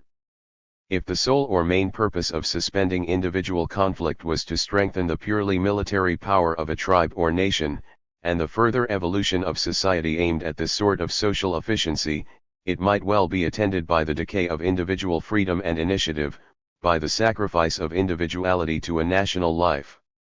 The fact that this result has not occurred, that in modern civilized nations there exist far more individual freedom, energy, and initiative than in more primitive societies, attests the truth that military efficiency was not the first and sole object of social organization. In other words, the tendency of growing civilization on the national scale has been more and more to divert the struggle for life from a struggle with other nations to a struggle with environment, and so to utilize the fruits of reason as to divert a larger and larger proportion of energy to struggles for intellectual, moral, and aesthetic goods rather than for goods which tax the powers of the earth, and which, conforming to the law of diminishing returns, are apt to bring them into conflict with other nations. As nations advance towards civilization, it becomes less needful for them to contend with one another for land and food to support their increasing numbers, because their increased control of the industrial arts enables them to gain what they want by conquering nature instead of conquering their fellow men. This truth does not indeed disclose itself readily with its full brilliancy to the eyes of modern civilized peoples, whose greed for foreign wealth and foreign lands seems as fruitful a source of war as in more primitive times. The illusion that it is necessary and advantageous to fight for new territory and distant markets, while leaving most imperfectly developed the land and markets of their own nation, is slow to be dispelled. Its sources have been already explored. It has been traced to the dominance of class interests in national politics. Democracy alone, if it be attainable, will serve to fasten on the national mind the full economy of substituting the inner struggle with the natural environment for the outer struggle with other nations. If, as seems possible, the civilized white nations, gradually throwing off the yoke of class governments whose interests make for war and territorial expansion, restrict their increase of population by preventing reproduction from bad stock, while they devote their energies to utilizing their natural resources, the motives of international conflict will wane, and the sympathetic motives of commerce and friendly intercourse will maintain permanent peace on a basis of international union. Such a national economy would not only destroy the chief motives of war, it would profoundly modify the industrial struggle in which governments engage. Democracies chiefly concerned with developing their own markets would not need to spend men and money in fighting for the chance of inferior and less stable foreign markets. Such rivalry as was retained would be the rivalry not of nations but of individual manufacturers and merchants within the nation. The national aspect of industrial warfare, by tariffs and bounties and commercial treaties, would disappear. For the dangers and hostilities of national commercial policies are due, as we have seen, almost entirely to the usurpation of the authority and political resources of the nations by certain commercial and financial interests. Depose these interests, and the deep, true, underlying harmonies of interest between peoples, which the prophets of free trade dimly perceived, will manifest themselves, and the necessity of permanent industrial warfare between nations will be recognized as an illusion analogous in nature and origin to the illusion of the biological necessity of war. The struggle for life is indeed a permanent factor in social progress. Selection of the physically fit is a necessity, but as men become more rational they rationalize the struggle, substituting preventive for destructive methods of selection, and raising the standard of fitness from a crudely physical robustness to one which maintains physical endurance as the raw material of higher psychical activities. Thus, while men no longer fight for food, their personal fitness is maintained, the struggle and the fitness are both raised to a higher plane. If this can take place in the struggle of individuals, it can take place in the struggle of nations. The economy of internationalism is the same as that of nationalism.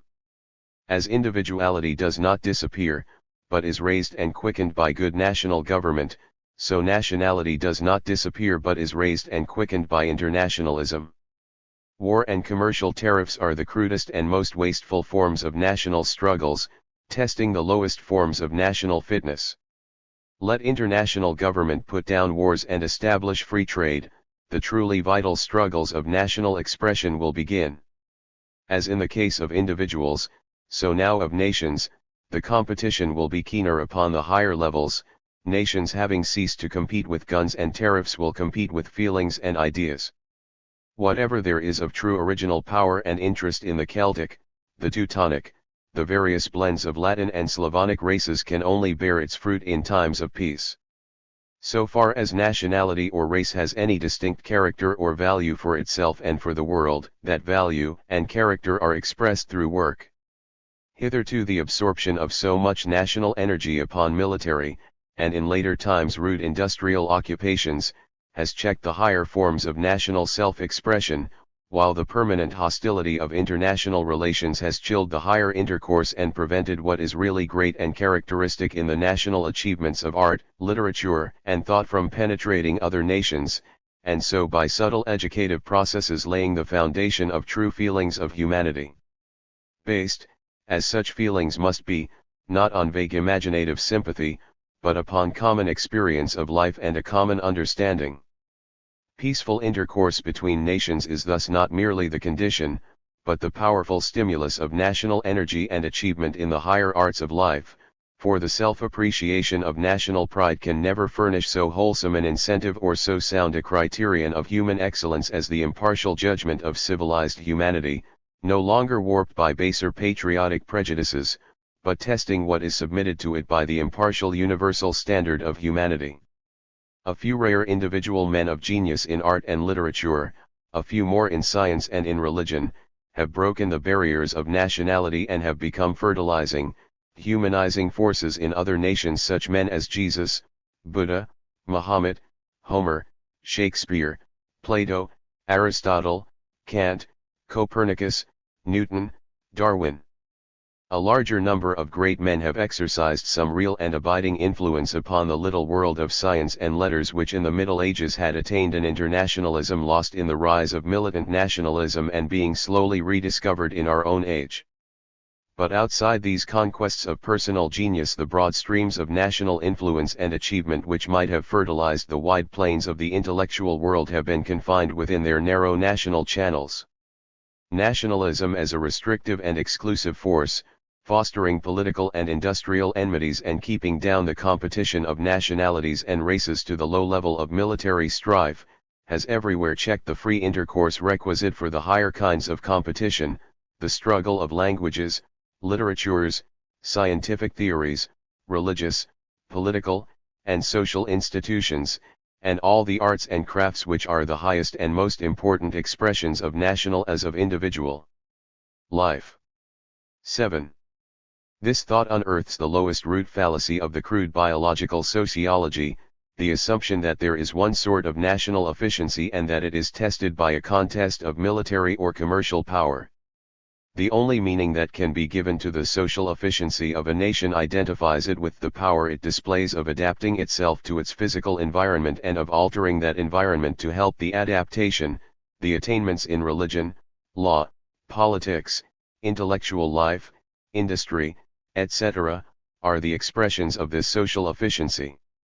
Bearing this in mind, it is evident that for concrete purposes of comparison there are many kinds of social efficiency, and that the notion that civilization is a single beaten track, upon which every nation must march, and that social efficiency, or extent of civilization, can be measured by the respective distances the nations have gone, is a mischievous delusion.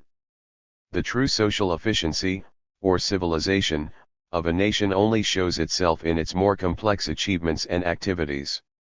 The biologist who understood his science would recognize that a true test of the efficiency of nations demanded that the conflict of nations should take place not by the more primitive forms of fight and the ruder weapons in which nations are less differentiated, but by the higher forms of fight and the more complex intellectual and moral weapons which express the highest degree of national differentiation.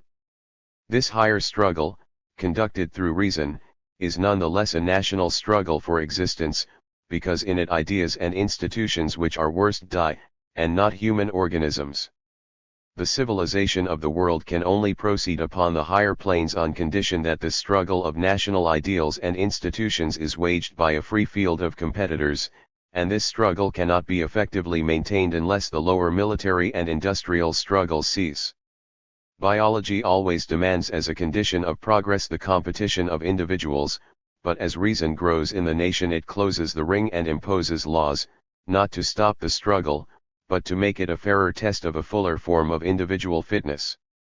Biology demands as a condition of world progress that the struggle of nations or races continue, but as the world grows more rational it will in similar fashion rationalize the rules of that ring, imposing a fairer test of forms of national fitness.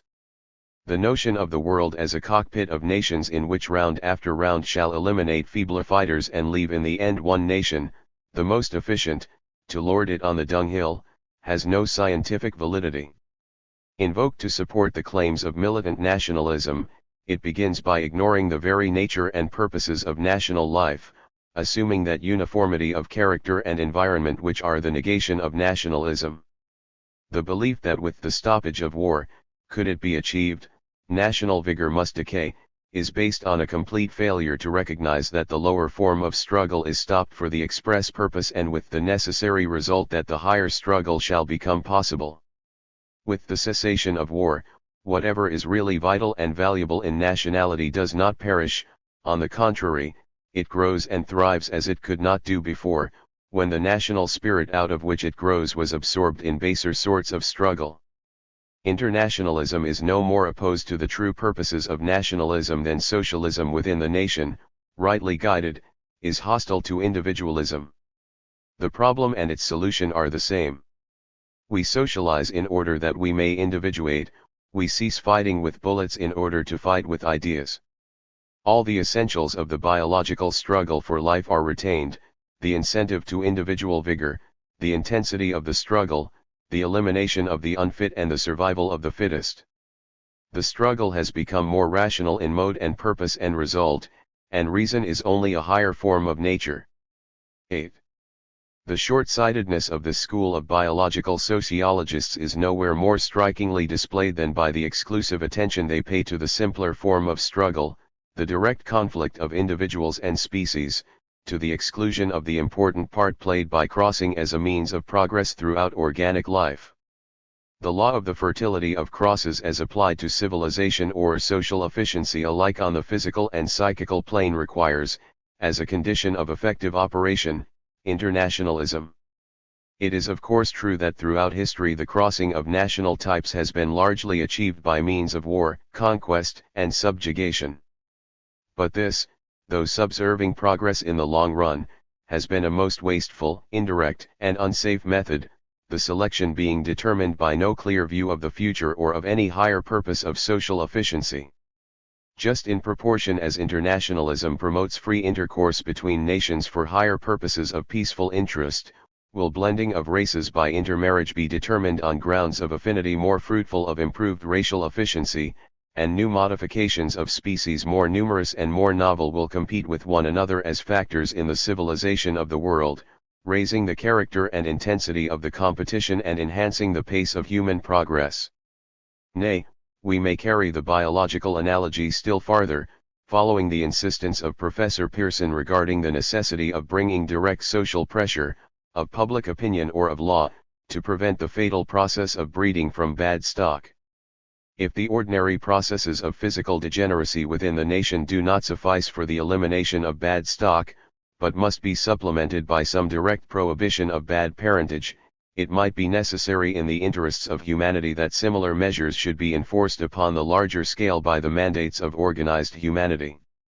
As lower individuals within a society perish by contact with a civilization to which they cannot properly assimilate themselves, so lower races in some instances disappear by similar contact with higher races whose diseases and physical vices prove too strong for them. A rational stirpiculture in the wide social interest might, however, require a repression of the spread of degenerate or unprogressive races, corresponding to the check which a nation might place upon the propagation from bad individual stock. With the other moral and practical issues involved in such a proposal we need not here concern ourselves. Regarded exclusively from a biological standpoint, that course would seem to follow from the application of direct rational rejection of bad stock upon the smaller scale of national life. The importance of this consideration rests upon the fact that this rejection of unsound racial stock implies the existence of an international political organization which has put down war and has substituted this rational for the cruder national selection and rejection of races. Whether a nation or a society of nations will ever proceed as far as this, or, going farther, will attempt the fuller art of stirpiculture, encouraging useful crosses of families or races, may be matter of grave doubt, but if the maintenance and improvement of the national stock ever warranted such experiments, we are entitled to insist that logic would justify the application of the same rule in the society of nations. Again, while it is questionable how far the law of the utility of cross-fertilization is transferable from the world of physical organisms to the psychical realm in its literal bearing, the more general applicability cannot be disputed. That scientific theories, religious, social, and political arts and institutions gain by free, friendly, vital intercourse with other theories, arts, and institutions, undergoing serviceable accretions, excretions, and modifications, is a commonplace of intellectual life. Whether, therefore, we regard the contact of ideas and feelings and the arts they animate as a direct struggle for existence, in which the worse or falser perish and the better and truer survive, or as a friendly intercourse in which each selects and assimilates something from the others, internationalism is as essential to the efficiency of these processes as nationalism itself. It is only when we realize the true nature of this spread and fertilization of ideas, arts, and institutions, the riper fruits of the spirit of a nation, that we realize the legitimate as distinguished from the illegitimate expansion, the valid significance of empire. When nations compete to take one another's lives or land or trade, the dominion which the conqueror establishes has no element of permanence. Another turn of the military or commercial tide wipes out the victory and leaves scarce a ripple in the sands. But the influence exerted through acts of peace is more lasting, more penetrating, and more glorious. Shakespeare, Byron, Darwin, and Stevenson have done incomparably more for the influence of England in the history of the world than all the statesmen and soldiers who have won victories or annexed new provinces. Macaulay has well said it, "There is an empire exempt from all natural sources of decay. That empire is the imperishable empire of our art and our morals, our literature, and our law." This antagonism between the extensive empire and the intensive empire is not rhetorical, it is grounded upon biological necessities. The essential conditions of the lower struggle for the life and land and trade of others preclude the higher and more profitable competition of ideas by which the empire of the national mind is extended, it is not merely the economy of energy which determines that the national vigor cannot at the same time engage effectively in both struggles, but, far more important, the very nature of the lower struggle drives each nationality to feed upon itself in insolent, exclusive pride, inhibiting the receptivity of other nations. Effective internationalism is the only sound basis of competition and rational selection among nations. In the cruder form of the human struggle, accident, or numbers, or some primitive force or cunning, may secure the success of a people whose social efficiency is of a low order, impermanent and unproductive, while it stamps out or checks the growth of a people whose latent powers of achievement and capacities of progress are far superior. Only in proportion as racial or national selection is rationally guided and determined does the world gain security against such wastes and such calamities.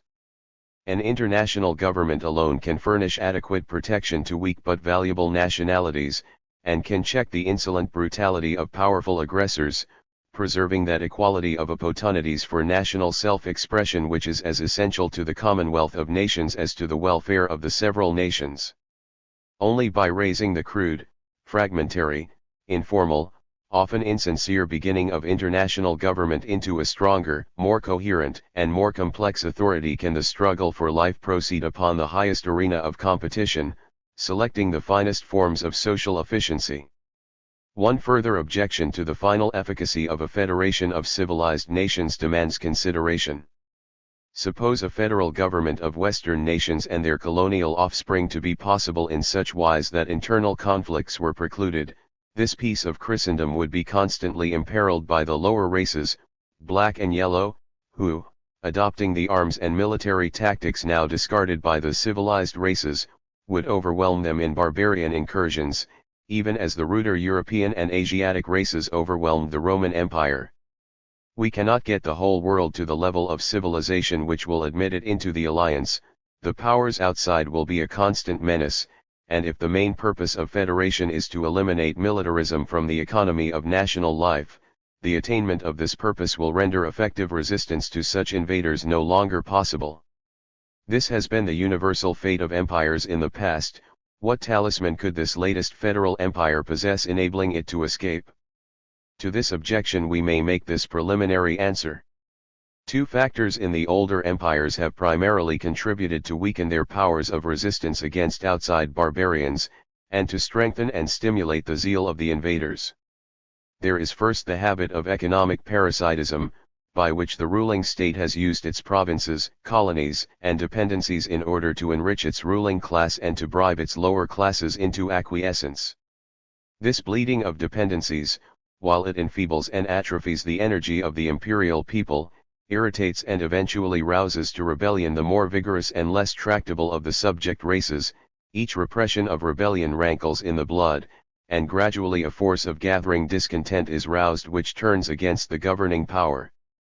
The second factor, related to the first, consists in that form of parasitism known as employment of mercenary forces. This is the most fatal symptom of imperial infatuation, whereby the oppressor at once deprives himself of the habit and instruments of effective self-protection and hands them over to the most capable and energetic of his enemies. This fatal conjunction of folly and vice has always contributed to bring about the downfall of empires in the past. Will it prove fatal to a federation of Western states? Obviously it will, if the strength of their combination is used for the same parasitic purposes, and the white races, discarding labor in its more arduous forms, live as a sort of world aristocracy by the exploitation of lower races, while they hand over the policing of the world more and more to members of these same races. These dangers would certainly arise if a federation of European states were simply a variant of the older empires, using a Pax Europaea for similar purposes and seeking to maintain it by the same methods as those employed under the so-called Pax Romana. The issue is a great one, furnishing, in fact, the supreme test of modern civilization. Is it possible for a federation of civilized states to maintain the force required to keep order in the world without abusing her power by political and economic parasitism? Chapter 3. Moral and Sentimental Factors. Analysis of the actual course of modern imperialism has laid bare the combination of economic and political forces which fashions it. These forces are traced to their sources in the selfish interests of certain industrial, financial, and professional classes, seeking private advantages out of a policy of imperial expansion, and using this same policy to protect them in their economic, political, and social privileges against the pressure of democracy. It remains to answer the question, why does imperialism escape general recognition for the narrow, sordid thing it is? Each nation, as it watches from outside the imperialism of its neighbors, is not deceived. The selfish interests of political and commercial classes are seen plainly paramount in the direction of the policy. So every other European nation recognizes the true outlines of British imperialism and charges us with hypocrisy in feigning blindness. This charge is false. No nation sees its own shortcomings. The charge of hypocrisy is seldom justly brought against an individual, against a nation never. Frenchmen and Germans believe that our zeal in promoting foreign missions, putting down slavery, and in spreading the arts of civilization is a false disguise conveniently assumed to cover naked national self-assertion. The actual case is somewhat different. There exists in a considerable though not a large proportion of the British nation a genuine desire to spread Christianity among the heathen, to diminish the cruelty and other sufferings which they believe exist in countries less fortunate than their own, and to do good work about the world in the cause of humanity. Most of the churches contain a small body of men and women deeply, even passionately, interested in such work, and a much larger number whose sympathy, though weaker, is quite genuine. Ill-trained for the most part in psychology and history, these people believe that religion and other arts of civilization are portable commodities which it is our duty to convey to the backward nations, and that a certain amount of compulsion is justified in pressing their benefits upon people too ignorant at once to recognize them. Is it surprising that the selfish forces which direct imperialism should utilize the protective colors of these disinterested movements?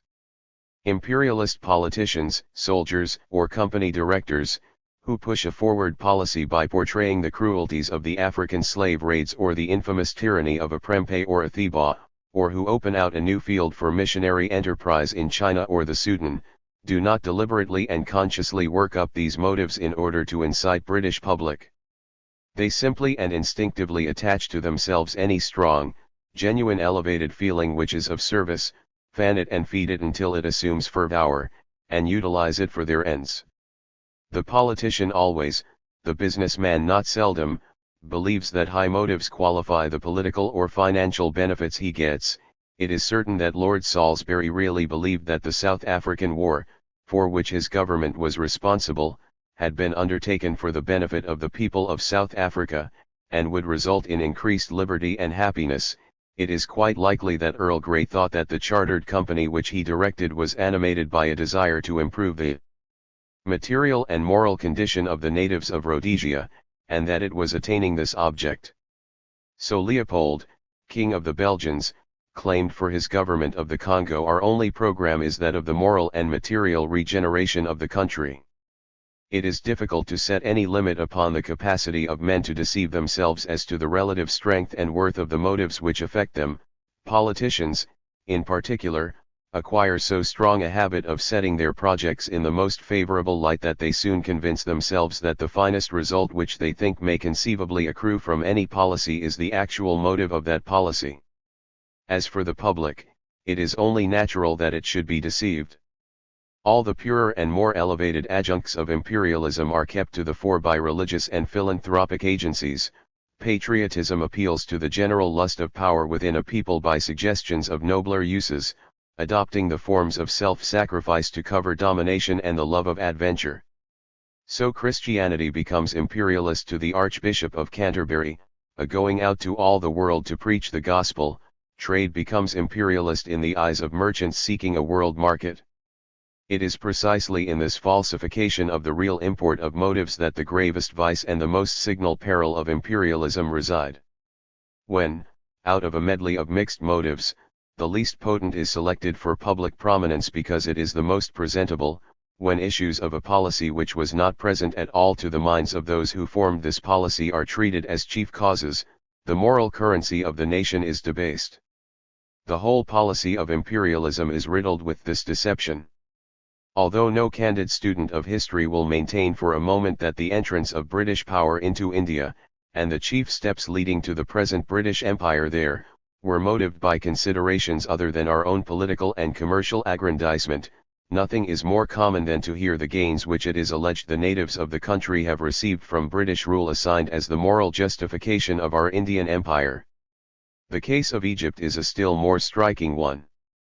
Though the reasons openly assigned for the British occupation of Egypt were military and financial ones affecting our own interests, it is now commonly maintained that we went there in order to bestow the benefits which Egyptians have received from our sway, and that it would be positively wicked of us to keep the pledge we gave to withdraw within a short term of years from the country.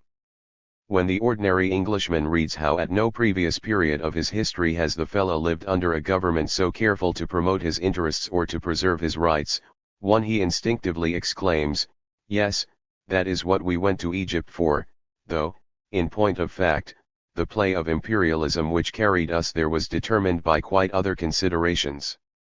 Even if one supposes that the visible misgovernment of Egypt, in its bearing on the life of the inhabitants, did impart some unselfish element to our conduct, no one would suggest that as an operative force in the direction of our imperial policy such motive has ever determined our actions. Point 2. Not even the most flamboyant imperialist contends that England is a knight-errant, everywhere in search of a quest to deliver oppressed peoples from oppressive governments, regardless of her own interests and perils.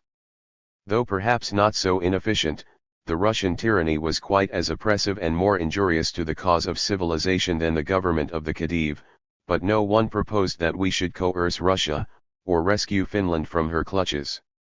The case of Armenia, again, attests the utter feebleness of the higher motives. Both the government and the people of Great Britain were thoroughly convinced of the atrocious cruelties of Turkey, public opinion was well informed and thoroughly incensed.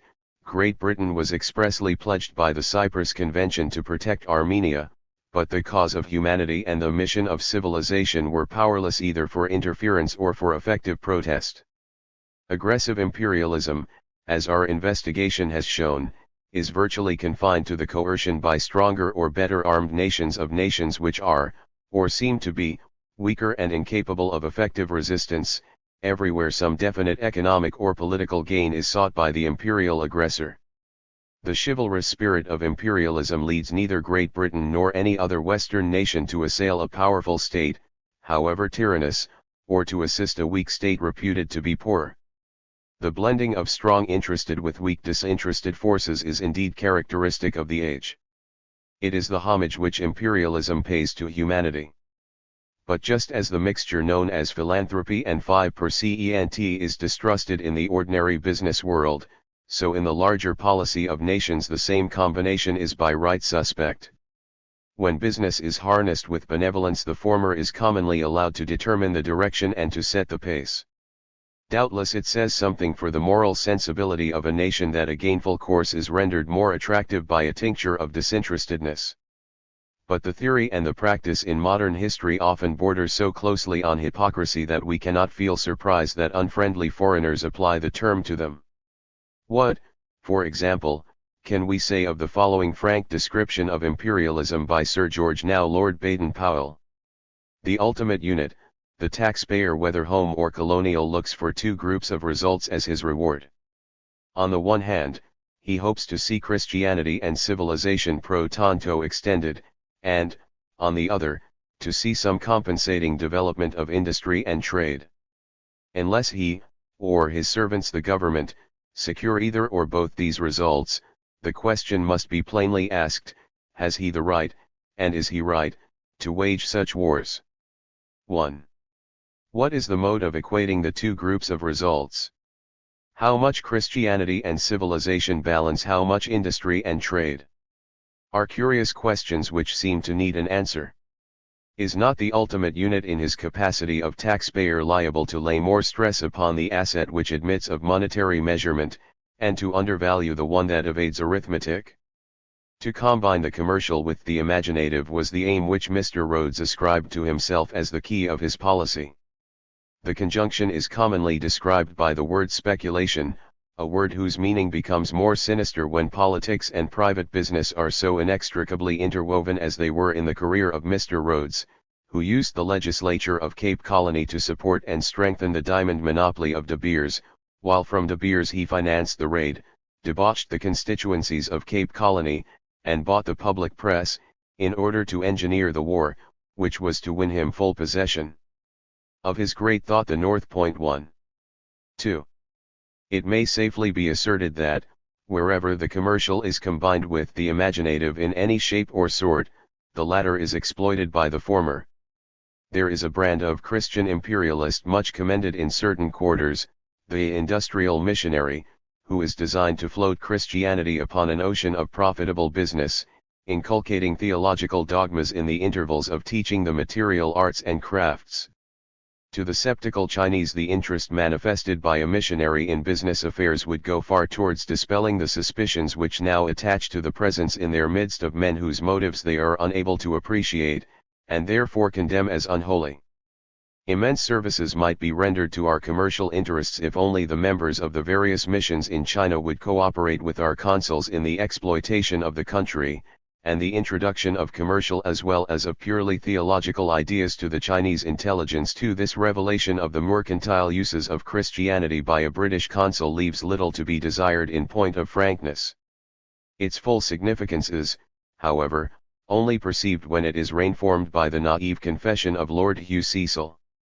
A great many people were most anxious to go with their whole hearts into what might be called the imperial movement of the day, but had, as it were, a certain uneasiness of conscience whether, after all, this movement was quite as unpolluted by earthly considerations as they would desire it to be.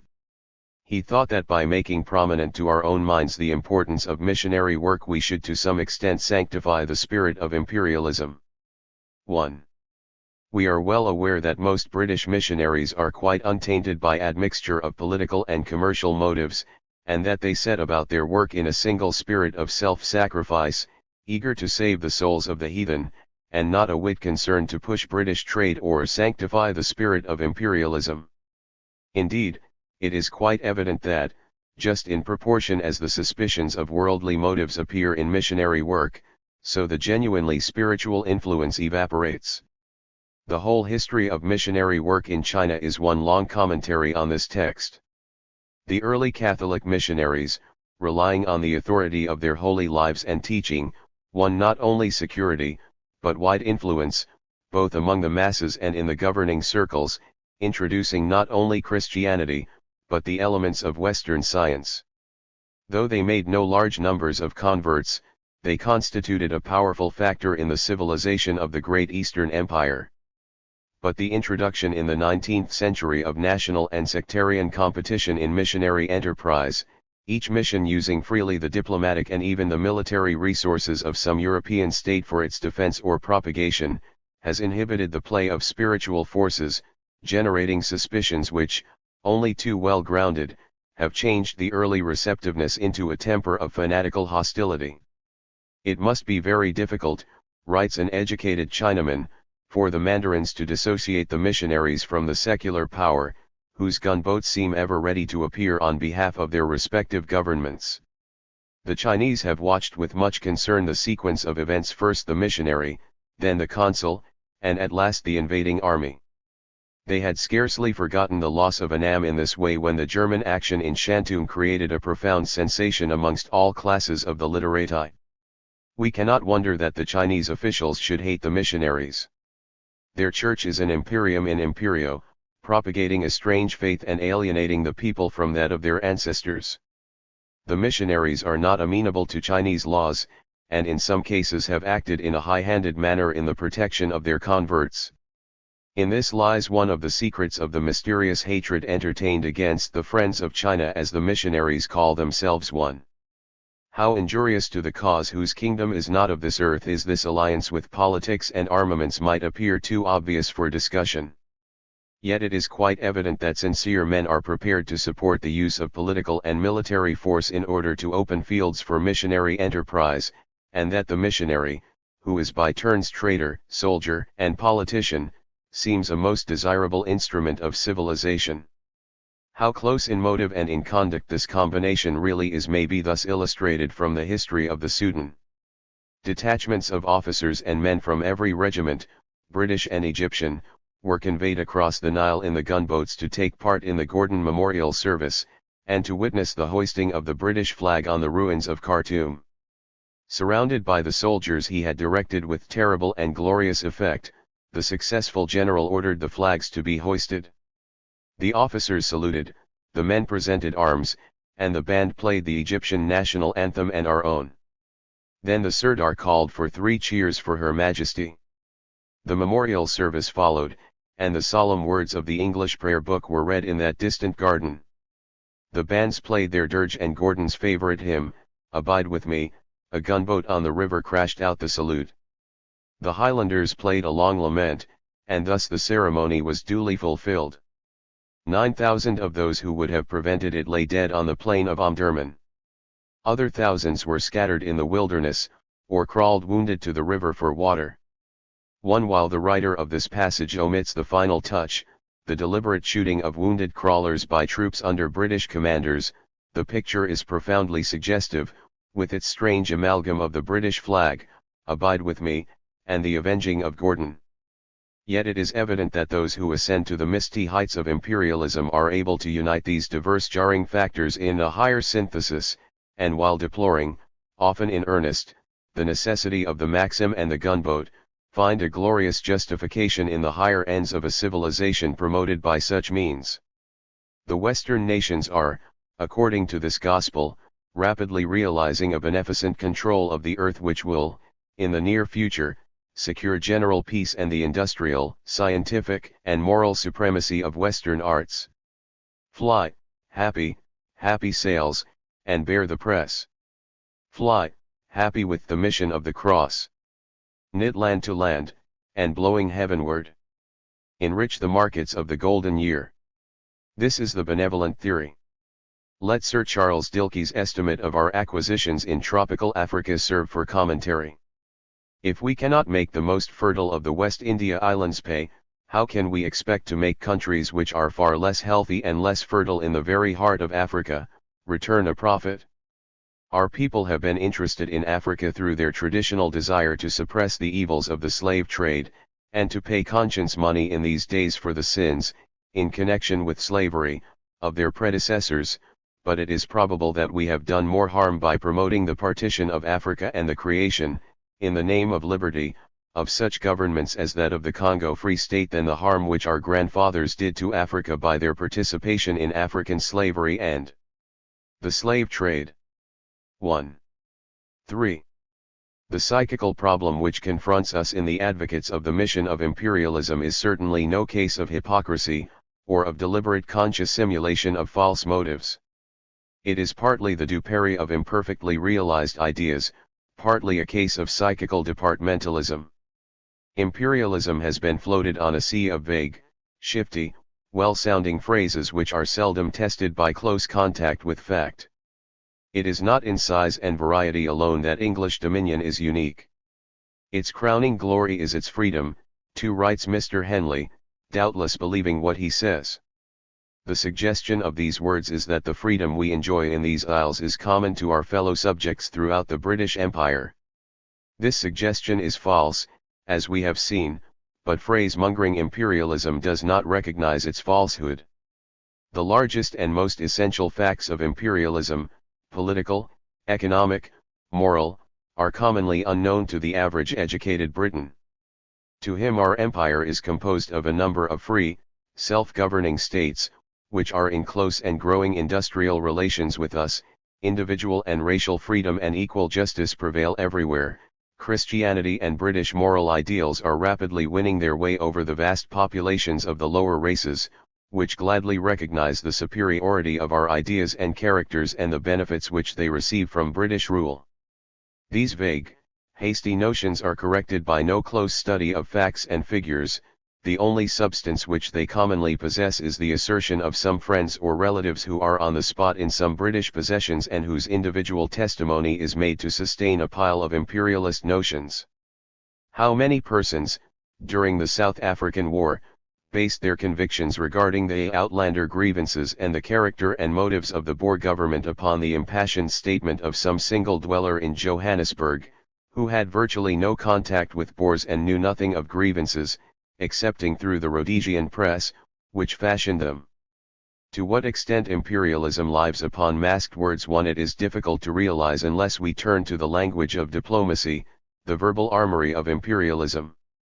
Paramount power, effective autonomy, emissary of civilization, rectification of frontier, and a whole sliding scale of terms from hinterland and sphere of interest to effective occupation and annexation will serve as ready illustrations of a phraseology devised for purposes of concealment and encroachment.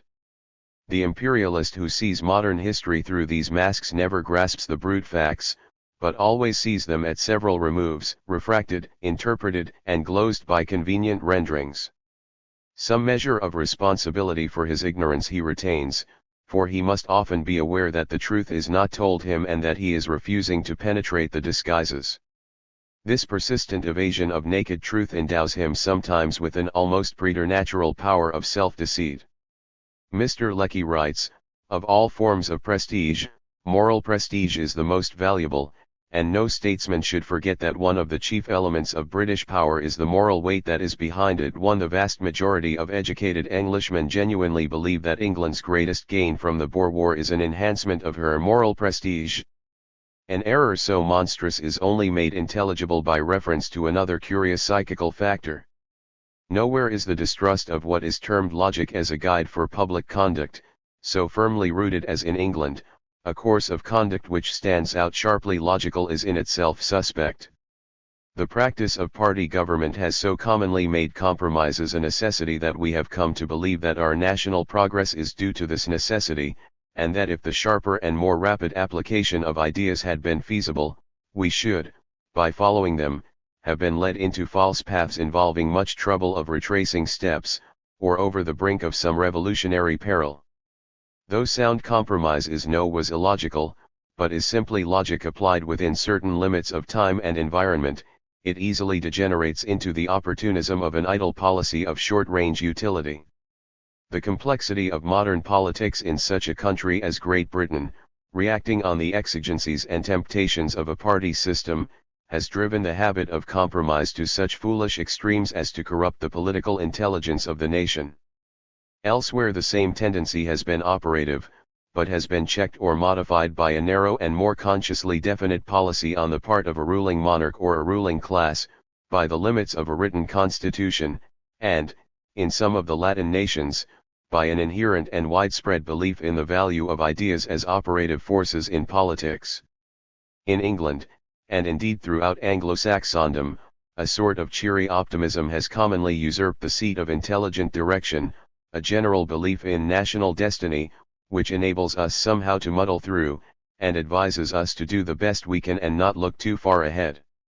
Now, with the disdain of history and the neglect of sociological laws which this implies, I am not here so much concerned as with the injurious reaction wrought upon the mind of the citizen confronted with some new event which challenges his judgment. Our rough and ready, hand-to-mouth, take what you can get politics have paralysed judgment by laming the logical faculty of comparison.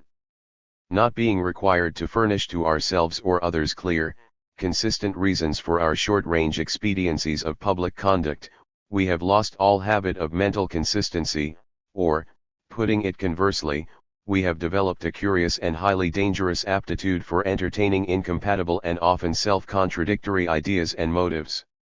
One or two extreme concrete instances will serve as illustrations of the damage done to the public intelligence by the absence of all sense of clear logical order in the conduct of affairs.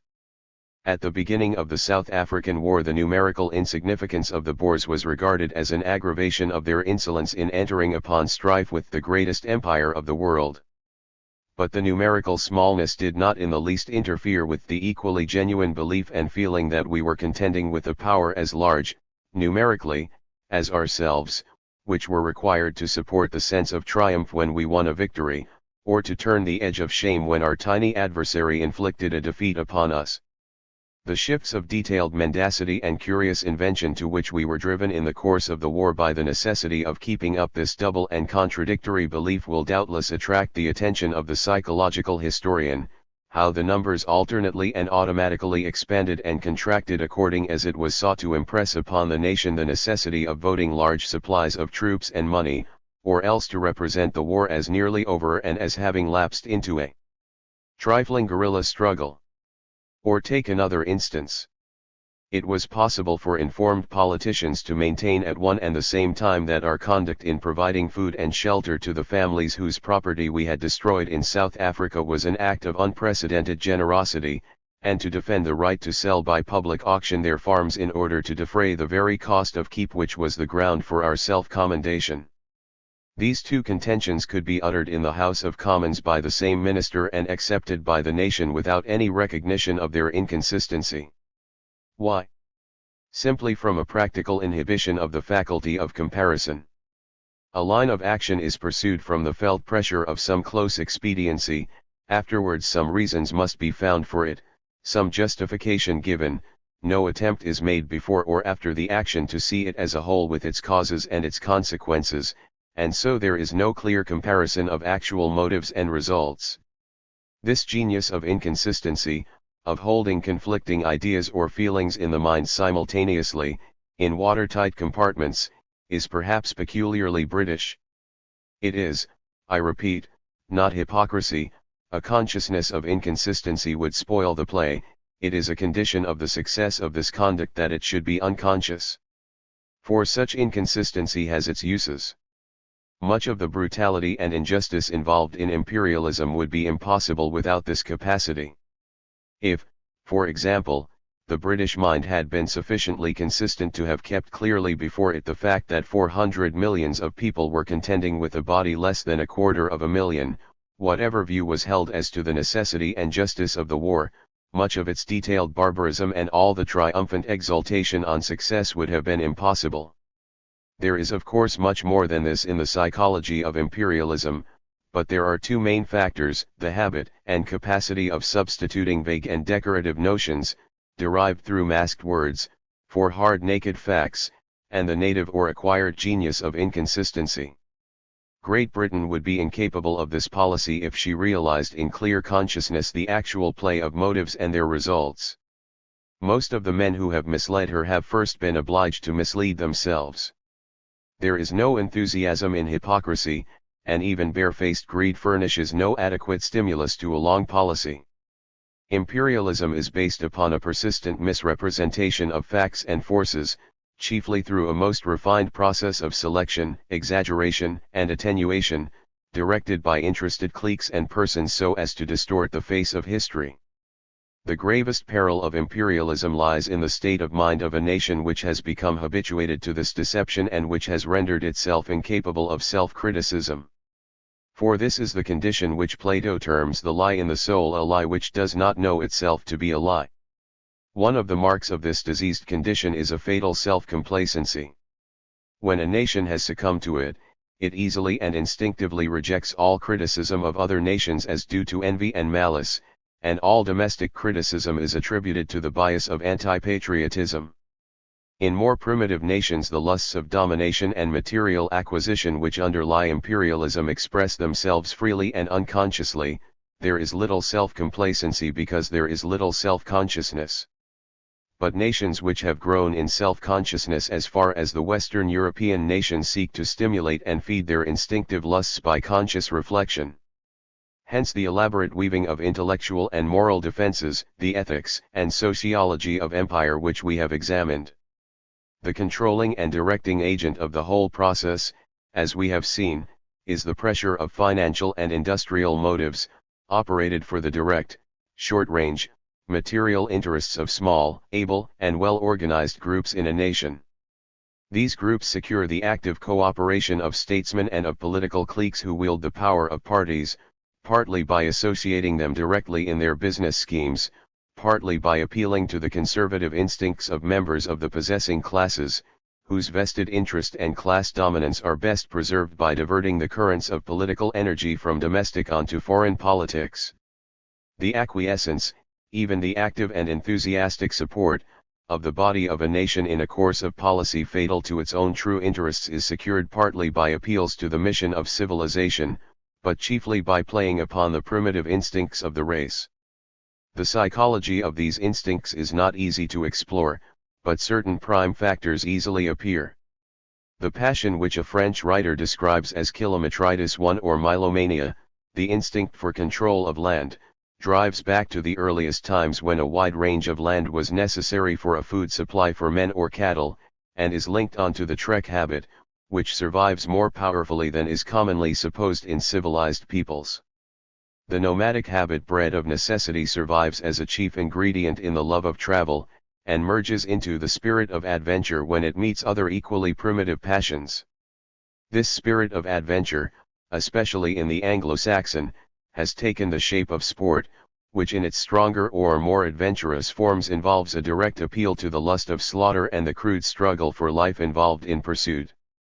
The animal lust of struggle, once a necessity, survives in the blood, and just in proportion as a nation or a class has a margin of energy and leisure from the activities of peaceful industry, it craves satisfaction through sport, in which hunting and the physical satisfaction of striking a blow are vital ingredients. The leisured classes in Great Britain, having most of their energy liberated from the necessity of work, naturally specialize on sport, the hygienic necessity of a substitute for work helping to support or coalescing with the survival of a savage instinct. As the milder expressions of this passion are alone permissible in the sham or artificial encounters of domestic sports, where wild game disappears and human conflicts more mortal than football are prohibited, there is an ever stronger pressure to the frontiers of civilization in order that the thwarted spirit of adventure may have strong, free play. These feelings are fed by a flood of the literature of travel and of imaginative writing, the security and monotony of the ordinary civilized routine imparting an ever-growing fascination to the wilder portions of the earth. The milder satisfactions afforded by sport to the upper classes in their ample leisure at home are imitated by the industrial masses, whose time and energy for recreation have been growing, and who, in their passage from rural to town conditions, have never abandoned the humbler sports of feudal country life to which from time immemorial they had been addicted. Football is a good game, but better than it, better than any other game, is that of man-hunting one. The sporting and military aspects of imperialism form, therefore, a very powerful basis of popular appeal.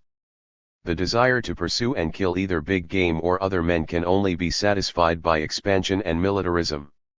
It may indeed be safely said that the reason why our army is so inefficient in its officers, as compared with its rank and file, is that at a time when serious scientific preparation and selection are required for an intellectual profession, most British officers choose the army and undertake its work in the spirit of sport. While the average Tommy is perhaps actuated in the main by similar motives, science matters less in his case, and any lack of serious professional purpose is more largely compensated by the discipline imposed on him. But still more important than these supports of militarism in the army is the part played by war as a support of imperialism in the non-combatant body of the nation. Though the active appeal of sport is still strong, even among townsmen, clear signs are visible of a degradation of this active interest of the participant into the idle excitement of the spectator. How far sport has thus degenerated may be measured by the substitution everywhere of a specialized professionalism for a free amateur exercise, and by the growth of the attendant vice of betting, which everywhere expresses the worst form of sporting excitement, drawing all disinterested sympathy away from the merits of the competition, and concentrating it upon the irrational element of chance in combination with covetousness and low cunning. The equivalent of this degradation of interest in sport is jingoism in relation to the practice of war. Jingoism is merely the lust of the spectator, unpurged by any personal effort, risk, or sacrifice, gloating over the perils, pains, and slaughter of fellow men whom he does not know, but whose destruction he desires in a blind and artificially stimulated passion of hatred and revenge. In the jingo all is concentrated on the hazard and blind fury of the fray. The arduous and weary monotony of the march, the long periods of waiting, the hard privations, the terrible tedium of a prolonged campaign, play no part in his imagination, the redeeming factors of war, the fine sense of comradeship which common personal peril educates, the fruits of discipline and self-restraint, the respect for the personality of enemies whose courage he must admit and whom he comes to realize as fellow beings. All these moderating elements in actual war are eliminated from the passion of the jingo. It is precisely for these reasons that some friends of peace maintain that the two most potent checks of militarism and of war are the obligation of the entire body of citizens to undergo military service and the experience of an invasion. Whether such expensive remedies are really effectual or necessary we are not called on to decide, but it is quite evident that the spectatorial lust of jingoism is a most serious factor in imperialism. The dramatic falsification both of war and of the whole policy of imperial expansion required to feed this popular passion forms no small portion of the art of the real organizers of imperialist exploits, the small groups of businessmen and politicians who know what they want and how to get it. Tricked out with the real or sham glories of military heroism and the magnificent claims of empire-making, jingoism becomes a nucleus of a sort of patriotism which can be moved to any folly or to any crime. 4. Where this spirit of naked dominance needs more dressing for the educated classes of a nation, the requisite moral and intellectual decorations are woven for its use. The church, the press, the schools and colleges, the political machine, the four chief instruments of popular education, are accommodated to its service. From the muscular Christianity of the last generation to the imperial Christianity of the present day is but a single step. The temper of growing sacerdotalism and the doctrine of authority in the established churches well accord with militarism and political autocracy. Mr. Goldwin Smith has rightly observed how force is the natural ally of superstition, and superstition knows it well. One as for the most potent engine of the press, the newspaper, so far as it is not directly owned and operated by financiers for financial purposes, it is always influenced and often dominated by the interests of the classes which control the advertisements upon which its living depends. The independence of a paper with a circulation so large and firm as to command and to retain advertisements in the teeth of a policy disliked by the advertising classes is becoming rarer and more precarious every year, as the cluster of interests which form the business nucleus of imperialism becomes more consolidated and more conscious in its politics. The political machine is an hireling, because it is a machine, and needs constant repair and lubrication from the wealthy members of the party. The machinist knows from whom he takes his pay, and cannot run against the will of those who are in fact the patrons of the party, the tightening of whose purse strings will automatically stop the machine. The recent imperialism both of Great Britain and America has been materially assisted by the lavish contributions of men like Rockefeller, Hanna, Rhodes, to party funds for the election of imperialist representatives and for the political instruction of the people. Most serious of all is the persistent attempt to seize the school system for imperialism masquerading as patriotism. To capture the childhood of the country, to mechanize its free play into the routine of military drill, to cultivate the savage survivals of combativeness, to poison its early understanding of history by false ideals and pseudo-heroes, and by a consequent disparagement and neglect of the really vital and elevating lessons of the past, to establish a geocentric view of the moral universe in which the interests of humanity are subordinated to that of the country, to feed the always overweening pride of race at an age when self-confidence most commonly prevails, and by necessary implication to disparage other nations, so starting children in the world with false measures of value and an unwillingness to learn from foreign sources, to fasten this base insularity of mind and morals upon the little children of a nation and to call it patriotism is as foul an abuse of education as it is possible to conceive. Yet the power of church and state over primary education is being bent consistently to this purpose, while the blend of clericalism and autocratic academicism which dominates the secondary education of this country pours its enthusiasm into the same evil channel. 1. Finally, our centers of highest culture, the universities, are in peril of a new perversion from the path of free inquiry and expression, which is the true path of intellectual life. A new sort of pious founder threatens intellectual liberty. Our colleges are, indeed, no longer to be the subservient defenders of religious orthodoxy, repressing science, distorting history, and molding philosophy to conserve the interests of church and king. The academic studies and their teachers are to employ the same methods but directed to a different end. Philosophy, the natural sciences, history, economics, sociology, are to be employed in setting up new earthworks against the attack of the disinherited masses upon the vested interests of the plutocracy. I do not of course represent this perversion as destructive of the educational work of the colleges. The services rendered in defense of conservatism may even be regarded in most cases as incidental, only perhaps in philosophy and economics is the bias a powerful and pervasive one, and even there the individuality of strong independent natures may correct it. Moreover, it is needless to charge dishonesty against the teachers, who commonly think and teach according to the highest that is in them. But the actual teaching is none the less selected and controlled, wherever it is found useful to employ the arts of selection and control, by the business interests playing on the vested academic interests.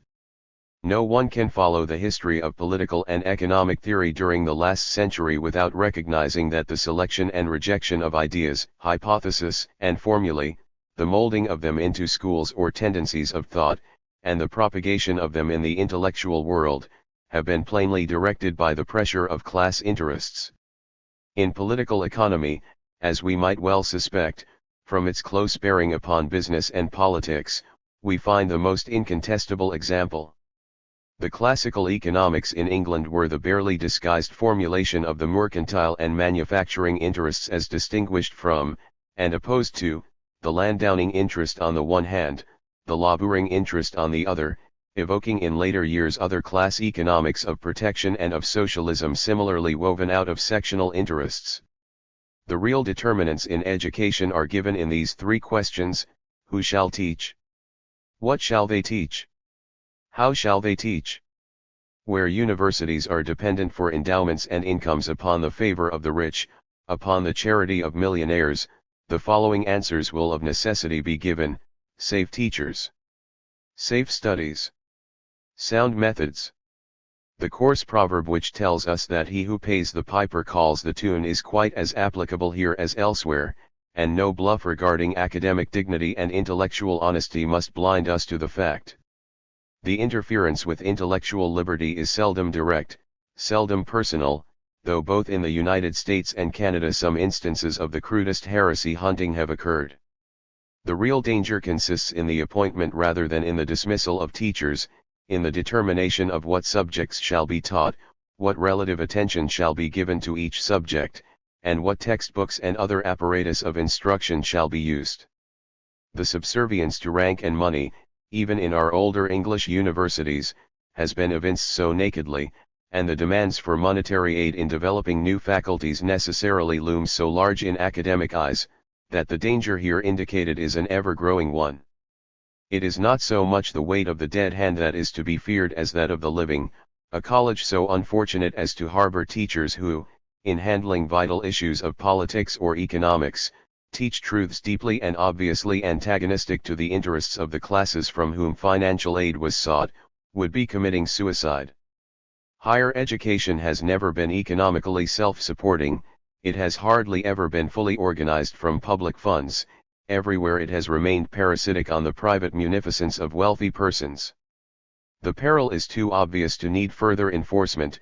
It is the hand of the prospective, the potential donor that fetters intellectual freedom in our colleges, and will do so more and more so long as the duty of organizing public higher education for a nation out of public funds fails of recognition. The area of danger is, of course, far wider than imperialism, covering the whole field of vested interests.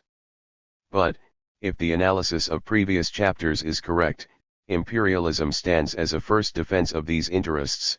For the financial and speculative classes it means a pushing of their private businesses at the public expense, for the export manufacturers and merchants a forcible enlargement of foreign markets and a related policy of protection, for the official and professional classes large openings of honorable and lucrative employment, for the church it represents the temper and practice of authority and the assertion of spiritual control over vast multitudes of lower people. For the political oligarchy it means the only effective diversion of the forces of democracy and the opening of great public careers in the showy work of empire making. This being so, it is inevitable that imperialism should seek intellectual support in our seats of learning, and should use the sinews of education for the purpose. The millionaire who endows Oxford does not buy its men of learning outright, need not even stipulate what should be taught. But the practical pressure of imperialism is such that when a professional appointment is made in history, it is becoming more difficult for a scholar with the intellectual outlook of a John Morley, a Frederick Harrison, or a Goldwin Smith to secure election, or for a political economist with strong views on the necessity of controlling capital to be elected to a chair in economics. No formal tests are necessary, the instinct of financial self-preservation will suffice. The price which universities pay for preferring money and social position to intellectual distinction in the choice of chancellors and for touting among the millionaires for the equipment of new scientific schools is the subservience to the political and business interests of their patrons, their philosophy, their history, their economics, even their biology must reflect in doctrine and method the consideration that is due to patronage, and the fact that this deference is unconscious enhances the damage done to the cause of intellectual freedom. Thus do the industrial and financial forces of imperialism, operating through the party, the press, the church, the school, mold public opinion and public policy by the false idealization of those primitive lusts of struggle, domination, and acquisitiveness, which have survived throughout the eras of peaceful industrial order, and whose stimulation is needed once again for the work of imperial aggression, expansion, and the forceful exploitation of lower races. For these business politicians, biology and sociology weave thin convenient theories of a race struggle for the subjugation of the inferior peoples, in order that we, the Anglo-Saxon, may take their lands and live upon their labors, while economics buttresses the argument by representing our work in conquering and ruling them as our share in the division of labor among nations, and history devises reasons why the lessons of past empire do not apply to ours, while social ethics paints the motive of imperialism as the desire to bear the burden of educating and elevating races of children. Thus are the cultured or semi-cultured classes indoctrinated with the intellectual and moral grandeur of imperialism. For the masses there is a cruder appeal to hero worship and sensational glory, adventure, and the sporting spirit, current history falsified in coarse flaring colors, for the direct stimulation of the combative instincts. But while various methods are employed, some delicate and indirect, others coarse and flamboyant, the operation everywhere resolves itself into an incitation and direction of the brute lusts of human domination which are everywhere latent in civilized humanity, for the pursuance of a policy fraught with material gain to a minority of cooperative vested interests which usurp the title of the Commonwealth. Chapter 4. Imperialism and the Lower Races. The statement, often made, that the work of imperial expansion is virtually complete is not correct. It is true that most of the backward races have been placed in some sort of dependence upon one or other of the civilized powers as colony, protectorate, hinterland, or sphere of influence. But this in most instances marks rather the beginning of a process of imperialization than a definite attainment of empire. The intensive growth of empire by which interference is increased and governmental control tightened over spheres of influence and protectorates is as important and as perilous an aspect of imperialism as the extensive growth which takes shape in assertion of rule over new areas of territory and new populations. The famous saying, attributed to Napoleon, that great empires die of indigestion serves to remind us of the importance of the imperialist processes which still remain after formal expansion has been completed.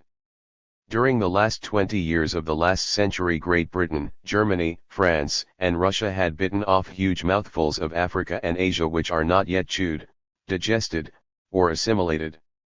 Moreover, great areas still remain whose independence, though threatened, is yet unimpaired. 1.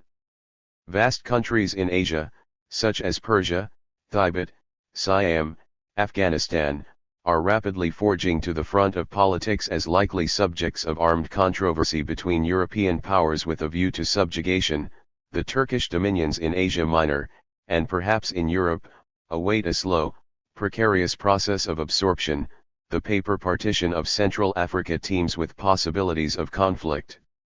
The entrance of the United States into the imperial struggle throws virtually the whole of South America into the arena, for it is not reasonable to expect that European nations, with settlements and vast economic interests in the southern peninsula, will readily leave all this territory to the special protection or ultimate absorption of the United States, when the latter, abandoning her old consistent isolation, has plunged into the struggle for empire in the Pacific. Beyond and above all this looms China. It is not easy to suppose that the lull and hesitancy of the powers will last, or that the magnitude and manifest risks of disturbing this vast repository of incalculable forces will long deter adventurous groups of profit-seekers from driving their governments along the slippery path of commercial treaties, leases, railway and mining concessions, which must entail a growing process of political interference. It is not my purpose to examine here the entanglement of political and economic issues which each of these cases presents, but simply to illustrate the assertion that the policy of modern imperialism is not ended but only just begun, and that it is concerned almost wholly with the rival claims of empires to dominate lower races in tropical and subtropical countries, or in other countries occupied by manifestly unassimilable races. In asking ourselves what are the sound principles of world policy and of national policy in this matter, we may at first ignore the important differences which should affect our conduct towards countries inhabited by what appear to be definitely low-typed unprogressive races, countries whose people manifest capacity of rapid progress from a present low condition, and countries like India and China, where an old civilization of a high type, widely differing from that of European nations, exists. Before seeking for differences of policy which correspond to these conditions, let us try to find whether there are any general principles of guidance in dealing with countries occupied by lower or unprogressive peoples. It is idle to consider as a general principle the attitude of mere laissez-faire. It is not only impracticable in view of the actual forces which move politics, but it is ethically indefensible in the last resort. To lay down as an absolute law that the autonomy of every nation is inviolable does not carry us very far. There can no more be absolute nationalism in the society of nations than absolute individualism in the single nation. Some measure of practical internationality, implying a comity of nations, and some relations of right and duty between nations, are almost universally admitted. The rights of self-government, implied by the doctrine of autonomy, if binding in any sense legal or ethical on other nations, can only possess this character in virtue of some real international organization, however rudimentary. It is difficult for the strongest advocate of national rights to assert that the people in actual occupation or political control over a given area of the earth are entitled to do what they will with their own, entirely disregarding the direct and indirect consequences of their actions upon the rest of the world. It is not necessary to take extreme cases of a national policy which directly affects the welfare of a neighboring state, as where a people on the upper reaches of a river like the Nile or the Niger might so damage or direct the flow as to cause plague or famine to the lower lands belonging to another nation. Few, if any, would question some right of interference from without in such a case. Or take another case which falls outside the range of directly other regarding actions. Suppose a famine or flood or other catastrophe deprives a population of the means of living on their land, while unutilized land lies in plenty beyond their borders in another country. Are the rulers of the latter entitled to refuse an entrance or a necessary settlement? As in the case of individuals, so of nations, it will be generally allowed that necessity knows no laws, which, rightly interpreted, means that the right of self-preservation transcends all other rights as the prime condition of their emergence and exercise. This carries us on an inclined plane of logic to the real issue as ably presented by Mr. Kidd, Professor Giddings, and the Fabian imperialists. It is an expansion of this plea of material necessity that constitutes the first claim to a control of the tropics by civilized nations. The European races have grown up with a standard of material civilization based largely upon the consumption and use of foods, raw materials of manufacture, and other goods which are natural products of tropical countries. The industries and the trade which furnish these commodities are of vital importance to the maintenance and progress of Western civilization. The large part played in our import trade by such typically tropical products as sugar, tea, coffee, India rubber, rice, tobacco, indicates the dependence of such countries as Great Britain upon the tropics. Partly from sheer growth of population in temperate zones, partly from the rising standard of material life, this dependence of the temperate on the tropical countries must grow. In order to satisfy these growing needs, larger and larger tracts of tropical country must be cultivated. The cultivation must be better and more regular and peaceful, and effective trade relations with these countries must be maintained. Now the ease with which human life can be maintained in the tropics breeds indolence and torpor of character. The inhabitants of these countries are not progressive people, they neither develop the arts of industry at any satisfactory pace, nor do they evolve new wants or desires, the satisfaction of which might force them to labor. We cannot therefore rely upon the ordinary economic motives and methods of free exchange to supply the growing demand for tropical goods. The resources of the tropics will not be developed voluntarily by the natives themselves.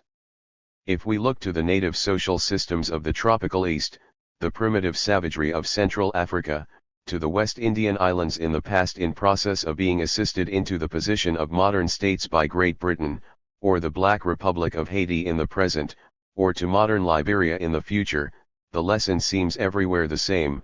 It is that there will be no development of the resources of the tropics under native government. 1. We cannot, it is held, leave these lands barren. It is our duty to see that they are developed for the good of the world. White men cannot colonize these lands and, thus settling, develop the natural resources by the labor of their own hands. They can only organize and superintend the labor of the natives.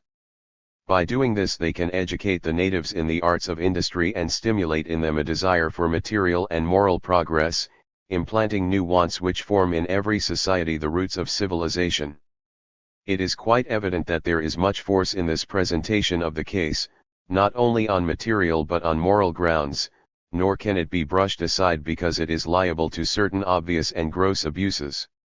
It implies, however, two kinds of interference which require justification. To step in and utilize natural resources which are left undeveloped is one thing, to compel the inhabitants to develop them is another.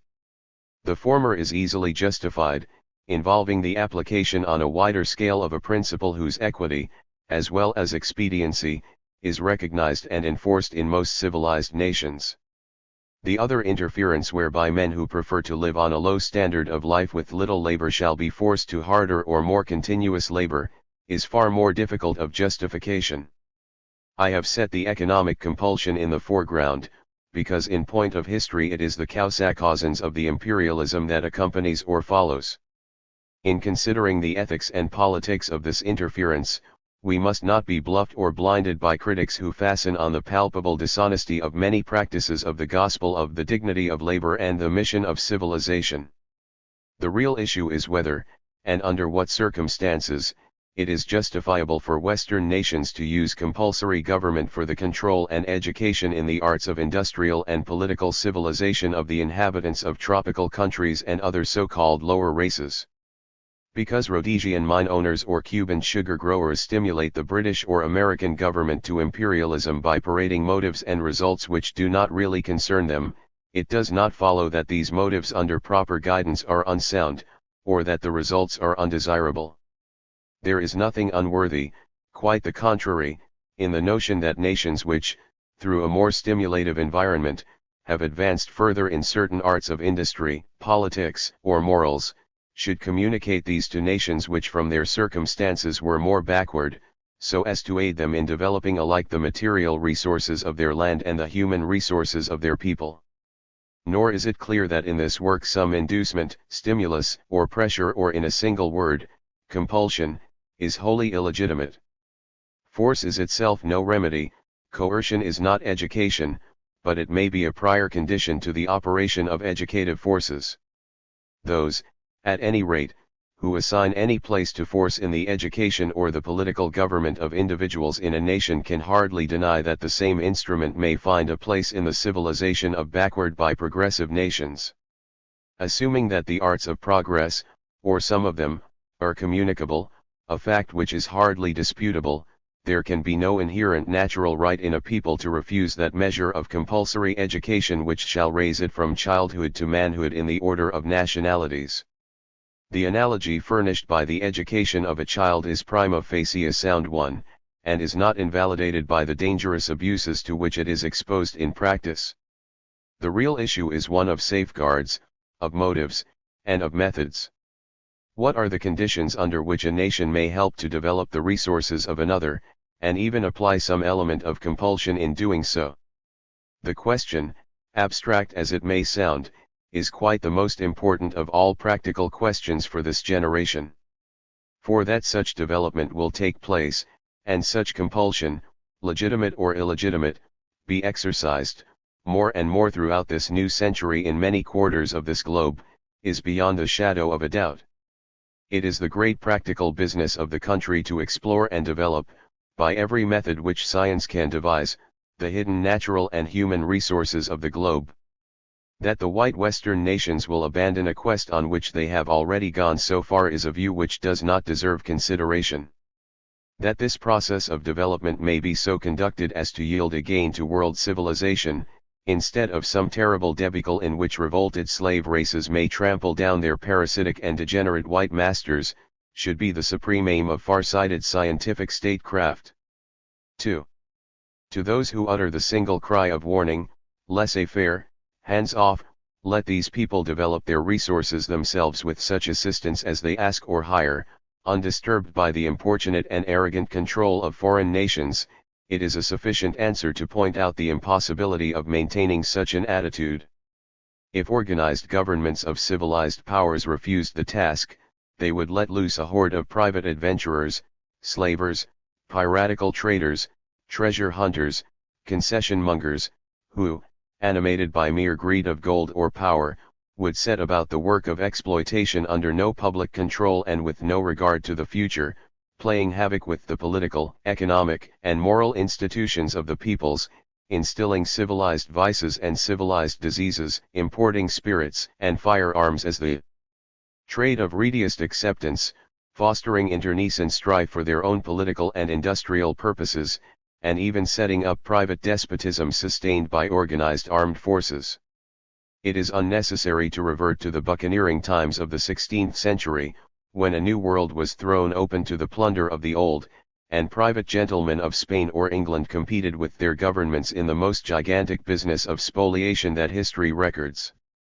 The story of Samoa, of Hawaii, and a score of South Sea islands in quite recent years, proves that, at a time when every sea is a highway, it is impossible for the most remote land to escape the intrusion of civilized nations, represented by precisely their most reckless and debased specimens, who gravitate thither in order to reap the rapid fruits of license. The contact with white races cannot be avoided, and it is more perilous and more injurious in proportion as it lacks governmental sanction and control. The most gigantic modern experiment in private adventure slowly yielded its full tale of horrors in the Congo Free State, while the handing over of large regions in Africa to the virtually unchecked government of chartered companies has exposed everywhere the dangers of a contact based on private commercialism. 1.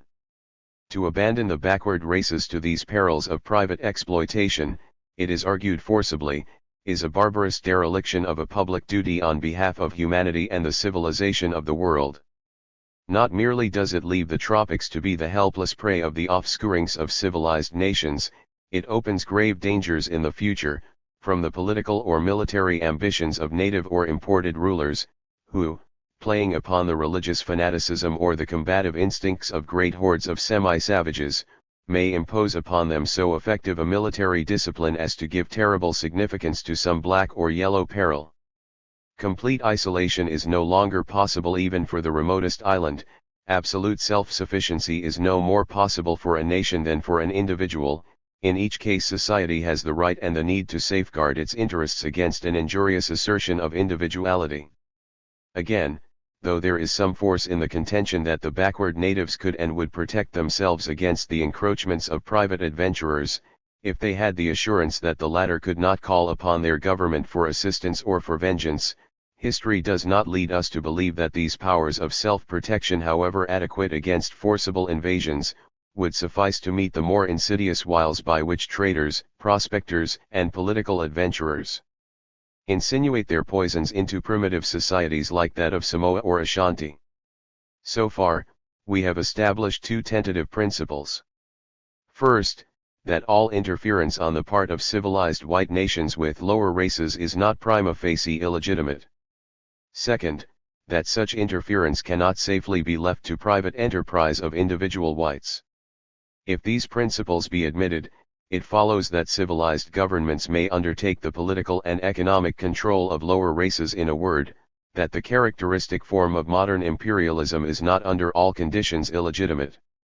What, then, are the conditions which render it legitimate? They may be provisionally stated thus: such interference with the government of a lower race must be directed primarily to secure the safety and progress of the civilization of the world, and not the special interest of the interfering nation. Such interference must be attended by an improvement and elevation of the character of the people who are brought under this control.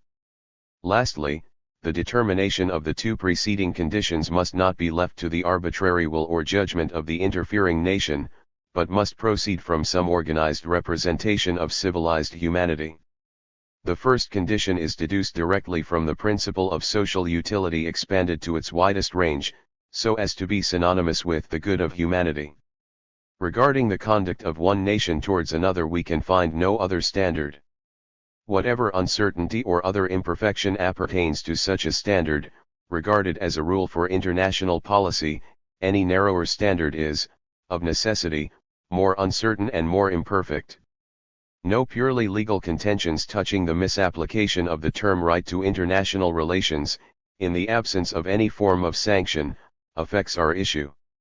Unless we are prepared to reaffirm in the case of nations, as the all-sufficient guide of conduct, that doctrine of enlightened selfishness which has been almost universally abandoned in the case of individuals, and to insist that the unchecked self-assertion of each nation, following the line of its own private present interest, is the best guarantee of the general progress of humanity, we must set up, as a supreme standard of moral appeal, some conception of the welfare of humanity, regarded as an organic unity. It is, however, needless to insist upon the analogy between the relation of an individual to the other individuals of his society, and that of one society towards another in the commonwealth of nations. For, though cynical statesmen of the modern Machiavelli school may assert the visible interest of their country as the supreme guide of conduct, they do not seriously suggest that the good of humanity is thus attained, but only that this wider end has no meaning or appeal for them. In the light of this attitude, all discussion of general principles justifying conduct is out of place, for just and justice are ruled out ab initio. The standard here proposed would not, however, in point of fact, be formally rejected by any school of political thinkers who were invited to find a general law for the treatment of lower races. No one would assert in so many words that we had a right to sacrifice the good of any other nation, or of the world at large, to our own private national gain. In England, certainly, Lord Rosebery's declaration that the British Empire is the greatest secular agency for good known to the world would everywhere be adopted as the fundamental justification of empire. Lord Salisbury expressly endorsed the principle, asserting that the course of events, which I should prefer to call the acts of Providence, have called this country to exercise an influence over the character and progress of the world such as has never been exercised in any empire before, while the Archbishop of Canterbury propounded a doctrine of imperial Christianity based upon the same assumptions. It may, then, fairly be understood that every act of imperialism consisting of forcible interference with another people can only be justified by showing that it contributes to the civilization of the world. Equally, it is admitted that some special advantage must be conferred upon the people who are the subject of this interference. On highest ground of theory, the repression, even the extinction, of some unprogressive or retrogressive nation, yielding place to another more socially efficient and more capable of utilizing for the general good the natural resources of the land, might seem permissible, if we accepted unimpaired and unimproved the biological struggle for existence as the sole or chief instrument of progress. But, if we admit that in the highest walks of human progress the constant tendency is to substitute more and more the struggle with natural and moral environment for the internecine struggle of living individuals and species, and that the efficient conduct of this struggle requires the suspension of the lower struggle and a growing solidarity of sentiment and sympathy throughout entire humanity, we shall perceive two important truths.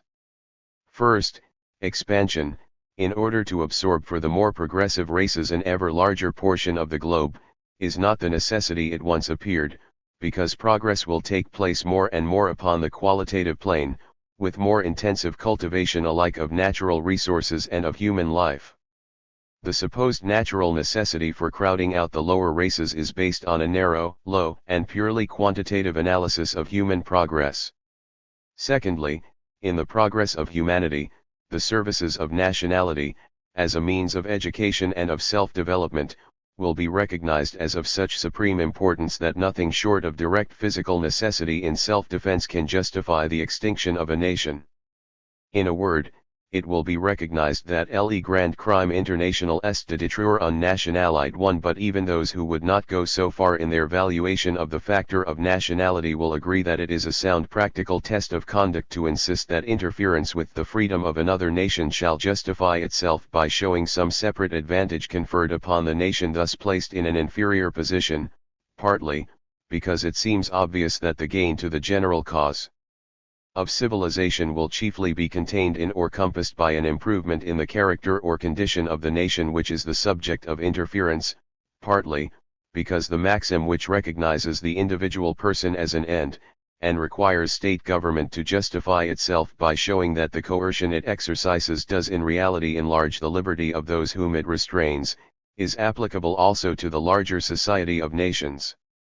Without unduly pressing the analogy of individual and nation as organisms, it may safely be asserted that imperial interference with a lower race must justify itself by showing that it is acting for the real good of the subject race.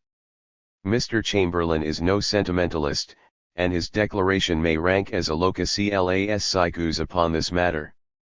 Our rule over the territories can only be justified if we can show that it adds to the happiness and prosperity of the people.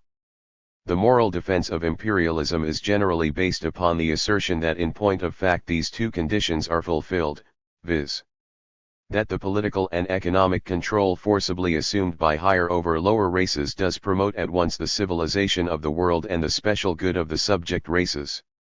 The real answer, upon which British imperialists rely in defending expansion, is to point to actual services rendered to India, Uganda, etc., and to aver that other dependencies where British government is less successful would have fared worse if left either to themselves or to another European power.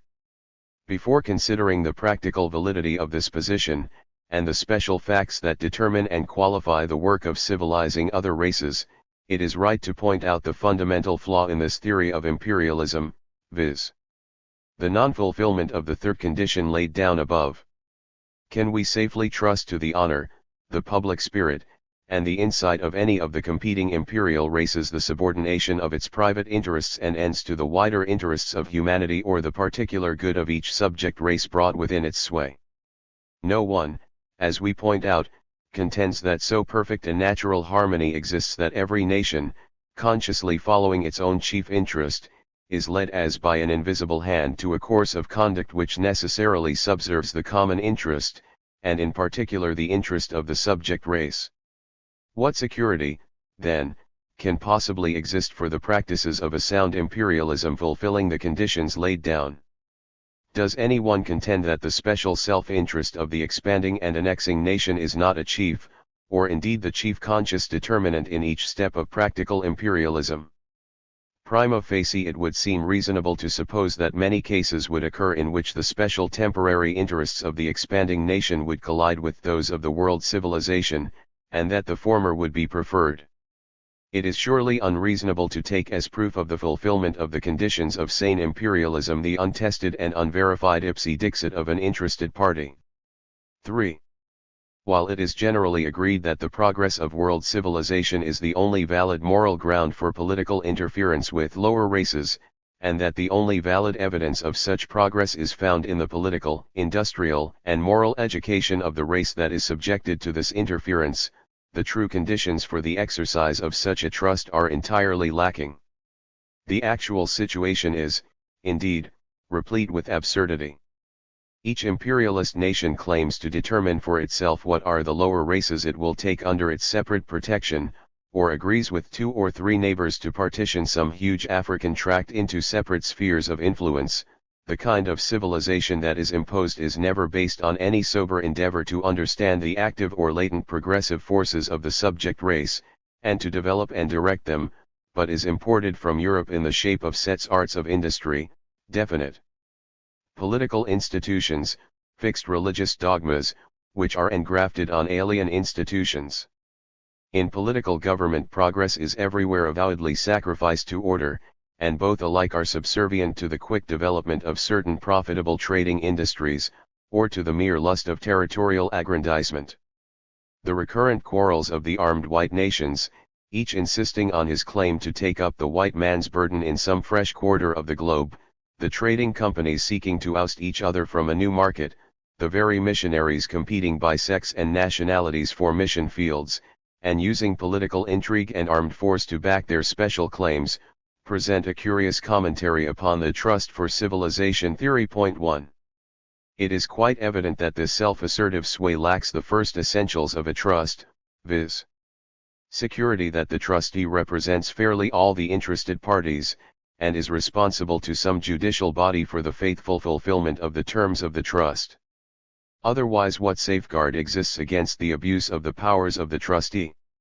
The notorious fact that half the friction between European nations arises from conflicting claims to undertake the office of trustee for civilization over lower races and their possessions augurs ill alike for the sincerity of the profession and the moral capacity to fulfill it. It is surely no mark of cynicism to question closely this extreme anxiety to bear one another's burdens among the nations. This claim to justify aggression, annexation, and forcible government by talk of duty, trust, or mission can only be made good by proving that the claimant is accredited by a body genuinely representative of civilization, to which it acknowledges a real responsibility, and that it is in fact capable of executing such a trust. In a word, until some genuine international council exists, which shall accredit a civilized nation with the duty of educating a lower race, the claim of a trust is nothing else than an impudent act of self-assertion. One may well be skeptical about the early feasibility of any such representative council, but until it exists it would be far more honest for expanding nations to avow commercial necessity or political ambition as the real determinant of their protection of lower races than to feign a trust which has no reality. Even were international relations more advanced, and the movement begun at the Hague Conference solidified in a permanent authoritative body, representative of all the powers, to which might be referred not only the quarrels between nations, but the entire partition of the civilizing work, the issue would still remain precarious. There would still be grave danger lest the powers, arrogating to themselves an exclusive possession of civilization, might condemn to unwholesome and unjust subjection some people, causing temporary trouble to the world by slow growth, turbulence, or obnoxious institutions, for which liberty might be the most essential condition of progress. Apart from such genuine misapprehensions, there would exist the peril of the establishment of a self-chosen oligarchy among the nations which, under the cloak of the civilizing process, might learn to live parasitically upon the lower races, imposing upon them for their own good all the harder or more servile work of industry, and arrogating to themselves the honors and emoluments of government and supervision. Clear analysis of present tendencies points indeed to some such collusion of the dominant nations as the largest and gravest peril of the early future. The series of treaties and conventions between the chief European powers, beginning with the Berlin African Conference of 1885, which fixed a standard for the amicable division of West African territory, and the similar treaty in 1890, fixing boundaries for English, German and Italian encroachments in East Africa, doubtless mark a genuine advance in the relations of the European powers, but the objects and methods they embody throw a strange light upon the trust theory. If to the care of Africa we add that of China, where the European powers took common action in the interests of civilization, the future becomes still more menacing. While the protection of Europeans was the object in the foreground, and imposed a brief genuine community of policy upon the diverse nations. No sooner was the immediate object won than the deeper and divergent motives of the nations became manifest. The entire history of European relations with China in modern times is little else than one long cynical commentary upon the theory that we are engaged in the civilization of the Far East. Piratical expeditions to force trade upon a nation whose one principle of foreign policy was to keep clear of foreigners, culminating in a war to compel the reception of Indian opium, abuse of the generous hospitality given for centuries to peaceful missionaries by wanton insults offered to the religious and political institutions of the country, the forcible exaction of commercial and political concessions as punishment for spasmodic acts of reprisal, the cold-blooded barter of murdered missionaries for the opening of new treaty ports, territory at Kiao Chau, or a new reach of the Yangtze for British trading vessels, the mixture of menace, cajolery, and bribery by which England, Russia, Germany, France, and Japan labored to gain some special and separate railway or mining concessions, upon terms excluding or damaging the interest of the others, the definite assumption by Christian bishops and missionaries of political authority, and the arrogant and extensive use of the so-called right of extraterritoriality, whereby they claim, not only for themselves but for their alleged converts and protégés, immunity from the laws of the land. All these things sufficiently expose the hollowness in actual history of the claims that considerations of a trust for civilization animate and regulate the foreign policy of Christendom, or of its component nations. What actually confronts us everywhere in modern history is selfish, materialistic, short-sighted, national competition, varied by occasional collusion. When any common international policy is adopted for dealing with lower races, it has partaken of the nature, not of a moral trust, but of a business deal. It seems quite likely that this policy of deals may become as frequent and as systematic in the world of politics as in the world of commerce, and that treaties and alliances having regard to the political government and industrial exploitation of countries occupied by lower races may constitute a rude sort of effective internationalism in the early future. Now, such political arrangements fall short in two important respects of that genuine trust for civilization which alone could give moral validity to a civilized control of lower peoples. In the first place, its assignment of a sphere of interest or a protectorate to England, to Germany, or Russia, is chiefly determined by some particular separate interest of that country by reason of contiguity or other private convenience, and not by any impartial consideration of its special competence for the work of civilization. If, for example, European powers were really animated by the desire to extend Western civilization to China for her own good and that of the world, they might more favorably essay this task by promoting the influence of Japan than by inserting their own alien Occidentalism. But no one proposes to delegate to Japan this trust. Every nation thinks of its own present commercial interests and political prestige.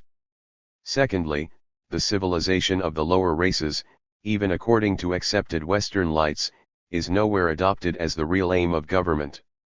Even where good political order is established and maintained, as in Egypt or India, its primary avowed end, and its universally accepted standard of success, are the immediate economic benefits attributed thereto. The political government of the country is primarily directed everywhere to the rapid, secure, effective development of the national resources, and their profitable exploitation by native labor under white management. It is maintained and believed that this course is beneficial to the natives, as well as to the commerce of the controlling power and of the world at large. That Indians or Egyptians are better off today than they were before our autocratic sway, not merely in economic resources but in substantial justice, may be quite true. It may even be accredited to us that many of our governors and officials have displayed some disinterested concern for the immediate well-being of the races committed to our trust. But it can nowhere be sincerely contended that either we or any other Christian nation are governing these lower races upon the same enlightened principles which we profess and sometimes practice in governing ourselves. I allude here not to methods of government, but to ends. In the more enlightened European states and their genuine colonies, though present economic considerations bulk largely enough, they do not absorb the present and the future of public policy. Provision is made for some play of non-economic forces, for the genuine culture of human life and character, for progress alike in individual growth and in the social growth which comes by free processes of self-government. These are regarded as essential conditions of the healthy growth of a nation. They are not less essential in the case of lower nations, and their exercise demands more thought and more experiment. The chief indictment of imperialism in relation to the lower races consists in this, that it does not even pretend to apply to them the principles of education and of progress it applies at home. 4. If we or any other nation really undertook the care and education of a lower race as a trust, how should we set about the execution of the trust? By studying the religions, political and other social institutions and habits of the people, and by endeavoring to penetrate into their present mind and capacities of adaptation, by learning their language and their history, we should seek to place them in the natural history of man, by similar close attention to the country in which they live, and not to its agricultural and mining resources alone, we should get a real grip upon their environment. Then, carefully approaching them so as to gain what confidence we could for friendly motives, and openly discouraging any premature private attempts of exploiting companies to work mines, or secure concessions, or otherwise to impair our disinterested conduct, we should endeavor to assume the position of advisors. Even if it were necessary to enforce some degree of authority, we should keep such force in the background as a last resort, and make it our first aim to understand and to promote the healthy free operations of all internal forces for progress which we might discover. Natural growth in self-government and industry along tropical lines would be the end to which the enlightened policy of civilized assistance would address itself. Now, what are the facts? Nowhere has any serious organized attempt been made, even by Great Britain, by far the largest of the trustees, to bring this scientific disinterested spirit of inquiry to bear upon the races whose destiny she dominates. 1. The publications of the Aborigines Protection Society, and the report of the Native Races Committee, dealing with South Africa, indicate the vast range of unexplored knowledge, and the feeble fumblings which have hitherto taken the place of ordered investigations. It is natural that this should be so. White pioneers in these countries are seldom qualified to do the work required.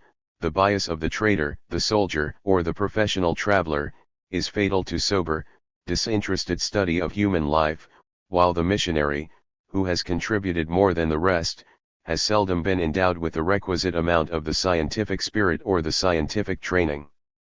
Even the knowledge which we do possess is seldom utilized for light and leading in our actual government of native races. There have indeed been signs of an awakening intelligence in certain spots of our empire. Administrators like Sir George Grey, Lord Ripon, and Sir Marshall Clark brought sympathy and knowledge to the establishment of careful experiments in self-government. The forms of protectorate exercised over Basutoland and Kama's country in South Africa, the restoration of the province of Mysore to native government, and the more careful abstention from interference with the internal policy of feudatory states in India, were favorable signs of a more enlightened policy. In particular, the trend of liberal sentiment regarding government of lower races was undergoing a marked change. The notion that there exists one sound, just, rational system of government, suitable for all sorts and conditions of men, embodied in the elective representative institutions of Great Britain, and that our duty was to impose the system as soon as possible, and with the least possible modifications, upon lower races, without any regard to their past history and their present capabilities and sentiments, was tending to disappear in this country, though the new headstrong imperialism of America was still exposed to the taunt that Americans think the United States has a mission to carry canned civilization to the heathen. The recognition that there may be many paths to civilization, that strong racial and environmental differences preclude a hasty grafting of alien institutions. Regardless of continuity and selection of existing agencies and forms, these genuinely scientific and humane considerations are beginning to take shape in a demand that native races within our empire shall have larger liberty of self-development assured to them, and that the imperial government shall confine its interference to protection against enemies from without, and preservation of the elements of good order within. The true imperial policy is best illustrated in the case of Basutoland, which was rescued in 1884 from the aggressive designs of Cape Colony, stimulated by industrial exploiters. Here British imperial government was exercised by a commissioner, with several British magistrates to deal with grave offences against order, and a small body of native police under British officers. For the rest, the old political and economic institutions are preserved government by chiefs, under a paramount chief, subject to the informal control or influence of public opinion in a national assembly, ordinary administration, chiefly consisting in allotment of land, and ordinary jurisdiction are left to the chiefs. As far back as 1855 Moshish forbade the smelling out of witches, and now the British authorities have suppressed the more noxious or offensive kinds of ceremonies practiced by the Kafirs. Otherwise, they interfere as little as possible with native ways, trusting to time, peace, and the missionaries to secure the gradual civilization of the people. No Europeans are allowed to hold land, and a license is needed even for the keeping of a store. Neither are any mines worked. European prospectors are not permitted to come in and search for minerals, for the policy of the authorities has been to keep the country for the natives, and nothing alarms the chiefs so much as the occasional appearance of these speculative gentry, who, if admitted, would soon dispossess them. 1. These sentences serve to point the path by which most of our imperialism has diverged from the ideal of a trust for civilization. The widest and ultimately the most important of the struggles in South Africa is that between the policy of Basutoland and that of Johannesburg and Rhodesia, for there, if anywhere, we lay our finger on the difference between a sane imperialism, devoted to the protection, education, and self-development of a lower race, and an insane imperialism, which hands over these races to the economic exploitation of white colonists who will use them as live tools and their lands as repositories of mining or other profitable treasure. V. It is impossible to ignore the fact that this saner imperialism has been vitiated in its historic origins in almost every quarter of the globe. Early imperialism had two main motives, the lust of treasure and the slave trade. Gold and silver, diamonds, rubies, pearls, and other jewels, the most condensed forms of portable and durable wealth by which men in a single hazardous adventure, by fortune, fraud, or force, might suddenly enrich themselves. These from the ancient days of Tyre and Carthage have directed the main current alike of private and national exploration, and have laid the foundation of white dominion over the colored races. From Ophir, Golconda, and the Orinoco to Ashanti, Kimberley, Klondike, the Transvaal and Mashonaland, it is the same story.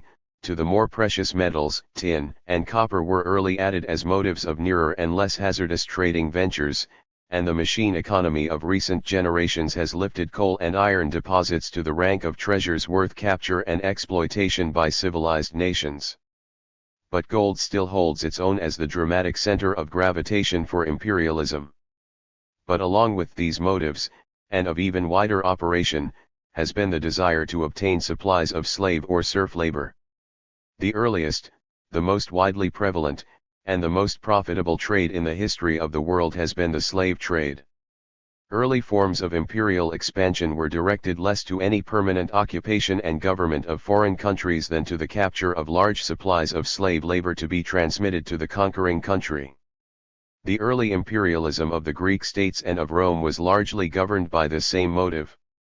Greeks and Romans did not often effect large permanent settlements among the barbarians they conquered, but, contenting themselves with keeping such military and magisterial control as sufficed to secure order and the payment of tribute, drafted large numbers of slaves into their countries in order to utilize their labor. The Greek cities were mostly maritime, commercial, and industrial, and the slaves they drew from eastern trade or from the Scythian and Thracian hinterlands they employed upon their ships and docks, in their mines, and as artisans and laborers in their towns. Rome, the capital of an agricultural state, used her slaves on a plantation system, ousting by this cheap forced labor the peasantry, who, driven into Rome, were subsisted chiefly upon public charity, defrayed out of the tribute of their foreign conquests. 1. Now modern imperialism in its bearing on the lower races remains essentially of the same type. It employs other methods, other and humaner motives temper the dominance of economic greed, but analysis exposes the same character at bottom. Wherever white men of superior races have found able-bodied savages or lower races in possession of lands containing rich mineral or agricultural resources, they have, whenever strong enough, compelled the lower race to work for their benefit, either organizing their labor on their own land, or inducing them to work for an unequal barter, or else conveying them as slaves or servants to another country where their labor power could be more profitably utilized. The use of imperial force to compel lower races to engage in trade is commonly a first stage of imperialism. China is here the classic instance of modern times, exhibiting the sliding scale by which sporadic trade passes through treaties, treaty ports, customs control, rights of inland trading, mining and railway concession, towards annexation and general exploitation of human and natural resources. The slave trade or forcible capture and conveyance of natives from their own to a foreign land has in its naked form nearly disappeared from the practice of Western nations, as also the working of conquered people as slaves in their own country. The entire economic basis of the industrial exploitation of inferior races has shifted with modern conditions of life and industry. The change is a twofold one: the legal status of slave has given place to that of wage laborer, and the most profitable use of the hired labor of inferior races is to employ them in developing the resources of their own lands under white control for white men's profit. In ancient times the employer would not, if he could, go away from his own country to employ Libyans or Scythians in their native places. If he left home, it was not so easy to come back. He was practically in exile. In the second place, he was not sufficiently master of his slaves in their own country. If they were all of one nation and all at home, they might rebel or break loose. If a strong government prevented that, it was at any rate much easier for individual slaves to escape a consideration always of the utmost importance.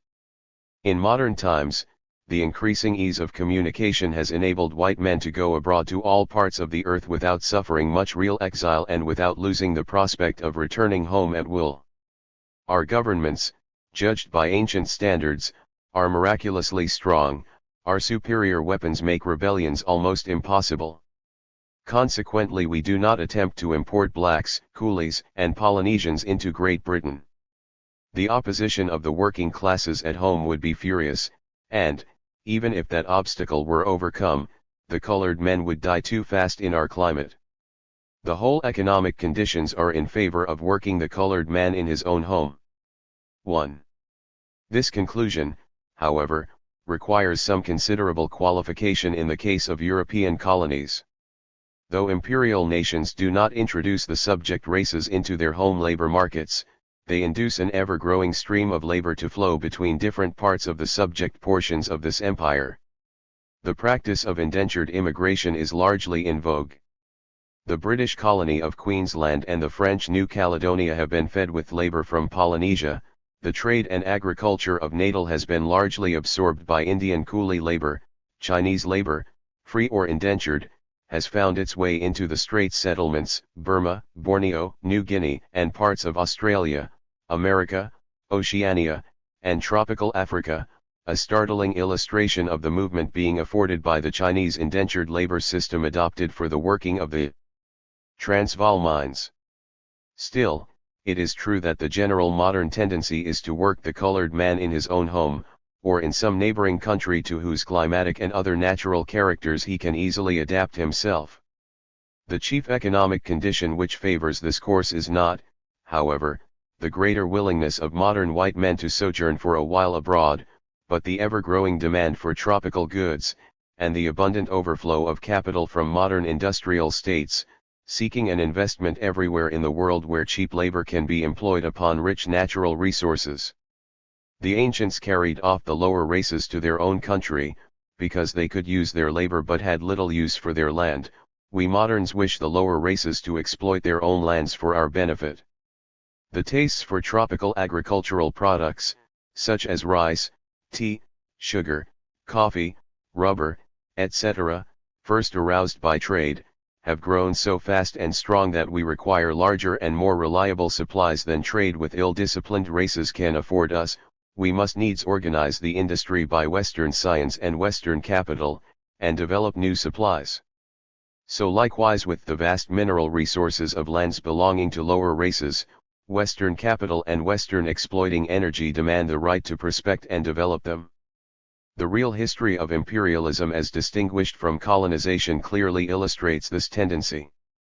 Our first organized contact with the lower races was by means of trading companies, to which some powers of settlement and rights of government were accorded by charter as incidental to the main purpose, viz., that of conducting trade with native inhabitants.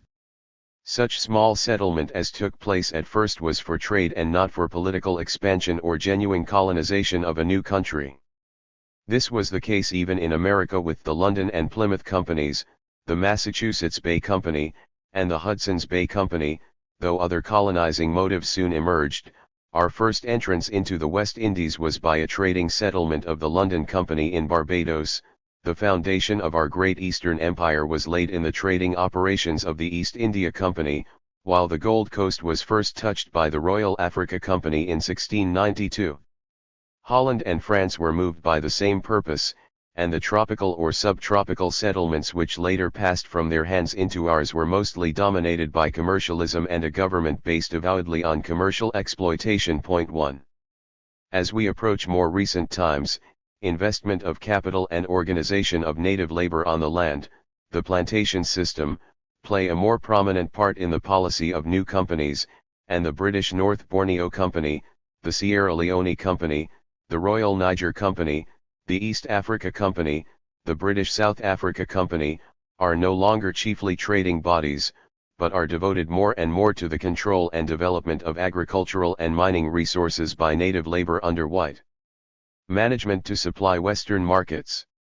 In most parts of the world a purely or distinctively commercial motive and conduct have furnished the nucleus out of which imperialism has grown, the early trading settlement becoming an industrial settlement with land and mineral concessions growing round it, an industrial settlement involving force, for protection, for securing further concessions, and for checking or punishing infringements of agreement or breaches of order. Other interests, political and religious, enter in more largely. The original commercial settlement assumes a stronger political and military character.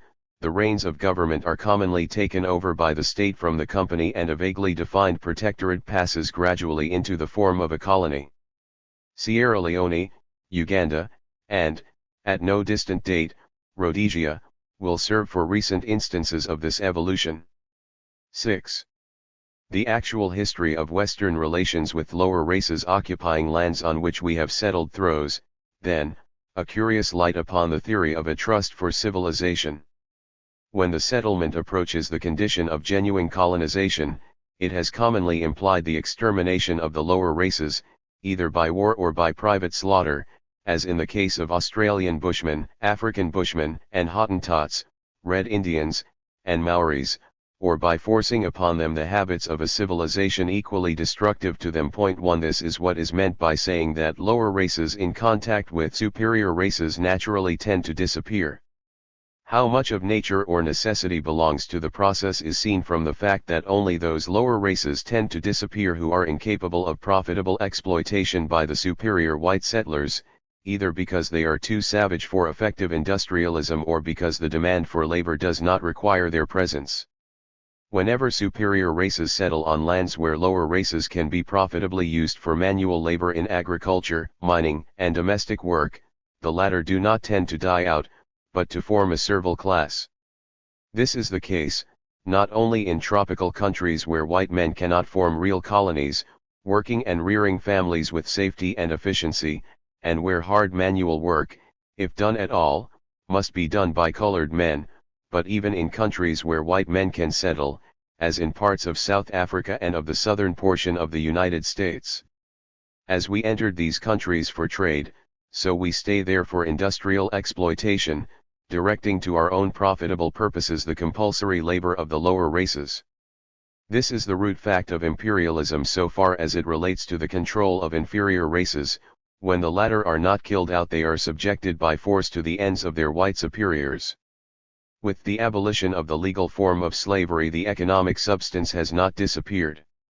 It is no general question of how far the character of slavery adheres in all wage labor that I am pressing, but a statement that imperialism rests upon and exists for the sake of forced labor, i.e. labor which natives would not undertake save under direct or indirect personal compulsion issuing from white masters. There are many methods of forcing labor. Wherever the question of industrial development of tropical or subtropical lands for agricultural or mining purposes comes up, the same difficulty confronts the white masters. The report of the Select Committee of the House of Commons in 1842 on the state of the West Indies, subsequent to the emancipation of slaves, states the problem most succinctly: the laborers are enabled to live in comfort and to acquire wealth without, for the most part, laboring on the estates of the planters for more than 3 or 4 days in a week, and from 5 to 7 hours in a day, so that they have no sufficient stimulus to perform an adequate amount of work. The reason of this inadequate amount of work is that they can get high wages, and this is attributed to the easy terms upon which the use of land has been obtainable by Negroes. In a word, the committee considered that the cheapness of land has been the main cause of the difficulties which have been experienced, and that this cheapness is the natural result of the excess of fertile land beyond the wants of the existing population. The Negro would only put in a 5 to 7 hours day at high pay because he had the option of earning his livelihood on fertile land of his own. The same trouble confronts the white master everywhere where the lower races are in possession of agricultural land sufficient for their low and unprogressive standard of comfort. They either will not work at all for wages, or will not work long enough or for low enough pay. The question, in a few words, writes Professor Ireland, is this: what possible means are there of inducing the inhabitants of the tropics to undertake steady and continuous work if the local conditions are such that from the mere bounty of nature all the ambitions of the people can be gratified without any considerable amount of labor? 1. There are only 2 genuinely economic forces which will bring such labor more largely into the labor market: the growth of population with increased difficulty in getting a full easy subsistence from the soil is one, the pressure of new needs and a rising standard of consumption is the other. These may be regarded as the natural and legitimate inducements to wage labor, and even in most tropical countries they exercise some influence, especially where white settlements have taken up much of the best land. In the lowest races, where the increase of population is kept down by high mortality, aggravated by war and infanticide, and where new wants are slowly evolved, these inducements are feeble, but in more progressive peoples they have a fair amount of efficacy. Unfortunately, these natural forces are somewhat slow, and cannot be greatly hastened. White industrialists are in a hurry to develop the country, and to retire with large, quick profits. The case of South Africa is typical. There many of the Bantu races are fairly educable in new needs, and are willing to undertake wage labor for their satisfaction. Many of them, notably the Basutos, are becoming overcrowded on their reserved lands, and are willing to go far for good wages. But the demands of a vast mining industry, growing within a few years to gigantic proportions, cannot await the working of these natural stimuli. The mine owners want an unnatural accession to the labor market. The result is frantic efforts to scour the continents of Africa and Asia, and bring in masses of Zanzibari, Arabs, Indian coolies, or Chinese, or else to substitute for natural economic pressure various veiled modes of political or private compulsion. The simplest form of this compulsion is that of employing armed force upon individual natives to compel them to come in, as illustrated by the methods of the South Africa Chartered Company before 1897-1, which, when the chiefs failed to provide labor, sent out native police to collect the labor. Save its illegal character, there is nothing to distinguish this from the corvée or legalized forced labor imposed on natives in Natal, or the compulsory labor ordinance passed by the Gold Coast legislature in December 1895, reviving the lapsed custom under which it was obligatory on persons of the laboring class to give labor for public purposes on being called out by their chiefs or other native superiors, and authorizing the government to compel native chiefs to furnish as many carriers as were needed for the projected expedition to Kumasi. 2. Military service, borrowing a semblance of civilized usage from the European system of conscription, is utilized, not merely for emergencies, as in the Kumasi expedition, and in our South African campaign, where native labor had everywhere been pressed, when ordinary economic motives failed, but for regular industrial labor. The classical instance is that of the Congo Free State, where a militia levy was made upon the population, nominally for defense, but really for the state and chartered company service in the rubber and other industries. In face of unrepealed decrees according on protection spéciale auxiliary noirs, and prescribing that l'esclavage, même domestique, ne s'arrête être reconnu officiellement, a system of voluntary and militia levies has been instituted to be used in the establishment of plantations and the construction of works of public utility. The accuracy of Mr. Foxbourne's commentary is attested by numerous witnesses. The force public with its agriculteurs soldats and others subordinate to it, when not employed on military expeditions, are used as overseers of what are virtually slave gangs or as collectors of tribute from the luckless aborigines, whose right to live in their own country, without paying heavily for the privilege, is denied one. So far as forced labor is designed merely as a mode of revenue to the state, a system of taxation in kind, it cannot be condemned as essentially unjust or oppressive, however liable it may be to abuses in practice. All taxation is forced labor, whether the tax be levied in money, in goods, or in service. When such forced labor is confined to the needs of a well-ordered government, and is fairly and considerately administered, it involves no particular oppression. Such servitude as it involves is concealed under every form of government. The case is quite different where governmental regulations and taxation are prostituted to purposes of commercial profit, where laws are passed, taxes levied, and the machinery of public administration utilized in order to secure a large, cheap, regular, efficient, and submissive supply of laborers for companies or private persons engaged in mining, agricultural, or other industries for their personal gain. Where white settlers find lower races in occupation of lands rich in agricultural, mineral, or other resources, they are subject to a double temptation. They want possession of the land and control of a cheap native supply of labor to work it under their control and for their gain. If the natives are of too low an order or too untamable to be trained for effective labor, they must be expelled or exterminated, as in the case of the lower nomads, the Bushmen of Australia and South Africa, the Negritos, Bororos, Vedas, etc., and even the Indians of North America. War, murder, strong drink, syphilis, and other civilized diseases are chief instruments of a destruction commonly couched under the euphemism contact with a superior civilization. The land thus cleared of natives passes into white possession, and white men must work it themselves, or introduce other lower industrial peoples to work it for them, as in the case of slave labor introduced into the United States and West Indies, or indentured labor into Natal, British Guiana, etc. But where the lower races are capable of being set to profitable labor on their own land, as agriculturists, miners, or domestics, self-interest impels the white to work a forced labor system for their private ends. In most tropical or subtropical countries, the natives can by their own labor and that of their families get a tolerably easy subsistence from the land. If they are to be induced to undertake wage labor for white masters, this must be put a stop to. So we have pressure brought upon government to render it impossible for the natives to live as formerly upon the land. Their land and, when they are a pastoral people, their cattle are objects of attack.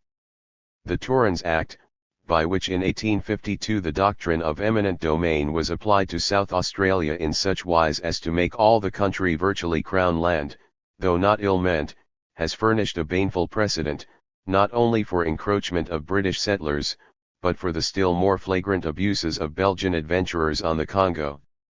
White settlers or explorers, sometimes using legal instruments, sometimes private force or fraud, constantly encroach upon the fertile or mineralized lands of natives, driving them into less fertile lands, crowding them into reserves, checking their nomadic habits, and otherwise making it more difficult for them to obtain a livelihood by the only methods known to them. A chief object and a common result of this policy is to induce or compel natives to substitute wage labor, altogether or in part, for the ancient tribal life upon the land. Those ignorant of the actual conditions involved often suppose that the alienation of lands or mineral rights, or the contracts for labor, are negotiated in accordance with ordinary methods of free bargain. The modern history of Africa, however, is rich in instances to the contrary. The history of competitive knavery and crime, by which Lobengula was inveigled into signing away rights which he neither owned nor understood to the chartered company, cannot yet be written completely, but its outlines are plain and profitable reading.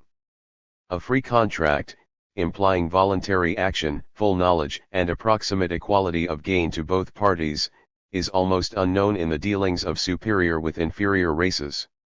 How political treaties and industrial concessions are actually obtained may be described for us by Major Thruston, one who was sent to negotiate treaties in 1893 in Uganda.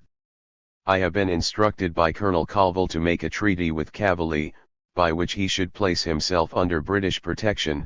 In fact, I had a bundle of printed treaties which I was to make as many people sign as possible. This signing is an amiable farce, which is supposed to impose on foreign governments, and to be the equivalent of an occupation. The modus operandi is somewhat as follows: a ragged, untidy European, who in any civilized country would be in danger of being taken up by the police as a vagrant, lands at a native village, the people run away, he shouts after them to come back, holding out before them a shilling's worth of beads. Someone, braver than the rest, at last comes up, he is given a string of beads, and is told that if the chief comes he will get a great many more. Cupidity is, in the end, stronger than fear. The chief comes and receives his presents, the so-called interpreter pretends to explain the treaty to the chief. The chief does not understand a word of it, but he looks pleased as he receives another present of beads. A mark is made on a printed treaty by the chief, and another by the interpreter. The vagrant, who professes to be the representative of a great empire, signs his name. The chief takes the paper, but with some hesitation, as he regards the whole performance as a new and therefore dangerous piece of witchcraft. The boat sails away, and the new ally and protégé of England or France immediately throws the treaty into the fire. This cynical bit of realistic humor expresses with tolerable accuracy the formal process of imperial expansion as it operates in the case of lower races. If these are the methods of political agents, it may well be understood that the methods of private concessionmongers are not more scrupulous. Indeed, political protectorate and land concession are inextricably blended in most instances where some adventurer, with a military or other semi-official commission, pushes across the frontier into a savage country, relying upon his government to endorse any profitable deal he may accomplish.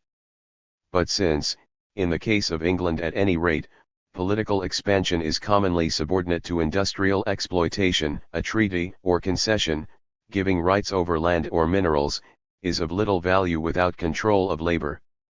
Enclosure of lands, while it facilitates a supply of native labor by restricting free land for native agriculture or pasture, does not commonly suffice.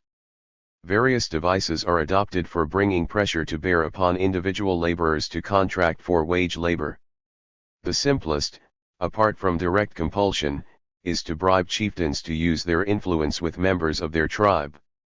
Such was the system devised by the philanthropic Earl Grey to procure labor for the mines in Rhodesia. 1. Such bargaining, either with headmen or with individual natives, is usually conducted by professional labor touts, who practice every form of craft and falsehood so as to induce ignorant natives to enter a labor contract.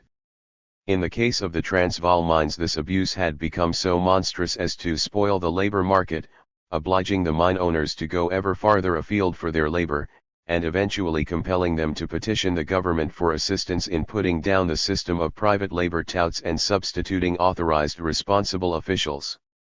Alike in the Boer republics and in Cape Colony, the seizures of land and labor have been chief motives of the border warfare constantly recurring in the history of South Africa.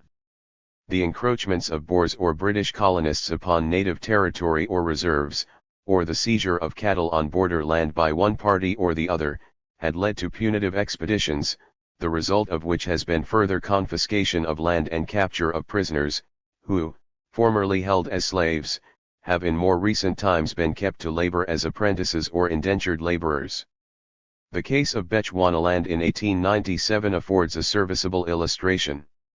A small local riot got up by a drunken native sub-chief on a trifling grievance, and involving armed resistance on the part of a few hundred Kaffirs, easily put down by a small body of armed volunteers, was exaggerated into a rebellion, and was made a pretext for driving some 8,000 natives from the lands inalienably secured to them by the Bechuanaland Annexation Act of 1895, and for confiscating these lands for British occupation, while the rest of the population, some 30,000, were to be gradually removed from their settlements, and given equivalent land in some other district. In the speech introducing the confiscation measure in the Cape Parliament, Sir Gordon Sprigg explained that this was very valuable land, and probably would be cut up into very small farms, so that there might be a considerable European population established in that part of the country. There was no pretence that most of those who were deprived of their lands or deported were proved to have taken part in the rebellion. The sequel of this clearing is most significant. What was to become of the people taken from their land?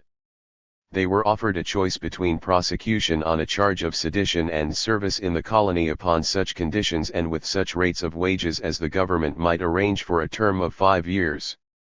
The government, in thus proposing to compound a felony, was well aware of the extreme difficulty of proving sedition in a court of justice, and, in point of fact, in 2 cases which were put on trial the public prosecutor declined to bring the case before a jury. The object of the threat of trial was to coerce into the acceptance of indentured labor, and in fact 584 men, with 3 times as many women and children were handed over to serve under colonial farmers, wages being fixed at 10s a month for able-bodied men and 7s.60 for women.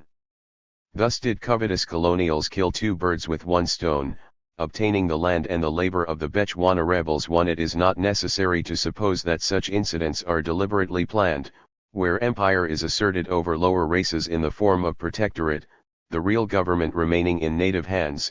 Offences must from time to time arise, local disturbances which can by rash or brutal treatment be fanned into rebellion, and form the pretext for confiscation and a forcing of the landless rebels into labor.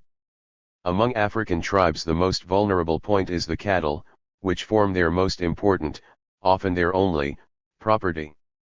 To encroach upon this is a sure way of provoking hostility.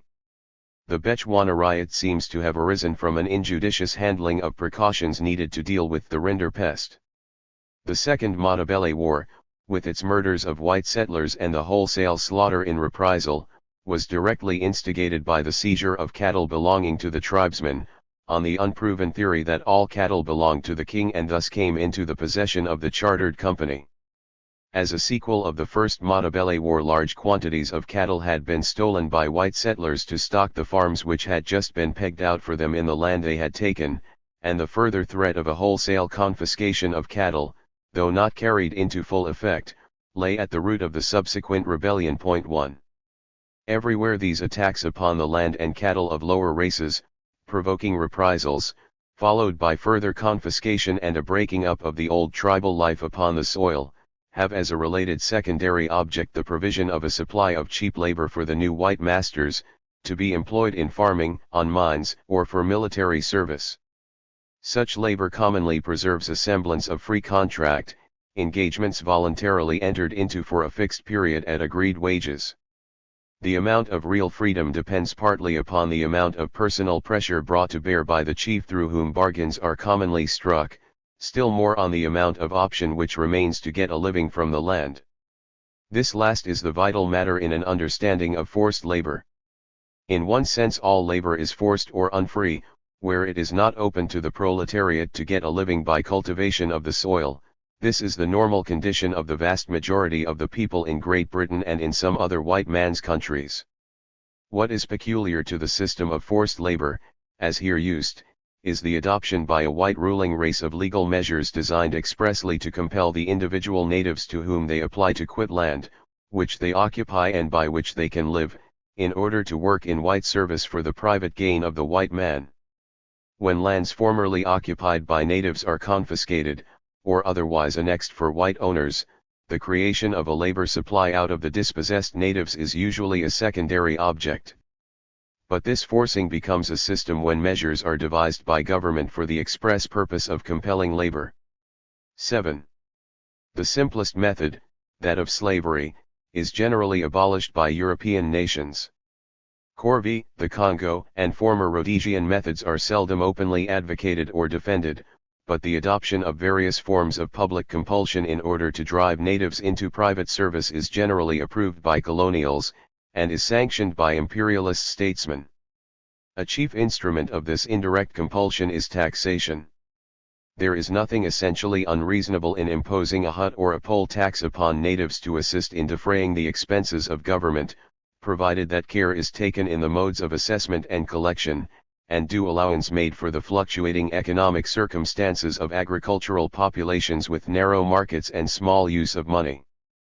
But these taxes are not infrequently applied so as to dispossess natives of their land, force them to work for wages and even to drive them into insurrections which are followed by wholesale measures of confiscation. The case of the risings in Sierra Leone during 1898 attests the nature of this impolicy, and the following passage from the report of the Special Commissioner, Sir David Chalmers, deserves attention. His conclusions as to the causes of the insurrection are thus summarized. The hut tax, together with the measures used for its enforcement, were the moving causes of the insurrection. The tax was obnoxious to the customs and feelings of the people. A peremptory and regularly recurring impost is unknown in their own practices and tradition. The English government has not as yet conferred any such benefits as to lead to a burden of a strange and portentous species being accepted willingly. There was a widespread belief that it was a means of taking away their rights in their country and in their property. 1. The amount of the tax is higher than the people, taken together, can pay, and the arrangements by which liability is primarily placed on the chiefs to make good definite amounts on demand are unworkable. The mode of enforcing payment provided by the law would probably prove abortive, whether used to meet inability or unwillingness to pay. Repugnance to the tax was much aggravated by the sudden, uncompromising, and harsh methods by which it was endeavored to be brought into operation not merely by the acts of native policemen, but in the whole scheme adopted by the colonial authorities. Here Sir D. Chalmers condenses all the familiar grievances of monetary taxes imposed by strong expensive white governments upon poor native races. White government, if good, is expensive, hence taxation tends to be heavy in amount, fixed in amount, it must be paid out of very fluctuating industries, levied in money, it forces self-subsisting families or tribes to find markets for their goods or labors, collected, as it must be, by native authorities. It breeds extortion, corruption, and cruelty. But Sir D. Chalmers lays his finger on the central vice when he names a widespread belief that it was a means of taking away their rights in their country and in their property. 1. Where there exists a large growing demand for native labor, this method of compelling natives to pay money taxes is seen to have a new importance. They can only earn money by undertaking labor contracts. Hence a system of direct taxation imposed by hut, poll, or labor taxes is devised. Everywhere, as we have seen, under free popular government, the tendency is to subordinate direct to indirect taxation. Imperialism alone favors direct taxation of the working classes. It does not, however, propose a general system of direct taxation applicable alike to white and blacks. The direct taxes with which we are here concerned are applied exclusively to the subject races. In South Africa their chief avowed aim is, not to provide revenue, but to compel labor.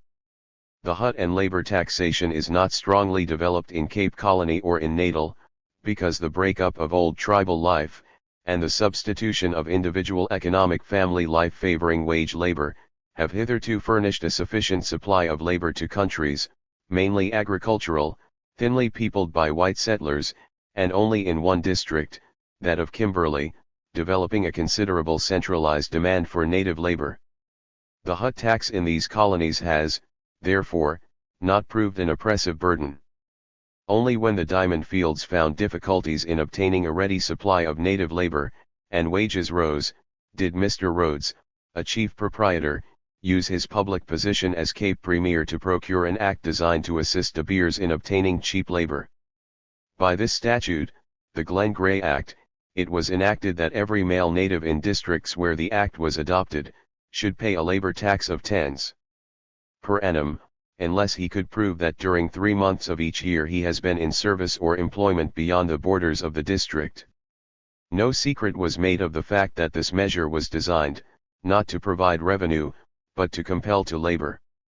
If they could make these people work they would reduce the rate of labor in the country, said Mr. Rhodes, and in another speech in Parliament, it was wrong that there should be 1 million natives in that country, and yet that they should be paying a sum equal to about £1 a week for their labor, while that labor was absolutely essential for the proper development of the country. The labor tax has not, however, operated oppressively in Cape Colony, for the diamond industry, being limited in output, has not demanded more native labor than could be easily supplied by ordinary economic inducements. It is in the Transvaal and Rhodesia that taxation of natives ripens into a plan for forcing labor. The mine owners of the Transvaal are agreed as to their right and their need to compel the natives to undergo the dignity of labor, and they regard taxation as one important instrument. The testimony of witnesses before the Industrial Commission in 1897 was unanimous in favoring such compulsion, and Mr. Rudd, of the Consolidated Goldfields, stated the demand very plainly at the annual meeting of his company. 1 If we could only call upon 1/2 of the natives to give up 3 months of the year to work, that would be enough. We should try some cogent form of inducement, or practically compel the native through taxation or in some other way, to contribute his quota to the good of the community, and to a certain extent he should then have to work.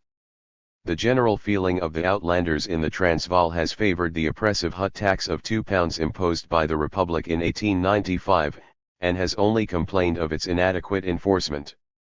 Similarly, in Rhodesia, where mines require a larger supply of labour than can be obtained from natives by ordinary economic motives, an increase of the hut tax and a labour tax are an integral part of the public policy. Earl Grey, recent administrator and director of the Chartered Company, thus states the case: means have to be found to induce the natives to seek, spontaneously, employment at the mines, and to work willingly for long terms of more or less continuous employment. An incentive to labor must be provided, and it can only be provided by the imposition of taxation. I look forward to the imposition of a hut tax of £1 per hut in conformity with the practice which exists in Basutoland, and I also hope that we may, with the permission of the imperial authorities, be able to establish a labor tax, which those able-bodied natives should be required to pay who are unable to show a certificate of 4 months' work. It remains to add that one imperial authority of some importance has expressly endorsed this policy of using public finance for private profit-making purposes. In a speech in the House of Commons dealing with the Chartered Company, one Mr. Chamberlain said, "When you say to a savage people who have hitherto found their chief occupation in war, you shall no longer go to war, tribal war is forbidden, you have to bring about some means by which they may earn their living in place of it, and you have to induce them to adopt the ordinary means of earning a livelihood by the sweat of their brow. But with a race of this kind I doubt very much whether you can do it merely by preaching. I think that something in the nature of an inducement, stimulus, or pressure is absolutely necessary if you are to secure a result which is desirable in the interests of humanity and civilization. A far more thorough and logical application of the policy of taking natives from their life upon the land in order to perform wage labor is devised by the Transvaal mine owners. The native labor problem there differs widely from the case of Kimberley, where only some 12,000 natives under strict control are required for the diamond industry. The intention of working out, with the utmost rapidity, the gold of the Rand can only be accomplished by securing a vast and a growing supply of native labor on the spot. In 1899, with great difficulty and at heavy expense, less than 100,000 natives were secured for work upon the mines. If twice or thrice this number are to be procured and at lower prices, this can only be accomplished by using taxation, coercion, and persuasion to induce large numbers of Kaffirs to come and settle down with their families upon locations in the mining districts, where the amount of land provided does not enable them to get a living from agriculture, and where they will consequently be dependent on wage labor at the mines, and will breed a permanent supply of young labor on the spot. The wages paid will be determined, not by competition, but by the Chamber of Mines. The houses they will occupy will be the property of the mines, as also the shops where they will be compelled to deal. This has been the policy advocated by the chief mining experts. Break up the tribal system, which gives solidarity and some political and economic strength to native life, set the Kafir on an individual footing as an economic bargainer, to which he is wholly unaccustomed, take him by taxation or other stimulus from his locality, put him down under circumstances where he has no option but to labor at the mines. This is the plan which mine owners propose and missionaries approve. Point 1. This system of native locations, fortified by hut and labor taxes, and by pass laws which interfere with freedom of travel and practically form a class of ascripti glebo, was the method devised before the war by the missionaries for dealing with the labor problem in the Transvaal mines. 1. It is the method still advocated by the South African Native Affairs Commission, reporting Indiana 19052. To limit the access of the growing Kafir population to the land and to impose taxes with the object of compelling them to wage labor, still remains the sheet anchor of the South African labor policy. The drafting in of large numbers of Chinese is supplementary to this policy, used partly to afford an increased supply, partly to give mine owners a better pick of Kafir labor at a reduced price. 8. The introduction of large numbers of Chinese into the Transvaal mines under the Labor Ordinance of 1904, has given great prominence to the indentured labor system, which is widely operative in our tropical dominions. As regards the actual conditions of employment, there is reason to believe that where the system is practiced under imperial protection as applied to Indian coolie labor, it has been free from the worst abuses of forced labor. British Guiana, Mauritius, and Trinidad are the West Indian possessions where the system of importing Indian coolie labor has been most practiced, and where the system is being tested. The Law 1 governing indentured labor in British Guiana provided against most of the abuses which beset the economic relations of white employers towards lower races, and appears to be well administered. Here the imperial government in India approves all contracts with immigrants, and these contracts not only contain a full statement of time, wages, and other conditions of labor and of living for the immigrant and his family, but provide for his return, if necessary at the public expense, at the end of his time. During the term of his indenture in British Guiana he is under the protection of authorities appointed and controlled by the governor alone. An immigration agent general, with a staff of agents, who visit all plantations where indentured laborers are employed, hear privately all complaints, and bring them, if necessary, into the courts, retaining counsel and acting in all cases as the principals. Employers of indentured labor are obliged to keep and produce full and accurate books of accounts under heavy penalties, and are forbidden to pay wages below a certain sum or to overwork their laborers. No punishment of any kind can be imposed by employers without recourse to the courts. It is contended by Professor Ireland, who has had long experience as an overseer, that this system operates with remarkable success both economically and socially too in British Guiana and in other West Indian islands, and in Natal, though coolies are regarded with anything but favor by large sections of the population, substantially the same protective legislation is in force, and there is every reason to suppose that indentured laborers are well protected as regards wages and other economic conditions. But the very encomium passed upon this well-administered system of indenture shows how defective is the grasp of the magnitude and the real nature of the issues involved in the control of tropical labor. It seems a light and natural thing that large bodies of men, with or without their families, should be driven by economic pressure to quit their native soil in our Indian Empire or in China, and absent themselves for 10 years at a time in some unknown and remote colony. Migration to, and colonization of, sparsely peopled lands by inhabitants of thickly peopled lands is a natural and wholly beneficial movement, but the break-up of settled life, implied by long periods of alienation, is fraught with grave injuries to both countries alike. A country which relies for its economic development on continual influxes of foreign laborers who will not settle is impaired in its natural process of industrial and political self-development by this mass of unassimilated sojourners, while the country which they have abandoned suffers a corresponding injury. Why is it necessary or desirable that large bodies of our Indian fellow subjects should desert their native land, removing for long periods their industrial services in order to develop another country which is not theirs? If India is overpopulated, permanent colonization is surely the remedy. If it is not, this practice of indentured labor seems to testify to misgovernment and bad husbandry of our Indian resources. To break up considerable areas of Indian society, and remove its able-bodied males for 10 years at a time, in order that these men may bring back some savings at the end of their term, seems at best a wanton sacrifice of the stability and normal progress of Indian society to a narrow consideration of purely monetary gain. History teaches, in fact, that a peasant people living on soil which they own will not consent thus to alienate themselves for purposes of slight economic gain, unless they are compelled by excessive taxation on the part of government, or by extortions of money lenders, which deprive them in large measure of the enjoyment of the fruits of their labor on their land. However well administered the system of indentured labor may be, it seems vitiated in origin by its artificial character and its interference with normal processes of self-development. It involves a subordination of wider social considerations to purposes of present industrial exploitation. What is true of the system, as applied in the West Indies and elsewhere for agricultural work, is still more true of industrial labor in mining processes.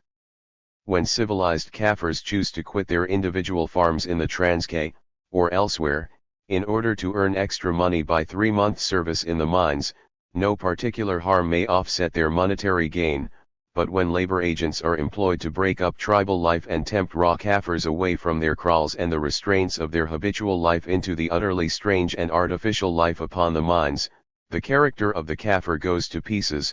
He becomes a victim to drink if he can get it, and often succumbs to the vices of the crowded, laborious, unhealthy life to which he has sold himself, while the arbitrary restrictions under which he works and lives, however justified, degrade and damage his personality. According to the evidence of most experienced and competent investigators, he returns home a damaged man, and often by his example a damage to his neighbors. 1 The least reflection will expose the dangers which must arise from suddenly transferring men from a semi-savage, tribal, agricultural life to a great modern, elaborate, industrial business like that of diamond and gold mining. What is true of the uncivilized Kafir is equally true of the more highly developed Chinaman. These men are introduced into the Transvaal as mere economic machines, not as colonists to aid the industrial and social development of a new country. Their presence is regarded as a social danger. They are kept in compounds, denied the right to acquire property or even to remain in the country as free settlers on the termination of their service. Hordes of able-bodied males, without any women, huddled in close barracks, rigorously guarded during work and at leisure, kept continually at hard routine manual labor, deprived of all the educative influences of self-direction in a free civilized society. However well fed, however highly paid, these men are inevitably degraded in morals by the conditions of this service, and damage the society to which they return. Nor is this all. The effect upon the Transvaal is to substitute for a normal gradual and natural development, a hasty artificial abnormal development, to complicate the already grave racial and economic problems of the country by introducing a new factor of dangerous character and dimensions, a supply of cheap labor designed expressly to diminish the demand for white settlers and for black wage earners. It is difficult to overestimate the gravity of the case in its bearing on the future of South Africa. The mining industry of the Transvaal is by far the most important industry in the whole country. So far as British interests are concerned, the whole future depends on husbanding and developing these resources so as to keep a large growing number of permanent British colonists in the country. Now the cheapest and most profitable exploitation of the mines involves a minimum employment of white British labor and a short period of overstimulated industrial activity.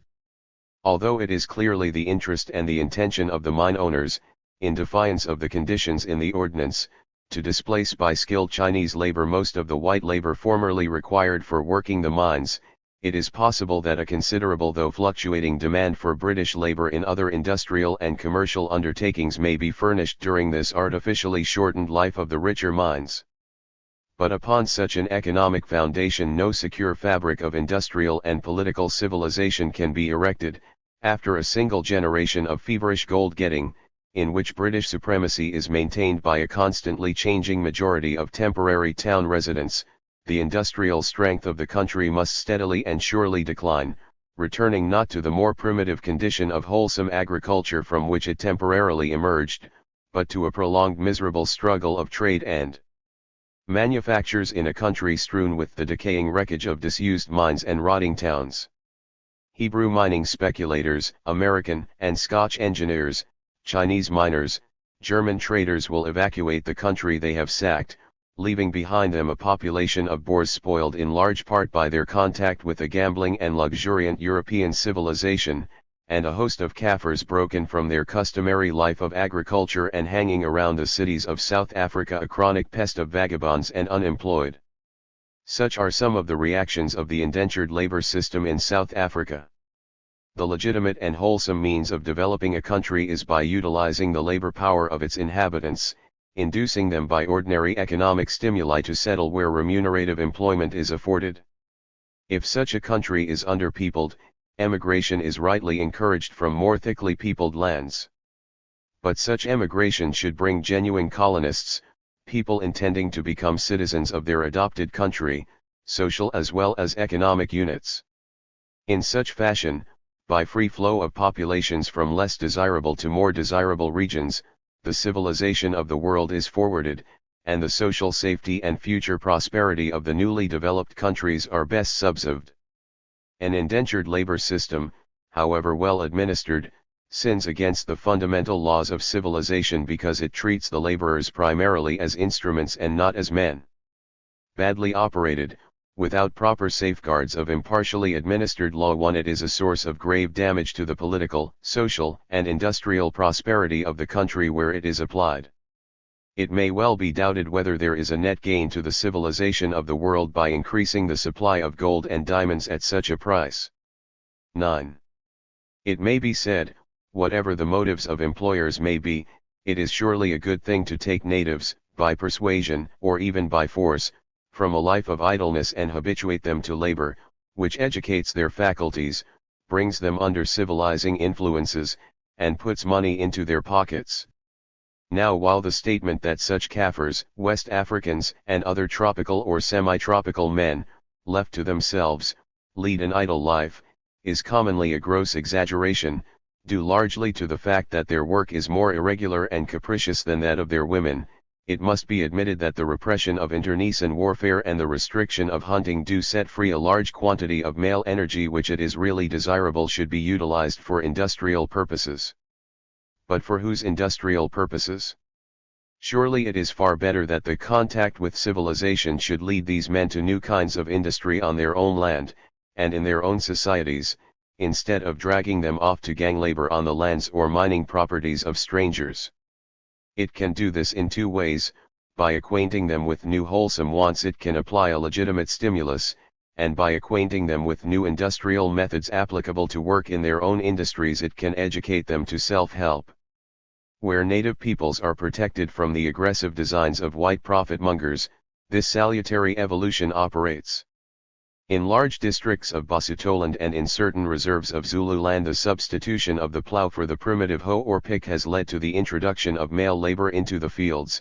Every encouragement in stock raising, dairy farming, or other occupations connected with animals enhances male employment among natives. The gradual introduction of new manufacturing industries into village life leads to men's taking a larger share in those industries in or near the kraal which were formerly a monopoly of women. So far as imperialism seeks to justify itself by sane civilization of lower races, it will endeavor to raise their industrial and moral status on their own lands, preserving as far as possible the continuity of the old tribal life and institutions, protecting them against the force and deceit of prospectors, labor touts, and other persons who seek to take their land and entice away their labor. If under the gradual teaching of industrial arts and the general educational influences of a white protectorate many of the old political, social, and religious institutions decay, that decay will be a natural wholesome process, and will be attended by the growth of new forms, not forced upon them, but growing out of the old forms and conforming to laws of natural growth in order to adapt native life to a changed environment. But so long as the private, short-sighted, business interests of white farmers or white mine owners are permitted, either by action taken on their own account or through pressure on a colonial or imperial government, to invade the lands of lower peoples, and transfer to their private profitable purposes the land or labor, the first law of sane imperialism is violated, and the phrases about teaching the dignity of labor and raising races of children to manhood, whether used by directors of mining companies or by statesmen in the House of Commons, are little better than wanton exhibitions of hypocrisy. They are based on a falsification of the facts, and a perversion of the motives which actually direct the policy. X. In setting forth the theory which sought to justify imperialism as the exercise of forcible control over lower races, by regarding this control as a trust for the civilization of the world, we pointed out three conditions essential to the validity of such a trust. First, the control must be directed to the general good, and not to the special good of the imperialist nation. Secondly, it must confer some net advantage to the nation so controlled. Lastly, there must exist some organization representative of international interests, which shall sanction the undertaking of a trust by the nation exercising such control. The third condition, which is fundamental to the validity of the other two, we saw to be unfulfilled, inasmuch as each nation claiming to fulfill the trust of governing lower races assumed this control upon its own authority alone. The practice of imperialism, as illustrated in a great variety of cases, exhibits the very defects which correspond with the unsound theory. The exclusive interest of an expanding nation, interpreted by its rulers at some given moment, and not the good of the whole world, is seen to be the dominant motive in each new assumption of control over the tropics and lower peoples. That national interest itself commonly signifies the direct material self-interest of some small class of traders, mine owners, farmers, or investors who wish to dispose of the land and labor of the lower peoples for their private gain. Other more disinterested motives woven in may serve to give an attractive coloring to each business in hand, but it is impossible to examine the historic details in any important modern instance without recognizing the supremacy of economic forces.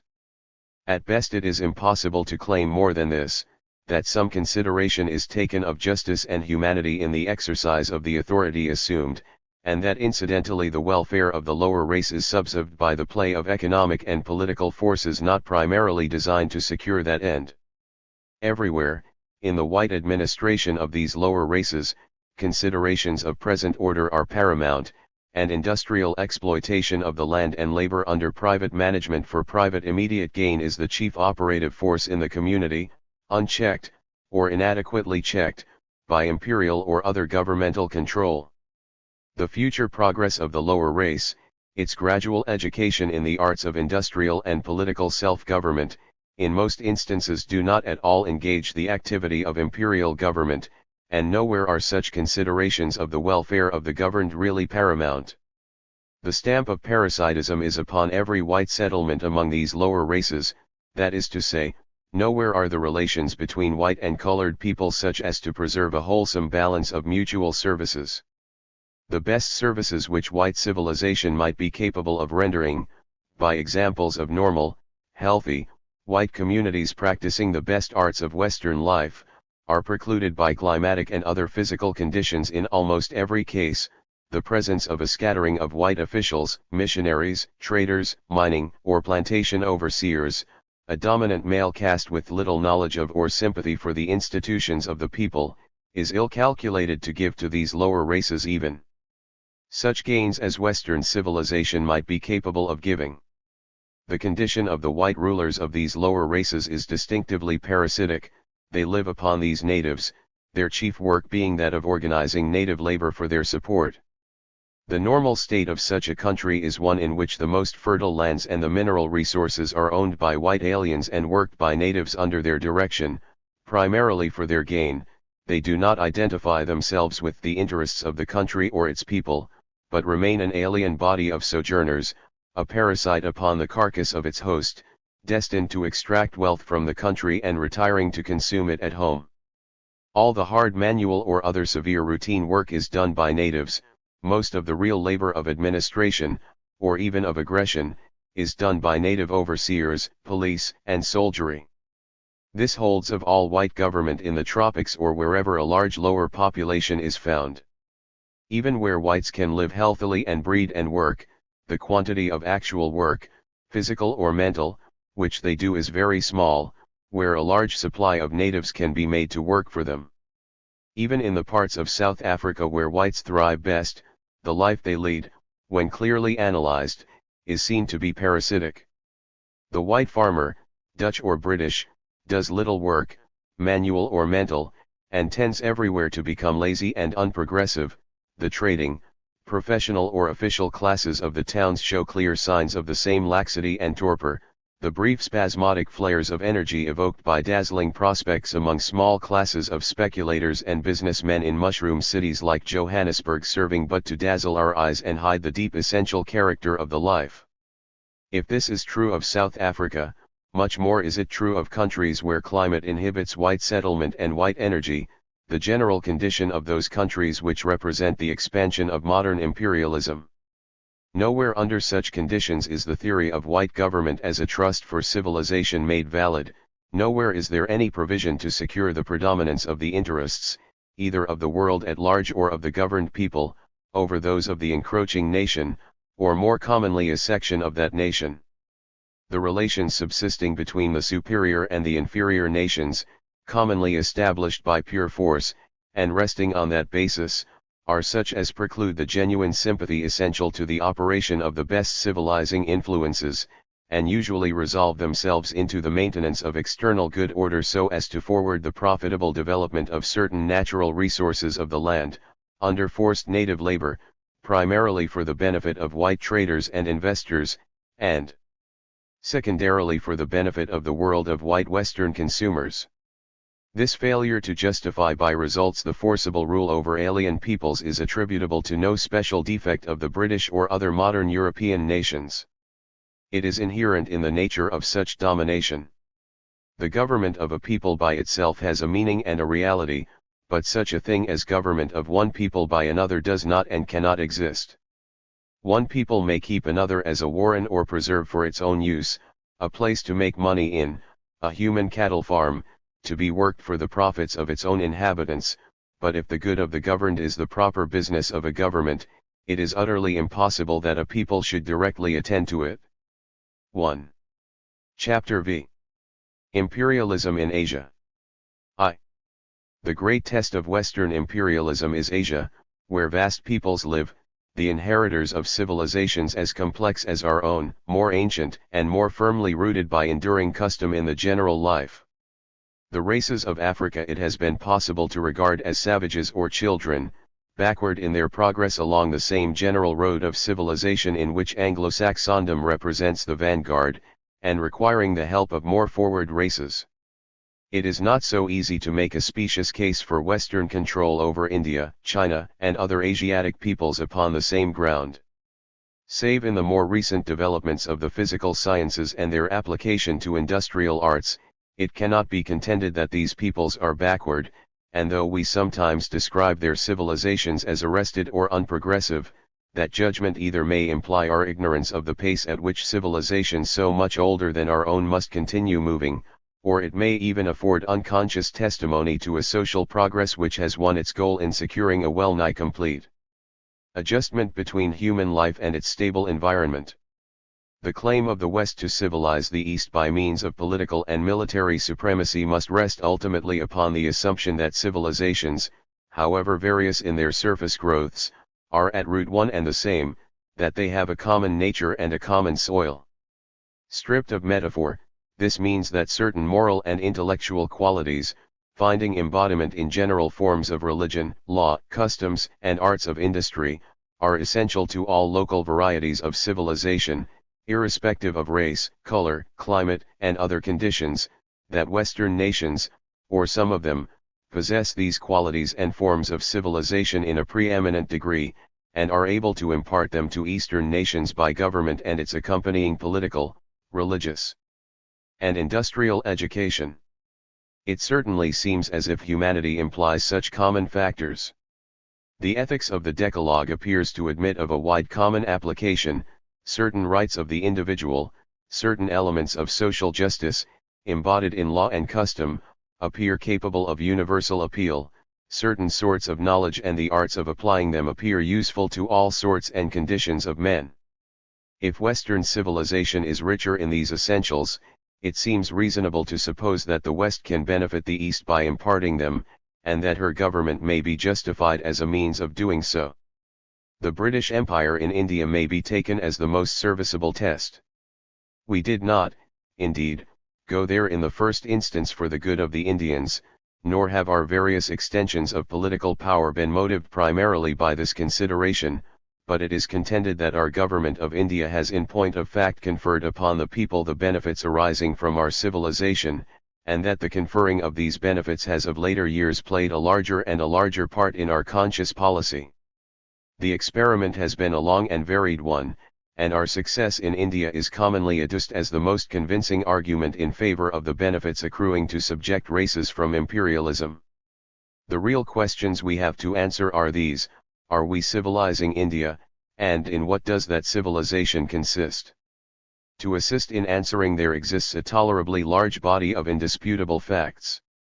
We have established a wider and more permanent internal peace than India had ever known from the days of Alexander the Great. We have raised the standard of justice by fair and equal administration of laws, we have regulated and probably reduced the burden of taxation, checking the corruption and tyranny of native princes and their publicans.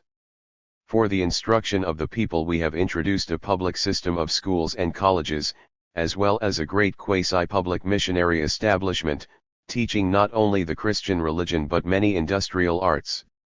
Roads, railways, and a network of canals have facilitated communication and transport, and an extensive system of scientific irrigation has improved the productiveness of the soil.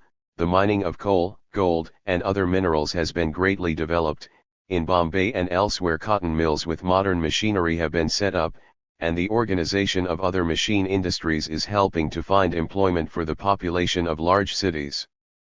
Tea, coffee, indigo, jute, tobacco, and other important crops have been introduced into Indian agriculture. We are gradually breaking down many of the religious and social superstitions which sin against humanity and retard progress, and even the deeply rooted caste system is modified wherever British influence is felt. There can be no question that much of this work of England in India is well done.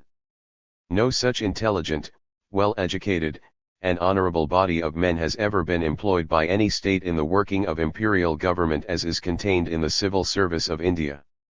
Nowhere else in our empire has so much really disinterested and thoughtful energy been applied in the work of government. The same may be said of the line of great statesmen sent out from England to preside over our government in India. Our work there is the best record British imperialism can show. What does it tell us about the capacity of the West to confer the benefits of her civilization on the East? Take first the test of economic prosperity. Are the masses of the people under our rule wealthier than they were before, and are they growing wealthier under that rule? There are some who maintain that British government is draining the economic lifeblood of India and dragging her population into lower and more hopeless poverty.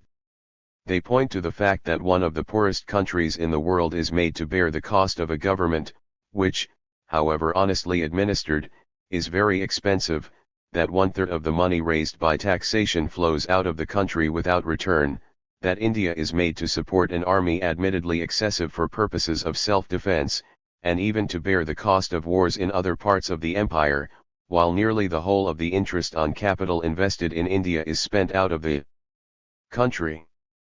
The statistical basis of this argument is too insecure for much reliance to be placed on it.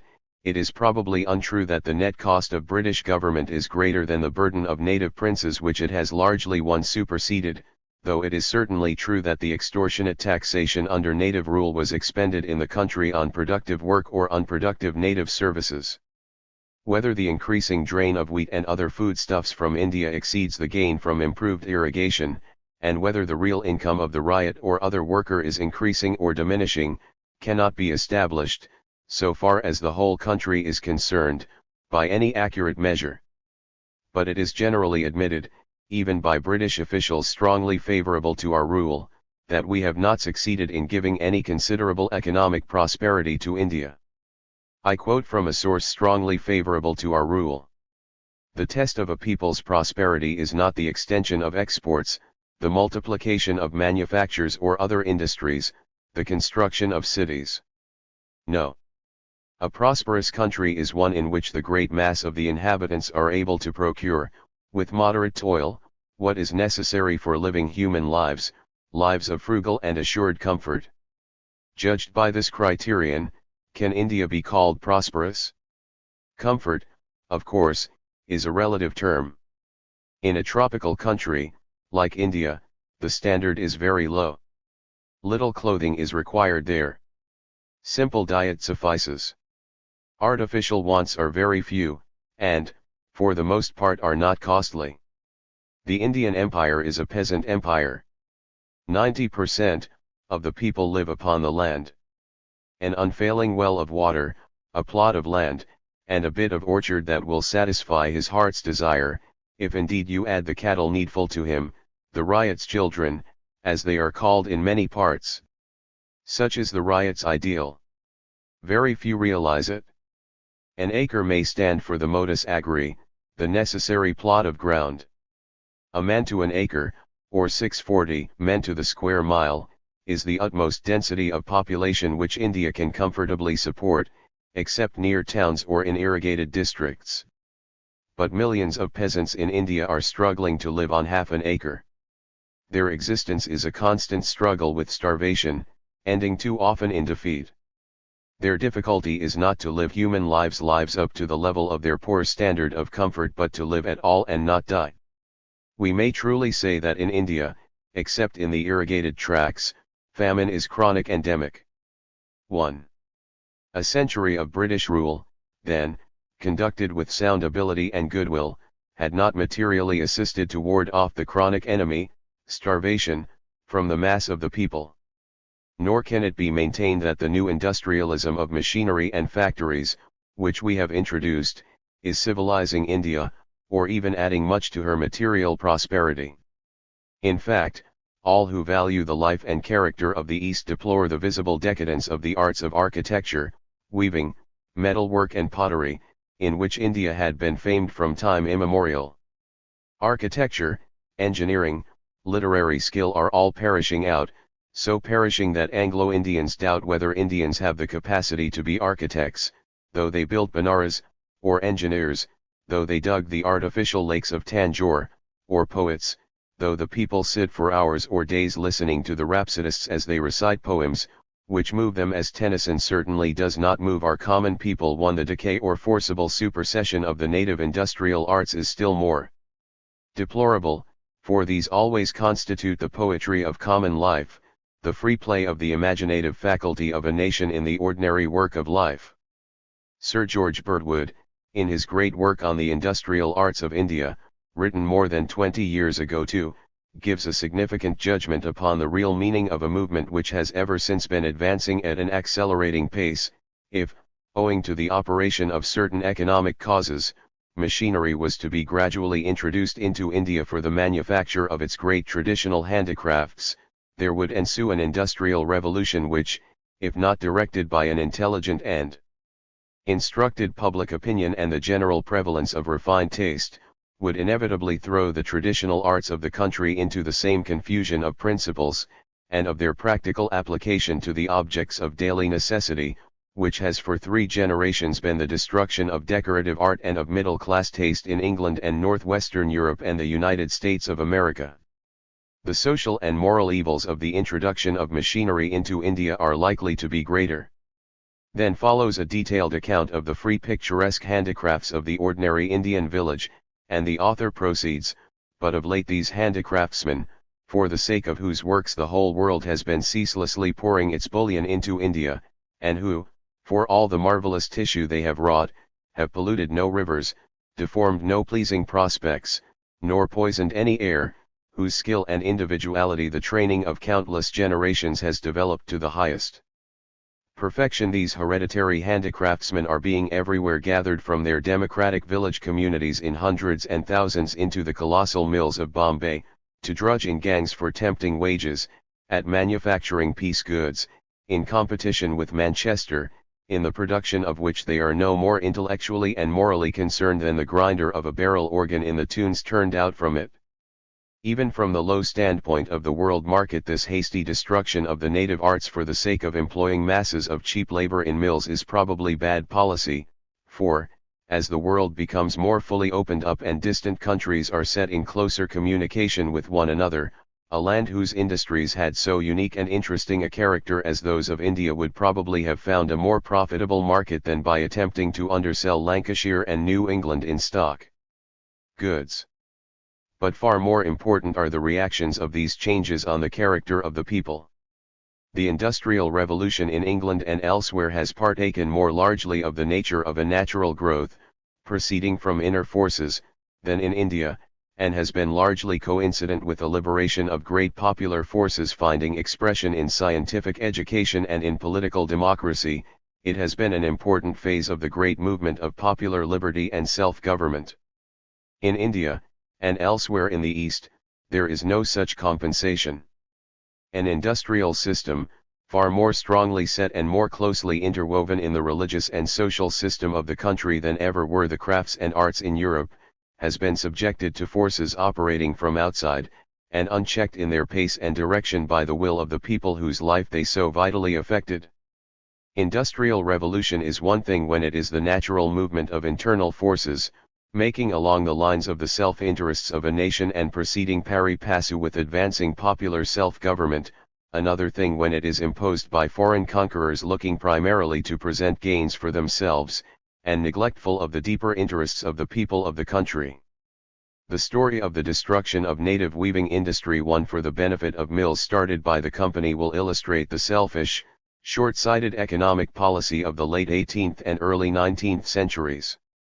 Under the pretense of free trade, England has compelled the Hindus to receive the products of the steam looms of Lancashire, Yorkshire, Glasgow, etc., at mere nominal duties, while the hand-wrought manufactures of Bengal and beer, beautiful in fabric and durable in wear, have had heavy and almost prohibitive duties imposed on their importation to England. To the effect of this policy, rigorously maintained during the earlier decades of the 19th century, was the irreparable ruin of many of the most valuable and characteristic arts of Indian industry.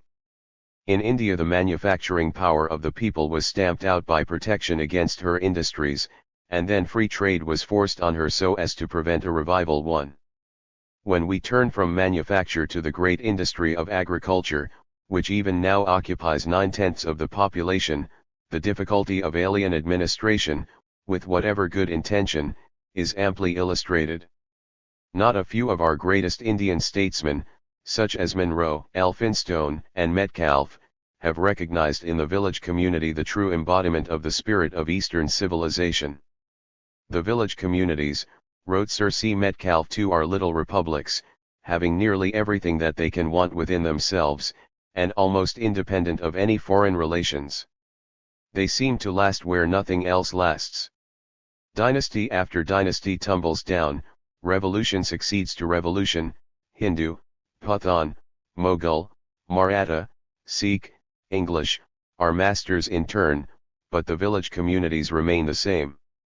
The union of the village communities, each one forming a separate little state in itself, has, I conceive, contributed more than any other cause to the preservation of the people of India through all revolutions and changes which they have suffered, and it is in a high degree conducive to their happiness and to the enjoyment of a great portion of freedom and independence. I wish, therefore, that the village constitutions may never be disturbed, and I dread everything which has a tendency to break them up. Yet the whole efforts of British administration have been directed to the destruction of this village self-government in industry and politics. The substitution of the individual ryot for the community as the unit of revenue throughout Bombay and Madras struck a fatal blow at the economic life of the village, while the withdrawal of all real judicial and executive powers from the zemindars or headmen, and their concentration in British civil courts and executive officers, virtually completed the destruction of the strongest and most general institution of India, the self-governing village. Both these important steps were taken in furtherance of the new Western idea of individual responsibility as the only sound economic basis, and centralized government as the most efficacious mode of political machinery. The fact that it should be considered safe and profitable suddenly to subvert the most ancient institutions of India, in order thus to adapt the people to English modes of life, will be taken by sociologists as one of the most amazing lessons of incompetence in the art of civilization afforded by modern history. Indeed, the superior prosperity of a large part of Bengal, attributable in part at any rate to the maintenance of a local landlord class, who served as middlemen between the state and the individual cultivators, and mitigated the mechanical rack rent of the land tax, is a sufficiently remarkable testimony to the injury inflicted upon other parts of India by sudden ill-advised application of Western economic and political methods. 1. 2. When we turn from industry to the administration of justice and the general work of government in which the ability and character of British officialism finds expression, we are led to further questioning. Is Great Britain able to anglicize the government of India? Is she doing so, and is she thereby implanting Western civilization in India? How much a few thousand British officials, endowed with the best ability and energy, can achieve in stamping British integrity and efficiency upon the practical government of 300 million people of alien race and character, it is difficult to judge. Numbers are not everything, and it is probable that these diffused units of British authority exercise directly and indirectly a considerable influence upon the larger affairs of government, and that this influence may sometimes permeate far down among native official circles. But it must be kept in mind that those few British officials are rarely born in India, have seldom any perfect understanding of the languages of the people, form a close caste, never mingling in free social intercourse with those whom they govern, and that the laws and regulations they administer are largely foreign to the traditionary institutions of the Indian peoples. When we remember how large a share of real government is the personal administration of detail, the enforcement of law or regulation upon the individual citizen, and that in the overwhelming majority of cases this work must always be left to native officials, it is evident that the formal virtues of British law and justice must admit much elasticity and much perversion in the actual processes of administration. No one can deny that the system of civil and criminal administration is vastly superior to anything which India ever possessed under former rulers. Its defects arise chiefly from causes extraneous to it. The unblemished integrity and unswerving devotion to duty of the officials, whether English or Indian, who occupy the higher posts, no one will call in question. The character of the subordinate officials is not always so entirely above suspicion, and the course of justice is too often perverted by a lamentable characteristic of the Oriental mind. Great is the rectitude of the English, greater is the power of Allah is a proverbial saying throughout India. Perhaps the least satisfactory of the government departments is the police. A recent writer says, it is difficult to imagine how a department can be more corrupt. This, too, may be an overstatement. But, taken on the whole, the rank and file of the Indian police are probably not of higher integrity and character than those of New York. One sentence of this statement deserves special attention. Its defects arise chiefly from causes extraneous to it. This is surely incorrect. It is an essential part of our system that the details of administration shall be in native hands. No one can contemplate any considerable displacement of lower native officials by English, the latter could not do the work and would not if they could, nor could the finances, always precarious, possibly admit of so huge an increase of expenditure as would be involved by making the government of India really British in its working. The tendency, in fact, is all the other way, and makes for the more numerous employment of natives in all but the highest grades of the public service. If it is true that corruption and mendacity are deeply rooted in all Eastern systems of government, and that the main moral justification of our rule consists in their correction by British character and administration, it is pretty clear that we cannot be performing this valuable work, and must in the nature of the case be disabled from even understanding where and how far we fall short of doing so.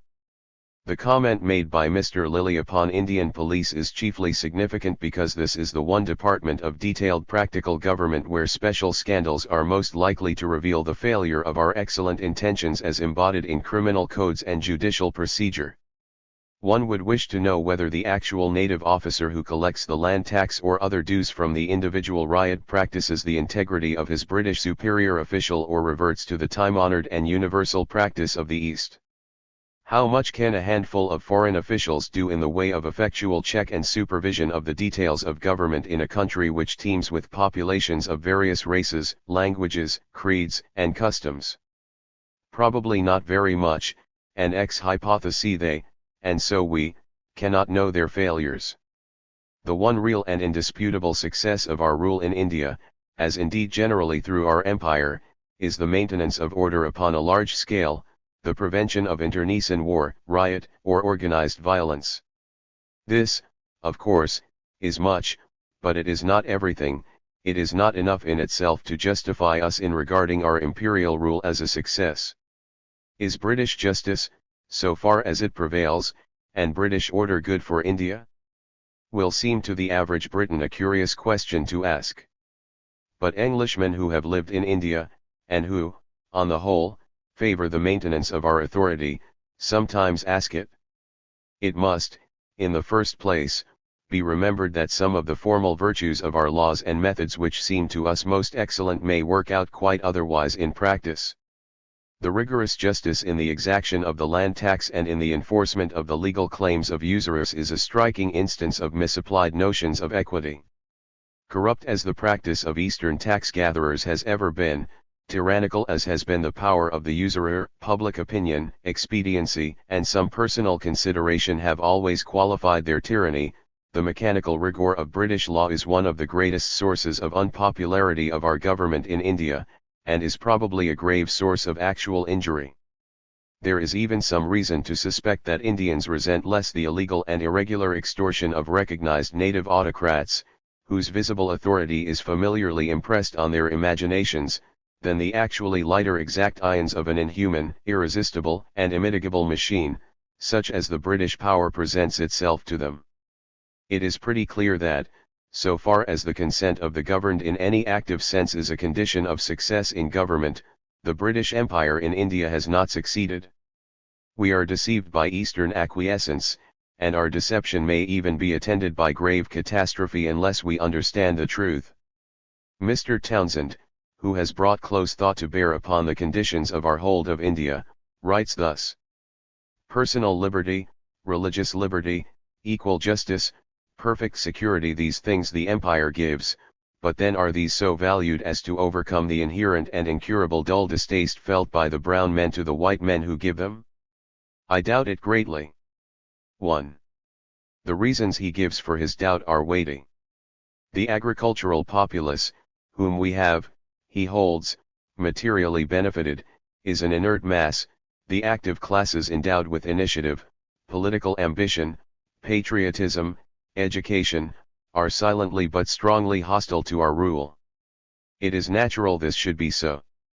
We have spoiled the free career open to these classes under native government. The very order we have imposed offends their instincts and often thwarts their interests. The caste system, which it is the boast of our more liberal laws and institutions to moderate or disregard, is everywhere consciously antagonistic to us in self-defense, and deeply resents any portion of our educative influences which impairs its hold upon the minds of the people. This force is well illustrated by the almost complete failure of our energetic Christian missions to make converts out of any members of the higher castes. The testimony of one of the most devoted of Roman Catholic missionaries after 30 years of missionary labors deserves attention. During the long period I have lived in India in the capacity of a missionary, I have made, with the assistance of a native missionary, in all between 200 and 300 converts of both sexes. Of this number 2/3 were pariahs or beggars, and the rest were composed of Sudras, vagrants, and outcasts of several tribes, who, being without resources, turned Christians in order to form connections, chiefly for the purpose of marriage, or with some other interested views. 1. This view is borne out in the general treatment of Christian missions in Mr. Berry's report on the census in 1891. The greatest development is found where the Brahmanic caste system is in force in its fullest vigor, in the south and west of the peninsula, and among the hill tribes of Bengal. In such localities it is naturally attractive to a class of the population whose position is hereditarily and permanently degraded by their own religion. If British Christianity and British rule were welcomed by large bodies of the ryots and the low caste and pariah populations, the opposition of the native classes might seem a strong testimony to the beneficence of our rule, as an instrument for the elevation of the poorer working people who always form the great majority. Unfortunately, no such result can seriously be pretended. There is no reason to suppose that we hold the allegiance of any large section of the people of India by any other bond than that of fear and respect for our external power.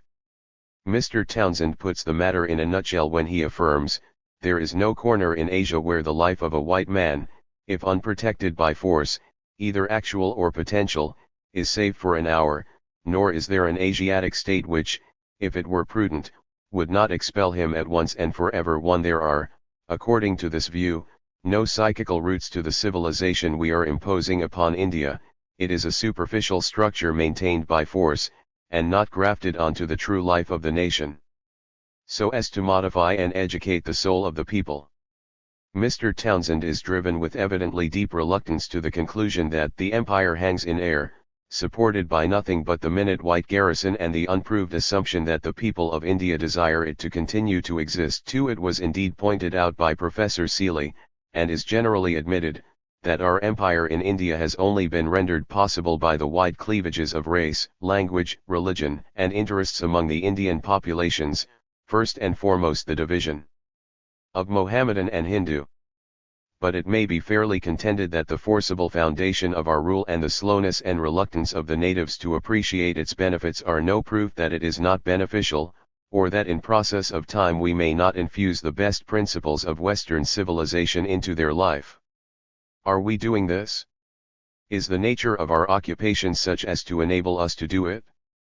Apart from the army, which is the aspect of the empire most in evidence, there is a British population of some 135,000,1 less than 1 to every 2,000 of the natives, living neither the normal life of their own country nor that of the foreign country which they occupy, in no sense representative units of British civilization, but exotics compelled to live a highly artificial life and unable to rear British families or to create British society of such a sort as to embody and illustrate the most valuable contents of our civilization. It is certain that the machinery of government, however excellent, can of itself do little to convey the benefits of civilization to an alien people. The real forces of civilization can only be conveyed by contact of individual with individual. Now the conditions of free, close, personal contact between British and Indians are virtually non-existent. There is no real, familiar, social intercourse on equal terms, still less is there intermarriage, the only effective mode of amalgamating two civilizations, the only safeguard against race hatred and race domination. When intermarriage is out of the question, writes Dr. Goldwin Smith, social equality cannot exist. Without social equality, political equality is impossible, and a republic in the true sense can hardly be one.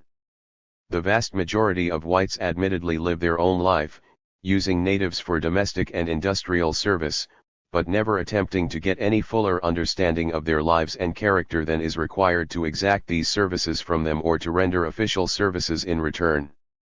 The few who have made some serious attempt to penetrate into the Indian mind admit their failure to grasp with any adequacy even the rudiments of a human nature which differs, in its fundamental valuations and its methods of conduct, so radically from our own as to present for its chief interest a series of baffling psychological puzzles.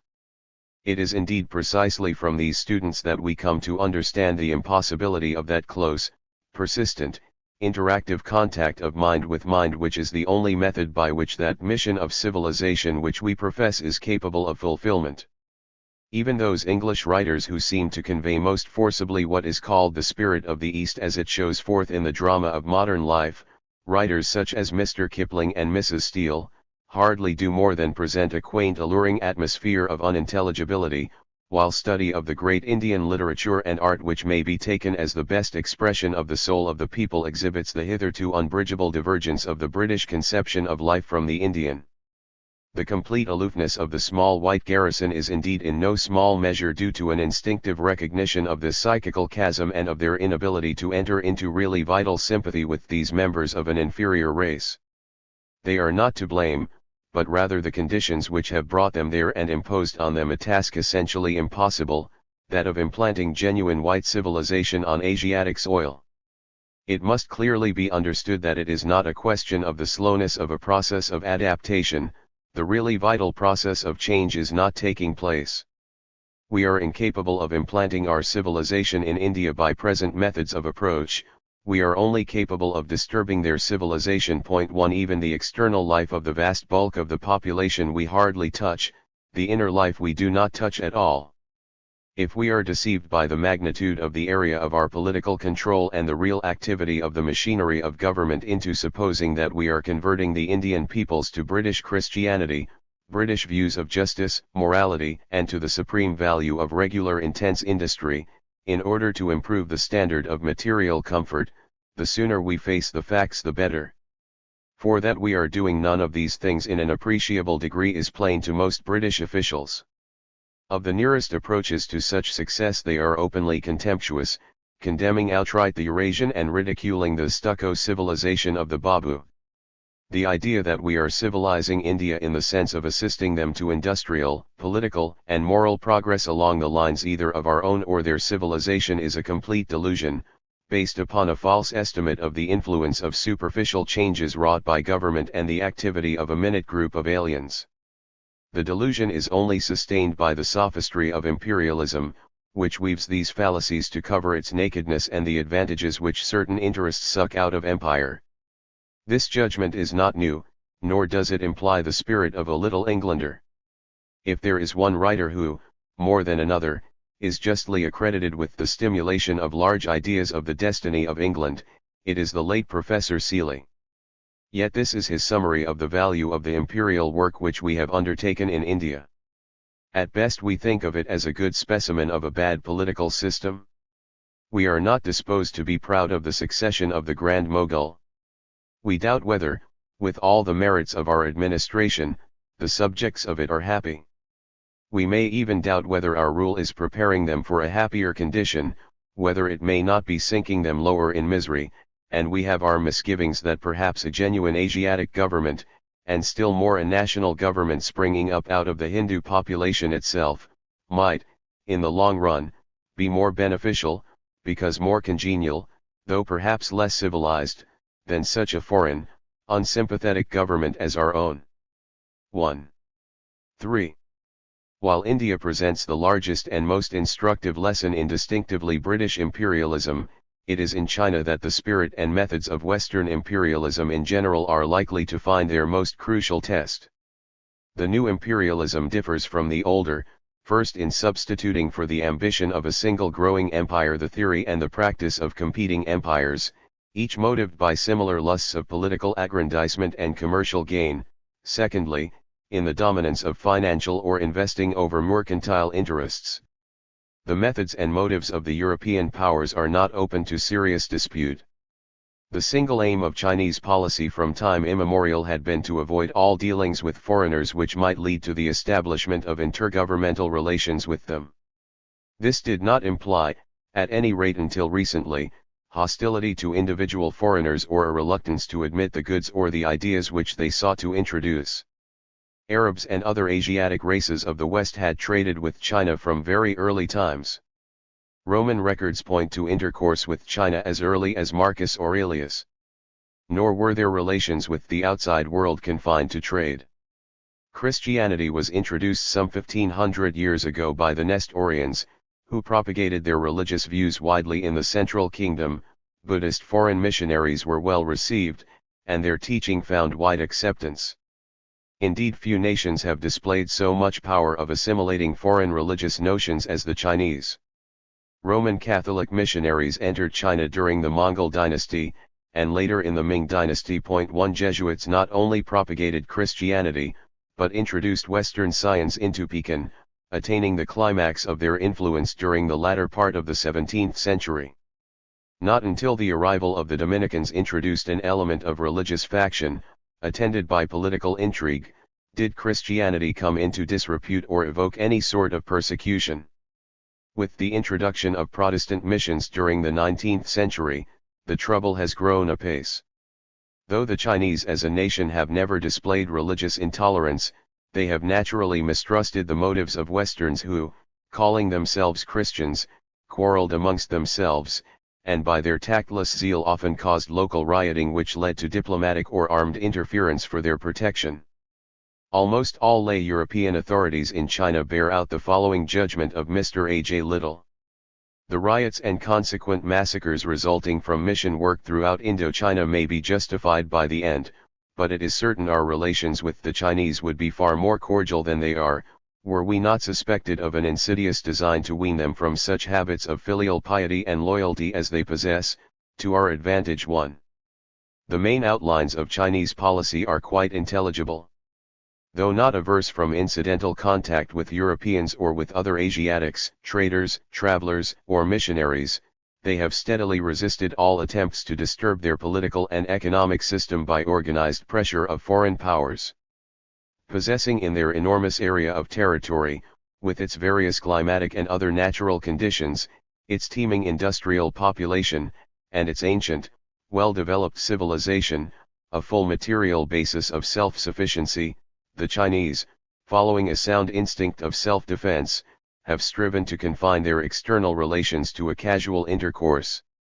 The successful practice of this policy for countless centuries has enabled them to escape the militarism of other nations, and though it has subjected them to a few forcible dynastic changes, it has never affected the peaceful customary life of the great mass of little self-sufficing industrial villages of which the nation is composed. The sort of politics of which Western history is mainly composed has meant virtually nothing to the Chinese. It is the organized attempt of Western nations to break through this barrier of passive resistance, and to force themselves, their wares, their political and industrial control, on China that gives importance to imperialism in the Far East. It is not possible here to trace, even in bare outlines, the history of this pressure, how quarrels with traders and missionaries have been utilized to force trade with the interior, to establish treaty ports, to secure special political and commercial rights for British or other European subjects, to fasten a regular system of foreign political relations upon the central government, and at the conclusion of the 19th century to drive China into wars, first with Japan, next with a confederacy of European powers, which threatened to break up the political and industrial isolation of 40 centuries, and to plunge China into the great world competition. The conduct of European powers towards China will rank as the clearest revelation of the nature of imperialism. Until late in the 19th century Great Britain, with France as a poor second, had made the pace in pursuit of trade, covering this trading policy with a veneer of missionary work, the real relative importance of the two being put to a crucial test by the Opium War. The entrance of Germany and America upon a manufacturing career, and the occidentation of Japan, enhanced the mercantile competition, and the struggle for the Far Eastern markets became a more definite object of national industrial policy. The next stage was the series of forceful moves by which France, Russia, Germany, Great Britain, and Japan have fastened their political and economic fangs into some special portion of the body of China by annexation, sphere of influence, or special treaty rights, their policy at this stage culminating in the ferocious reprisals of the recent war, and the establishment of a permanent menace in the shape of international political and financial conditions extorted from a reluctant and almost impotent central government by threats of further violence.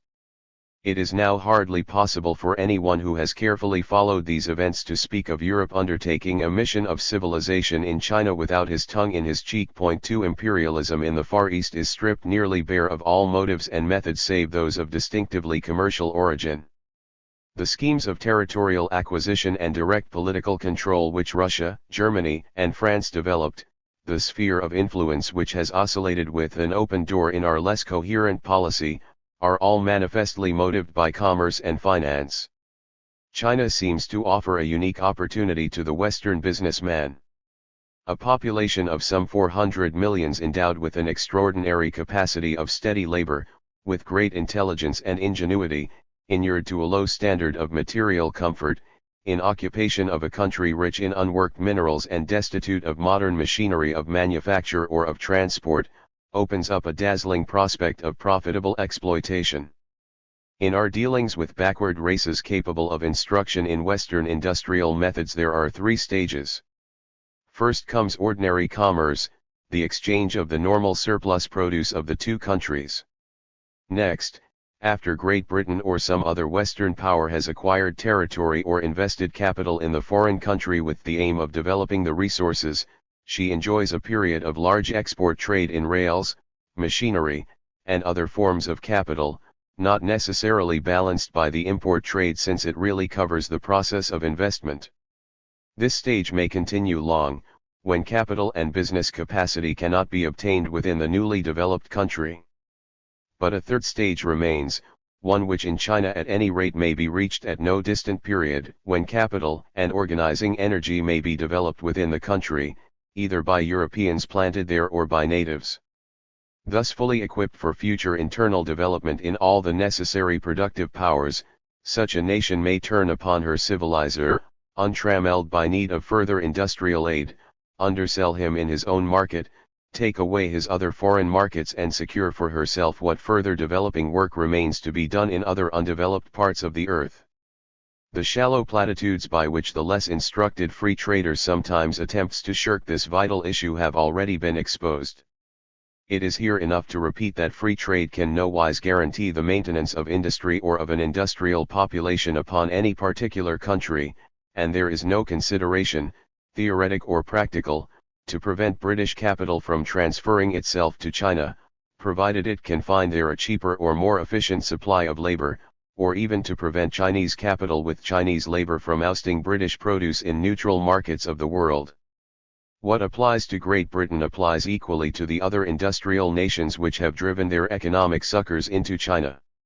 It is at least conceivable that China might so turn the tables upon the Western industrial nations, and, either by adopting their capital and organizers or, as is more probable, by substituting her own, might flood their markets with her cheaper manufactures, and refusing their imports in exchange might take her payment in liens upon their capital, reversing the earlier process of investment until she gradually obtained financial control over her quondam patrons and civilizers.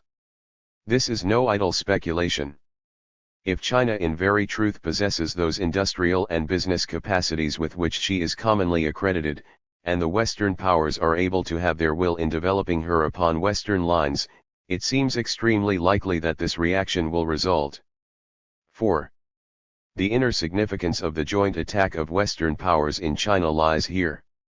It is the great speculative coup of international capitalism not fully ripened for international cooperation, but still hampered by the necessity under which the groups of capitalists lie, of using national feelings and policies to push their special interests. So long as it is necessary to use diplomatic pressure and armed force in order to secure some special field of investment in railroads, mining rights, or other developments, the peace of Europe is endangered by national intrigues and bickering. Though certain areas may be considered as more or less definitely allocated, Manchuria to Russia, the southern provinces of Tonkin, with Hainan to France, Shantung to Germany, Formosa and Fukien to Japan, for industrial exploitation and for political control, there are large areas where the industrial and future political control, as spheres of influence, is likely to cause grave discord. Yunnan and Kwantung on the southern boundary are disputed territory between England and France, the Chinese government having given to each of these powers a similar assurance that these provinces should not be alienated to any other power. Great Britain's claim to the vast indefinite area known as the Yangtze Basin as her separate sphere of influence for industrial concessions and political dominance is now exposed to the serious avowed encroachments of Germany, while Korea remains an open sore between Russia and Japan. The United States, whose interest in China for investment and for trade is developing faster than that of any European power, will certainly insist upon an open door, and will soon be in a position to back her claim by strong naval force. The present epoch, therefore, is one of separate national policies and special alliances, in which groups of financiers and capitalists urge their governments to obtain leases, concessions, or other preferences over particular areas. It is quite possible that the conflicts of national imperialism thus provoked, skillfully used for self-defense by the Chinese government, may retard for a long time any effective opening up of China by Western enterprise, and that China may defend herself by setting her enemies to fight among themselves. But it is idle to suppose that the industrial attack on China can be ultimately evaded. Unless China can be roused quickly from the sleep of countless centuries of peace and can transform herself into a powerful military nation, she cannot escape the pressure of the external powers. To suppose that she can do this, because her individual citizens show a capacity for drill and discipline, is to mistake the issue.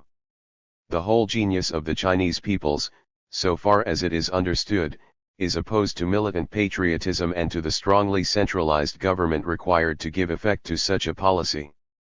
The notion of China organizing an army of 6 millions under some great general, and driving the foreign devil out of the country, or even entering herself upon a career of invasion and conquest, ignores the chief psychological and social factors of Chinese life.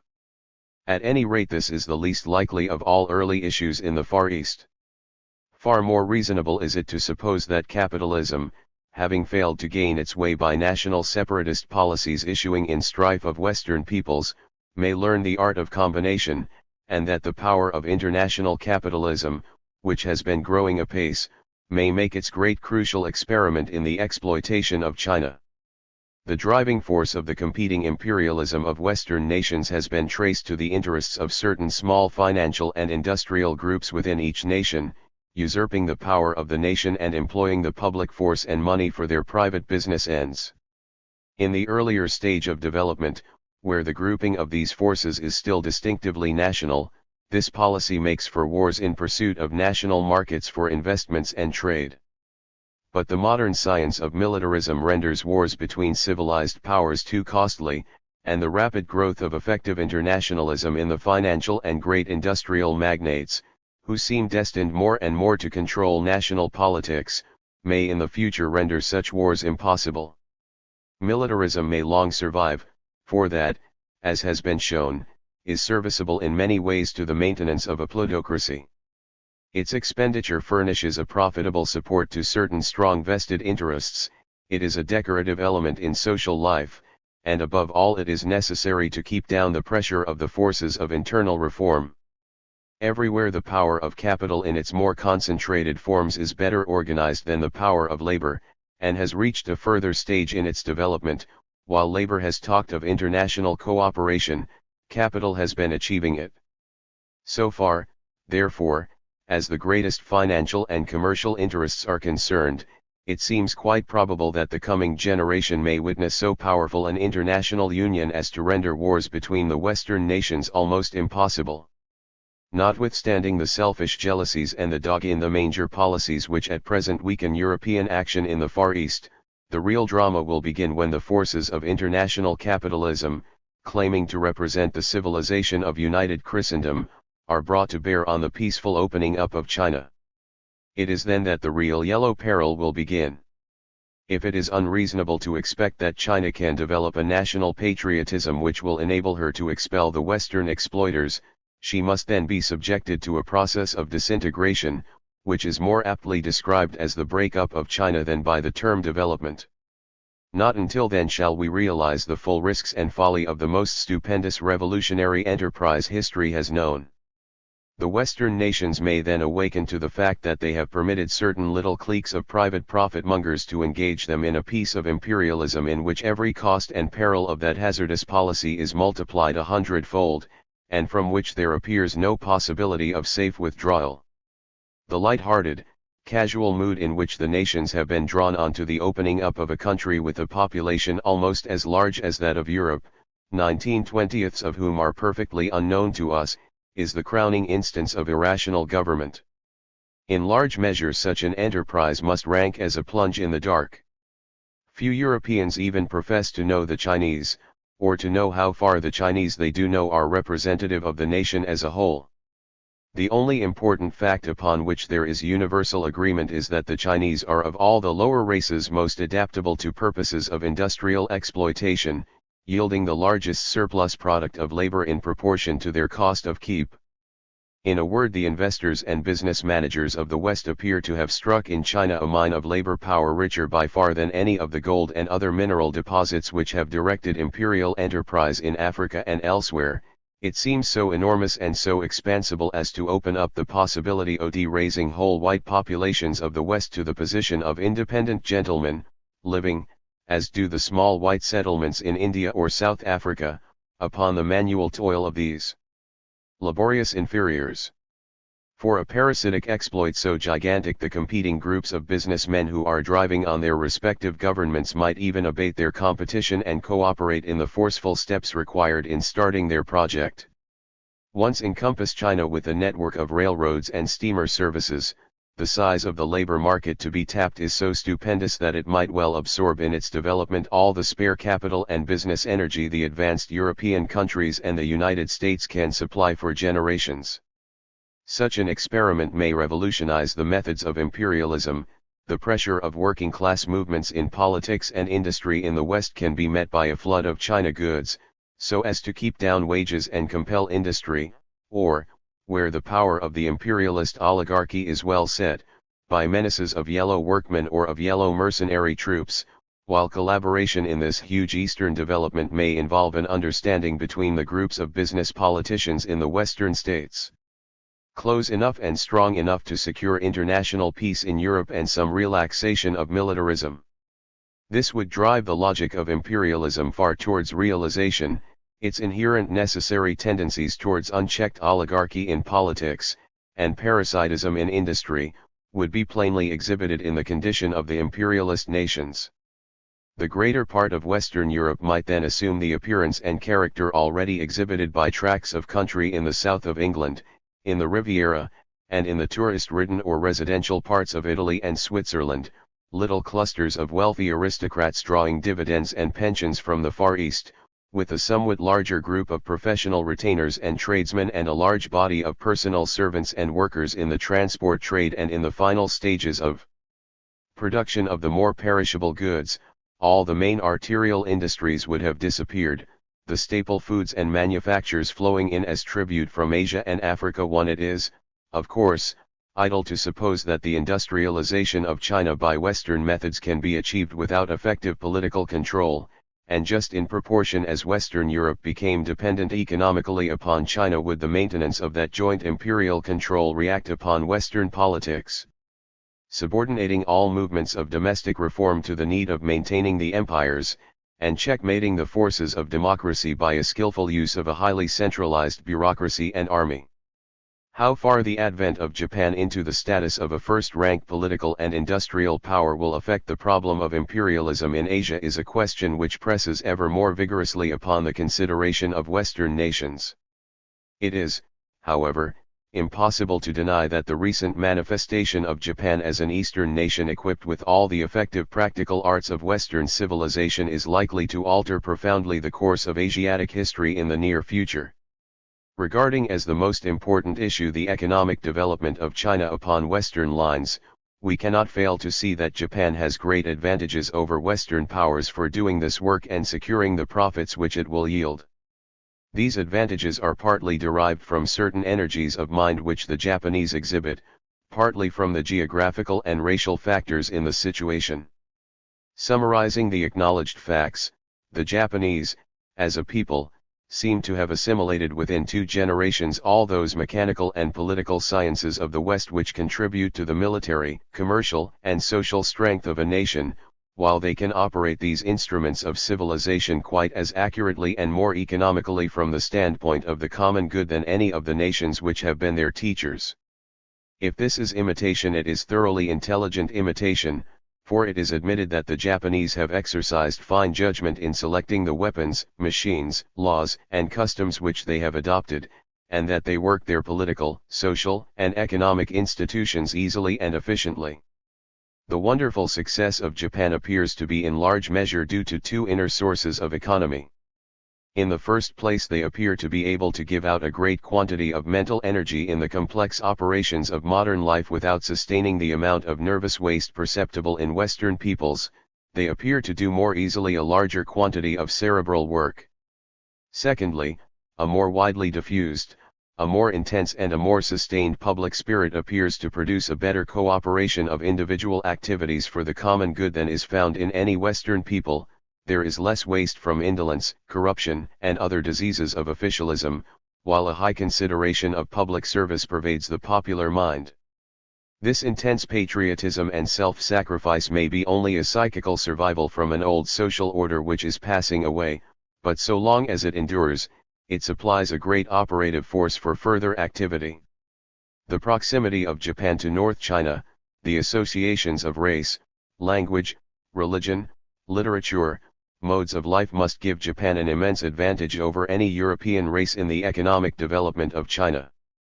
If, as seems likely, the peace following the Russo-Japanese War opens an era of rapid commercial expansion for Japan, and capitalism advances swiftly within her islands, China will be the natural outlet for the investment of her capital and for the employment of her organizing energy in business and in the public services.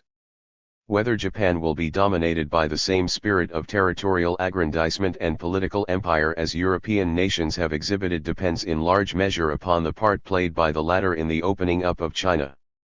If the Western powers keep their political and military hands off China, content to encourage private companies to build railways, start mining and manufacturing operations and open up commercial intercourse with the interior, keeping the policy of an open door, Japan will play the same game, but more successfully because of the better cards she holds, and the prestige of her successful war will stand her in good stead.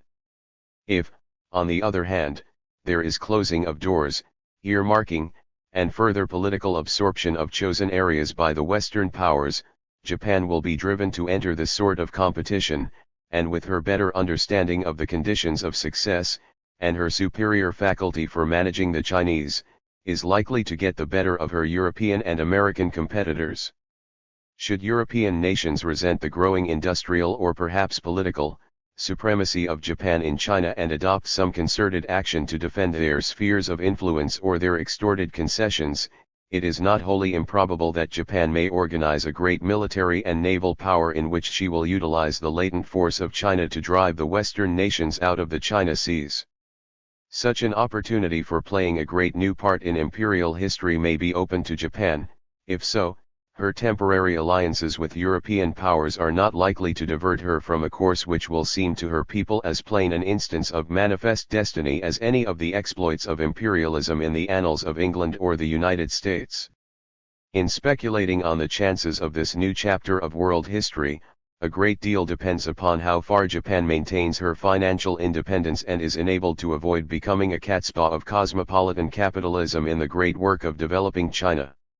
Should the future industrialization of Japan and China be conducted in the main out of their own resources of capital and organizing skill, passing quickly through a short period of dependence upon Europe for capital and instruction, the great industrial power of the Far East may quickly launch itself upon the world market as the biggest and most effective competitor in the great machine industries, taking to itself first the trade of Asia and the Pacific, and then swamping the markets of the West and driving these nations to a still more rigorous protection with its corollary of diminished production. Lastly, it is conceivable that the powerful industrial and financial classes of the West, in order better to keep the economic and political mastery at home, may combine to reverse the policy which has hitherto been gaining ground in the United States and in our white colonies, and may insist upon the free importation of yellow labor for domestic and industrial service in the West. This is a weapon which they hold in reserve, should they need to use it in order to keep the populace in safe subjection. Those who regard with complacency the rapid development of China, because of a general conviction that the liberation of these great productive forces must by ordinary processes of commercial intercourse be beneficial to the Western nations, entirely miss the issue.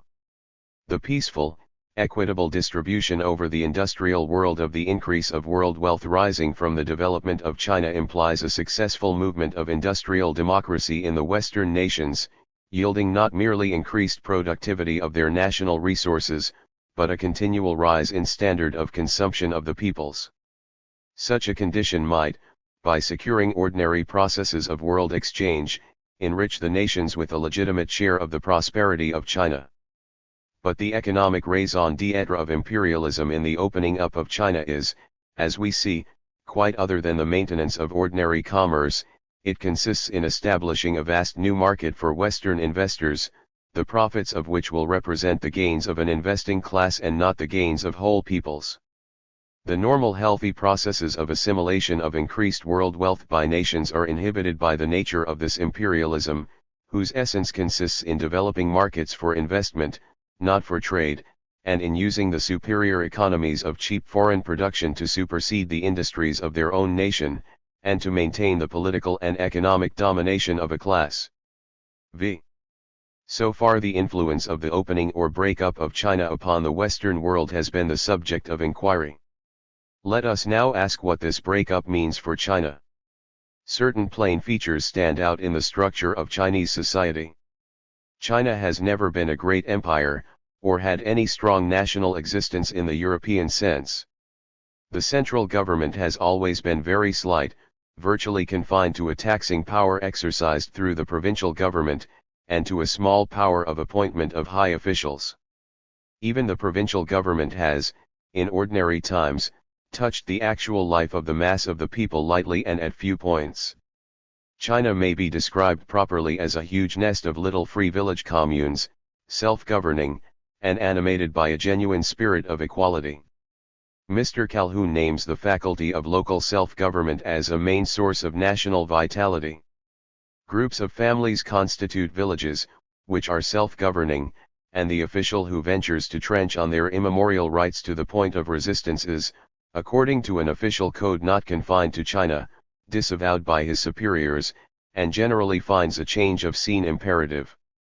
The family system, with its extension to village and town groups, is the cheapest form of government extant, for it dispenses with police, while disposing effectually of offenders against the peace or respectability of the community. Similarly, the great German explorer Richthofen, no people in the world are more exempt from official interference.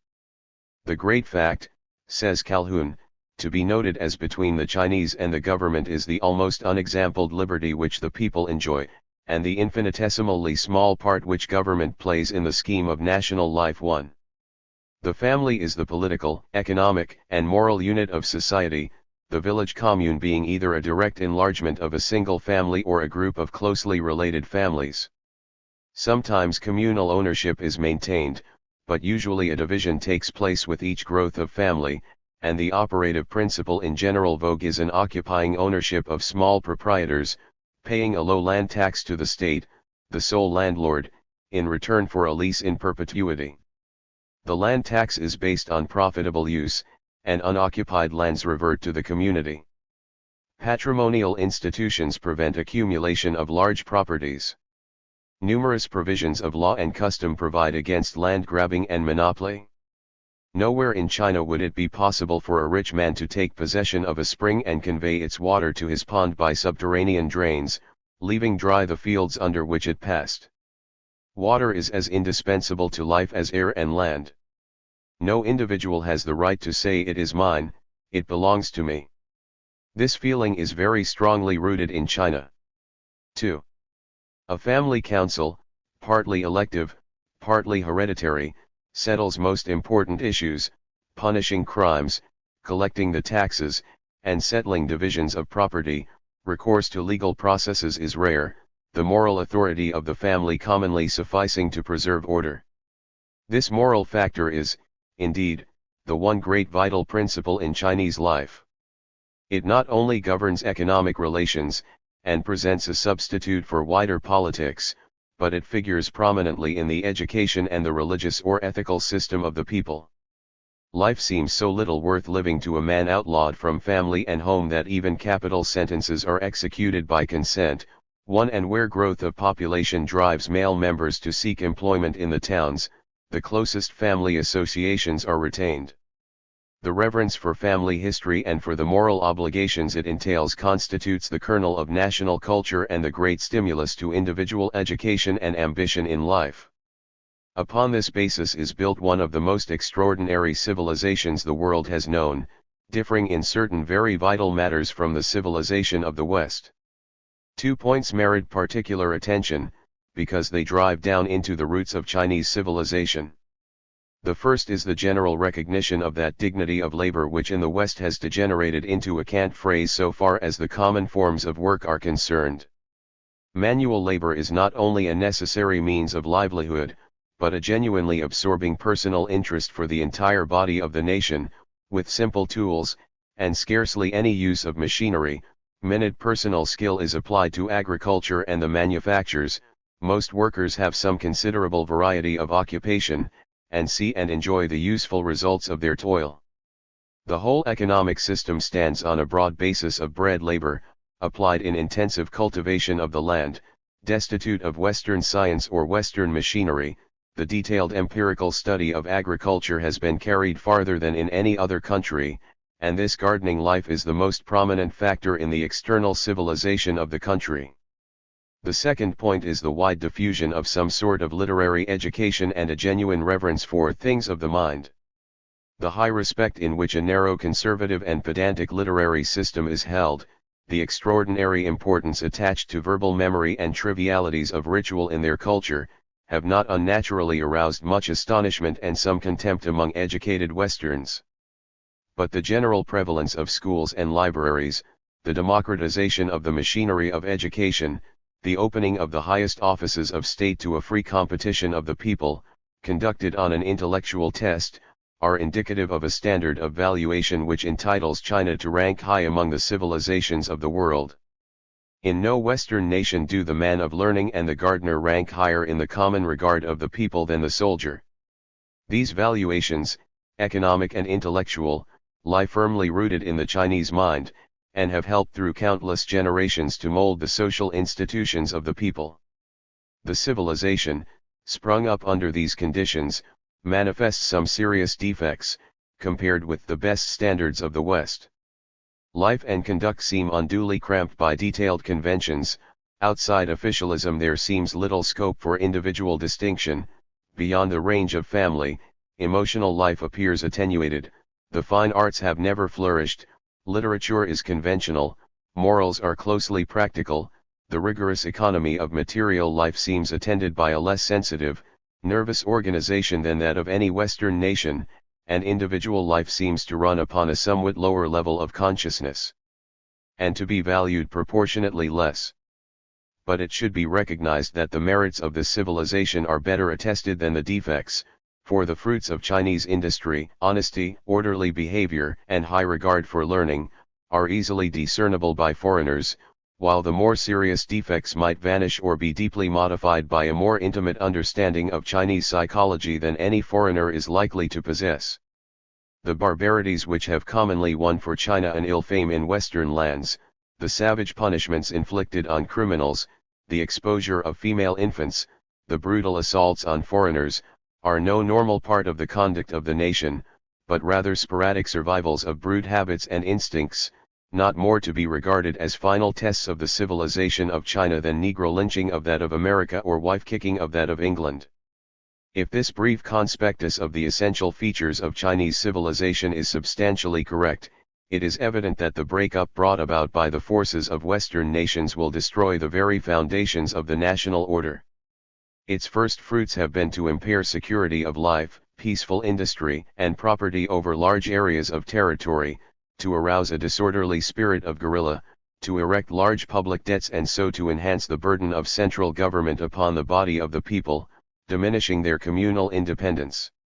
As the Western economic forces make further way, they must, partly by increased taxation needed for an expensive central government with armies, elaborate civil services and military debts, partly by the temptation of labor agents, draw large numbers of the workers from the position of independent little farmers into that of town wage earners. This drain of population into industrial cities and mining districts, and the specialization of agriculture for large markets, will break up the communal land system with its fixed hereditary order and will sap the roots of family solidarity, introducing those factors of fluidity, minute subdivision, and concentration of labor which are the distinctive characteristics of Western industry.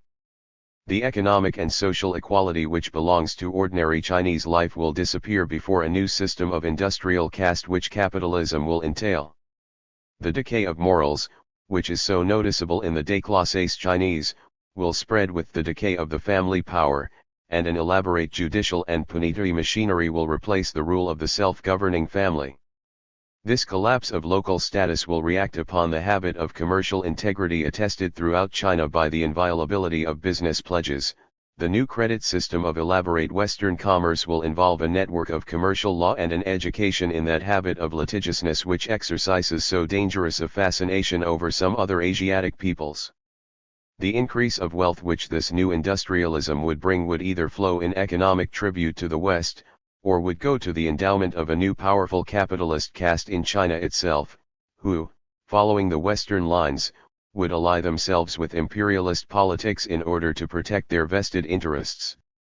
Capitalism, centralized government, militarism, protection, and a whole chain of public regulations to preserve the new order against the rising of old conservative traditional forces, such would be the inevitable outcome. The changes of external environment which have come with dangerous rapidity on Europe during the 19th century, forced still more rapidly on China by foreign profit seekers, would produce reactions of incalculable peril upon the national life and character. It would seem to imply no less than the destruction of the existing civilization of China and the substitution in its place of what? There has been no serious pretense that European nations can impose or inculcate the essentials of their civilization on China. The psychology of the Chinese is a terra incognita. The most experienced European residents are those who are the frankest in declaring their inability to grapple with the mysteries of Chinese character and Chinese morality. Where less discreet writers venture on generalizations, their pages are riddled with the wildest contradictions and inconsistencies. What is, however, pretty clear is this: the Chinaman who detaches himself from the family bond and its moral associations and adopts European manners is distrusted alike by his fellow countrymen and by his new patrons. Christianity makes no way among respectable Chinese, the educated classes presenting no ground of appeal for any form of supernaturalism. Though Western science may hope in time to make a legitimate impression upon the intellectual life of China, the process will be one of slow absorption from within and cannot be imposed by alien instruction from without. That the squabbles of European potentates for territorial expansion, the lusts of merchants or financiers, the ludicrously false expectations of missionaries, the catchwords of political parties in European elections, should be driving European nations to destroy the civilization of a quarter of the human race without possessing the ability or even recognizing the need to provide a substitute, ought surely to give pause to those imperialists who claim to base their policy on reason and the common good. No thinking man can seriously question the immense importance of free intercourse between the West and the East, or doubt the gain that would accrue to the civilization of the world by a wise communication to the Eastern mind of those arts which peculiarly represent Western civilization, the laborious, successful study of the physical sciences and their application to the arts of industry, the systematic development of certain definite principles and practices of law and government, and the thought and literature which are the conscious flowering of this growth of practical achievement. That Europe could in this way render an invaluable service to Asia is certain. Some strange fiat of arrest, probably due to mental exhaustion, has condemned the brown men and the yellow men to eternal reproduction of old ideas, one to revivify the mind of Asia, to set it working again along new lines of rich productivity. This might be the boon of Europe. And for this service she too might take a rich reward. The brooding mind of Asia gave to sluggish Europe in past ages the great momenta in religion and philosophy and in the mathematics. Even in its sleep, or what appears to us the sleep of many centuries, it may have had its noble and illuminative dreams. The reason of the West may yet need the insight of the East. A union so profitable in the past may not be barren for the future. It is the right condition of this wholesome intercourse which is of supreme importance to the cause of civilization. Now one thing at least is certain. Force and the pushful hand of material greed inhibit the free interaction of mind and mind essential to this intercourse. The ancient civilizations of India and China, whose duration bears testimony to inherent qualities of worth, have not been directed chiefly to the attainment of progress in the arts of material wealth, though the simpler industries have in parts of China and India attained a high perfection, but rather to the maintenance of certain small types of orderly social life, with a strong hierarchy of social and industrial ranks in India, with a fundamentally democratic character in China.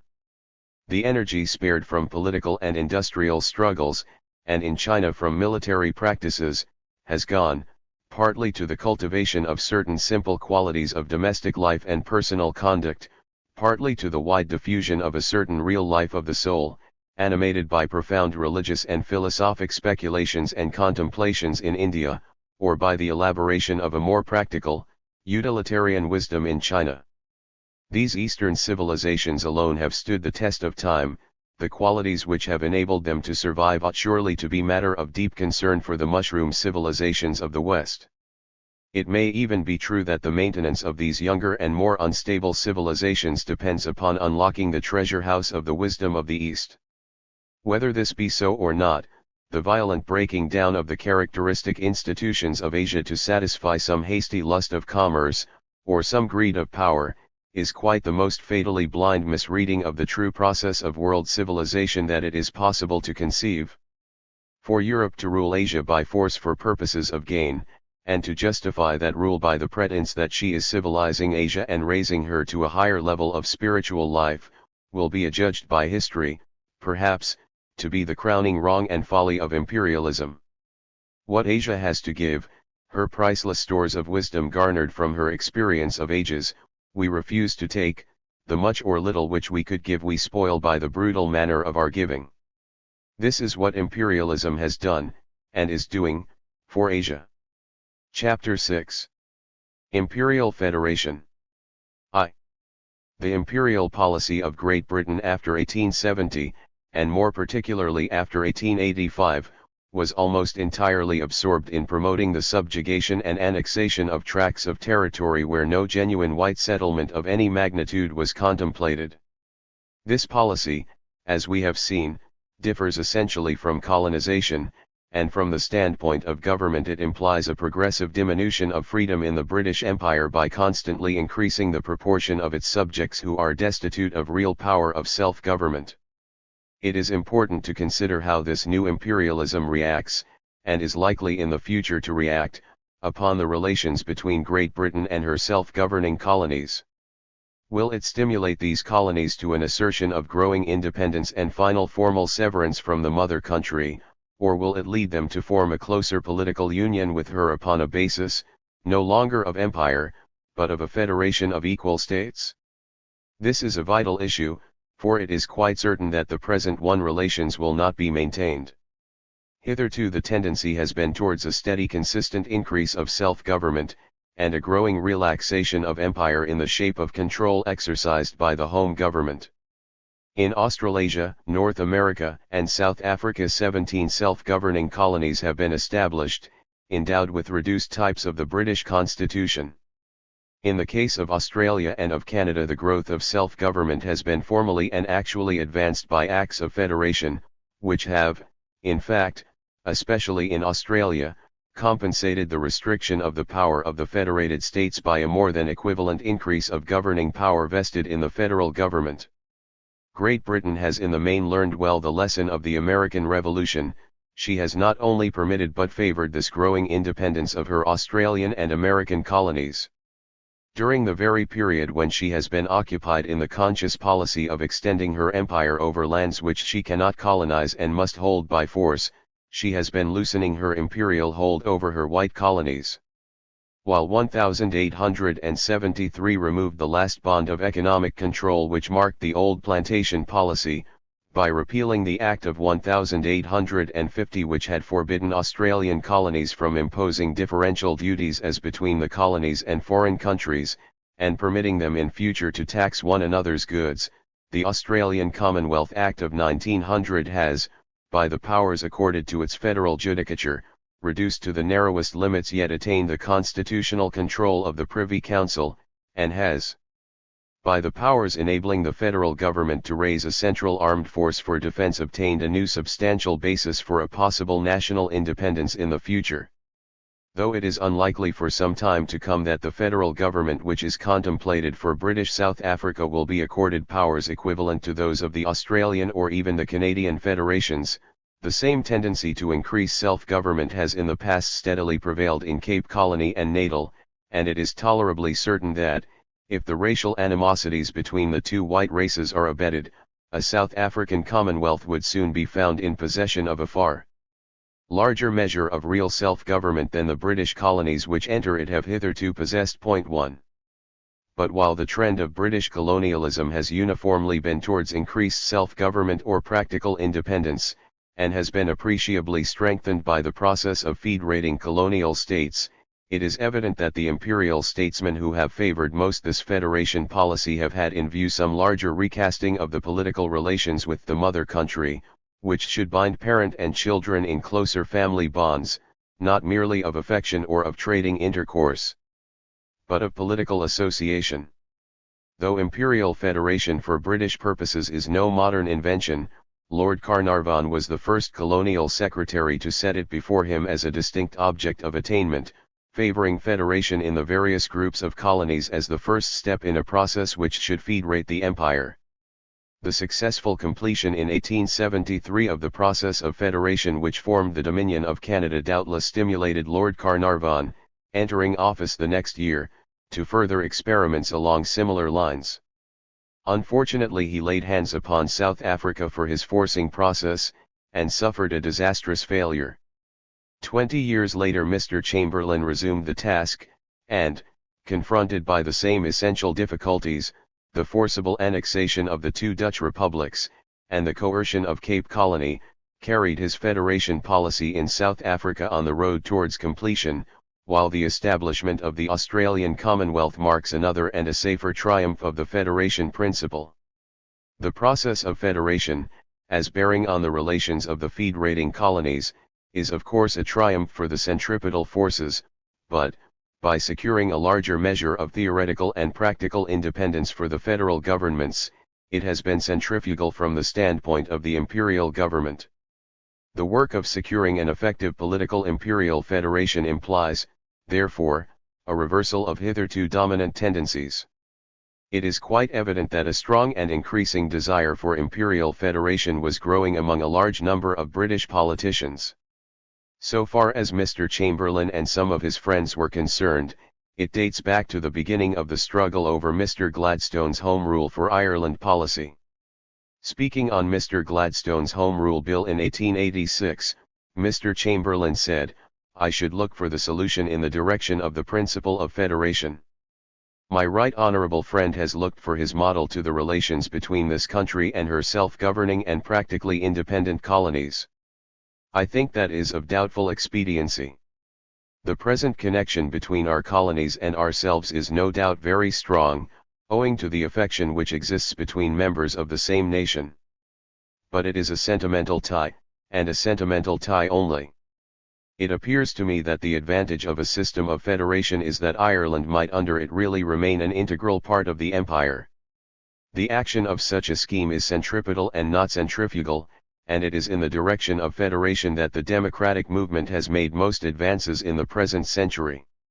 Now, it is quite true that the democratic movement, both now and in the future, seems closely linked with the formation of federal states, and the federation of the parts of the British Empire appears to suggest, as a next step and logical outcome, the federation of the whole. Holding, as we must, that any reasonable security for good order and civilization in the world implies the growing application of the federation principle in international politics, it will appear only natural that the earlier steps in such a process should take the form of unions of states most closely related by ties of common blood, language, and institutions, and that a phase of federated Britain or Anglo-Saxondom, Pan-Teutonism, Pan-Slavism, and Pan-Latinism might supervene upon the phase already reached. There is perhaps a suspicion of excessive logic in such an order of events, but a broad general view of history renders it plausible and desirable enough. Christendom thus laid out in a few great federal empires, each with a retinue of uncivilized dependencies, seems to many the most legitimate development of present tendencies and one which would offer the best hope of permanent peace on an assured basis of inter-imperialism.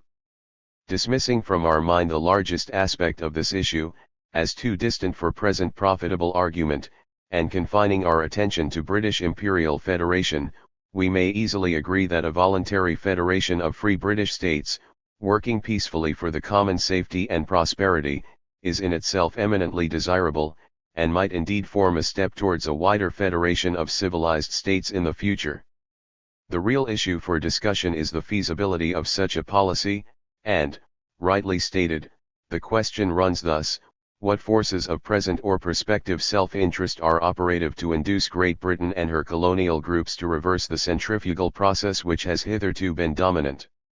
Now, there are many reasons for Great Britain to desire political federation with her self-governing colonies, even upon terms which would give them a voice proportionate to their population in a parliament or other council charged with the control of imperial affairs, provided the great difficulties involved in the establishment of such a representative, responsible, governing body could be overcome. The preponderance of British over colonial population would enable the mother country to enforce her will where any conflict of interest or judgment arose in which there was a sharp line of division between Great Britain and the colonies. The distribution of imperial burdens and the allocation of imperial assistance would be determined by Great Britain. If the Crown colonies and other non-self-governing parts of the empire were represented in the Imperial Council, the actual supremacy of the mother country would be greater still, for these representatives, either nominated by the Crown, or elected on a narrow franchise of a small white oligarchy, would have little in common with the representatives of self-governing colonies, and would inevitably be more amenable to pressure from the home government. A chief avowed object of imperial federation is to secure from the colonies a fair share of men, ships, and money for imperial defense, and for those expansive exploits which in their initiation almost always rank as measures of defense. The financial basis of imperial defense in 1903 is one which, on the face of it, seems most unfair. Great Britain is called upon to support virtually the whole cost of the imperial navy, and, with India, almost the whole cost of the imperial army, though both these arms are at the service of any of our self-governing colonies that is threatened by external enemies or internal disorders. In 1899, while the population of these colonies was close upon one-third of that of the United Kingdom, their revenue nearly one-half, and the value of their seaborne commerce one-fifth of the entire commerce of the empire, the contribution they were making to the cost of the naval defense of the empire was less than 100th part. 1. These colonies raised in 1903 no regular or irregular military force available for the general defense of the empire, though they have supported small contingents of imperial troops quartered upon them by the imperial government, and have maintained considerable militia and volunteer forces for home defense. The colonial contingents taking part in the South African War, though forming a considerable volunteer force, fell far short of an imperial levy based upon proportion of population, and their expenses were almost entirely borne by the United Kingdom. From the standpoint of the unity of the British Empire, in which the colonies are presumed to have an interest equivalent to that of the United Kingdom, it seems reasonable that the latter should be called upon to bear their fair share of the burden of imperial defense, and an imperial federation which was a political reality would certainly imply a provision for such equal contribution. Whatever were the form such federation took, that of an imperial parliament, endowed with full responsibility for imperial affairs under the crown, or of an imperial council, on which colonial representatives must sit to consult with and advise the British ministry, who still retain the formal determination of imperial policy, it would certainly imply a compulsory or quasi-compulsory contribution on the part of the colonies proportionate to that of the United Kingdom. Now it is quite evident that the self-governing colonies will not enter such an association, involving them in large new expenses, out of sentimental regard for the British Empire. The genuineness and the warmness of the attachment to the British Empire and to the mother country are indisputable, and though they were not called upon to make any considerable self-sacrifice in the South African campaign, it is quite evident that their sentiments are such as would lead them voluntarily to expend both blood and money where they thought the existence, the safety, or even the honor of the empire was at stake. But it would be a grave error to suppose that the blaze of enthusiastic loyalty evinced at such a period of emergency can be utilized in order to reverse the general tendency towards independence, and to rush the self-governing colonies into a closer formal union with Great Britain, involving a regular continuous sacrifice. If the colonies are induced to enter any such association, they must be convinced that it is essential to their individual security and prosperity. In 1903 they get the protection of the empire without paying for it. As long as they think they can get adequate protection on such terms, it is impossible to suppose they would enter an arrangement which required them to pay, and which involved an entire recasting of their system of revenue. The temper of discussions in the Australian and Canadian parliaments, amid all the enthusiasm of the South African War, makes it quite clear that no colonial ministry could in time of peace persuade the colonists to enter such a federation as is here outlined unless they had been educated to the conviction that their individual colonial welfare was to be subserved.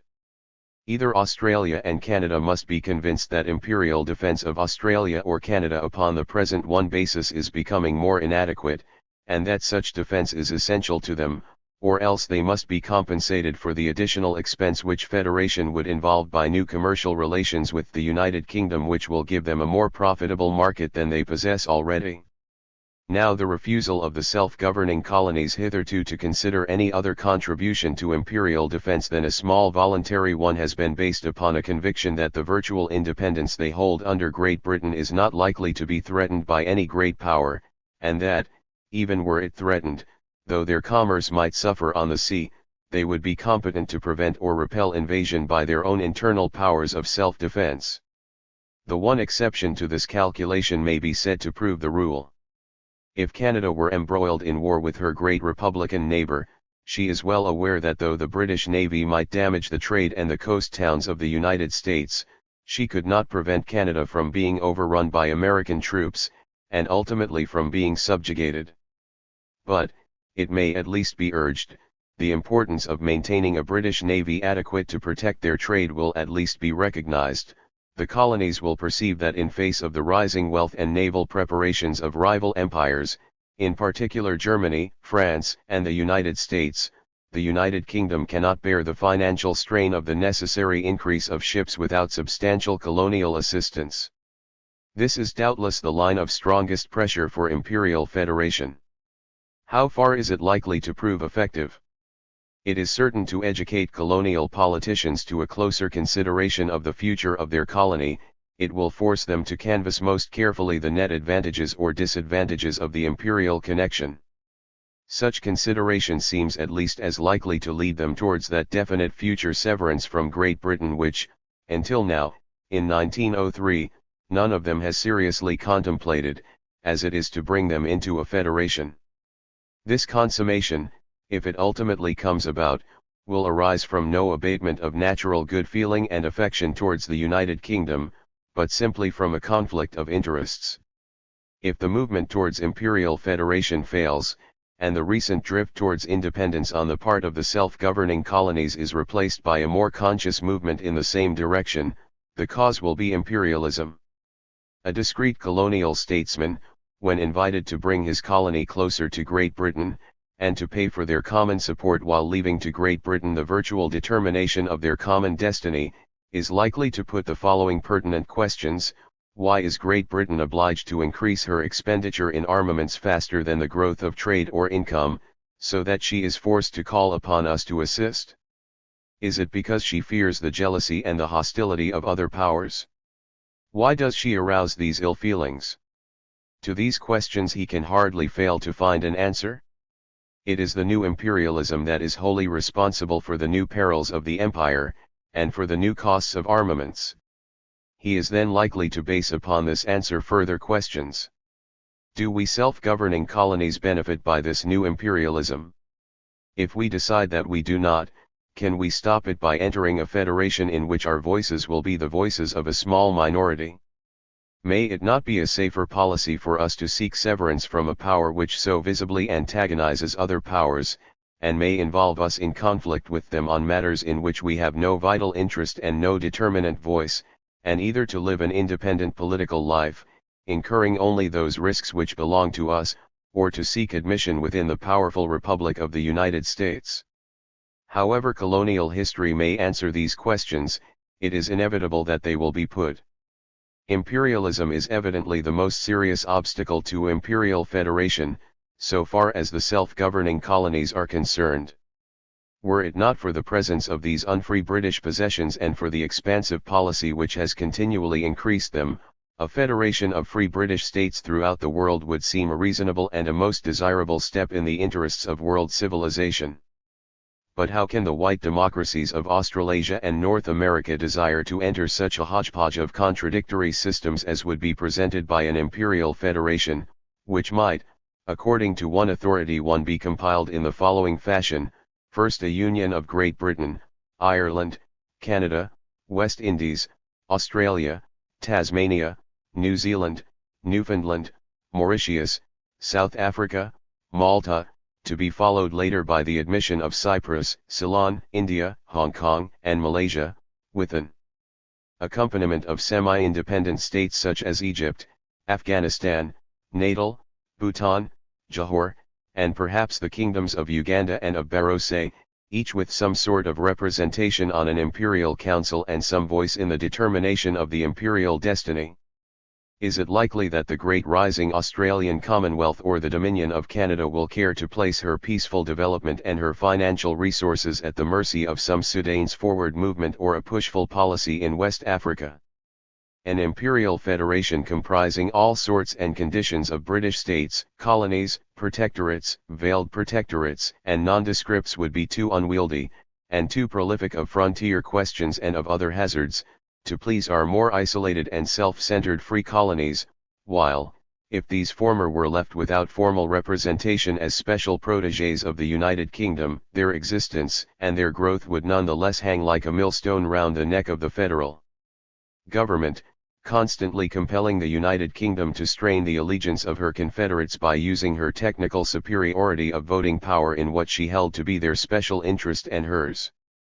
The notion that the absence of any real strong identity of interest between the self-governing colonies and the more remote and more hazardous fringes of the empire can be compensated by some general spirit of loyalty towards and pride in the empire is a delusion which will speedily be dispelled.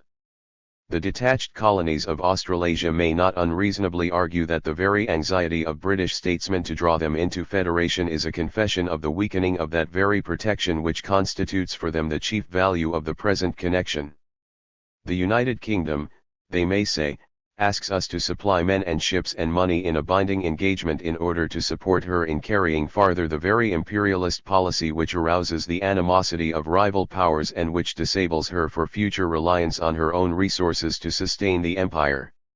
For our increased contribution to the imperial resources we shall therefore receive in return an increase of peril. Is it not something like asking us, out of pure chivalry, to throw in our lot with a sinking vessel? It will doubtless be replied that a firmly federated empire will prove such a tower of strength as will enable her to defy the increased jealousy of rival powers. But this tempting proposition will be submitted to cool calculation in our colonies, which will certainly refuse to be rushed into a change of policy implying a reversal of the general tendency of half a century.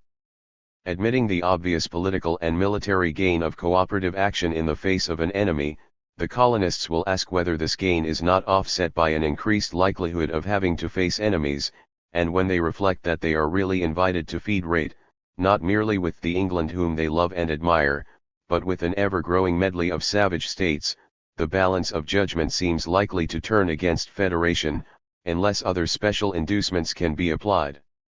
2. There are two special inducements which might bring the self-governing colonies, or some of them, to favor a closer political union with Great Britain. The first is a revision of the commercial and financial policy of the mother country, so as to secure for the colonies an increased market for their produce in Great Britain and in other parts of the British Empire. In discussion of this issue, it is customary to begin by distinguishing the proposal to establish an imperial zollverein, or customs union, from the proposal for a preferential tariff. But very little reflection suffices to perceive the futility of the former without the latter as an appeal to the self-interest of the colonies. Will these colonies assimilate their financial policy to that of Great Britain, abolishing their protective tariffs and entering a full free trade career? The most sanguine free trader suggests no such possibility, nor indeed would such a course afford any real guarantee of increasing the commercial interdependence of the empire. It would simply force the colonies upon processes of direct taxation repugnant to their feelings.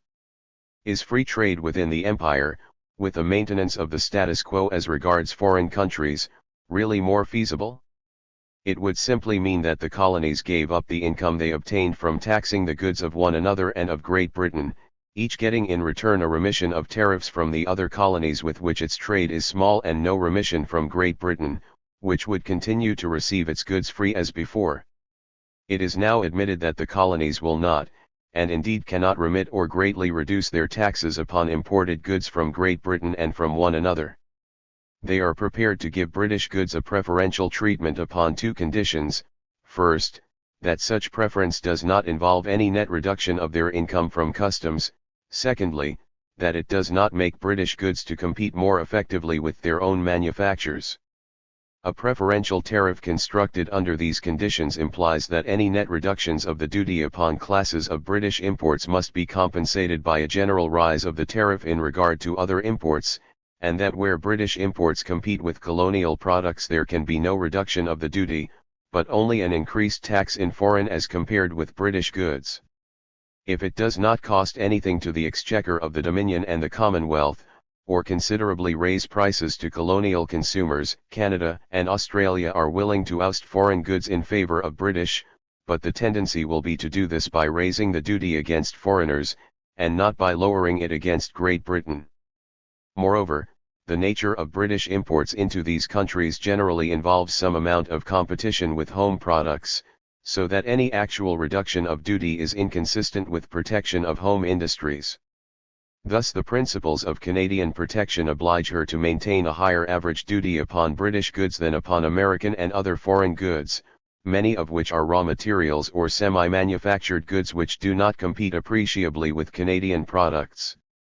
Thus, though the preferences given by Canada to the mother country in 1897 and 1900 have checked the rapid decline in the growth of British as compared with foreign imports into Canada, they have not prevented foreign trade from increasing at a slightly faster pace than British, while the importation from the United States continues to grow faster than the importation from Great Britain. Moreover, the powerful organized opposition of Canadian manufacturers against favored British competition is a factor of increasing importance now that Canada is putting more of her own and American capital into manufacturing industry. The tendency will be more and more towards an encouragement of Canadian manufactures by higher duties upon imports, so that a show of British preference can only be maintained by a general raising of duties on imported manufactures. What holds of Canada holds also of Australia. Both nations look forward to a great manufacturing future which will give them that self-sufficing character which is the protectionist ideal. More and more will their desire to favor the mother country conflict with their higher sense of duty towards their own manufactures. The notion that they will abstain from setting up any manufacture which they can successfully establish out of consideration for the English manufacturers who have hitherto supplied these goods is puerile. These being the conditions, such preferences as they give to British imports must be slight and temporary. To purchase this small boon, Great Britain must give in return preferential treatment involving, first, a reversal of our free trade policy, secondly, taxes upon foreign food and raw materials. Grain and flour, cattle and meat, wool, timber, and iron would form the chief commodities which, in the supposed interests of our colonies, would be taxed first. Unless this preference raised prices, it could have no effect in enabling colonial producers to displace foreign producers. The tariff, to be operative at all, must remove all profit from some portion of foreign goods previously imported, and, by preventing such goods from entering our markets in the future, reduce the total supply, this reduction of supply acts of necessity in raising the price for the whole market. This well-recognized automatic operation of the law of supply and demand makes it certain that English consumers would pay in enhanced prices a new tax, part of which would be handed over to colonists in payment for their new loyalty, part would go to the British exchequer, part to defray expenses of collection, and the rest in enhanced rent to British landowners. Nor is this all, or perhaps the worst. By this very method of binding our colonies closer to us we take the surest way of increasing the resentment of those very nations whose political and military rivalry impels us to abandon free trade. The vast and increasing trade we have with France, Germany, Russia, and the United States is the most potent guarantee of peace which we possess. Reduce the volume and the value of our commerce with these nations, by means of the re-establishment of a tariff avowedly erected for the purpose, and we should convert the substantial goodwill of the powerful financial, mercantile, and manufacturing interests in these countries into active and dangerous hostility. It would be far better for us that we had never been a free trade country than that we relapsed into a protective system motivated by the desire to weaken our commercial bonds with the political and commercial powers whose rivalry we have most to fear.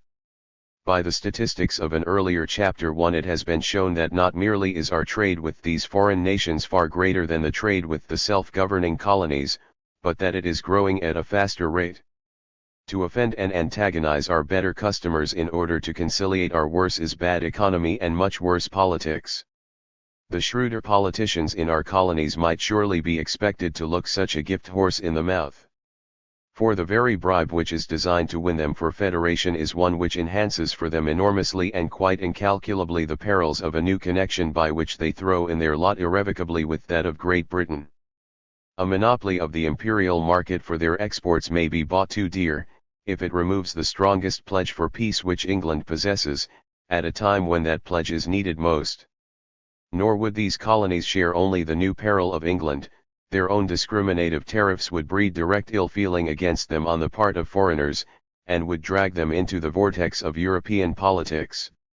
Finally, by distorting the more natural process of commercial selection, which, under tariffs equally imposed, has in the past been increasing the proportion of the trade done by these colonies with foreign countries, and reducing the proportion done with Great Britain, we shall be forcing them to substitute a worse for a better trade, a course by which they will be heavy losers in the long run.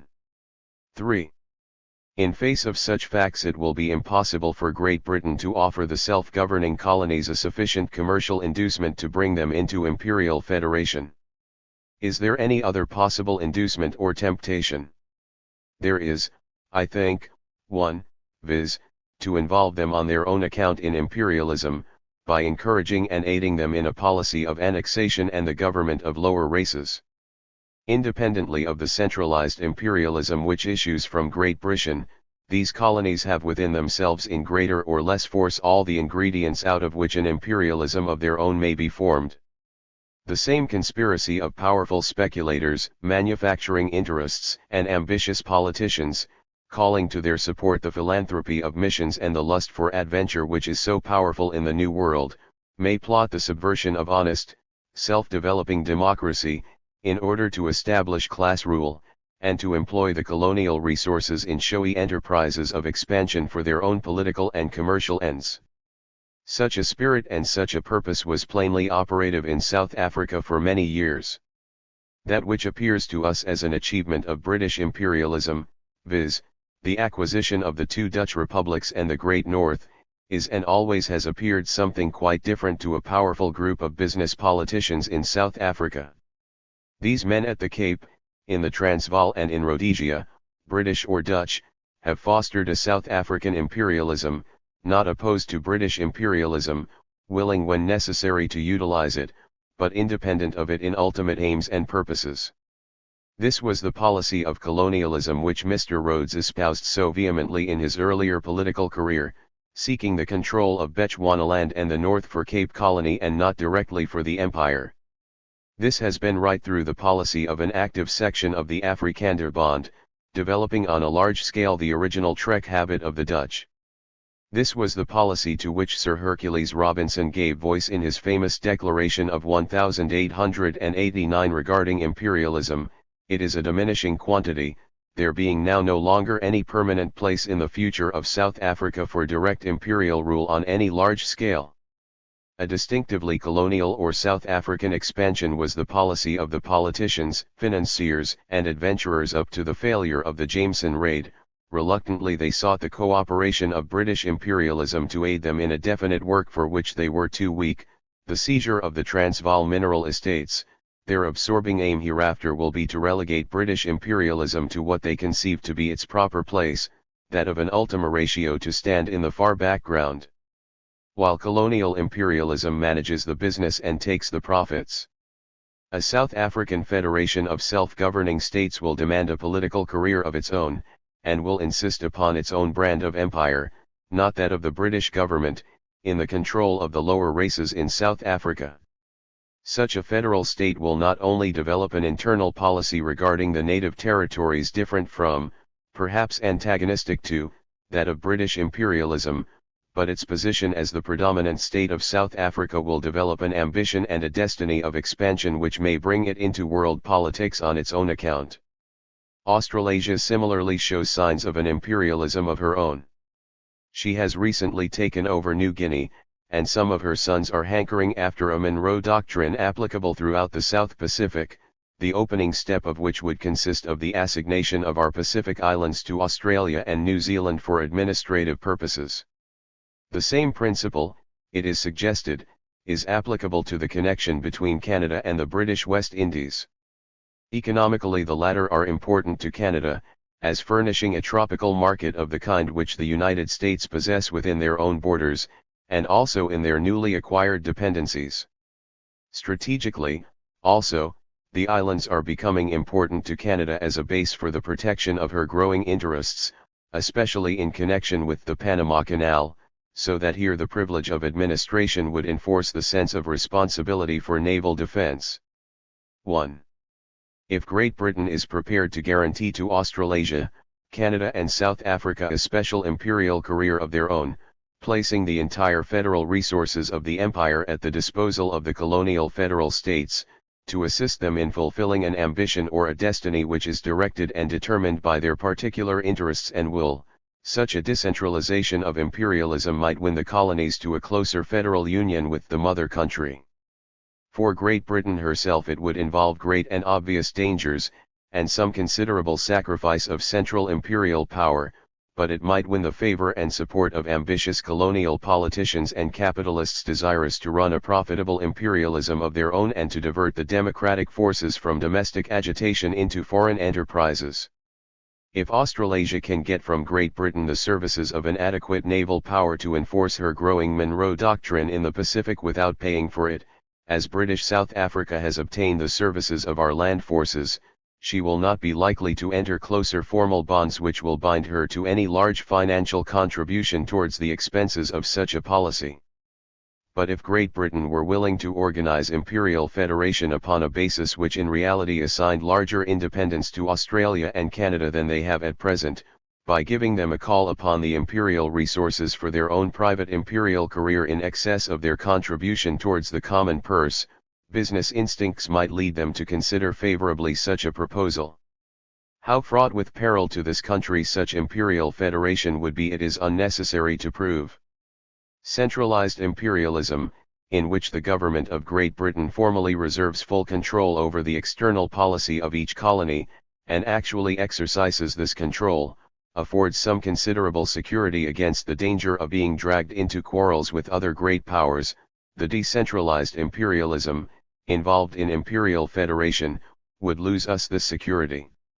The nascent local imperialism of Australasia, Canada, and South Africa would be fed by the consciousness that it could not be checked or overruled in its expansive policy as it is now, and the somewhat blatant energy of self-expression in the Australasian governments would be likely to entangle us continually with Germany, Japan, and the United States in the Pacific, while Canada and Newfoundland would possess a greatly enhanced power to embroil us with France and the United States. if it be urged that after all no serious steps in Australian, Canadian, or South African imperialism could be taken without the direct conscious consent of Great Britain, who would, by virtue of population and prestige, remain the predominant partner, the answer is that the very strengthening of the imperial bond would give increased efficacy to all the operative factors in imperialism. Even as matters stand now, there exists in Great Britain a powerful organized business interest which is continually inciting the imperial government to a pushful policy on behalf of our colonies. These colonies, the Australasian in particular, are heavily mortgaged in their land and trade to British financial companies.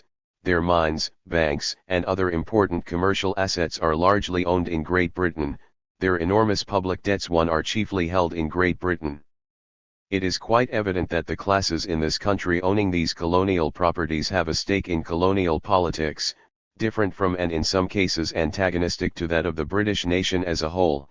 It is equally evident that they can exercise an organized pressure upon the British government in favor of their private interests that will be endowed with enhanced efficacy under the more equal conditions of an imperial federation. Whether the bribe of a preferential tariff, or of a delegated imperialism, or both, would suffice to bring the self-governing colonies into a closer formal political federation with Great Britain may, however, well be doubted. Still more doubtful would be their permanent continuance in such a federation.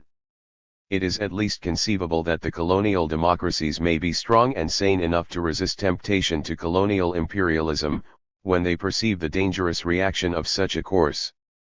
Even were they induced to avail themselves of the ample resources of the empire to forward their local imperial policy, they would, in Australia as in South Africa, be disposed to break away from such a federation when they had got out of it what advantages it could be made to yield, and they felt strong enough for an independent empire of their own. It is no cynical insistence upon the dominance of selfish interests which leads us to the conviction that the historic drift towards independence will not be reversed by any sentiments of attachment towards Great Britain. "My hold of the colonies," wrote Burke, "is the close affection which grows from common names, from kindred blood, from similar privileges, and equal protection. These are ties which, though light as air, are as strong as links of iron. One but in these ties, save the last only, there is nothing to demand or to ensure political union. The moral bonds of community of language, history, and institutions, maintained and strengthened by free social and commercial intercourse, this true union of hearts, have not been weakened by the progress towards political freedom which has been taking place in the past, and will not be weakened if this progress should continue until absolute political independence from Great Britain is achieved. It is quite certain that the issue must be determined in the long run by what the colonies consider to be their policy of net utility. That utility will be determined primarily by the more permanent geographical and economic conditions. These have tended in the past, so far as they have had free play, towards political independence. They will have a freer play in the future, and it seems, therefore, unlikely that their tendency will be reversed. Though the element of distance between the parts of an empire is now less important than formerly as a technical difficulty in representation, the following pithy summary of American objections to schemes of imperial federation in the 18th century, as recorded by Pownall, still has powerful application. The Americans also thought that legislative union would be unnecessary, inexpedient, and dangerous, because they had already sufficient legislatures of their own. If the colonies were so united to England, they would share the burden of British taxes and debt. Representatives in England would be too far from their constituents, and the will of the colonies would, therefore, be transferred out of their power, and involved in that of a majority in which the proportion of their representatives would hold no balance. While then it is conceivable, perhaps possible, that, for a time at any rate, the self-governing colonies might be led into an imperial federation upon terms which should secure their private industrial and political ambitions as colonies, it is far more reasonable to expect that Canada would drift towards federation with her southern neighbour, and Australasia and South Africa towards independent political entities, with a possible future re-establishment of loose political relations in an Anglo-Saxon federation. It is no aspersion on the genuineness and the strength of the loyalty and affection entertained by the colonies towards England to assert that these sentiments cannot weigh appreciably in the determination of the colonial destiny against the continuous pressure of political, industrial, and financial forces making towards severance. Though a few politicians, or even a party in these colonies, may coquette with the notion of close federation on an equal basis, the difficulties, when the matter is resolved, as it must be, into financial terms, will be found insuperable. The real trend of colonial forces will operate in the same direction as before, and more persistently, when the nature of the burdens they are invited to undertake is disclosed to them. The notion that one great result of the South African War has been to generate a large fund of colonial feeling which will materially affect the relations of the colonies with Great Britain is an amiable delusion based upon childish psychology.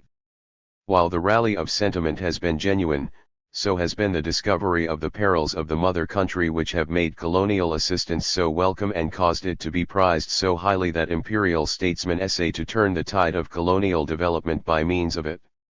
Reflection, which follows every burst of sentiment, cannot fail to dwell upon the nature of the peril which besets an empire so vast, so heterogeneous, and so dispersed as the British Empire. When the glamour of war has passed away, and history discloses some of the brute facts of this sanguinary business which have been so carefully kept from the peoples of Australia, New Zealand, and Canada, their relish for the affair will diminish. They will be more suspicious in the future of issues whose character and magnitude have been so gravely misrepresented to them by the imperial government. 1 But the discovery likely to weigh most with the colonial democracies is the unsubstantial assets of the new imperialism. It is one thing to enter a federation of free self-governing states upon an equal footing, quite another to be invited to contribute to the maintenance and acquisition of an indefinitely large and growing number of dependencies, the property of one of the federating states. The more clearly the colonies recognize the precarious nature of the responsibilities they are asked to undertake, the more reluctant will they show themselves. Unless the democratic spirit of these colonies can be broken and they can be driven to imperialism upon their own account, they will refuse to enter a federation which, whatever be the formal terms of entrance, fastens on them perils so incalculable. The new imperialism kills a federation of free self-governing states. The colonies may look at it, but they will go their way as before. The sentimental attractions which the idea may at first present will not be void of practical results. It may lead them to strengthen their preparation for internal defense, and to develop, each of them, a firmer national spirit of their own. The consciousness of this gain in defensive strength will not the more dispose them to closer formal union with Great Britain, it is far more likely to lead them to treat with her upon the terms of independent allies. The direction in which the more clear-sighted colonial statesmen are moving is and always has been tolerably clear. It is towards a slighter bond of union with Great Britain, not a stronger. The near goal is one clearly marked out for the American colonies by Jefferson as early as 1774, and one which then might have been attained if England had exercised discretion. Jefferson thus describes his plan in the draft of instructions to delegates sent by Virginia to Congress: "I took the ground that from the beginning I had thought the only one orthodox or tenable, which was that the relation between Great Britain and those colonies was exactly the same as that of England and Scotland after the accession of James and until after the Union, and the same as the present relation with Hanover, having the same executive chief, but no other necessary political connection." 1. This same project, that of narrowing down the imperial connection to the single tie of a common monarchy, was avowed by the reformers who in Upper Canada usually made a majority of the Legislative Assembly during 1830–40, and underlies the conscious or unconscious policy of all our self-governing colonies when subject to normal influences. Brief, temporary setbacks to this movement under the stress of some popular outburst of enthusiasm or some well-engineered political design are possible, but unless the real forces of colonial democracy can be permanently crushed, they will continue to drive colonial policy towards this goal. Whether they will drive still farther, to full formal severance, will depend upon the completeness with which Great Britain has learned during the last century and a half the lesson of colonial government which the American Revolution first made manifest. At present, owing to our liberal rendering of the term responsible self-government, there exists no powerful set of conscious forces making for complete independence in any of our colonies, save in South Africa, where our exceptional policy has given birth to a lasting antagonism of economic interests, which, working at present along the lines of race cleavage, must in the not distant future arouse in the people of a federated South Africa a demand for complete severance from British control. As the only alternative to a control which they, British and Dutch, will regard as an intolerable interference with their legitimate rights of self-government. This forcible interference of the imperial government with the natural evolution of a British South Africa, accompanied by a direct attack upon colonial liberties and a substitution of mechanical stimulation for organic growth in the process of a South African federation, will come home later to the other self-governing colonies through its reaction upon British policy. The legacy of this disastrous imperial exploit is enhanced militarism for Great Britain, and the rapacious dominance of armaments over public finance. These considerations almost inevitably goad public policy in Great Britain to make eager overtures to the colonies, which will be rightly understood as an invitation to share risks and burdens in large excess of all assured advantages. The endeavors on our part to secure the closer political connection of the colonies are more likely than any other cause to bring about a final disruption, for the driving force behind these endeavors will be detected as proceeding from national rather than imperial needs. Australia, New Zealand, Canada have had no voice in determining recent expansion of British rule in Asia and Africa. Such expansion serves no vital interest of theirs. Invited to contribute a full share to the upkeep and furtherance of such empire, they will persistently refuse, preferring to make full preparation for such self-defense as will enable them to dispense with that protection of the British flag, which brings increasing dangers of entanglement with foreign powers. The new imperialism antagonizes colonial self-government, tends to make imperial federation impracticable, and furnishes a disruptive force in the relations of Great Britain with the self-governing colonies. Chapter 7. The outcome. If imperialism may no longer be regarded as a blind inevitable destiny, is it certain that imperial expansion as a deliberately chosen line of public policy can be stopped? We have seen that it is motived, not by the interests of the nation as a whole, but by those of certain classes, who impose the policy upon the nation for their own advantage. The amalgam of economic and political forces which exercises this pressure has been submitted to close analysis. But will the detection of this confederacy of vicious forces destroy or any wise abate their operative power? For this power is a natural outcome of an unsound theory in our foreign policy. Put into plain language, the theory is this, that any British subject choosing, for his own private pleasure or profit, to venture his person or his property in the territory of a foreign state can call upon this nation to protect or avenge him in case he or his property is injured either by the government or by any inhabitant of this foreign state. Now this is a perilous doctrine. It places the entire military, political, and financial resources of this nation at the beck and call of any missionary society which considers it has a peculiar duty to attack the religious sentiments or observances of some savage people, or of some reckless explorer who chooses just those spots of earth known to be inhabited by hostile peoples ignorant of British power. The speculative trader or the mining prospector gravitates naturally towards dangerous and unexplored countries, where the gains of a successful venture will be quick and large. All these men, missionaries, travelers, sportsmen, scientists, traders, in no proper sense the accredited representatives of this country, but actuated by private personal motives, are at liberty to call upon the British nation to spend millions of money and thousands of lives to defend them against risks which the nation has not sanctioned. It is only right to add that unscrupulous statesmen have deliberately utilized these insidious methods of encroachment, seizing upon every alleged outrage inflicted on these private adventurers or marauders as a pretext for a punitive expedition which results in the British flag waving over some new tract of territory. Thus the most reckless and irresponsible individual members of our nation are permitted to direct our foreign policy. Now that we have some 400 million British subjects, any one of whom in theory or in practice may call upon the British arms to extricate him from the results of his private folly, The prospects of a genuine Pax Britannica are not particularly bright. But these sporadic risks, grave though they have sometimes proved, are insignificant when compared with the dangers associated with modern methods of international capitalism and finance.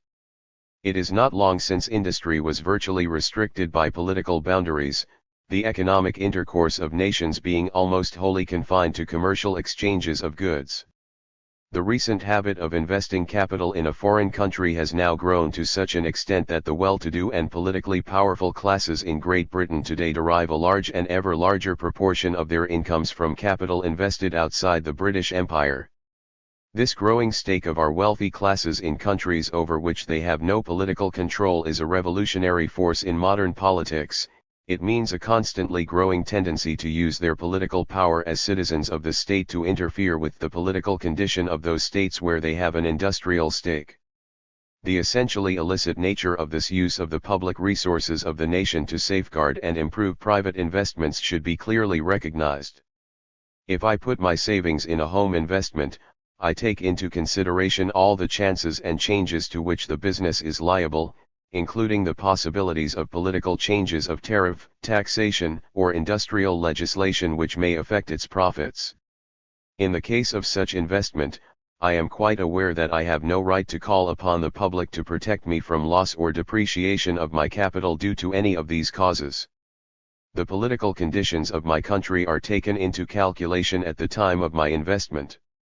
If I invest in consols, I fully recognize that no right of political interference with foreign policy affecting my investment is accorded to me in virtue of my interest as a fund holder. But, if I invest either in the public funds or in some private industrial venture in a foreign country for the benefit of my private purse, getting specially favorable terms to cover risks arising from the political insecurity of the country or the deficiencies of its government, I am entitled to call upon my government to use its political and military force to secure me against those very risks which I have already discounted in the terms of my investment. Can anything be more palpably unfair? It may be said that no such claim of the individual investor upon state aid is admitted. But while the theory may not have been openly avowed, recent history shows a growth of consistent practice based upon its tacit acceptance. I need not retrace the clear chain of evidence, consisting chiefly of the admissions of the mining capitalists, by which this claim to use public resources for their private profit has been enforced by the financiers who seduced our government and people into our latest and most costly exploit. This is but the clearest and most dramatic instance of the operation of the worldwide forces of international finance. These forces are commonly described as capitalistic, but the gravest danger arises not from genuine industrial investments in foreign lands, but from the handling of stocks and shares based upon these investments by financiers. Those who own a genuine stake in the natural sources or the industry of a foreign land have at least some substantial interest in the peace and good government of that land, but the stock speculator has no such stake. His interest lies in the oscillations of paper values, which require fluctuation and insecurity of political conditions as their instrument. As these forms of international investment and finance are wider spread and better organized for economic and political purposes, these demands for political and military interference with foreign countries, on the ground of protecting the property of British subjects, will be more frequent and more effective. The demands of investors will commonly be backed by personal grievances of British outlanders, and we shall be drawn into a series of interferences with foreign governments, which, if we can conduct them successfully, will lead to annexation of territory as the only security for the lives and property of our subjects. That this policy marks a straight road to ruin there can be no doubt. But how to stop it? What principle of safety can we lay down? Only one: an absolute repudiation of the right of British subjects to call upon their government to protect their persons or property from injuries or dangers incurred on their private initiative. This principle is just and expedient. If we send an emissary on a public mission into a foreign country, let us support and protect him by our public purse and arms. If a private person, or a company of private persons, place their lives or property in a foreign land, seeking their own ends, let them clearly understand that they do so at their own risk, and that the state will not act for their protection. If so complete a reversal of our consistent policy be regarded as a counsel of perfection involving a definite abandonment of domiciliary, trading, and other rights secured by existing treaties or conventions with foreign states, upon the observance of which we are entitled to insist, let us at any rate lay down two plain rules of policy. First, never to sanction any interference on the part of our foreign representatives on general grounds of foreign misgovernment outside the strict limits of our treaty rights, submitting interpretation of such treaty rights to arbitration. Secondly, if in any case armed force is applied to secure the observance of these treaty rights, to confine such force to the attainment of the specific object which justifies its use. 2. Analysis of imperialism, with its natural supports, militarism, oligarchy, bureaucracy, protection, concentration of capital and violent trade fluctuations, has marked it out as the supreme danger of modern national states. The power of the imperialist forces within the nation to use the national resources for their private gain, by operating the instrument of the state, can only be overthrown by the establishment of a genuine democracy, the direction of public policy by the people for the people through representatives over whom they exercise a real control. Whether this or any other nation is yet competent for such a democracy may well be matter of grave doubt, but until and unless the external policy of a nation is broad based upon a people's will, there appears little hope of remedy. The scare of a great recent war may for a brief time check the confidence of these conspirators against the Commonwealth, and cause them to hold their hands, but the financial forces freshly generated will demand new outlets, and will utilize the same political alliances and the same social, religious, and philanthropic supports in their pressure for new enterprises. The circumstances of each new imperialist exploit differ from those of all preceding ones. Whatever ingenuity is requisite for the perversion of the public intelligence, or the inflammation of the public sentiment, will be forthcoming. Imperialism is only beginning to realize its full resources, and to develop into a fine art the management of nations, the broad bestowal of a franchise, wielded by a people whose education has reached the stage of an uncritical ability to read printed matter, favors immensely the designs of keen business politicians, who, by controlling the press, the schools, and where necessary the churches, impose imperialism upon the masses under the attractive guise of sensational patriotism. The chief economic source of imperialism has been found in the inequality of industrial opportunities by which a favored class accumulates superfluous elements of income which, in their search for profitable investments, press ever farther afield. The influence on state policy of these investors and their financial managers secures a national alliance of other vested interests which are threatened by movements of social reform. The adoption of imperialism thus serves the double purpose of securing private material benefits for favored classes of investors and traders at the public cost, while sustaining the general cause of conservatism by diverting public energy and interest from domestic agitation to external employment. The ability of a nation to shake off this dangerous usurpation of its power, and to employ the national resources in the national interest, depends upon the education of a national intelligence and a national will, which shall make democracy a political and economic reality. To term imperialism a national policy is an impudent falsehood. The interests of the nation are opposed to every act of this expansive policy. Every enlargement of Great Britain in the tropics is a distinct enfeeblement of true British nationalism. Indeed, imperialism is commended in some quarters for this very reason, that by breaking the narrow bounds of nationalities it facilitates and forwards internationalism. There are even those who favor or condone the forcible suppression of small nationalities by larger ones under the impulse of imperialism, because they imagine that this is the natural approach to a world federation and eternal peace. A falser view of political evolution it is difficult to conceive. If there is one condition precedent to effective internationalism or to the establishment of any reliable relations between states, it is the existence of strong, secure, well-developed, and responsible nations. Internationalism can never be subserved by the suppression or forcible absorption of nations, for these practices react disastrously upon the springs of internationalism, on the one hand setting nations on their armed defense and stifling the amicable approaches between them, on the other debilitating the larger nations through excessive corpulence and indigestion.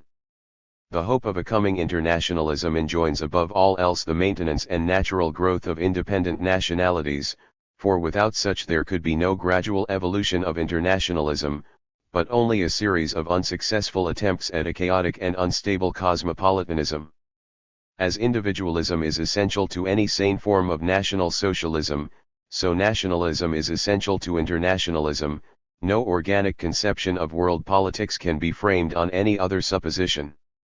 Just in proportion as the substitution of true national governments for the existing oligarchies or sham democracies becomes possible will the apparent conflicts of national interests disappear, and the fundamental cooperation upon which 19th-century free trade prematurely relied manifest itself. The present class government means the severance or antagonism of nations, because each ruling class can only keep and use its rule by forcing the antagonisms of foreign policy. Intelligent democracies would perceive their identity of interest, and would ensure it by their amicable policy. The genuine forces of internationalism, thus liberated, would first display themselves as economic forces, securing more effective international cooperation for postal, telegraphic, railway, and other transport services, for monetary exchange and for common standards of measurement of various kinds, and for the improved intercommunication of persons, goods, and information. Related and subsidiary to these purposes would come a growth of machinery of courts and congresses, at first informal and private, but gradually taking shape in more definite and more public machinery. The common interests of the arts and sciences would everywhere be weaving an elaborate network of intellectual internationalism, and both economic and intellectual community of needs and interests would contribute to the natural growth of such political solidarity as was required to maintain this real community. It is thus, and only thus, that the existing false antagonisms of nations, with their wastes and perils and their retardation of the general course of civilization, can be resolved. To substitute for this peaceful discovery and expression of common interests a federal policy proceeding upon directly selfish political and military interests, the idea which animates an Anglo-Saxon alliance or a pan-Teutonic empire, is deliberately to choose a longer, more difficult, and far more hazardous road to internationalism. The economic bond is far stronger and more reliable as a basis of growing internationalism than the so-called racial bond or a political alliance constructed on some short-sighted computation of a balance of power. It is, of course, quite possible that a pan-Slav, pan-Teutonic, pan-British, or pan-Latin alliance might, if the federation were kept sufficiently voluntary and elastic, contribute to the wider course of internationalism. But the frankly military purpose commonly assigned for such alliances bodes ill for such assistance. It is far more likely that such alliances would be formed in the interests of the imperialist classes of the contracting nations, in order the more effectively to exploit the joint national resources.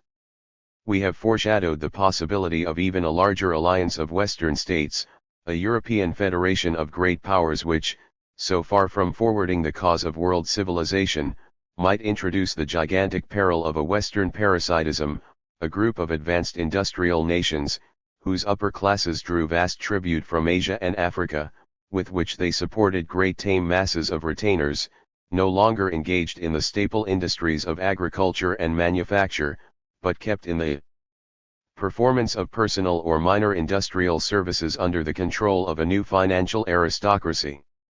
Let those who would scout such a theory as undeserving of consideration examine the economic and social condition of districts in southern England today which are already reduced to this condition, and reflect upon the vast extension of such a system which might be rendered feasible by the subjection of China to the economic control of similar groups of financiers, investors, and political and business officials, draining the greatest potential reservoir of profit the world has ever known, in order to consume it in Europe.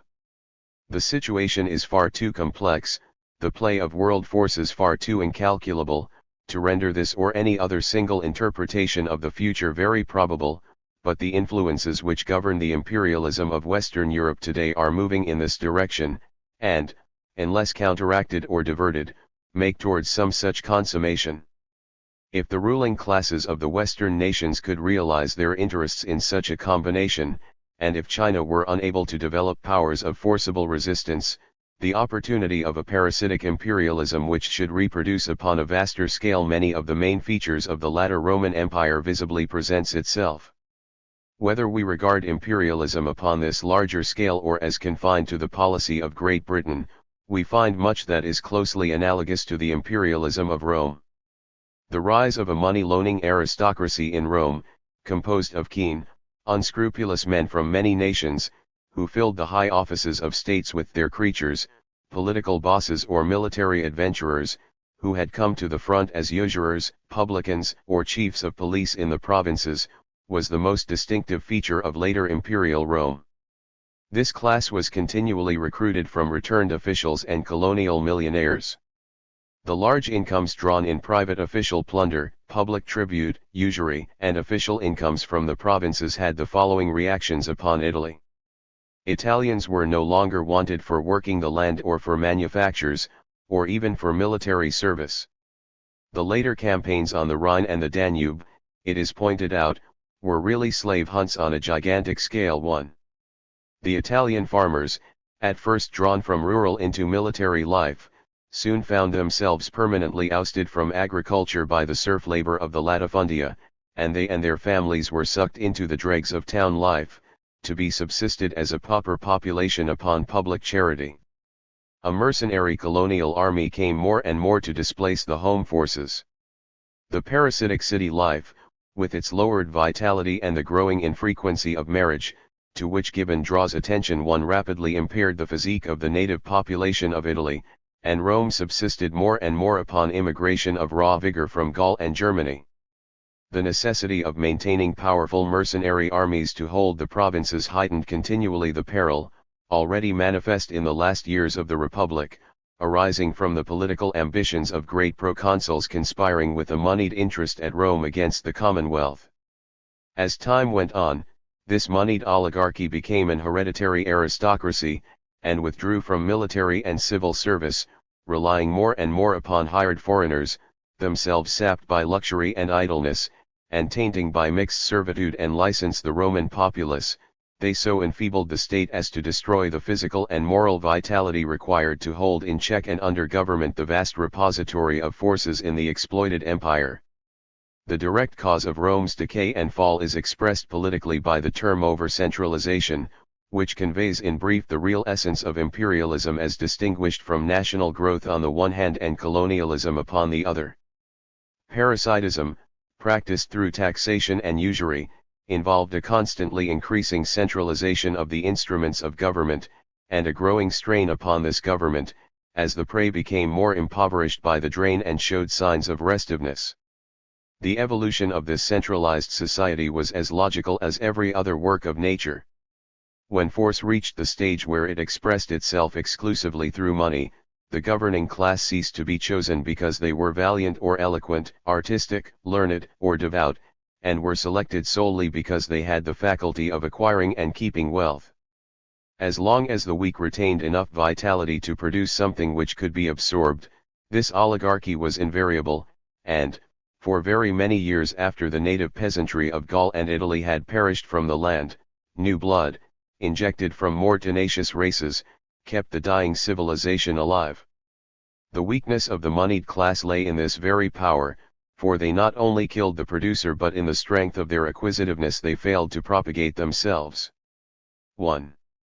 This is the largest, plainest instance history presents of the social parasitic process by which a moneyed interest within the state, usurping the reins of government, makes for imperial expansion in order to fasten economic suckers into foreign bodies so as to drain them of their wealth in order to support domestic luxury. The new imperialism differs in no vital point from this old example. The element of political tribute is now absent or quite subsidiary, and the crudest forms of slavery have disappeared. Some elements of more genuine and disinterested government serve to quality and mask the distinctively parasitic nature of the later sort. But nature is not mocked. The laws which, operative throughout nature, doom the parasite to atrophy, decay, and final extinction, are not evaded by nations any more than by individual organisms. The greater complexity of the modern process, the endeavor to escape the parasitic reaction by rendering some real but quite unequal and inadequate services to the host, may retard but cannot finally avert the natural consequences of living upon others. The claim that an imperial state forcibly subjugating other peoples and their lands does so for the purpose of rendering services to the conquered equal to those which she exacts is notoriously false. She neither intends equivalent services nor is capable of rendering them, and the pretense that such benefits to the governed form a leading motive or result of imperialism implies a degree of moral or intellectual obliquity so grave as itself to form a new peril for any nation fostering so false a notion of the nature of its conduct. Let the motive be in the deed, not in the event, says a Persian proverb. Imperialism is a depraved choice of national life, imposed by self-seeking interests which appeal to the lusts of quantitative acquisitiveness and of forceful domination surviving in a nation from early centuries of animal struggle for existence. Its adoption as a policy implies a deliberate renunciation of that cultivation of the higher inner qualities which for a nation as for an individual constitutes the ascendancy of reason over brute impulse. It is the besetting sin of all successful states, and its penalty is unalterable in the order of nature.